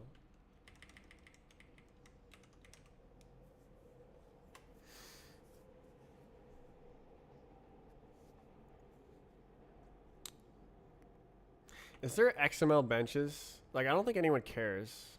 You know, there's tests, but no benches. Okay, what is this doing? Ain't no way. Oh, this is the... Okay, this is this. Okay. All right, cargo test release. Let's see it. Pass all tests. Oh, it is not going to do it. It's not going to pass all tests because it doesn't decode properties it doesn't know about, but it does know the type. So it can't fill in the default because this string doesn't exist in the database. But it does know that it's a type enum. So it could just create an enum0 and pass through the name. But with the new stuff, it's only allowed to use property names which exist. So that's why they're missing in all these tests, is because these properties don't exist in the database. Wait a second. Could I just add them to the database?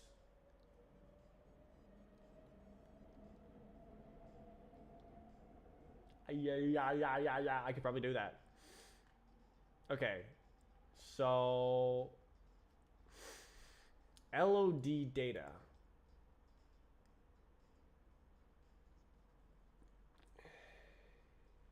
What do you suppose that is?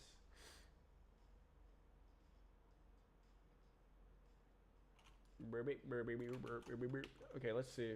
Snap. Who did this? Which one is this? Binary.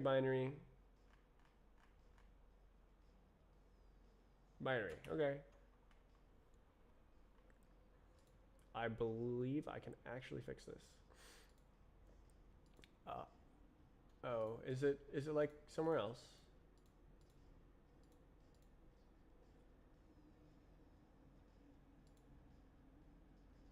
Casts all. Oh my god, bro. Okay, I'm searching for that. Yep. Nice. Okay, so we're gonna go LOD data. Oh, wow. Okay. And that is a union operation.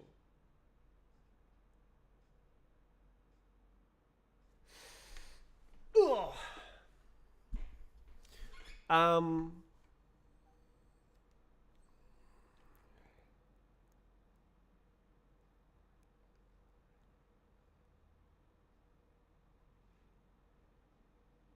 Interesting. So that do I have this branch? No. That means that the behavior is actually diverged from Roblox, divergent, and I've discovered a bug.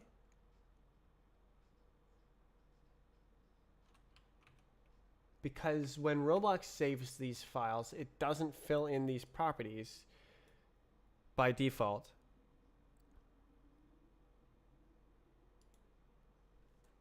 Can I frame this as a bug?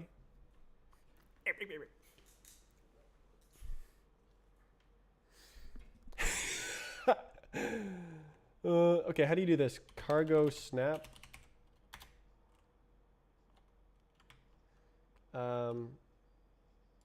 Rust snap redo snapshots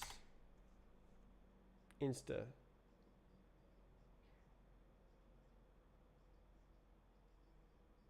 Hello. I am gaming. How do you do it? First you do cargo go, and then you do similar. Okay, I just want to like generate Rust insta generate snapshots, please.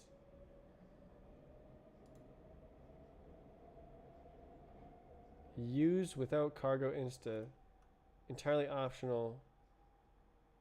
Use from cargo tests. Insta update. So I can do cargo test release insta update equals 1.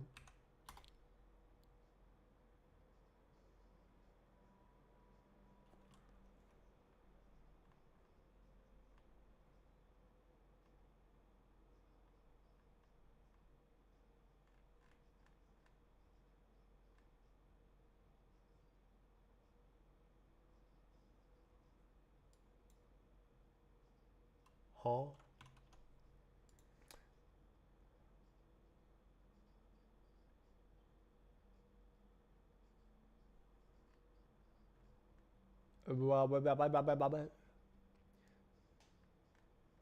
So that looks like the stuff that changed. LOD data.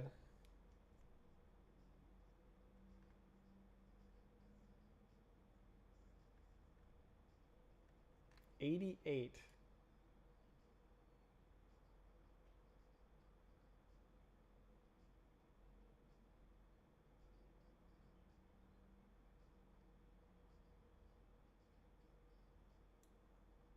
Oh.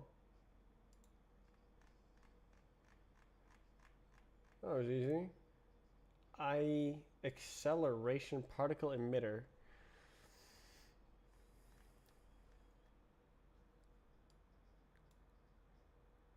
Hyperland. It is true. Sway, what did Sway do? Sway didn't start. So I switched to Hyperland. It turns out that I had a HDMI dummy plug plugged into my second graphics card. So Sway was trying to start up on 2 GPUs, and they don't have proper multi-GPU support. I don't know how Hyperland is with multiple GPUs, but it worked.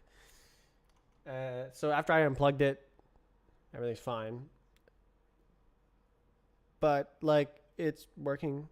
I was not using Hyperland because it was broken, but it's working. So why?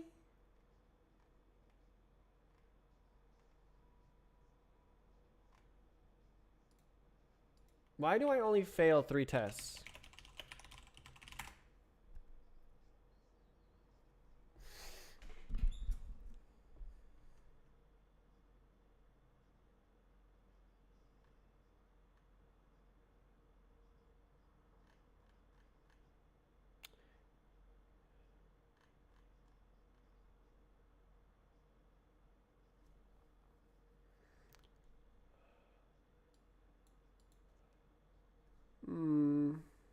B tree map, serializer state. Who did this?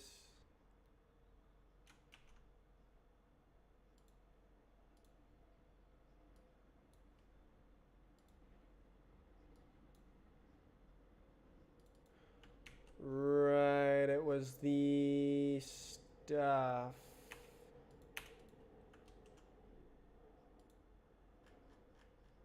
It was, so I switched to use entry syntax here.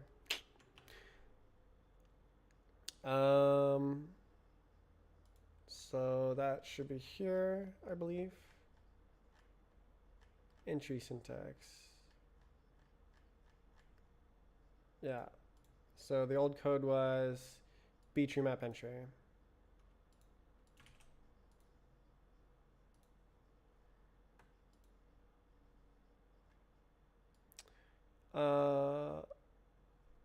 Managed doesn't work for me. It doesn't work for me either.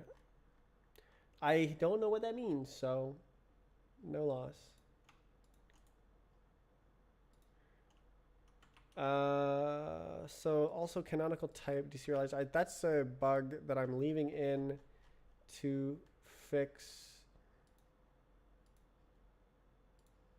later in this to do.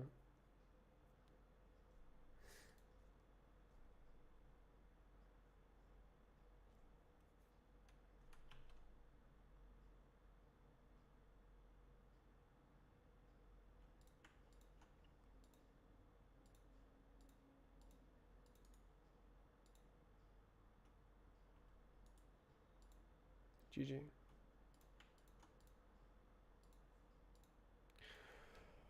Oh, I demoed the website for Itanane, and he said he would deploy it maybe this weekend. So, very nice.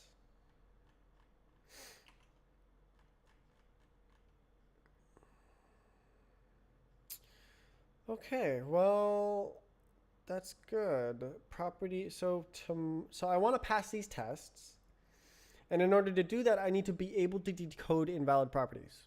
Like these are invalid.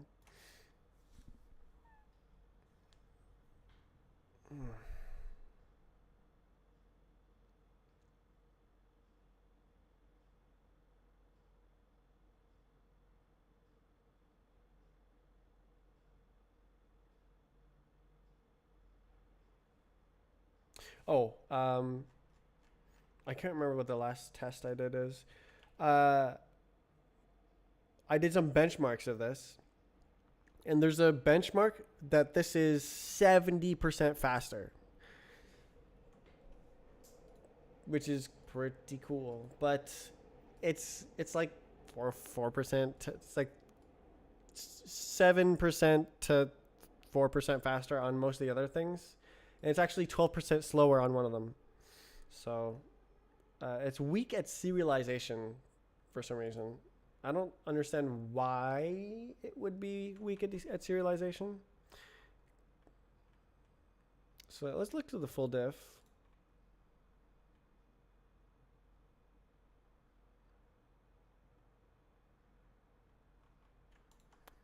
Okay, so if we're looking at serializer tests.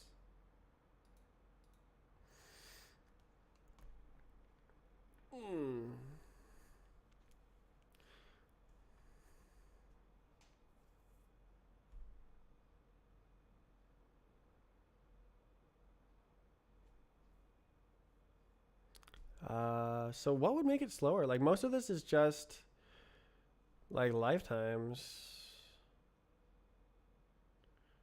This is an optimization. It uses like 1 byte less memory. This should be actually faster.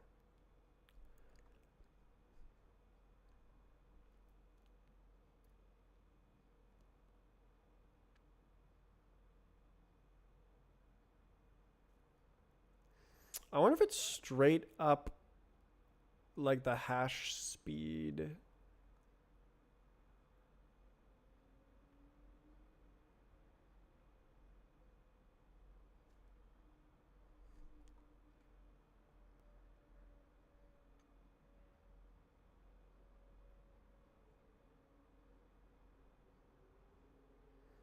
Contains key. I changed this one to the entry syntax as well, but it absolutely destroys the diff. So I just left it like this for the so the diff looks manageable. Are you still using Looking Glass for Roblox? It is not blocked. And no, I'm not. I'm using this thing. It's just better. It's actually better than Windows. Like, not kidding. Look at this frame time plot. The frame rate. Windows does not look like that. On Windows, the frame time plot goes like this.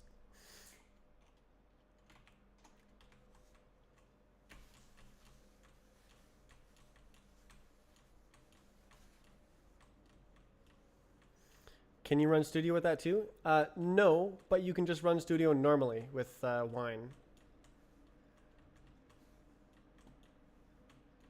Or no, you use Vinegar, which is made by the same people as this, but it's open source instead of this thing is closed source, so that Roblox doesn't block it, which like is funny. Roblox says they're not trying to block it, but like don't block it. They actually have blocked this in around like April 1st. They do I have a time? Good. They had some sort of event and they made their anti-cheat stronger, and then they made it weaker again after the event. Wild stuff. Like, who does that?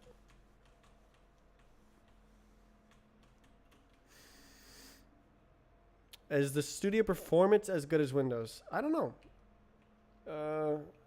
Do I have a spare? I don't have a spare workspace. Oh, my mouse is gone. What the hell? Okay. All right, close Studio.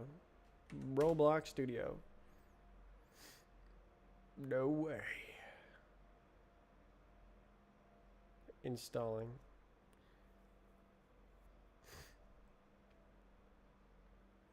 Please, dark mode. How do you close Roblox Studio? Is there seriously no close button. So studio settings, love to see that. You can change it to dark mode, taking 5 million years, but then how do you X, X, X, X, file, close, close, close. I want to save my settings. Every time I close it like this, with the like close hotkey, it just goes like, and it just dies without saving its settings.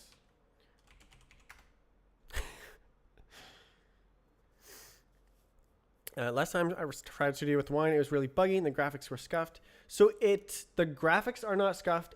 Everything works, but there is bugs. I cannot stand light mode. Would very much like that to save somehow. Sure. So there's still the mouse bug where like if you turn the camera, it acts like every time you move the mouse, you have moved it from where you originally turned it from. So like if I right click down and then start moving the mouse to the left, faster and faster and faster, every time I move the mouse, it does a motion like I'm moving it from the original spot. So cool. But like it does work and like you can kind of use it. And then there's stuff like if you try to do this, it like stays on your. Oh, is that normal? Hold on. Oh, I probably don't want to do anything, do I? Ah, crap. This is like a real place. Crap. So if you like drag something and then let go, it works, but then it looks like it's still on your mouse, and you have to like go with your mouse to make it go away. I think those are the only two bugs I know about. It works pretty well. Never seen Quan in Roblox Studio. I'm demonstrating it for someone else.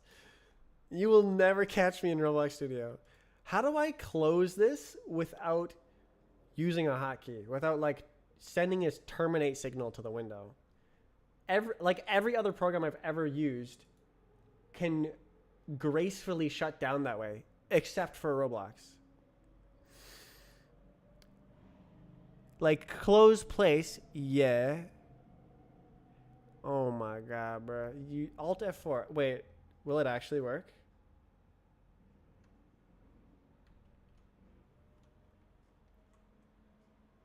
Well, let's see.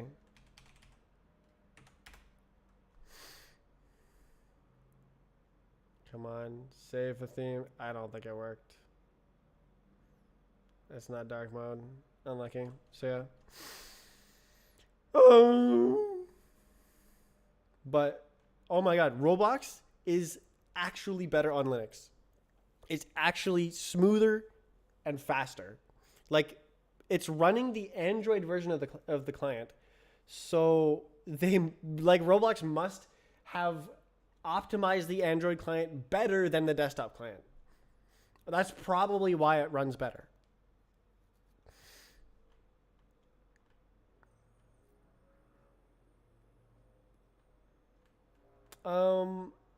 Is this just, does it like give up halfway through when it's doing the snapshots?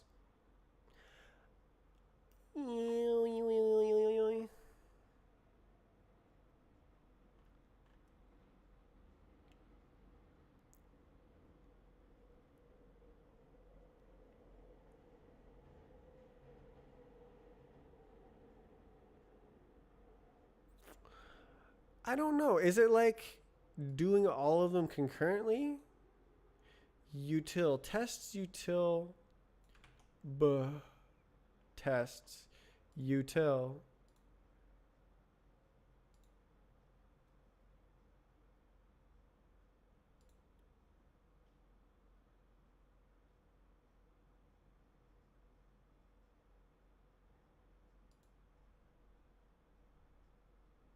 Okay, well, let's read the comments.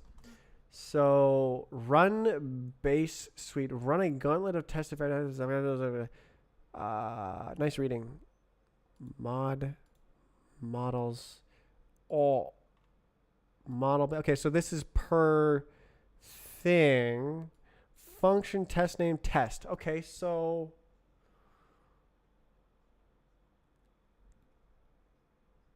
it looks like it does 3 things serially.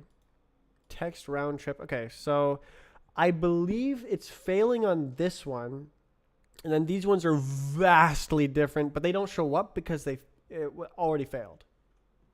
I'm thinking.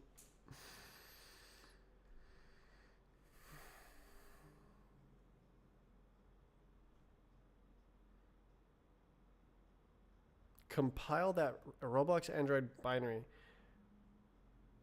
Wait. Do they offer an official Android x86-64 version? Kinda.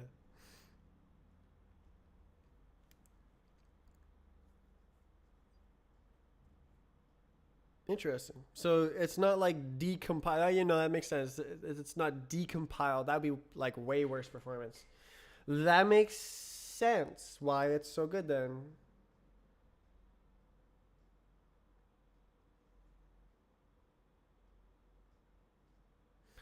Okay, okay, okay, okay, okay. Well, okay, so that's part 4 of my patch series.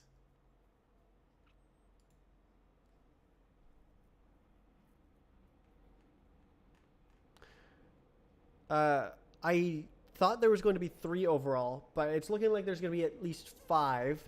I keep thinking of things to do as well.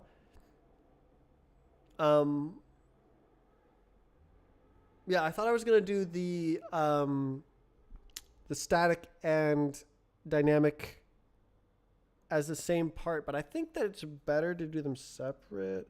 I don't know. We'll find out tomorrow.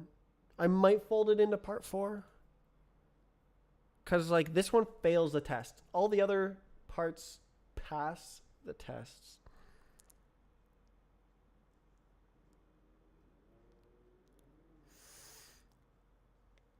It's not as fast as I wanted.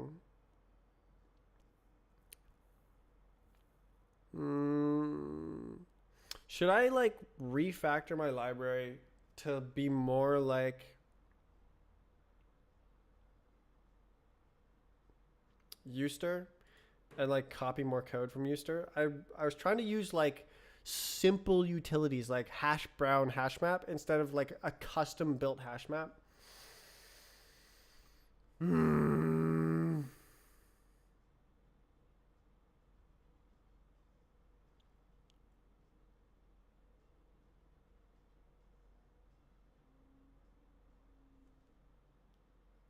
I'll have to redo the database if I want to put the length on the heap instead of on the stack.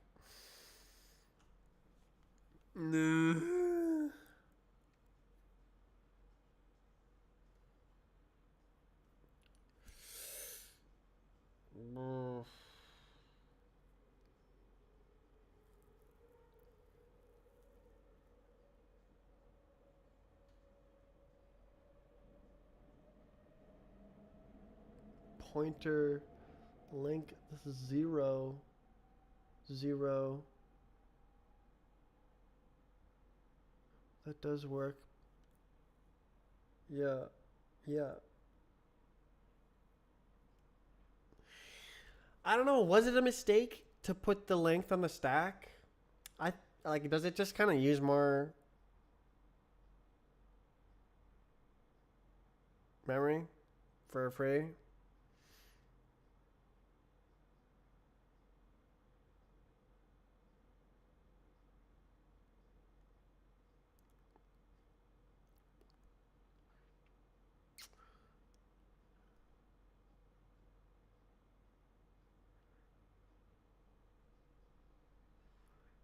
Bytes, bytes, bytes. Serialize bytes.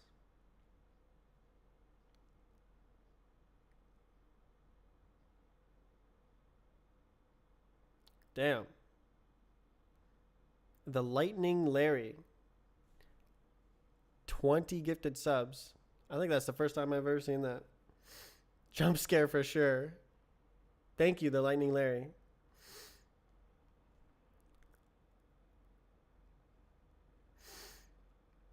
Here I was about to end the stream.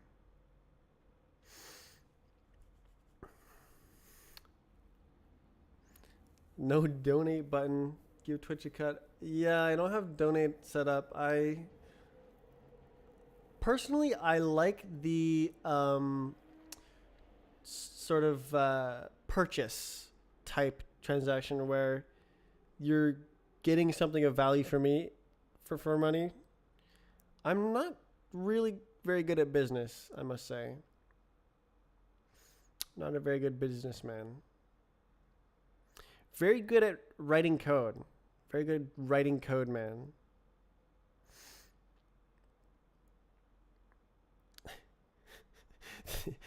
The only emote you can use. There's two emotes. My Twitch channel sucks. I suck at Twitch. There's the other one. That's the other emote. That's all you got. Oh, this is fantastic. I'm so glad that I put this together. Dropped the Linux sauce. You're going to switch to Linux? It's like high time. Like it's all coming together. The longer you wait, like every year Linux gets better and Windows gets worse. So at what point is it better for you? Not for Roblox things. I see. I was holding off on the Sober Roblox client because it wasn't open source, and Roblox is my only source of income. So I was like, I don't want them to steal my password. But like, I mean, I have recovery stuff, and like, it's so inconvenient to boot Windows. Oh.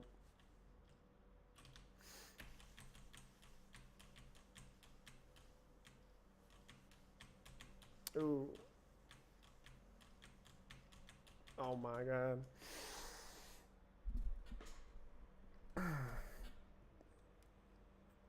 I'm actually faster on Linux than I am on Windows in bhop because the frame rate is so high, and you get like an extra few percentage points.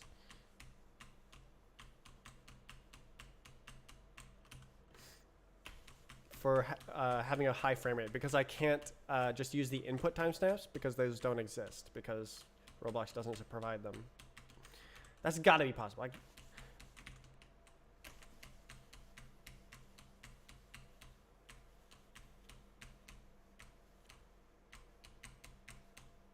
Ooh. Ah! Oh. 230. I might be able to, yeah, like 1,200 FPS. All right, let's get the gain on.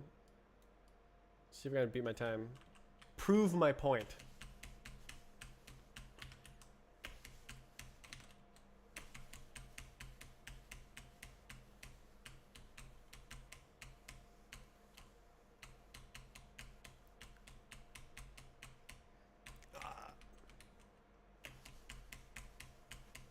No.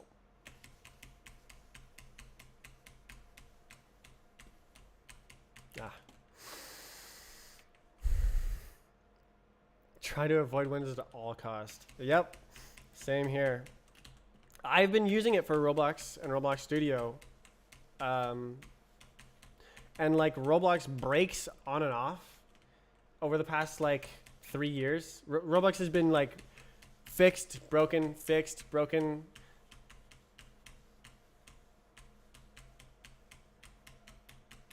Now. Linux with Hyperland. I think it feels better than Sway. I was using Sway last week. It didn't turn on. one day because I had a HDMI dummy plugged in. And so I just kind of did Hyperline instead. And that's all it took to switch. Wait, I can just do that. I'm so dumb. Okay. The reason I wasn't using it before is because whenever you moved your mouse across a window border, it would just lag, just chop for like 0.1 seconds, and you could see it in the cursor trails. Like if I point the camera at the screen. No way. So like, there's a lot of like ghost cursors on the camera, and like you could tell that it was dropping frames, and that's a no-no for me. I like no dropped frames, but now it doesn't. So the bug was fixed. They added that bug like 2 years ago. It took a long time to get fixed. Hyperline doesn't use West anymore. It's WL roots. Unless you know what you're talking about.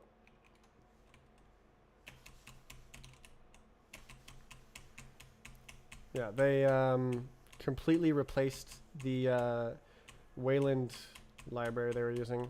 I'm too fast. The stupid UI is using up CPU.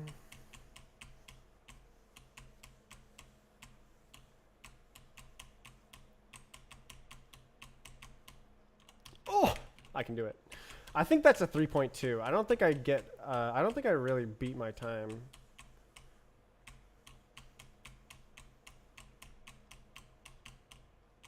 Yeah.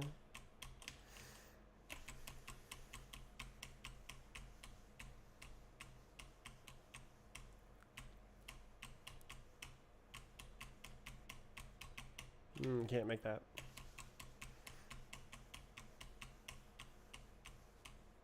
Yep.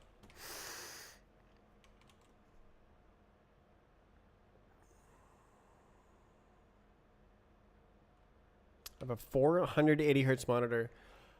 I remember when I bought this like 8 years ago. It's a 1440p monitor with 165 hertz. It was like brand new, top of the line. I got it for like 1,000 Canadian dollars or something, and I've used it constantly for like 8 years. Best purchase ever. And I thought, oh, this will hold me over for 2 years until the 4K 240 hertz monitors comes out, and I'll get that one. 2 years, man, it's taken a long time for those monitors to start coming out, and like even longer for them to actually be able to work without display stream compression. Ugh. And there's still like no graphics cards that have DisplayPort 2.1 with full bandwidth. Like the 9070 XT is limited bandwidth. Uh-oh. Oh, I make that. What the hell? I'm so fast.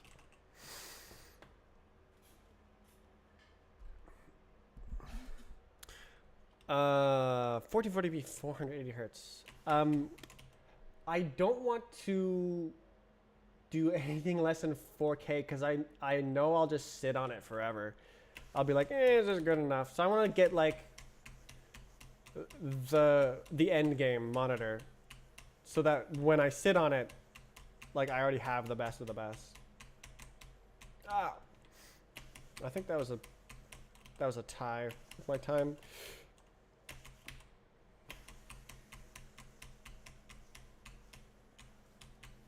My computer's drawing 1,000 frames per second.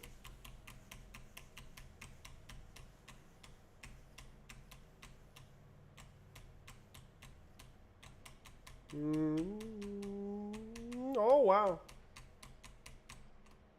0.4. I did all that for 0.4. Like, okay, what is the world record doing? Oh, it's Leo. Oh no. Oh no. Oh no, look at that. Oh my goodness. Is that a full -1 off my start? 3, 4, 5, 6, 7, 8, 9, 10, 11. Now I was going 1, 2, 3, 4, 5, 6, 7, 8, 9, 10, 11, 12. It's a full -1 off of my route. Bruh.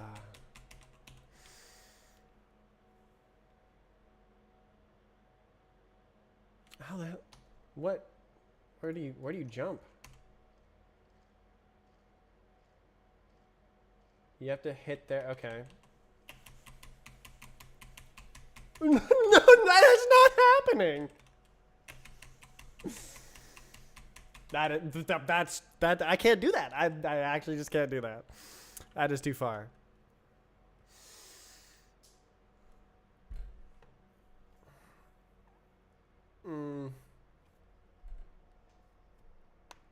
Is everyone using one? What, like a high refresh rate monitor? I hope so. It's the best. I love it. I want like all my monitors to be 4K 240 hertz, but I can wait until it's like a little bit less expensive. Ever played Defrag? I think I've heard of it once. I have never done so. The infrastructure they set up. I want to work on the infrastructure. Or I have been, actually. We have the Maps website. So this should be like a grid layout, but there's a Firefox bug that makes it an all on the line. That's cool. And then this is not the greatest looking, but it's functional. So the point of this website is to have like an official map submission system. So you can click submit and go like, oh yeah, I should fail. Let's go. Nice error. Just dumps the error on the user. Love to see it. And then it can read the map files, check the script against the scripts against the whitelisted scripts that I have already approved automatically. So the map council can click a button and it does that, and then it's can be safely added to the game. So the map council can safely add map fixes to Roblox bhop without needing to go through me. So new maps, I still need to like review the scripts and stuff. Unless there's no scripts, then it will pass. And this goes all the way to upload. So this is uploaded. So that means this has actually been uploaded to that one. Test, staging, creations, development items. It's this one. So this map was created by the system.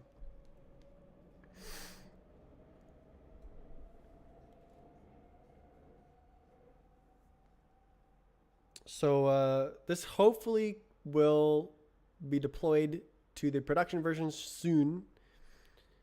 Oh, look at this. This is cool.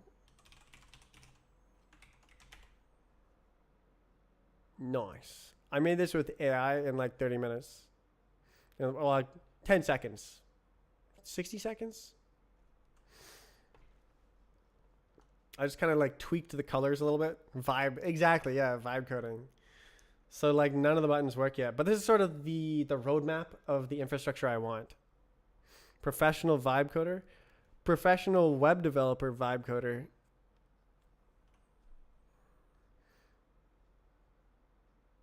Yeah. That would be... I would love to have leaderboards. It'd be so cool to like embed the Strafe client on to a leaderboard website. So you like go to the leaderboards, you click the record, and you're watching it. Just like in the browser. Can you imagine? That'd be so cool. That'd be a fun project.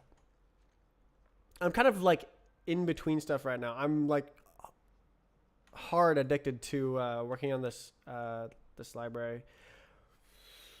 I might have to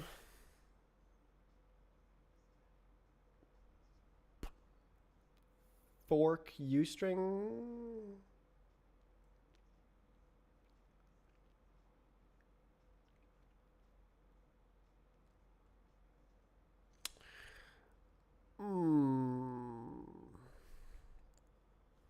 Addicted to strafe jumping. Got addicted to b-hop. Are you saying that you've never been addicted to b-hop, or are you saying you would be excited to be addicted again? Twitch plays Pokemon. Twitch vibe codes.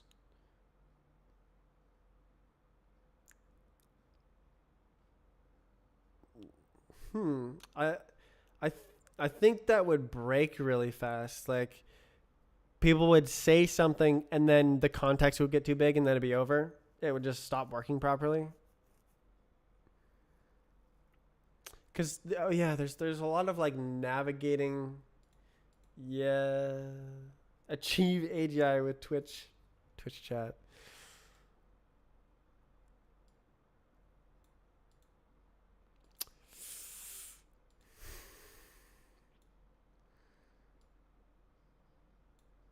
You may not like the future, but you can't deny that it's going to be interesting. Dude, the file stem unwrap stuff.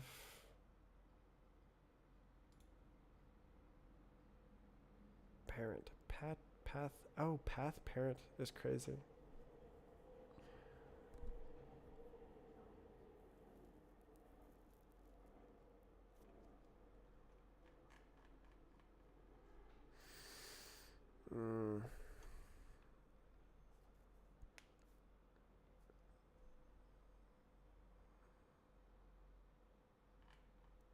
W and AD to gain speed.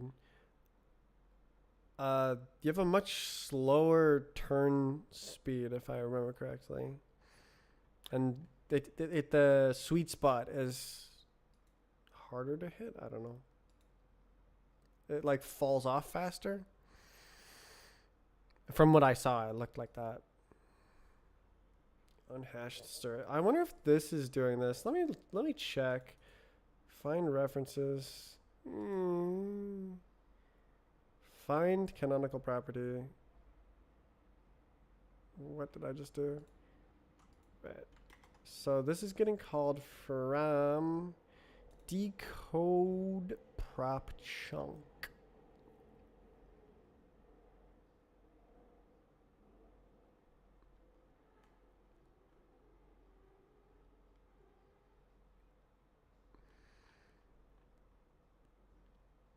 Man, do we really have to like allocate a string for real?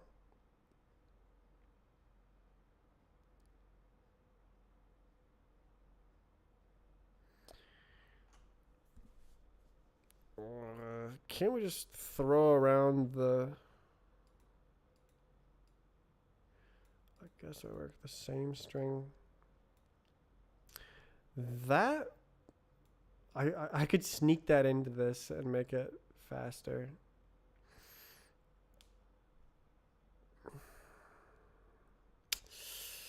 The benchmarks are not impressive enough for the amount of work this would be to add to the thing. And then like the library is made by me, so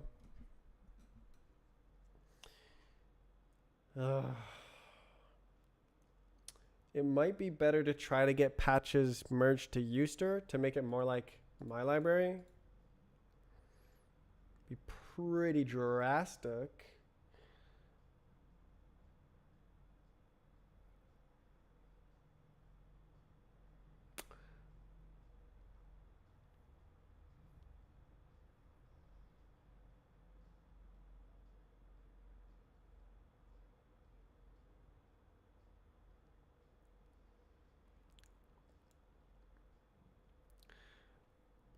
Is there like, yeah, no, there's not. There's, oh, how would you make it so that you could define globals? Yeah, no, you really just need to pass it around. Globals suck. You need to static mutt. So I have this feature in my library, hash stir, where you can calculate it at compile time. You can calculate the hash of a string at compile time, and it like calls a proc macro, and it like makes this hash stir object, and then you have it.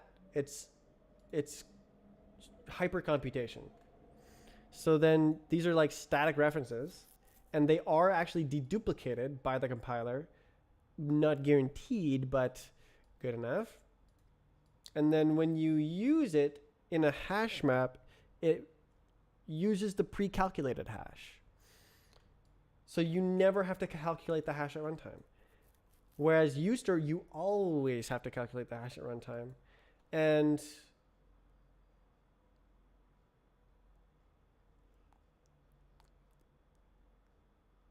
yeah, just tried Hyperland. Are you using a tiled window manager? They're like insane. They're like hard to get into. Like it took me about 2 weeks before I wasn't frustrated with using my computer. Use tiling window manager. Okay.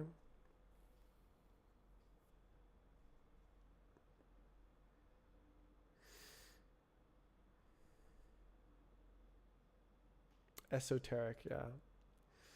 But amazing. And once you got it, it's press one button and you go exactly where you want. There's no alt tab tab tab tab tab. For some reason, it uses its own package for screen sharing. It's WL Roots compatible, but yes, it does have its own package. I don't know if there's any guarantees that they're going to keep it WL Roots compatible.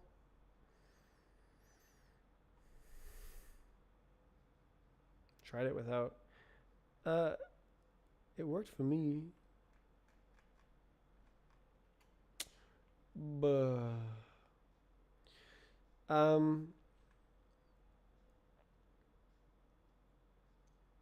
bench.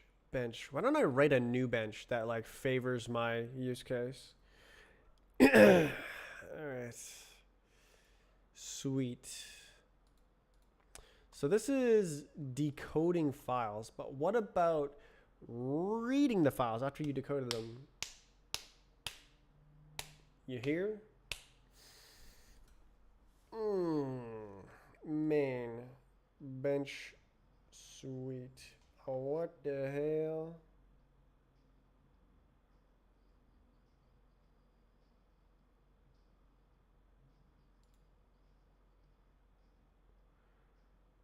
Oof. The what? Yeah, this is so like abstracted away. Oh, you've abstracted it away.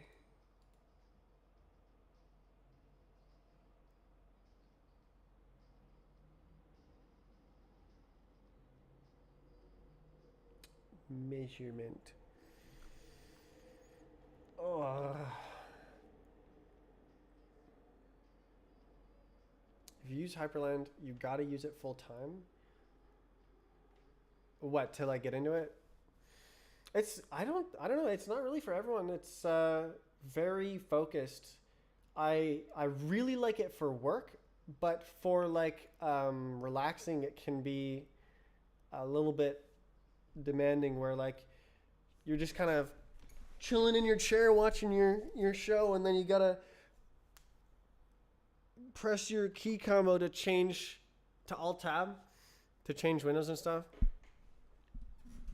Back to work. Thanks again. See ya. Thanks for the cool gifted subs.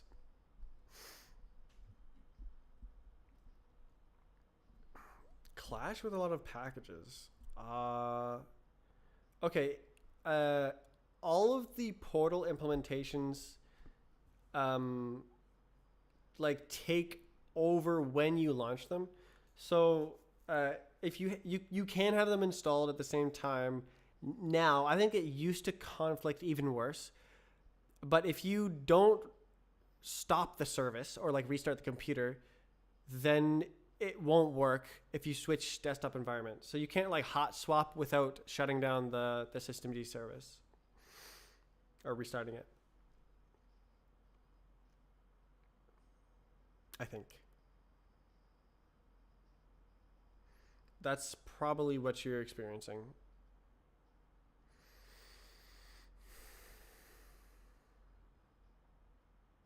Yeah, the portals are very new. The screen share working is pretty new. So it'll probably get better over time and more ergonomic to like have the multiple installed, swap between them, just kind of mess around. But at least it works. It definitely did not work like 3 years ago.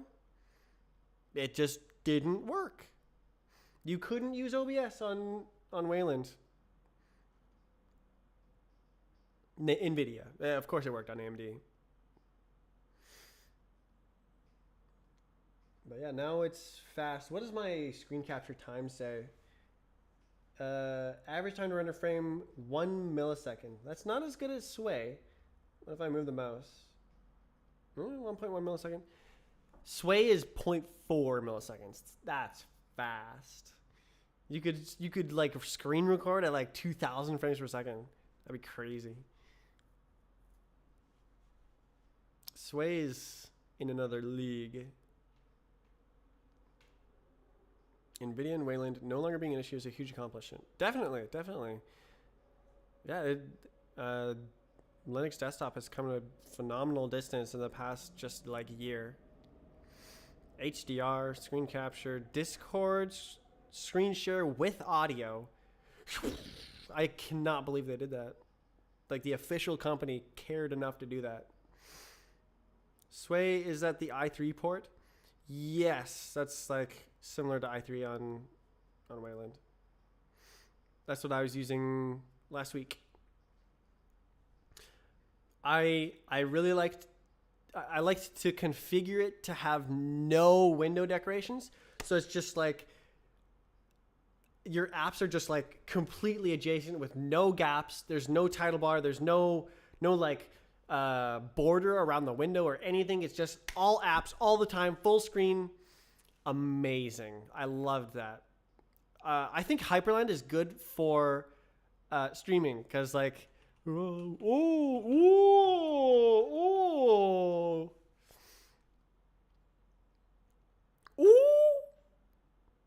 have that config for Hyperland? Yeah, stay default. It looks good. Like, wow, how are you doing that? That isn't Windows. Windows doesn't do that. It's very different than normies. It's flashy. That's a good word. So I didn't update my library today. That's a surprise. It's good enough. It works. Or did I? Wait, did I do a little change? No. I actually remember I tried, but then it didn't work. The idea I had. Cache chaining is so cool. Cache chaining. Here's the thing. We'll go look at it. It's very cool. Cache. Oh, I gotta do this to get the doc. Cache. Yes. Presence. I love Rust. The function signatures are just so outrageous, but it's describing the exact usage semantics. Impl get hash plus into reference to a stir with the exact lifetime A. Nothing else, not host, Bruh. So this finds the presence of this object in the cache as long as it implements get hash and it can be turned into a string. Can be chained to spill missing items into another cache, reusing the hash. And then the lifetimes of the chained caches must be in shrinking order. Isn't that interesting? Like, okay, so look at this. This is the syntax for cache chaining. So cache 1 presence. So that tells you if it's present in cache 1. And then you can check or it's present in cache 2 or put it into cache 3 with this backing storage host. And then that gives you something back that may have been in any of those caches, but has the lifetime of cache 3. So all caches must outlive this value. It's just like, that seems like, wait, that's a restriction. But no, that's actually what you want. You want the lifetimes to be decreasing. You will always want that. That's like always what it means to check like tiered caches. The lifetime is always decreasing. It's just like, it's something that I have never thought about before. It's two things that seem distinct, but because of the like strictness of Rust, they're brought together and identified as the same thing. Super cool. I love it. And then, like, of course, only cache 3 has to be mutable because you're only putting it into cache 3. And then here's the other code. So this is the presence object. There's two variants. Either it's present or absent, obviously. And then or present in. It just checks the presence. And then or in turn calls the in turn with function. And then like it allocates with, it's just like the building blocks, the bones are there. The library bones. And then like you got the decreasing lifetimes. It's so good. All right, I gotta stop glazing my code. I do that a lot. Run my tests. No way, it passed all the tests. I haven't even used the cache chaining yet. I was planning to use it to like check the database cache and then spill into the deserializer cache. So like if it's a valid property, then like cool, you got it. But if it's an invalid property, then we need to allocate a new string, and that has to be hosted somewhere.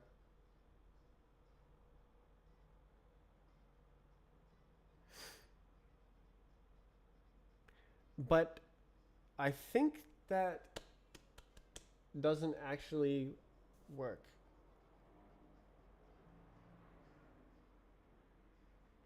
So I'm going to do it in reverse, where it's going to check the deserializer cache first.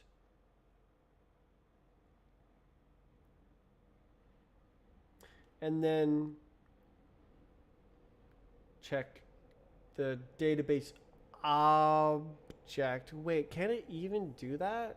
You can't even do that. Oh my god. God, the hash map borrow trait bound is just wrong. It's actually wrong. It should be into, but like not quite. It's like hash into. It's like a double into chain.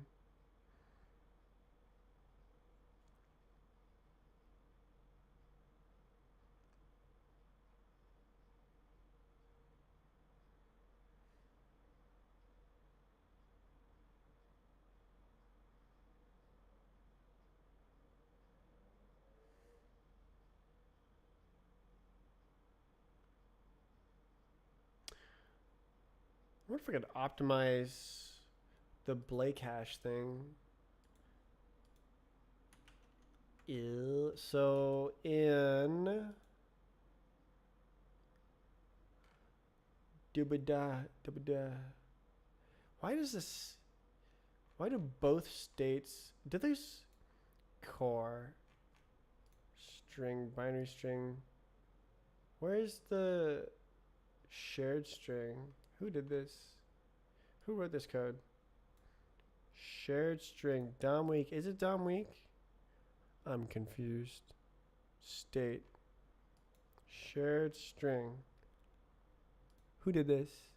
Types. Oh. Oh. So you could go over here, but then you need to depend on my library. So you could do the same thing with this hash map when you use the pre-calculated hash.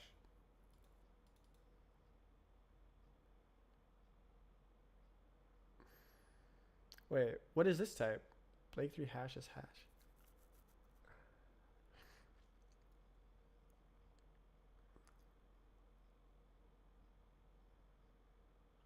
Constant time equality checking, 32 bytes from and into, from bytes as bytes. Hash doesn't implement DRAM. Oh.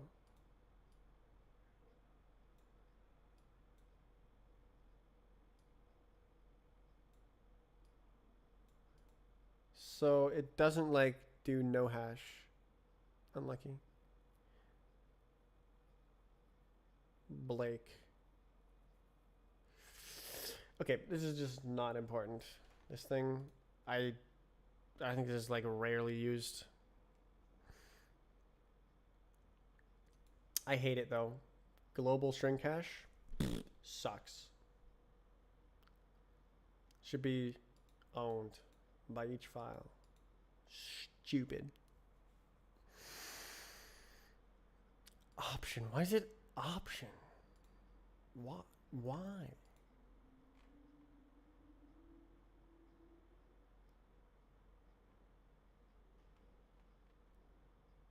Take. Drop.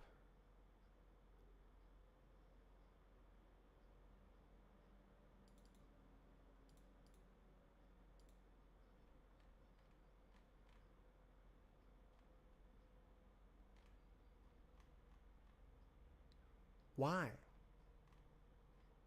Why is it option?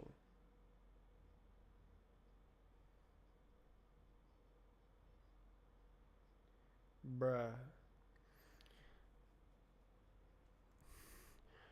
Arc mutex hash map option arc vec. Bruh. Weak.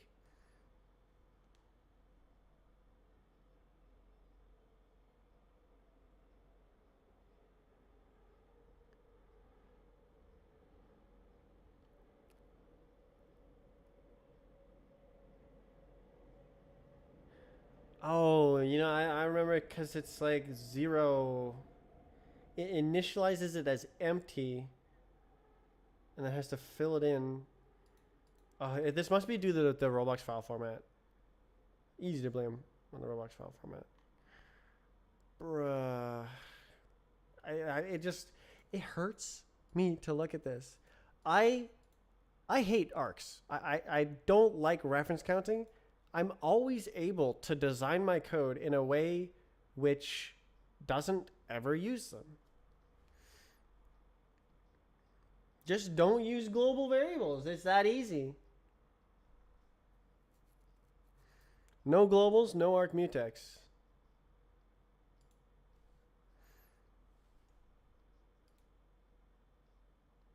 It's not that easy. You actually have to think and design your program properly, which is a hard problem. It's the Rust problem. DOM, instance DOM, type info. Good enough. But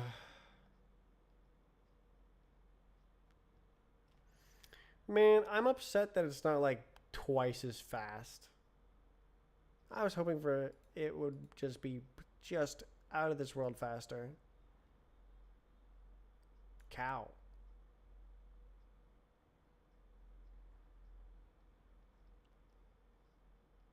I can't believe I did it though. I got it all in. Still missing that one feature. The deserialized cache stringy guy. Gotta fix this tiny little nag. The only nag in the entire library telling me that I need to do this.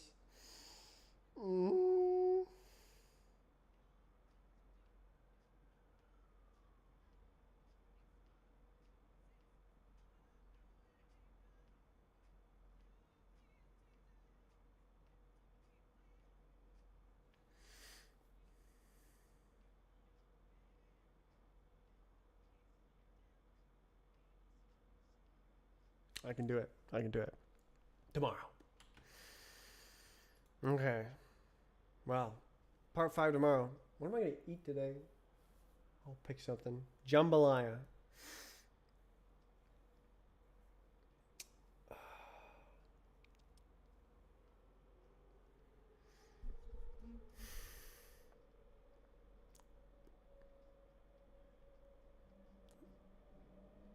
It was fun. It was fun.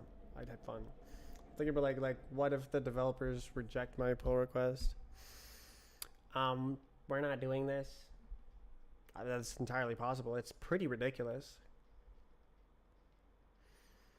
I think it being faster would be a stronger argument. So like if it was actually twice as fast, they'd be like, oh, it's hard to reject.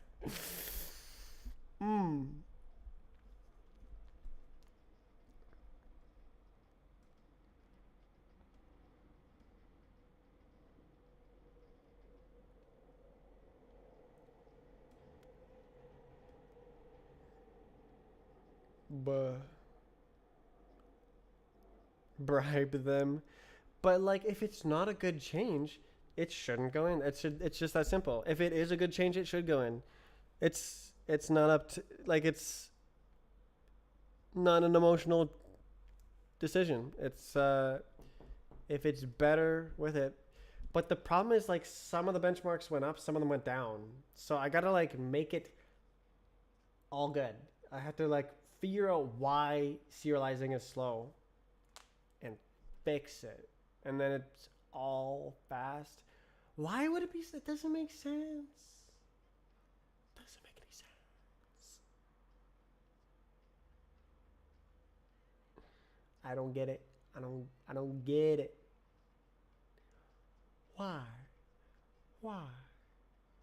The code is like barely touched.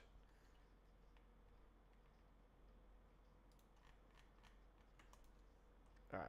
I'm distracted. Look at this. So serializer state, like, okay, it's using different dependencies, but like lifetime, lifetime, lifetime, lifetime, lifetime, lifetime, lifetime, lifetime, lifetime, lifetime, lifetime, lifetime, lifetime, lifetime. And here's a functional change. I made it faster. Lifetime, lifetime, lifetime, lifetime. Like this is faster as well. No more unwrap. This is faster. Lifetime. Lifetime. It just tweaks. And this is just like not global anymore. Where's the slowdown? This is just tests.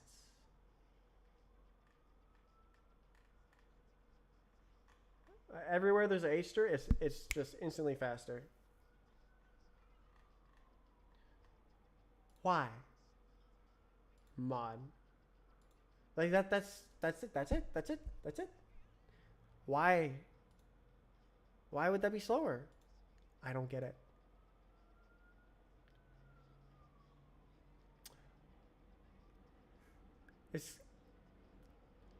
I guess its Euster is just faster, and it just like hits the best case. Wait. It doesn't matter. What's up, everyone? Oh my god. I'm trying to end this stream for the past hour. I have been working on a cool thing. I don't think you were here for it, right? My hashster. No way. It's a replacement for Euster, an existing library, with better memory control. So Euster, you call Euster, and it checks the global cache to see if that string has been created before, and if not, it allocates a new one. So it's just a global string interment library. So it always memory leaks. This one, you have an explicit cache and explicit storage as well. And you can like mix and match whichever storage you want, whichever cache you want, or not use any caches at all. Just like allocate values to boxes. It is nice. It's got like really good building blocks. So here's the main type. It's a dynamically sized type. So hashster has the length here. But I have it in a fat pointer on the stack. I don't know if that's better or not. I was thinking like, oh, it's you can just make a fat pointer, and that's why I removed it. Maybe it's faster to prefetch because it knows the length. I don't know. But yeah, so it's a more explicit and like manual object. I had to write a lot of unsafe to make it work. I was shocked that when you do this, so this is the DST field of the DST struct, dynamically sized type.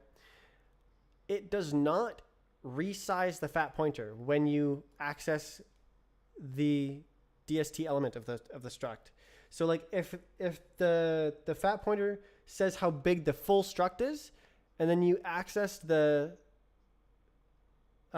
stir field, it just goes. It doesn't go like this.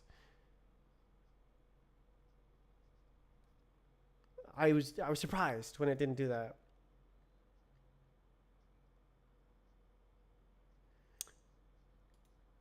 DSTs are not first-class citizens in Rust. It's still just 16 bytes.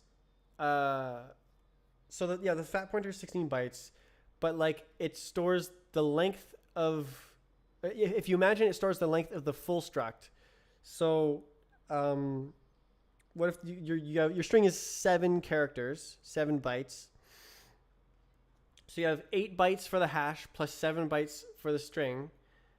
So total is 15 bytes. So if the fat pointer is pointing to the length of the struct, 15 bytes, then if you do this, it doesn't resize to just point to the stir part.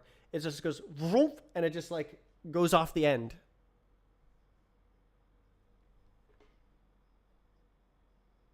What? Yeah. It just goes just off the end. Just goes off the end. So look at this. The ref from bytes unchecked. So you get some bytes. So these bytes are presumably the hash and the stir, but it doesn't check. So bytes, that's the start of the struct. So just casts it as a pointer, and then does another cast.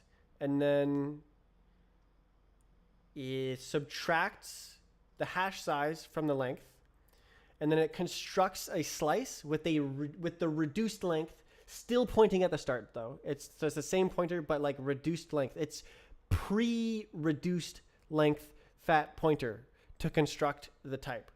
So then it just casts it, unsafe. Throw the stir line again. Yeah. What? Really? And then this type up here. It just goes boom. But this is safe. Yeah, it's safe. The fat pointer is never, but it's not. But like that doesn't exist on non-DSTs. It'll let you read out. Yeah, it'll just segfault or read garbage, which we saw on stream through a safe function, but it was constructed by unsafe means. So you can't construct a DST. Well, you can, but it has to be a generic type, and then you have to like, yeah, Rust DST construct. Dynamically sized types, exotically sized types. Yeah, so can't be stored on the stack directly. So you have to do this. You have to say it's a T, maybe it's sized, and then if you create one of a fixed size, and then coerce it into a slice, then you can construct it. But that's the only way to safely construct it. Actually, oh yeah, 8. I don't even, like, if you try to access the field, yeah, I guess so. Okay. How do they do it for RC? Same situation, if it's effectively identical. Isn't that like all the pointer types are like that? Fat pointers, they all get fatter. It's because you never do this. You always have a slice at the beginning of the thing, so you're never accessing a field. What does RC stir do? Just the whole thing is stir. So you're never like offsetting a pointer by the field offset. It just never happens, right? They have the ref count at the top. Oh. Is that on the heap though? Like this, both of these are heap stored together. Whereas it must be on the heap. I don't know. That's a good point. RC. Show me. RCTA. T size. T inner. Non-null pointer. Well, so this is the stack pointer. RC inner. Okay, let's dig down. Strong, weak, T, sized.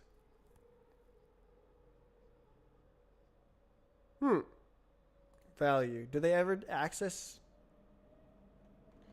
I guess we could do. Oh, I guess it's like everywhere. Drop in place as pointer dot value. Drop slow.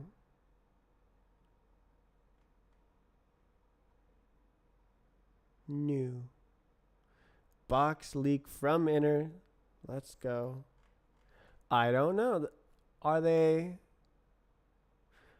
Well, okay. It may or may not be a slice. I don't know. Well, okay, wait. So, okay, no. So, the fat pointer must already have the right size. And it just is meaningless for the other fields. And then it's already the right size for the DST field that matters. I that's what they must be doing here. I'll get for layout zeroed. Buh. You're absolutely right. Like, what's going on? Try new. Oh, alloc. Okay. God, that's so cool. Allocators. I learned about bump allocators when I was writing this library. The Euster library uses a bump allocator. And like, that's just absolutely the right thing to use. It was on the ref count was on the second wooden ref count. Yeah. I forgot. they casually sneak out the number in the pointer size itself.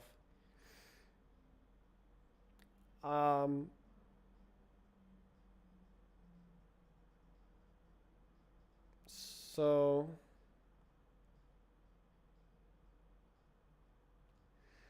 when you make a fat pointer, there's no changing the size. Interesting and upsetting. Informative and unfortunate. Yeah, that was the most shocking part of dealing with DSTs. I'm not sure that I want a fat pointer in the end, though, because the point of this is to shove it in a hash table, and it's fast. But, like, it's double the size with the fat pointer inside the hash table everywhere it appears. The whole point is that, like, it's small and the value is on the heap. Are you on nightly? Compiler, no. I haven't really done that. I want constant generics. So I'm considering putting the length back in and then getting rid of the fat pointer part. I wonder if that would just be like faster. I wonder if that would like make up. I don't know. Feels like a Rust bug. Yeah, felt like as well. But that's just the behavior of fat pointers. Like it only supports one dynamically sized field per struct, and it has to be at the end, right? Like if you go like, oh, whoa, it says no.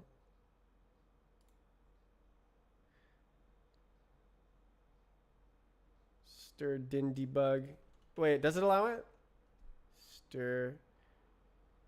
Borrowed types always have a statically known size. Do it?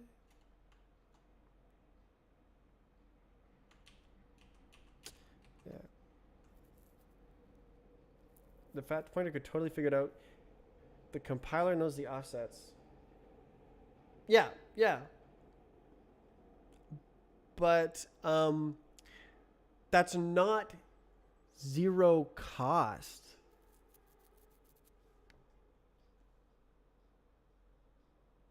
And like you don't need to know the length of the rest of the stuff. I don't know. Zero cost is a meme. I like it. I like enums. Super cool. Nothing is truly zero cost. I've seen talks like that too. Like there's a human cost, or there's a compile time cost, or there's a runtime cost. You just got to design it better. The design cost. Someone's already paid the cost. Agree that it feels unrust. Yeah, it's doing something unexpected in a language full of things that are always well thought out. All right, what were you saying earlier? You were saying, I've been working on a cool thing that might also be of interest to you.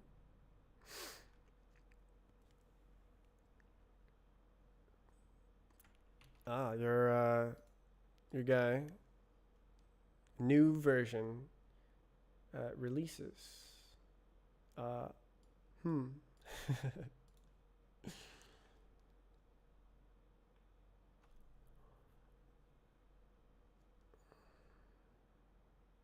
Beta 11 hours ago.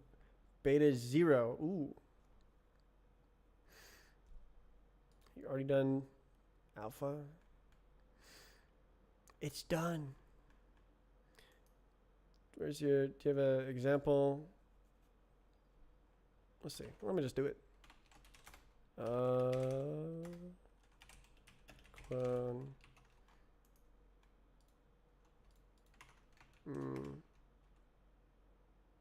Non-empty directory. That is a non-empty directory right there.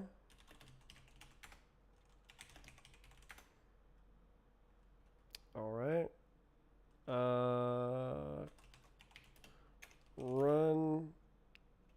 release example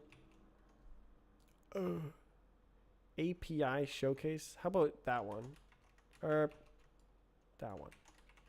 You got the wrong version. Oh, is it the old stuff? Really? Oh my god. Somehow downloaded old stuff. No way. Let's see.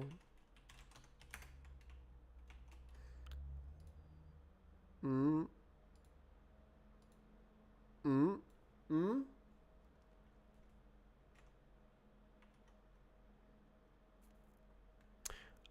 Main branch. You got main branch. Downloaded old branches too. Yeah, I just did git pull. Okay, we can do examples. That one, cargo build. How about release, run release? Do it. A bin target. Aw, geez.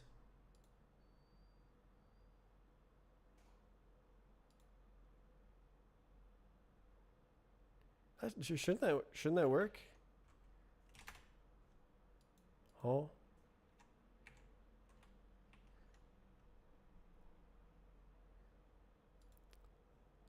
Lib.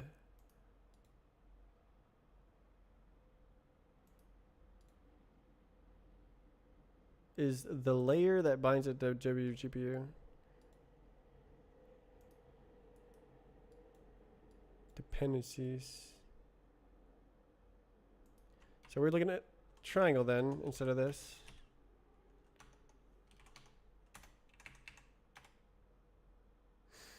Lib.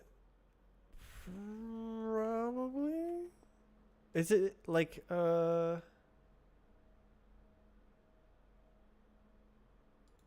guess. Why doesn't it? Oh, is that? Did I just miss it? Library equals true. I don't see that. Library equals true. Isn't there? Oh no, it just right. You can have both.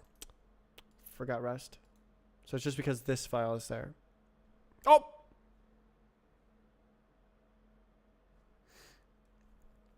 What are we working on? I missed the entire stream. I'm looking at Ray March's stuff. Look at that. Is there any?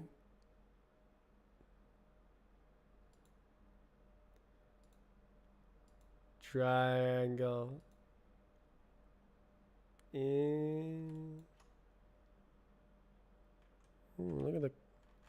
Look at that. 100 lines of code. Okay. Yes. Create pipeline. So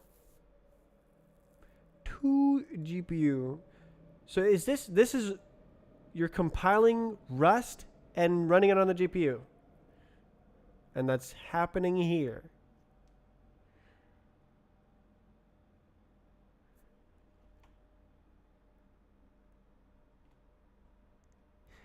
And it's not inside of a scope. That pipeline equals. It's not a. So is this like fancy schmancy types and like every operator is like compounding the type? I forget how you explain that it works. Symbolic evaluation. Okay.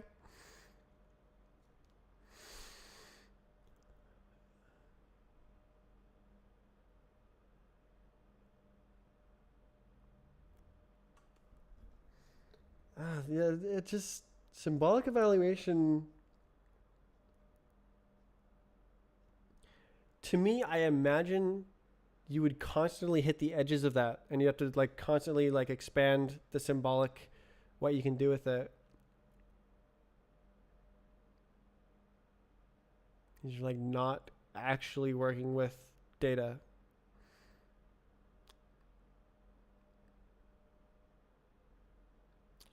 Unsafe pointer cast. Oh no, it's something else.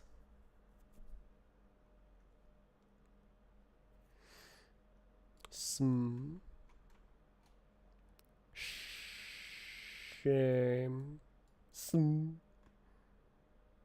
Aliases.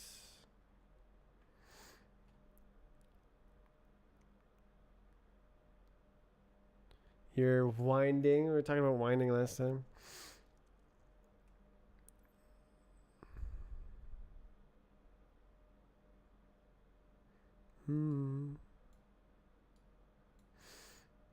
Nice. I love this operator. Extend. It's awesome. Or method, I guess. Submit render commands to GPU. Oh no, delta time.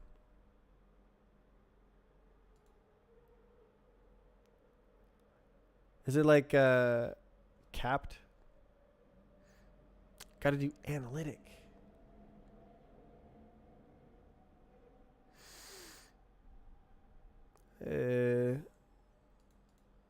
I guess, yeah, render passes are like the same idea. You construct a render pass with symbolic manipulation.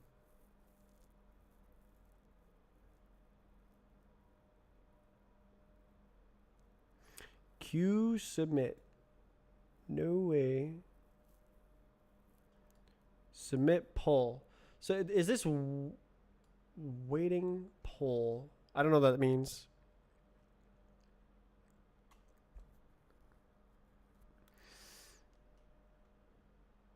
It doesn't wait.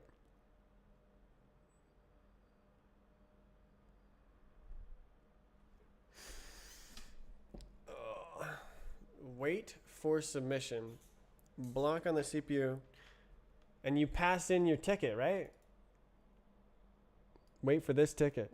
And then it constructs a Vulkan semaphore and GPU fence. And you have your fence graph.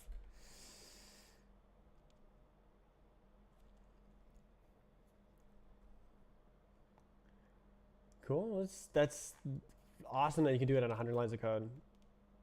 And it's also awesome that you have Rust that compiles to GPU code. Very awesome. This is fully featured with respect to WGSL. What? So you got the same feature set as WGSL, the like official web GPU work group. A lot of people worked on it. I put a lot of work in. I can imagine it if it's the same features as that. Wow. At index. Where's index? Index. Okay, I see. This is like indexed rendering. Check the README. we don't do that here. Let's see. I write them, but reading them, all right. Be gone. Lightweight. Is it still lightweight? I started this library my library, the Hashter, on Thursday, and it was 150 lines of code, and it like worked. Now it's like almost 1,000 lines of code. Well, how are you doing on that?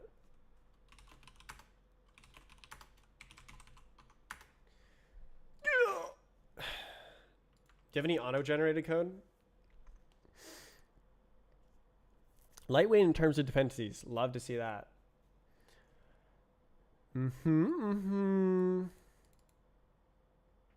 Or WGPU SDL3.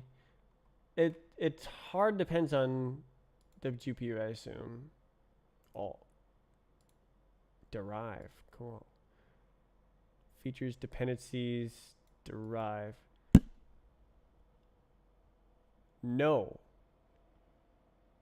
What? Yeah, what? Did you make a Vulkan metal and How are you?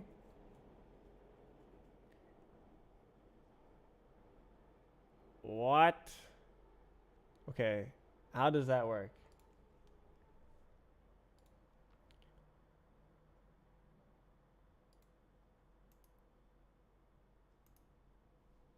Where does it depend?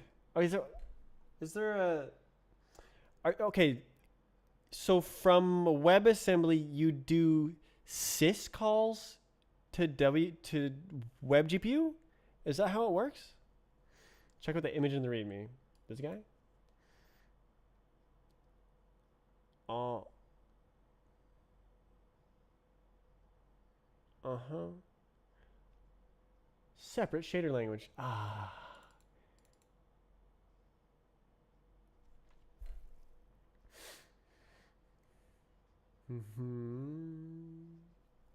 I have something like that.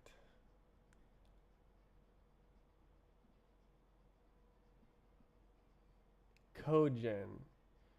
Same code. Same place.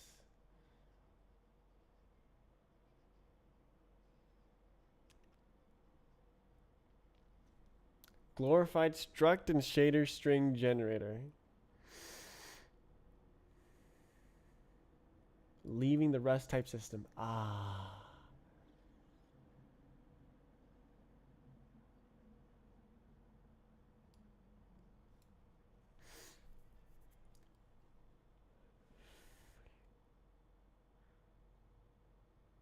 So this is, it would replace WGPU in your in whatever application you're making, or Vulkan or whatever. Excuse me. It checks texture format capabilities. NVIDIA limited format capabilities. And next image. I suck at reading. Filling out descriptors. Your application. Legos. Actually, one of the maps on my Roblox game, got taken down recently for having Lego copyrights. May want to preemptively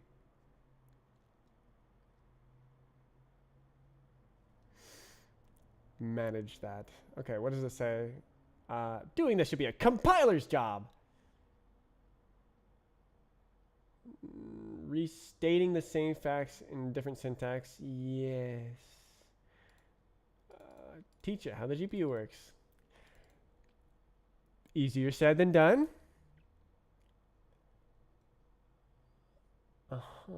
Shader language. Yes. Rest itself into the shader language. Not enough. Between the CPU and GPU. Fixed function pipeline stages on the GPU. Memory layouts, binding types. Yes, yes, yes, yes. Yes, yes. Check the pictures. Oh my god. Like, as soon as I don't have Rust guarantees, I instantly make a mistake. Every time.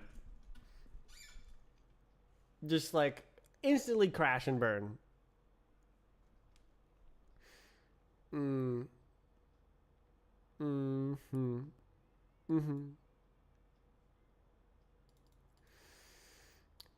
Data transfer, draw commands, dispatch. So well, you would need, wouldn't that still be with your like abstraction? Would you, okay, would the application would depend on, can you work with in conjunction with WGPU or Vulkan or Metal? And you're like, so the application directly depends on, does not replace your graphics API.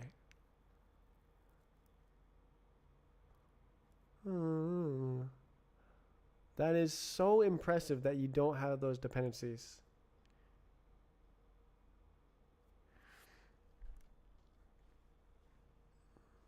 Agnostic. A ton of work.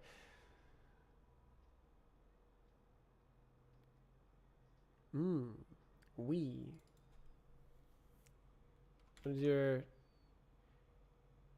Uh-huh. So you authored it, and also you authored it. I see. We.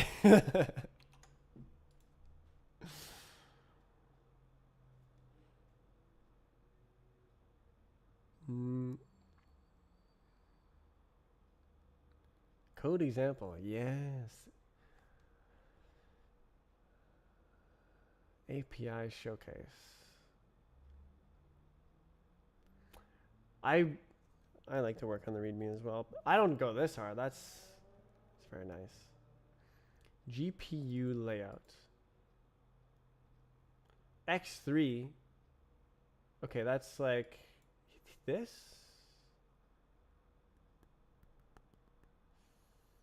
Vertex buffer. Yes. Next. What is next? Buffers next. Is that draw call?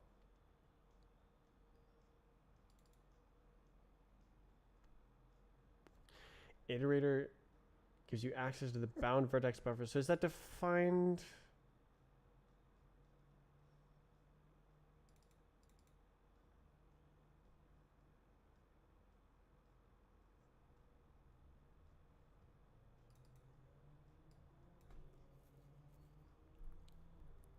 Ooh. Ooh. Next. It would... So is that just like a generator? Where... How... Who says buffers exist? Or is that like hardware?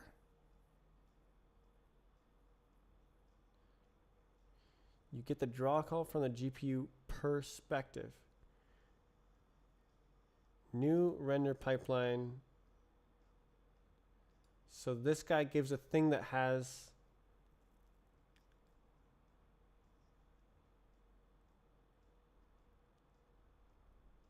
I don't really understand.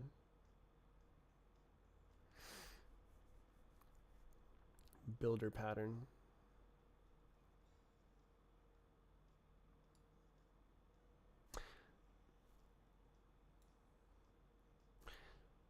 So this says make a new buffer? Or it's like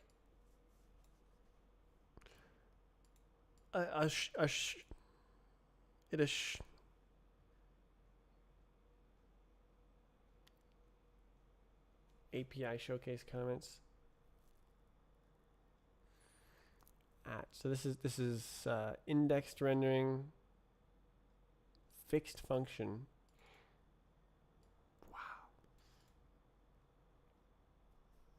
Wow. The buffers are already there. You're on the GPU and you read them. Who says they're there?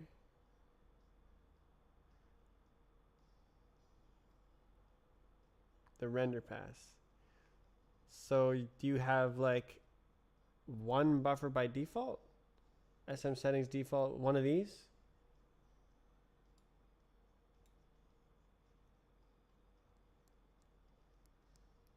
Later. Stuck on the first line of code. This is like a closure. Yeah, I was kind of surprised that you didn't have a closure. Oh, wait. My render pipeline. There.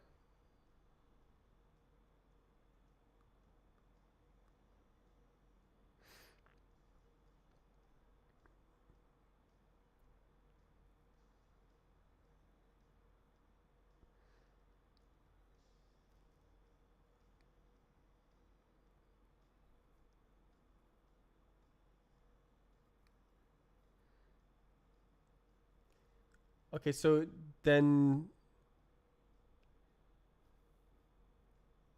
So this wouldn't actually run. You would have to create this. It's all symbolic.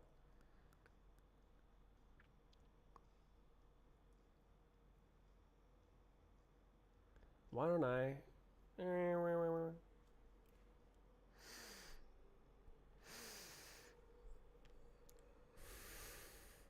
It's like the holy grail of graphics, right? To like get all your code in one place with one compiler. Being patient, I'm interested. It's a very neat idea.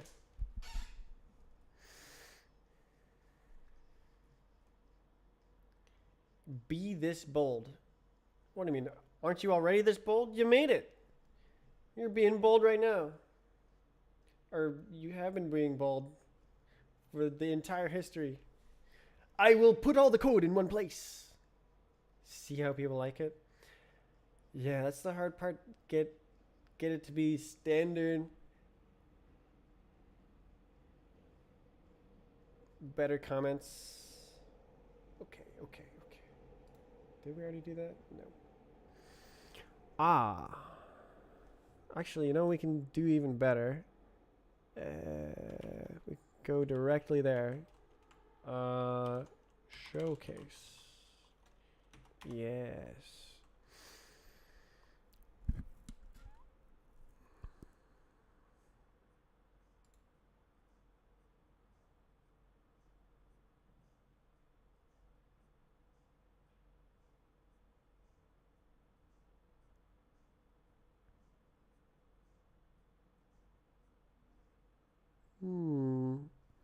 Render pipeline results. You can get rid of the if-def and shaders conditional code gen.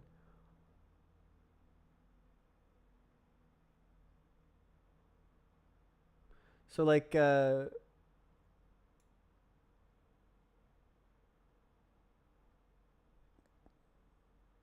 I'm not actually super experienced with graphics programming. Reflection, haven't documented it yet.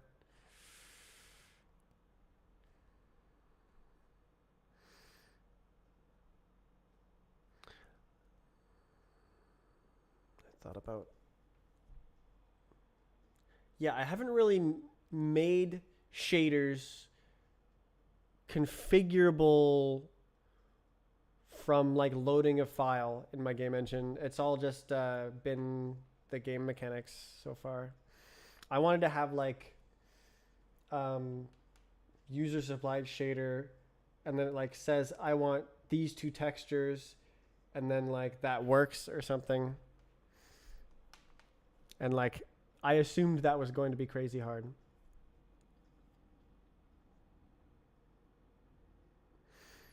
Pre-processor over shaders and parameterize them in the most hacky way. String replacement. Do that with regular typed Rust. Sounds amazing.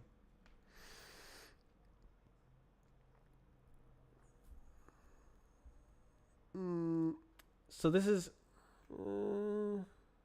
make pipeline.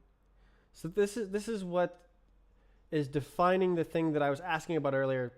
.next. It's defined here explicitly by this function making the pipeline.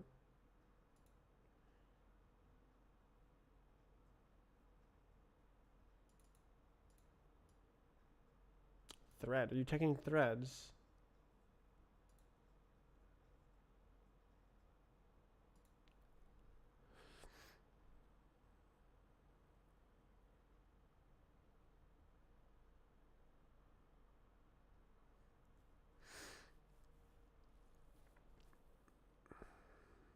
Draw call object. This is the draw call object. Including guard.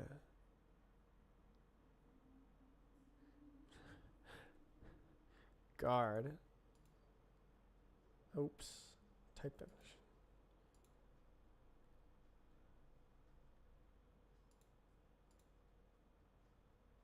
Marker type.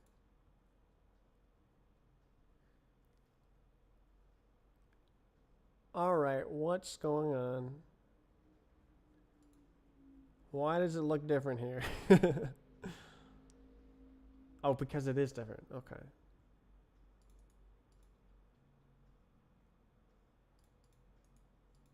Okay, it just didn't go to the one I thought it went to. Phantom data. Ooh.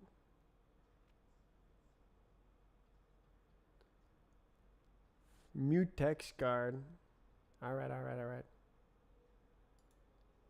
This guy.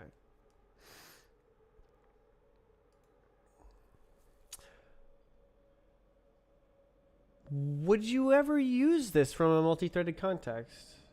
I guess. Yeah, so like, no, you wouldn't. Wouldn't you want to use like ownership and borrowing rules then instead of like mutex guard and stuff? Just the code gen part. You don't want to generate code multi-threaded? Yeah, I find it so like if you're only supposed to use it from a single threaded context, you have this thing that's asking if the thread is already encoding, and this like mutex guard. Why do you need that? Shouldn't it ownership and borrowing be enough? Draw call. Draw context. You mentioned that before. Try this in the first iteration. I'm sure you did. I am like seeking the answer.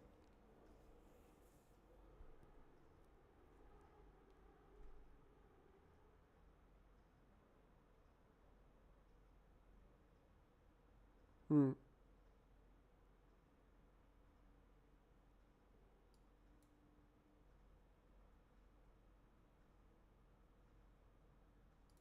Hmm.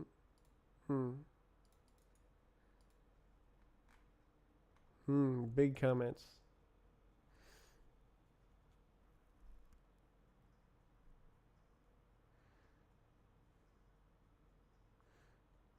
Hmm.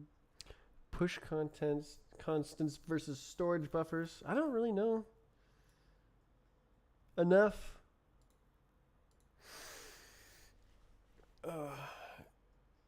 Vec A plus Vec B. They're isolated. Never touch the encoder object. Record plus in the graph.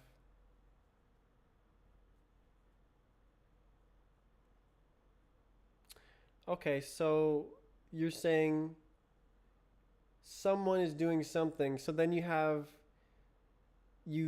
lift it in the plus operator definition. It's like a global variable. Global variable. Yeah, because otherwise you need to do like new vec3, and that's like always clean up even if you error out. Oh my goodness.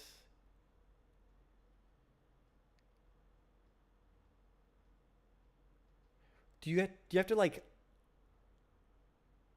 unwind the like expression graph to do that correctly? Bruh.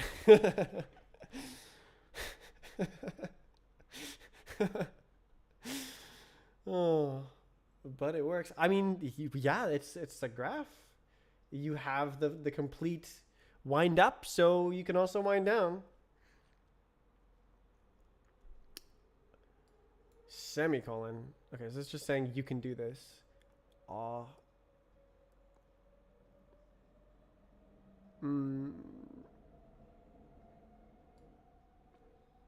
Yes. Okay, so that's the same to that. 8-4. That's like I don't remember what it's called, but it's like the group size, the like multipliers, work group size. Nice.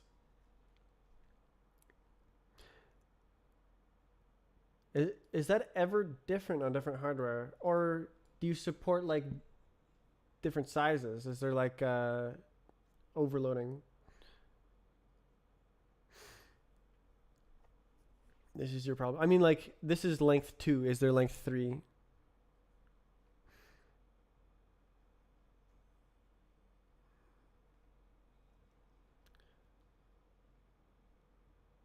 Choose length 1, 2, 3. Oh, is it? Is it a? No, it's not a slice. Oh.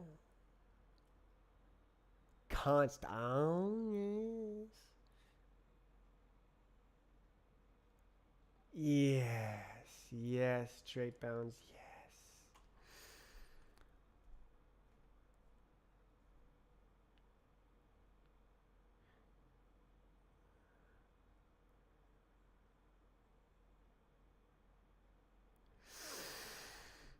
Next. Okay. Okay, so this one is more like generator. Next. +1.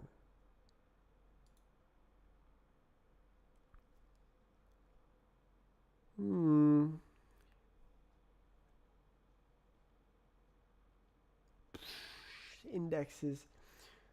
I just randomly started thinking about like, what if you had a reference and you could make it borrow checked so you never access the wrong one? Like if you have next, what if you like have them, but like, I couldn't think of how to do that. Whenever you call next, expects one more vertex buffer in the pipeline descriptor. Make pipeline. I don't know what the pipeline descriptor is. This is creating the pipeline, and then there's another thing. Oh, wait, this is.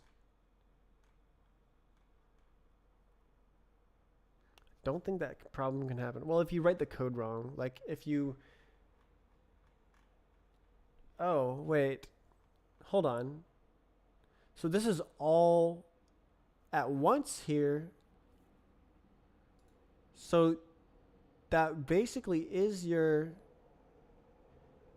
thing. Okay, I thought you were defining this multiple times. Like you have the pipeline thing and it goes next, and then you have the shader thing and it goes next.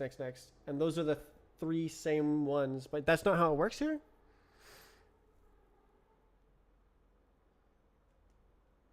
There is no shaders. DRY. I don't know what that means. You use WGPU. Yes, I'm using WGPU. Render pipeline descriptor. It's been a long time since I wrote that. And it mostly came from an example, but I did do it. Gosh. So many interesting things in my future. Don't repeat yourself. I see. Excellent. So it simply does not suffer from that problem. Binding iter. Buffer iter. Very cool. Brilliant. So I thought of a problem. You've already thought of it.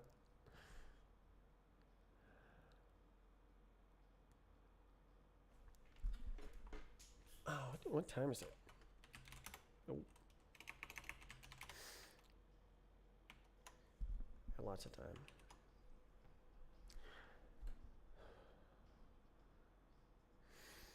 I'm made of time. Make this for people like you. Yeah. That makes me think of Rust, where like there's the people coming from Lua to Rust like me, and then there's people coming from like C and C++ to Rust, and like they'll experience different things, and then like people who have made game engines going to this, and then there's me. I've only done WGPU examples. Don't worry if you don't like it. I really like the idea. So like something about me is I really care how things operate. So like that's one of the reasons why I use Linux is like I imagine that my computer isn't doing any background tasks, and that matters to me as much as whether it is actually doing any background tasks or not. So I like knowing how things work. Or I like knowing that they're not doing extra work, I guess, as well. Engineering. Buffer. Okay, so is this T? Storage uniform. This is okay. T, so you have to. Whoa. Where's that? Oh. Showcase.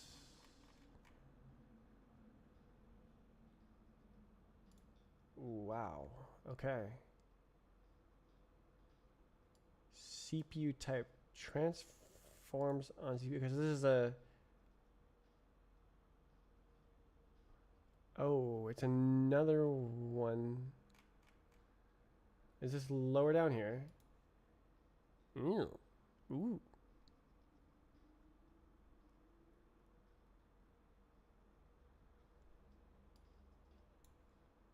Damn. So it's gonna check everything.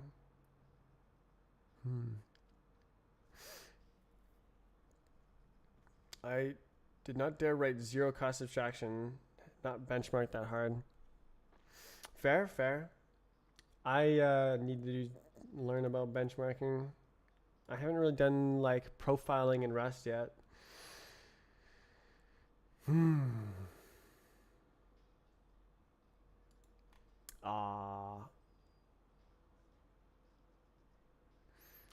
Yeah, how long is this? I don't really have the entire GPU pipeline, shader model, everything in my head.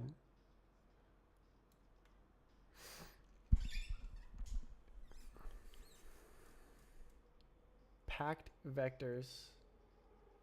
Snorm.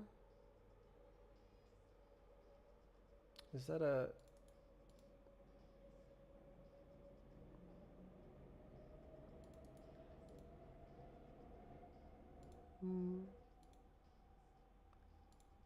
Goodness.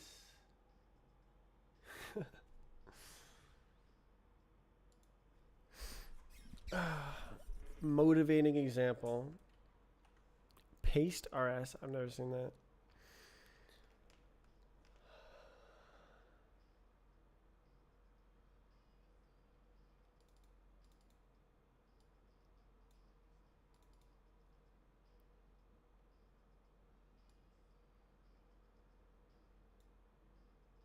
Two, 4. So 2 and 4.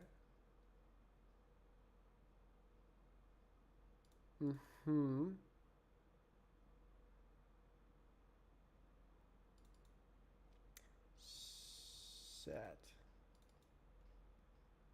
Okay. At set.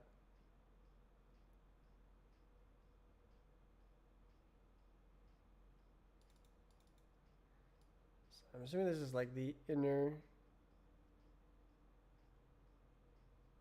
4. Oh, well, yeah, work group. There it is. Dispatch. Dispatch dot work group.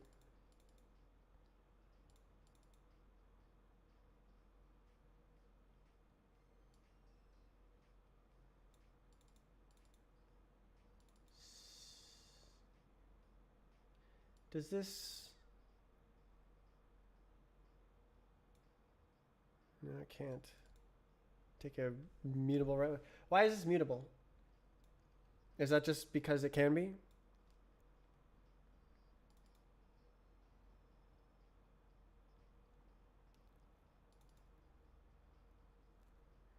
Oof.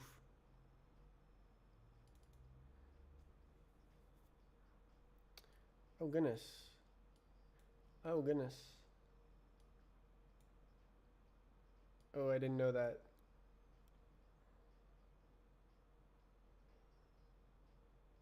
I don't know what that means. 1 1. How is that different from? It must be just like a single one. One dimensional 1. Do you get more dimensions somehow, like X?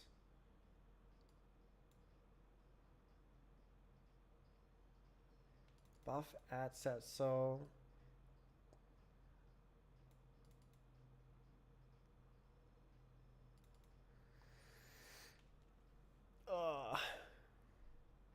point I was trying to make, you can make these tiny little helper functions that casually do stuff on the GPU. Very cool. Mm-hmm. Yeah. Yeah.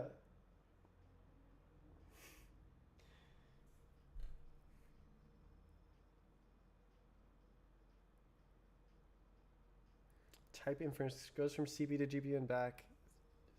Very cool. Definitely amazing.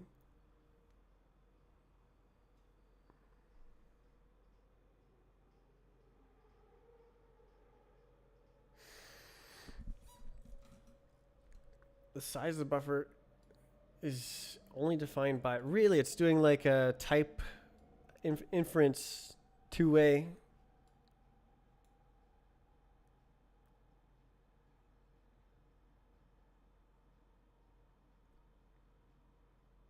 I have no idea how you do that.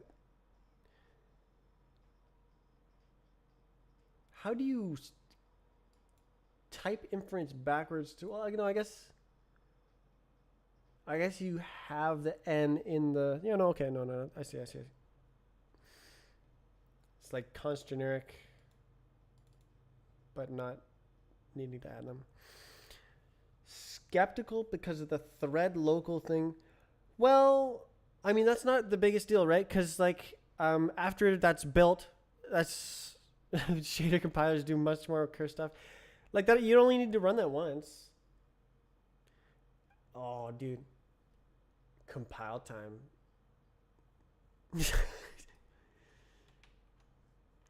Do the whole thing at compile time. Simply.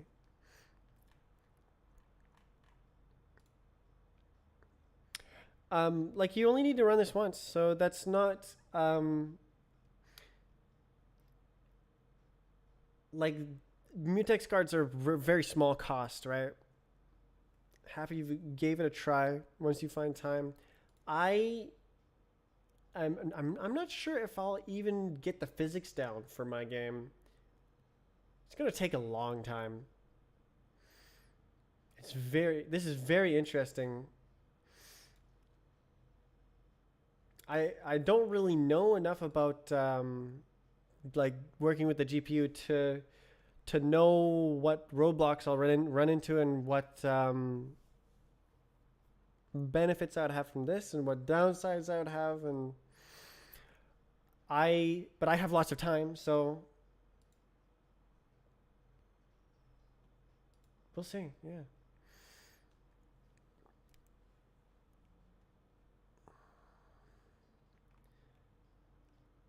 I love the fact that it's totally agnostic. That's so amazing. Like, if I'm already using WGPU, it can just like come right in. I don't have to like move all my code over.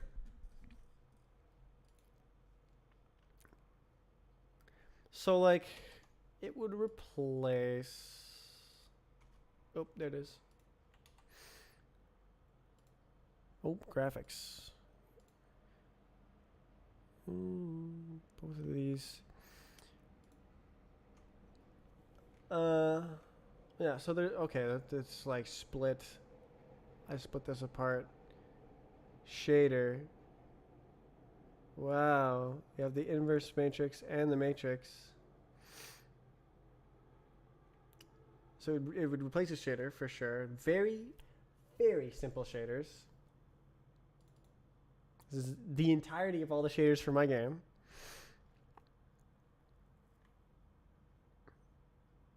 I'm just drawing textures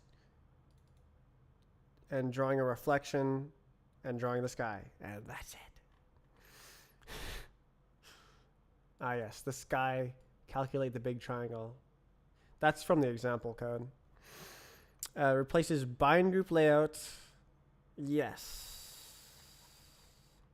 Yeah. Oh, yeah, no, that's what I was saying, like when I don't have Rust guarantees. I made a mistake with the texture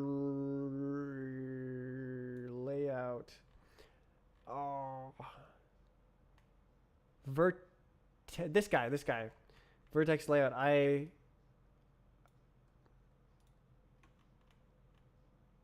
And it didn't care, still built.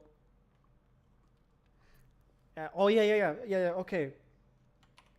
I made a CPU ray tracing algorithm to find where your mouse is touching. Just basic game engine feature. And I wanted to debug it by drawing the triangle that it hit. And so I had to like construct a second copy of the graphics that's like unoptimized and then only draw one object. Let's see, can I do that right now? ASD, amazing. Ray, debug graphics. Surely, how far back is this? Oh my god. Not that bad. Should be good. We might be able to see it. All right, let's do it. Cargo build release bin strafe client. Is it the strafe client? I think so. Just use. I don't know. We'll see.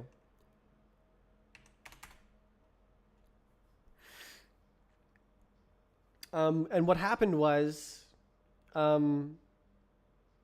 the vertex alignment was exactly half as big in the debug version, and I forgot to change it. So it was like skipping twice as many vertices, and so I was getting really spiky triangles. It took forever to debug.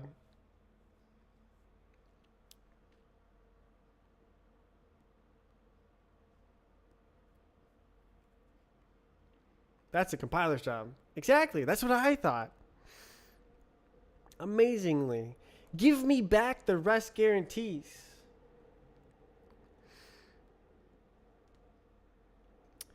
Strafe snack graphics. No way. Draw 3 polygons. I hope this works.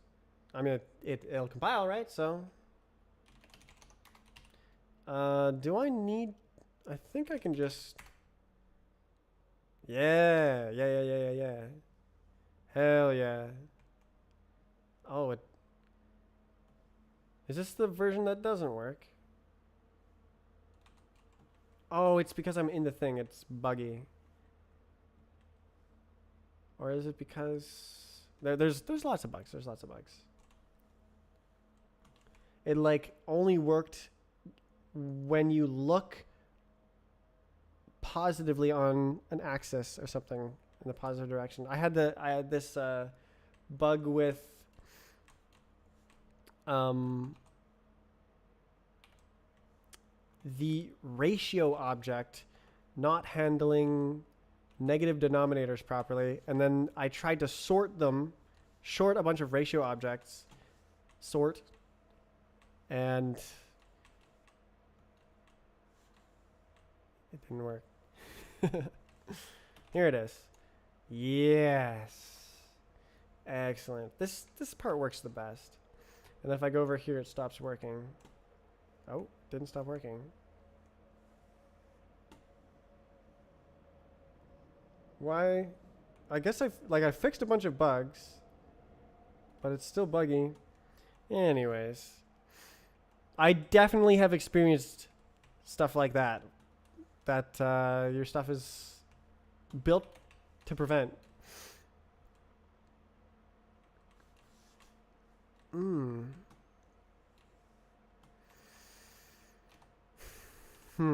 I think the biggest graphics effect I want to make is like a fancy end zone, and that just doesn't seem that complicated. I think mostly I want to enable the map makers to have effects in their maps. That's what I'm most interested in. I spent 5 months on the nicer error messages. Wow. Wow. Amount of checks I put in. Compile time checks, right? Sometimes. Oh, this is before. Oh, no. Okay. I also added unions. Roblox unions. They're like meshes, but worse. Roblox is stupid. But I made a game on Roblox. Now I'm trying to make another game using the maps. Most things are compile time checks. The layout checks would just produce terrible error messages. Those happen when you import the buffer.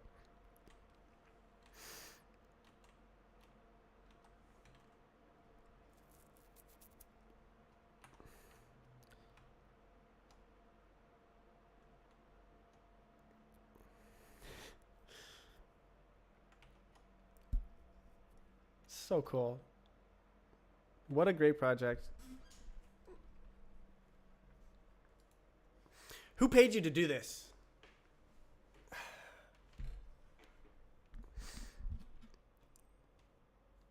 You get a colored message with your byte loud. You put color? You can put color into your errors? Wait a second. Doesn't that like suck?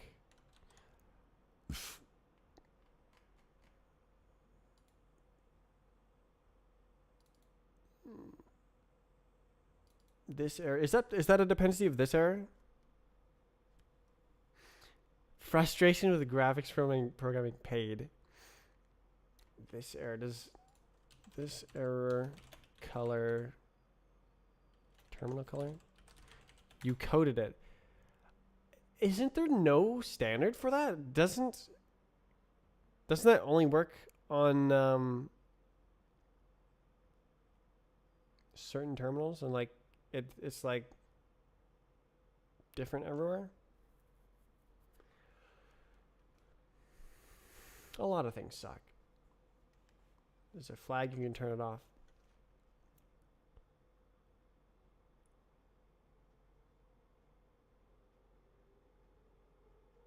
Pretty.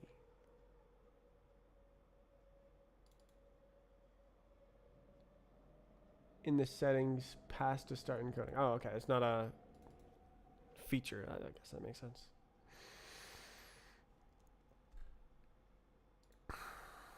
Let's see if I can go through this faster. One-liner.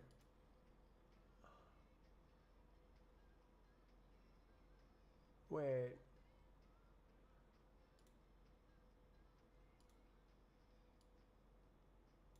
How does it know? Index. How does it know the type in between? Oh.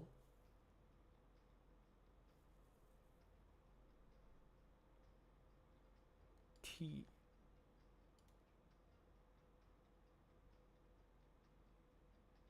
I see. Wow.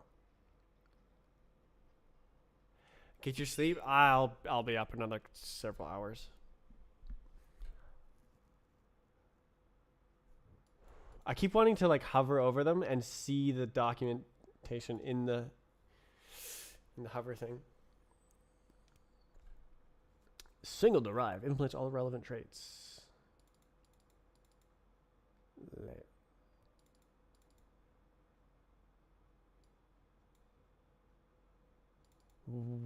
What happens when you do bools on the GPU? Host shareable. Atomics.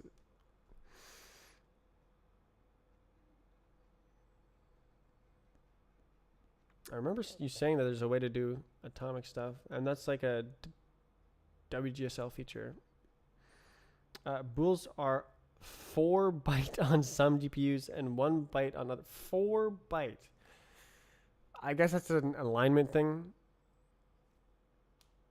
Cannot be shared with the host. 4 byte bool. 4 byte machine. I'm not very good at going fast. Oh.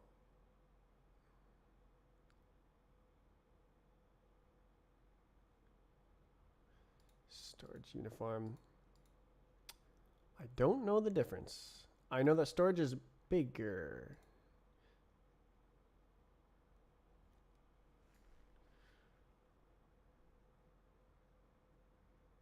I remember there was a problem with uniform, so I switched to storage, and then it doesn't work on old machines. Small and has stricter layout requirements. Layout requirements is the main difference. Painfully check. Excruciating detail.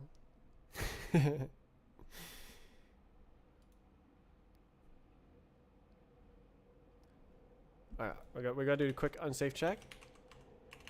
With good spelling. Oh. Oh. Oh my goodness.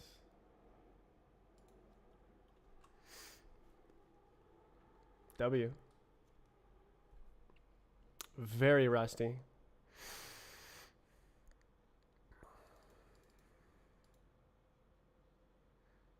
You gotta like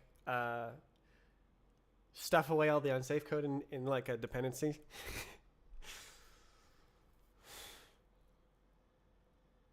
Doesn't show up. So this is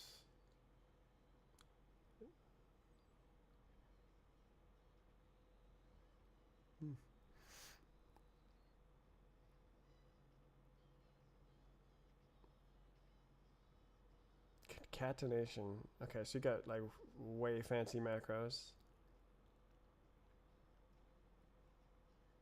Okay, so this is your constructor to like let it know ahead of time that it exists? Or do you not need to do that until you do an operation?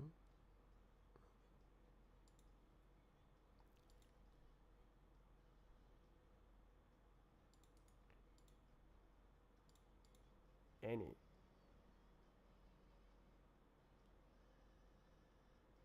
Got it. I'm just looking for the like global variable stuff. Puts it in a constructor node in the graph. So it does go into the graph even if you don't use it. Or I guess it's a node with no edges.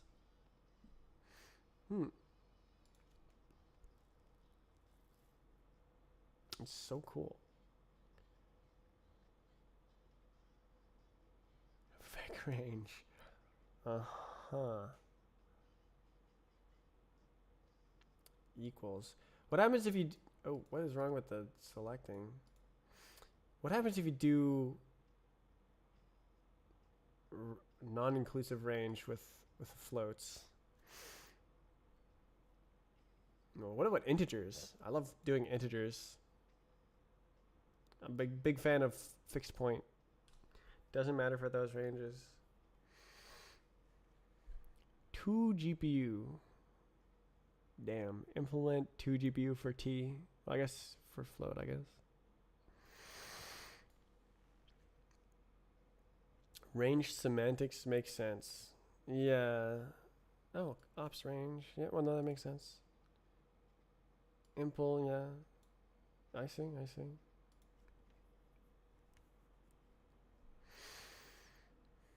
Clamp. That's really nice. I just suck at going fast.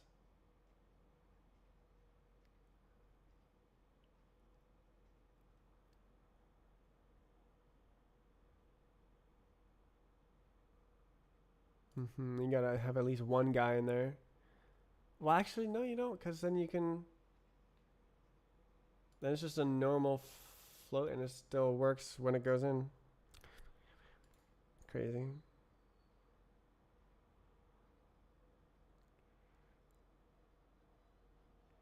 R sub. Reverse. Okay, I see.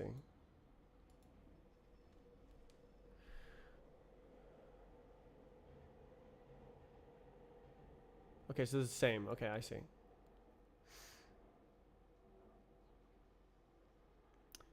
the pipeline operator. Best. Vec A dot dot vec B. Do what? Can you actually vec range? Can you actually do that?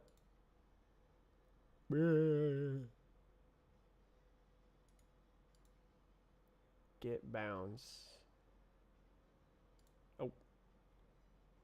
Oh, old doc. Oh, rip. Vector if they match the dimension. Okay, I see. Different scale for each one. Component.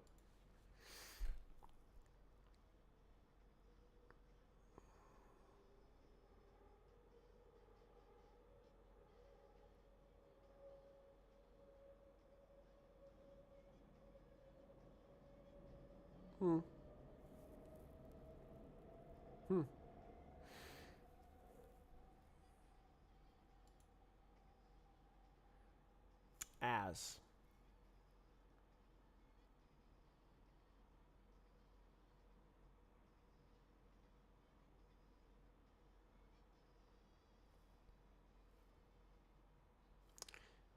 Can you, is that a type inference?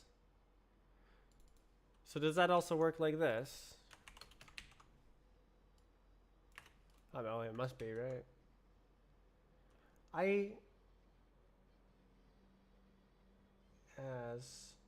How does the, okay, so it must be an invalid operation to do a non-primitive cast. So then it has to be the same type. That's kind of weird. So like it could be ambiguous if there was a type that you could cast as that. In this case, it is. ID. What is ID? Identity. Okay. Generic. Wow. Is it const? No.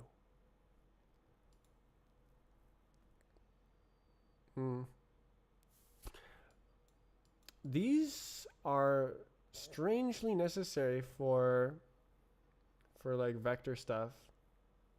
It's really hard to make it generic across float and ints and complex numbers, and like using the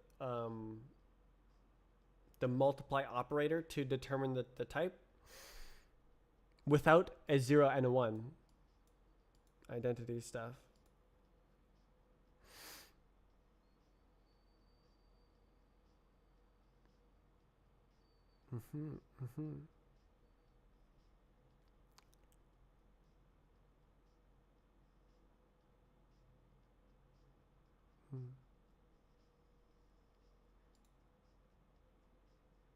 This looks exactly like my library.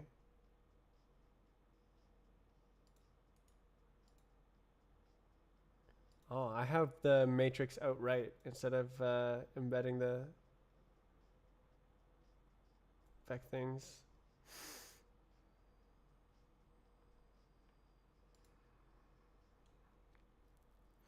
Basis. Very nice. Different size.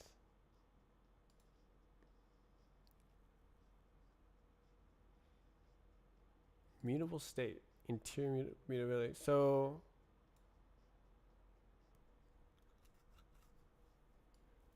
okay, so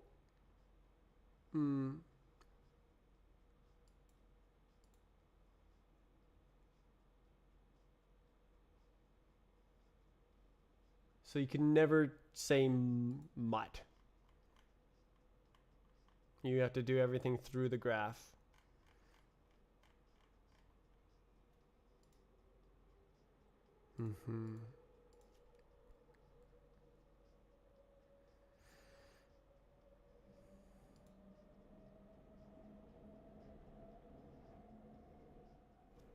Code gen time mutability. So then you're doing code gen again at runtime.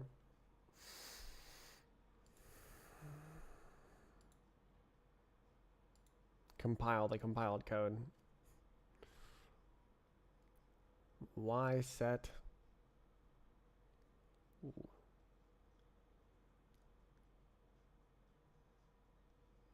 Is that deref coercion?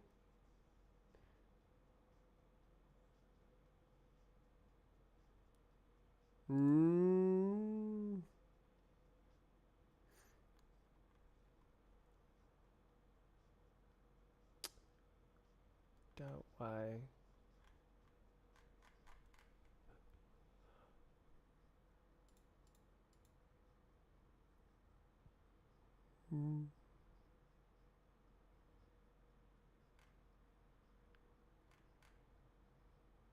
This is the first time you access the component by name. Ref. Oh. Ref. Huh? What? Go back. Any.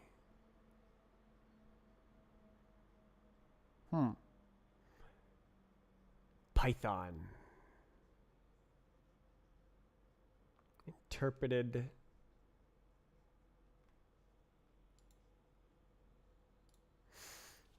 Key node.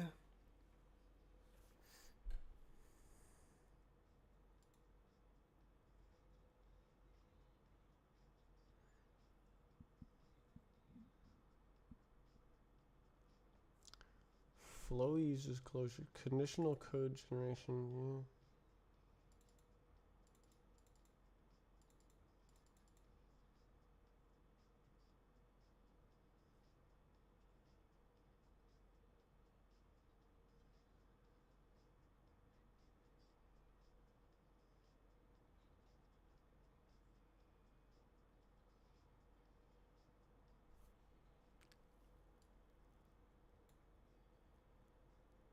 Uh-huh.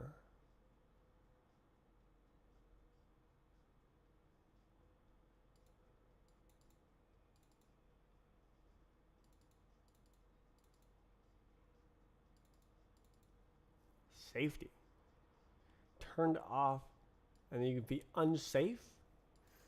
Why would I want that?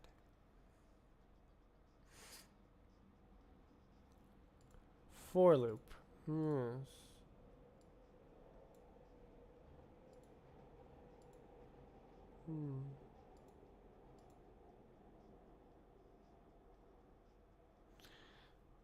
Yes.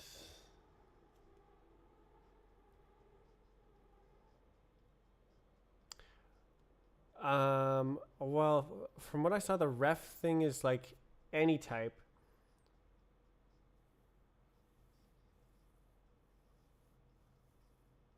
So you have to clone it. Okay, move. Oh no, it's copy. It must be. It's copy. Nice.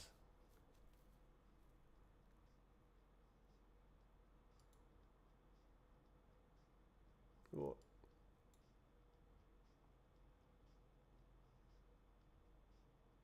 Uh-oh. Is that a vec4? Used by, oh my goodness.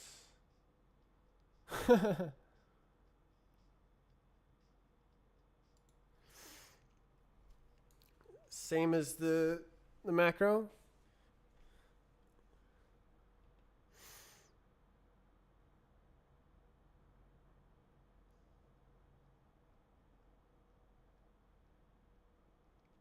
Damn. I don't know how that works.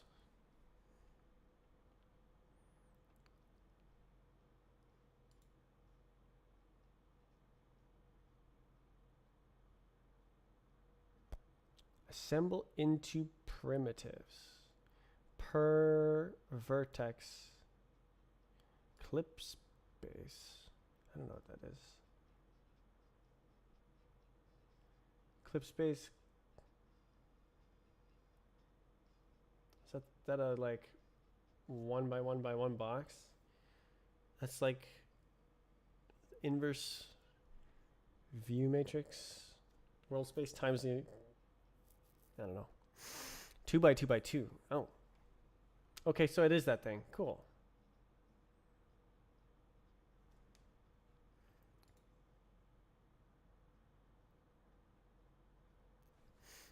Z range is 0 to 1. Classic.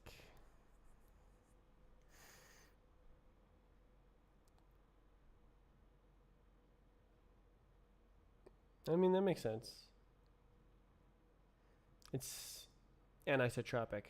Some axes are more important than others.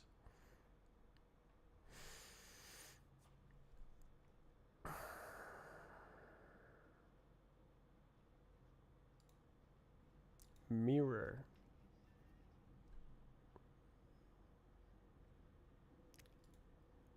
A primitive assembly, primitive dot clip.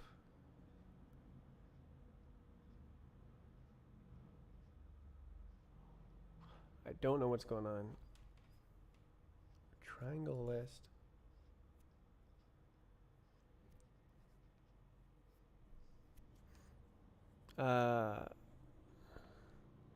Depth, floating point precision. Yes, I remember reading about a trick to like reverse the depth buffer calculation so that the accurate part is where it matters. Makes sense. Just use integers. Just it's an integer. And in that case, it's actually better to be a float. It models the curve better. Integers are accurate everywhere. Well, where they're defined.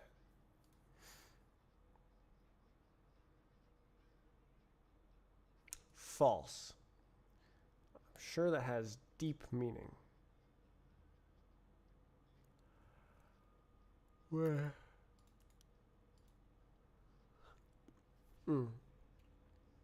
Drawer. Const clip bool. Clip setting. Const. Can you do const enum?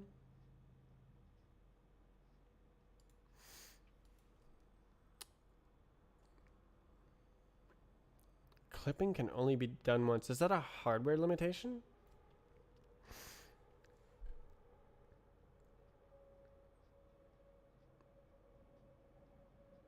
Yes. Ooh, true. Rasterize. Well, how, is it? Does this like? No. I was gonna say know which one is the. Okay, this is rasterize. Okay. So a fragment stage single. Oh. Wait. Oh, clip. Okay, I see. There it is. Okay, I just didn't figure that out. Okay. Yeah. No type. Type state. Brilliant. Use as much type state as possible. Always endeavor. I can't call the function. It's not in the right type state.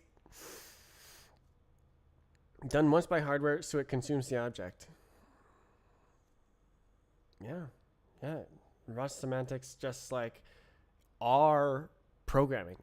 So it's just, if you model your programming as Rust semantics, then you've modeled your problem. It's brilliant.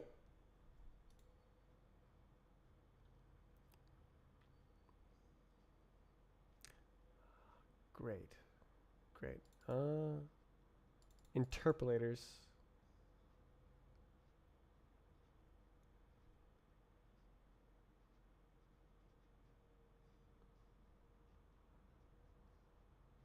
So now this is like our pixel. Pause. Goodness. Does it come from, wait.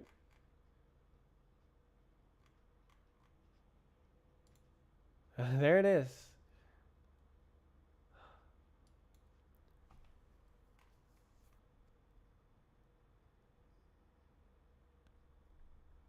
Interpolated. So, is this the same size? No.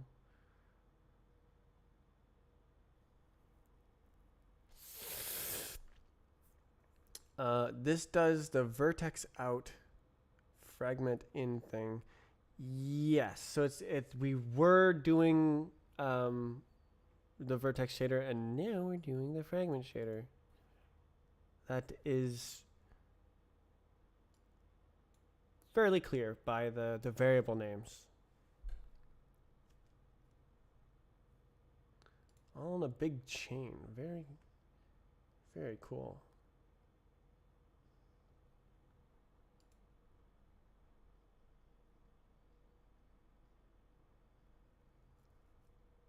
Where's that from? Bind groups.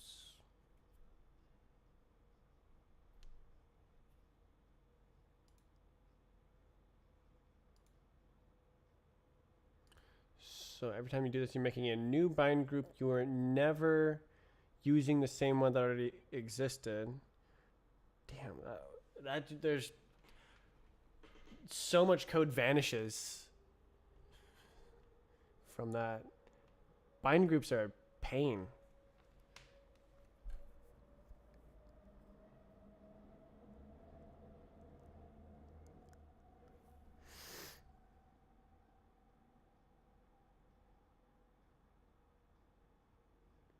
As sample per pixel. Look at this texture. Okay, so it's more generics, but there's, I see, defaults. Usually you have a 2D monitor. Usually. Perhaps you want to fill a volume though, and not draw to a monitor. In the WGB example, there's a bind group macro that defines the bind group like a struct.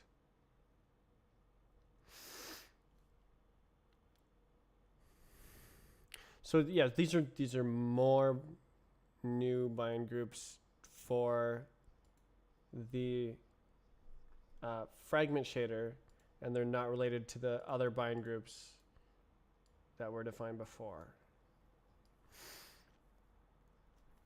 API, agnostic API. No way.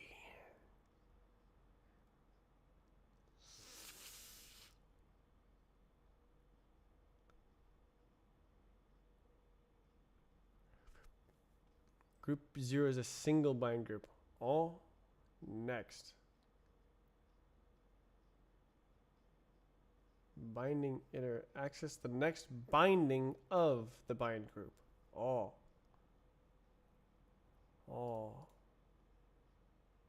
A single bind. The next binding of the bind group transforms storage. Transforms uniform to conditional.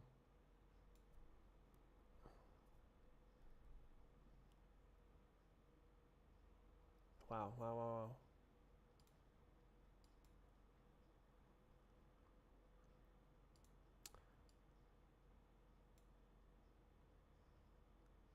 Const.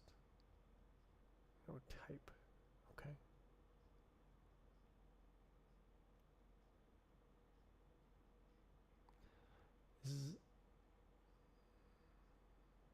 So yeah, I'm assuming you can't do this. Yeah. Type must be known. Multiple applicable items.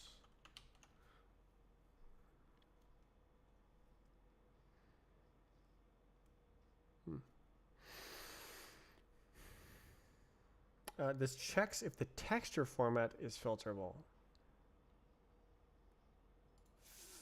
Filterable, filtering, sampler, filter, texture. Ooh, okay, so like when you call this function, or when it does the code generation from the graph? I guess either would work. At compile time. Oh! That's even better. With trait bounds.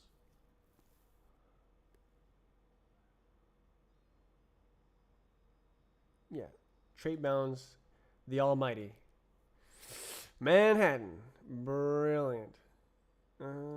Partial derivatives. Damn.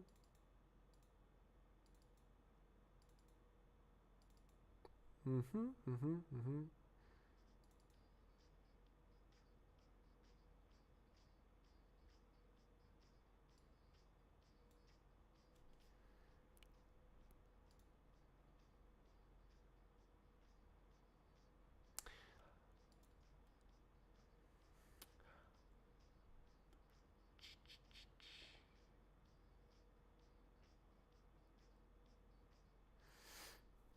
I gotta keep reading. I understand that this is like the fragment shader, and like this is like filled in for each fragment. It's like position, the value is different for every fragment, and so is UV. But I don't know how. I don't really have the full picture. There's a huge table where all the texture format capabilities are turned into traits. Woohoo! Is that your code gen? You could go to the like Vulkan specification and then like, oh jeez, that would be even harder to automatically do it. It's code gen. What? From WGPU? Did they have easily parsable specifications for like metal? Oh, yeah, okay, I see. So because WGPU is very agnostic, they have all the tools you need to also be very agnostic. They have an API even. What, like a endpoint? And you like fetch it to do your code gen?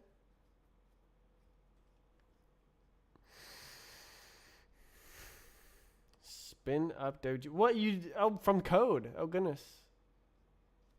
Call the functions. Damn. Nice.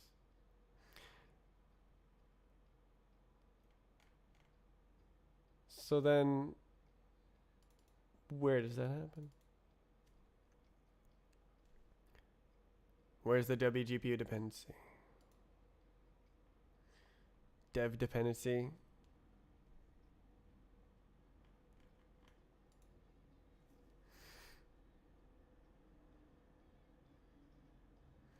Manual code gen. So you have another program somewhere else that does it? Don't want to have that. I understand that. Don't want to have that dependency there.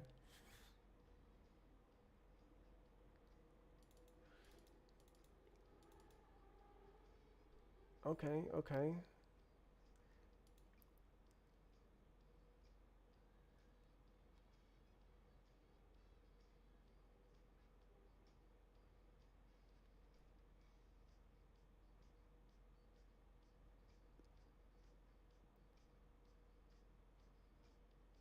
Damn, that's a lot of options.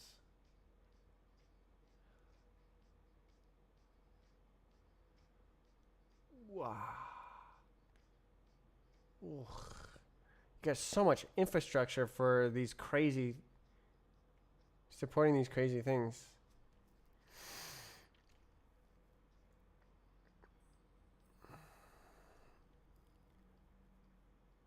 Make something explicit that is usually a dirty hack. That's what I like to hear.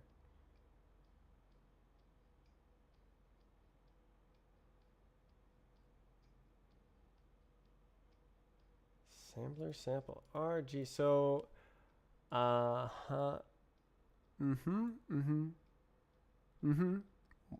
Okay.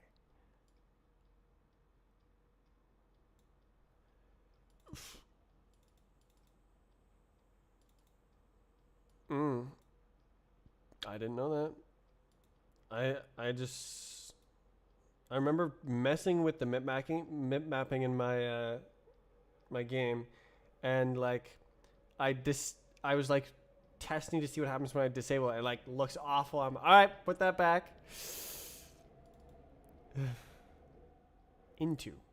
into short. Oh, I see. Default.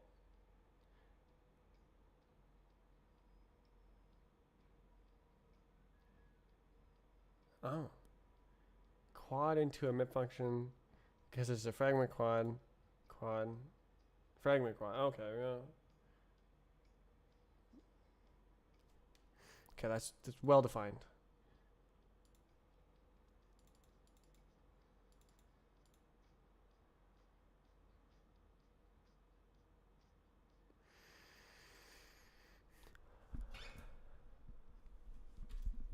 I'm only halfway through.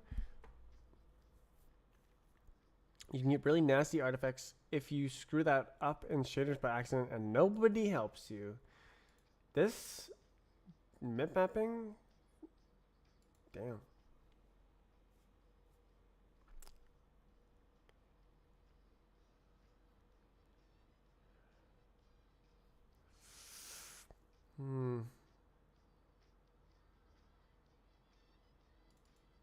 Color target iterator.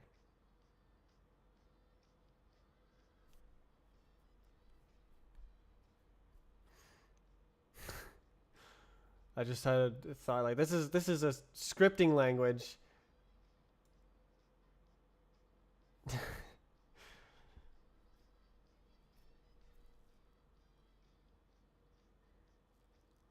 Compiled twice.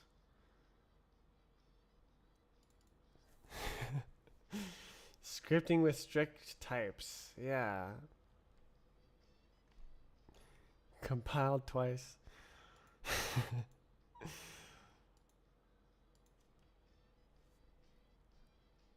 Or maybe even 3 times to compile the rest code. You run the code gen and then you compile the shader with the huge benefit from the runtime step. Runtime code gen based on game parameters. Pass your game graphics settings as a struct into this function. Wow. So you don't have to have just one, what is it called, Giga shader that has all the settings as like ifs. Oh my god.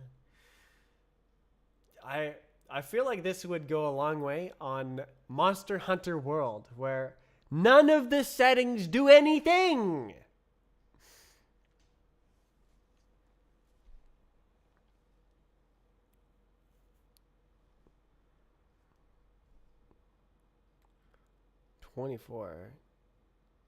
Texture formats.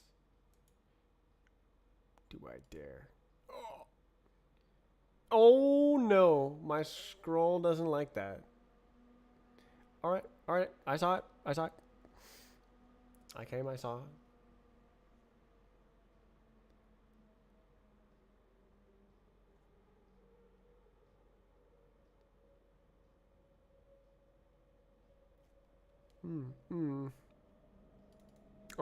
I see.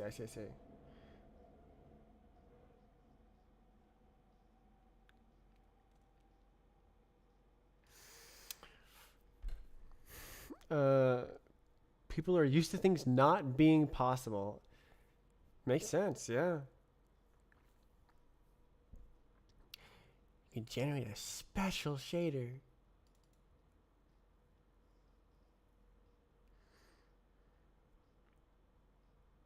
What's so when if let's say you do pass a struct of your settings, how long does it take to change the settings and compile the new shader and go for it and you're up and running? Is it? I would assume that it's mostly bottlenecked by the driver shader compiler thing. Parse 1 millisecond. Unoptimized.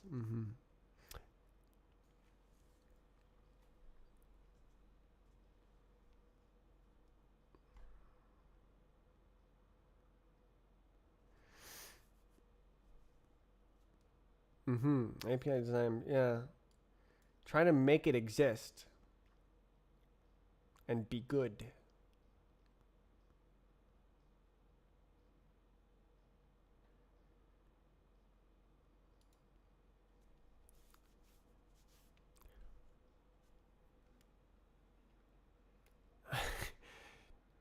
I eat nothing.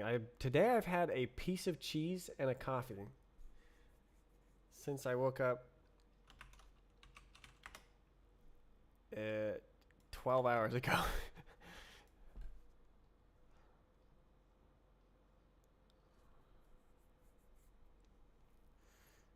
One meal second is not too shabby, for sure. For like completely changing settings, for sure.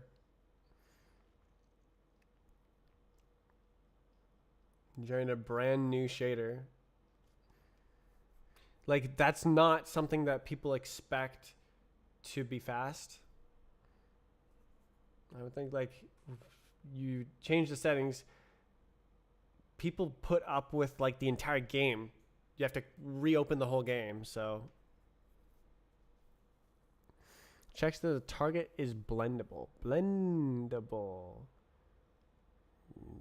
Is that based on the texture format? Blendable.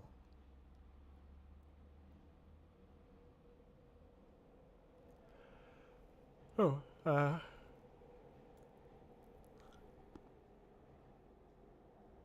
mm,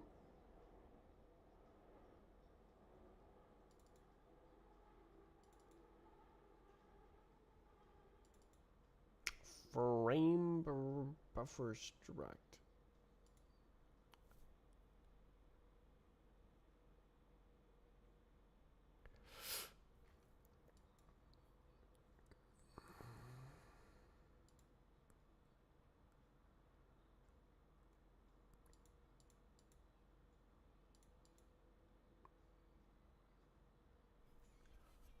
Man, this is the thing that I'm talking about, isn't it? Like your project is what lets you have user like user configurable graphics where like the map can have shaders and then you can attach them to surfaces and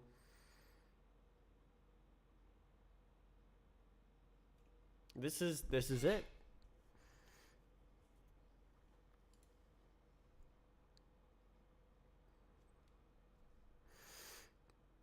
It's all safe. Man. How many components the targets have? Like okay, like 4 RGPA. I mean, yeah.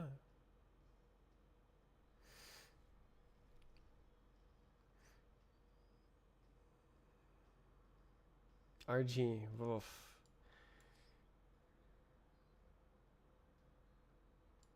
Okay.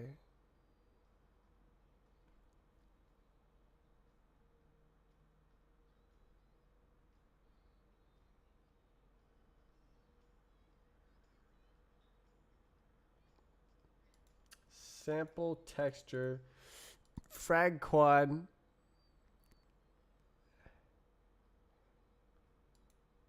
It's not used. But, well, yeah, no, you wouldn't cogen dead ends.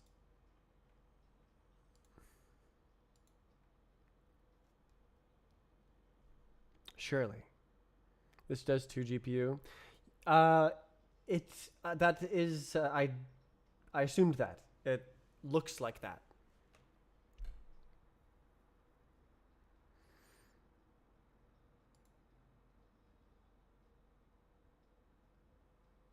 What's good?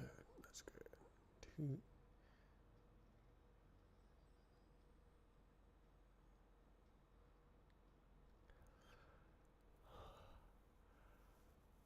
So reading a texture and then blending alpha.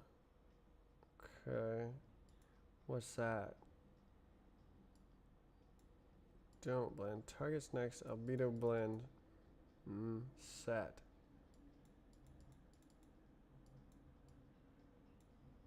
RG8. I see. Okay. So this is like whipping up a color target, render target, and then writing to it in a one liner.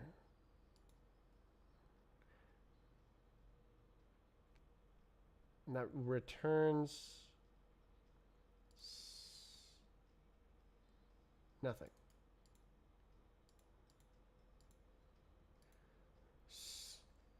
Okay. Okay, I see. So you need to grab this if you wanted to like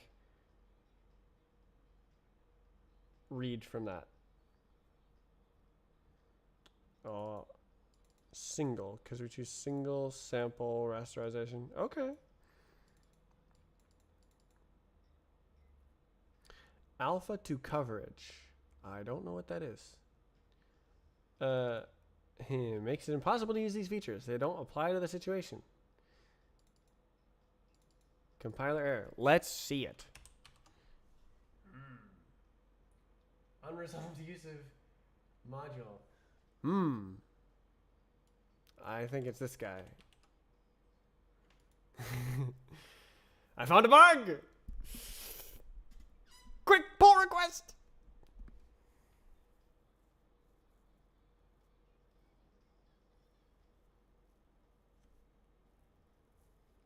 Comment that it's not a Rust doc. Wait, would it run? Well, no, you couldn't do that. No, you couldn't do that. You need to like make the full code to do it.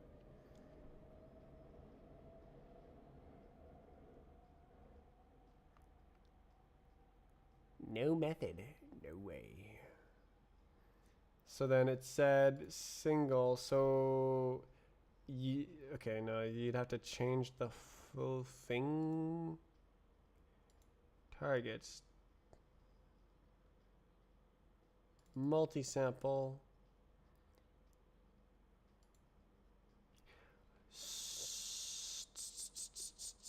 Let's see what I can figure out here. So I am going to try to make this multi-sample without hints. Ooh.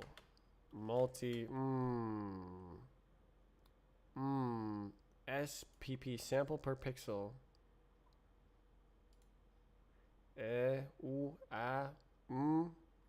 Format.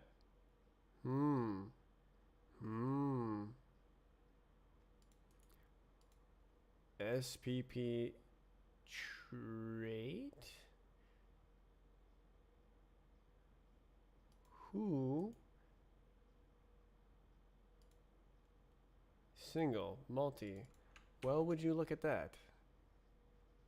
Multi. Samples per pixel. Multi. Now who? Yes. And compile error.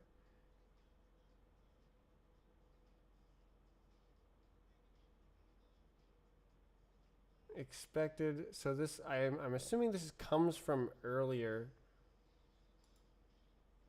somewhere. Let's see. Control F single. Okay, SPP equals single. Texture. Is this the texture used here? Yes. So then we can take this guy and coords. What happens if you? Okay, I think you can do underscore and then like that.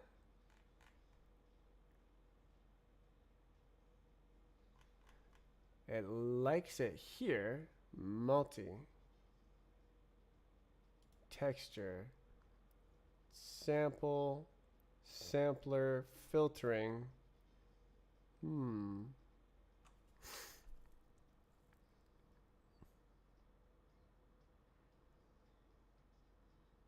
Expected due to this. Aha. Is that argument? Did I get it right? Okay. So that's okay now.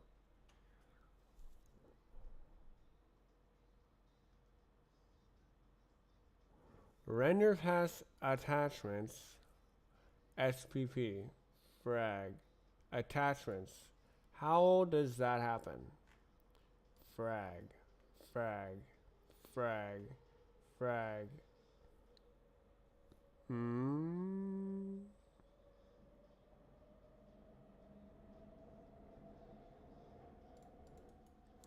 Type. Stage. Okay, so it just doesn't show up. So then blast it right there. And he doesn't like it. Colon. Oh, yeah, well, obviously. Fragment stage. Do it.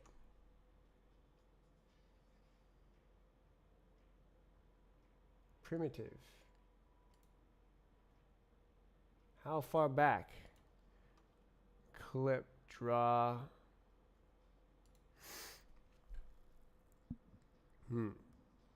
Fragment stage, accuracy, rasterize. Okay, so this guy produces single. Okay, so we need this right here, multi-sample. And it wants more arguments. Bitvec64.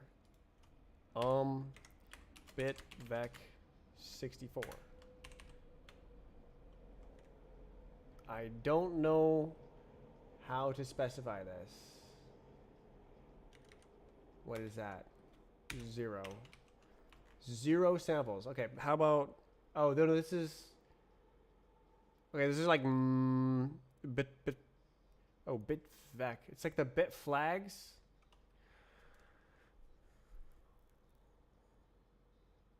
I assume. Sample mask. The sample mask argument defines which samples are rasterized and which ones are ignored.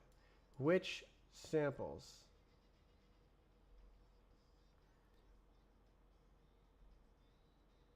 The length of the sample mask defines how many samples every pixel contains. Samples every pixel contains. Length of the sample mask. Is this a... Okay, so we probably want to do like empty. Sample mask. Great spelling. Equals this. But we want empty new.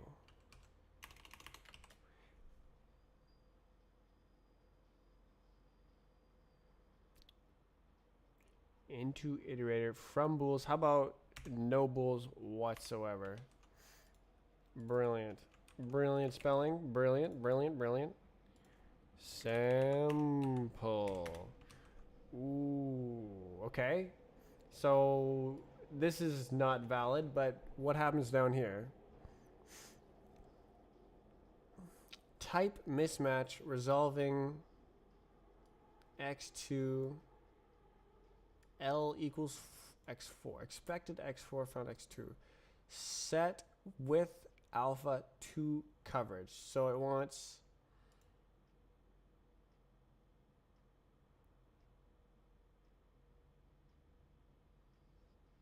supports SPP multi. So I think I got that, but is vec. So does it want this as an argument? Where is this? Where is this? To T textile shader type. T textile shader type is vec x4. So if I go RG0 1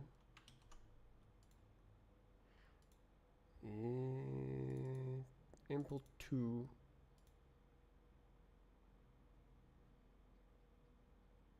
Mm.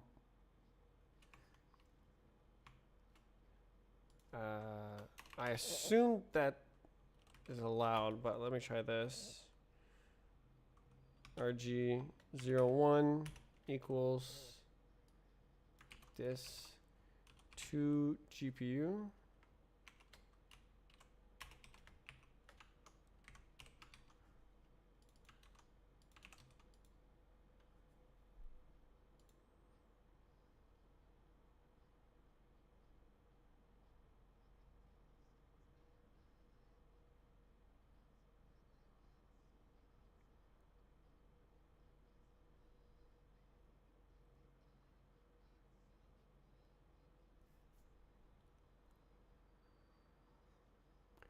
Expected. Isn't this? Aha! So it wants both sides to be like that. Okay. Okay, well there you go. Let's see. I made the red underlines go away.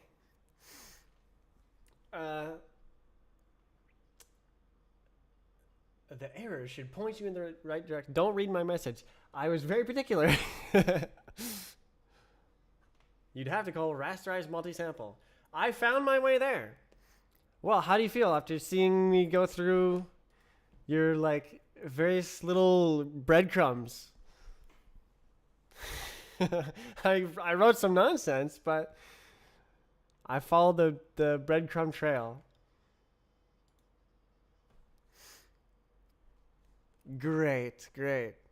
This is what I want to enable, yes. Do not make mistakes, young grasshopper. I will guide you.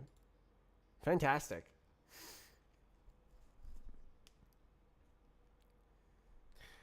I have 0 multi-samples. Maybe. Maybe. How long you'd have to debug that? Oh my god. Oh man. Multiple days as a beginner. I want 4 numbers. So why does this one want X4 set with alpha coverage? Is it a special function that does something special? Has no alpha channel because it uses alpha. So is that because the only formats with alpha have 4 components? Well, no, because there's like just alpha, isn't there? So you can just like A8.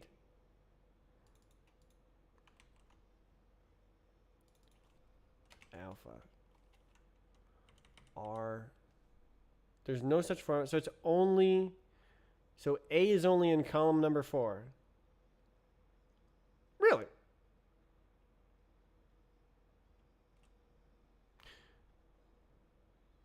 What if you wanted to do that with R, 16 float? You just wanted to write an alpha set with alpha. Would that make sense at all? Set with alpha to cover. That's no documentation. I assume you have an old documentation.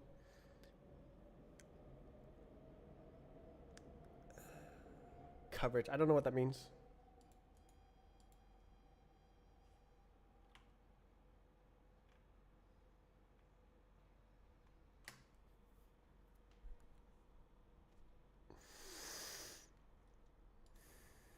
Neat, neat. Browse. Browse. Wait, browse. What is that? Blendable. Oh.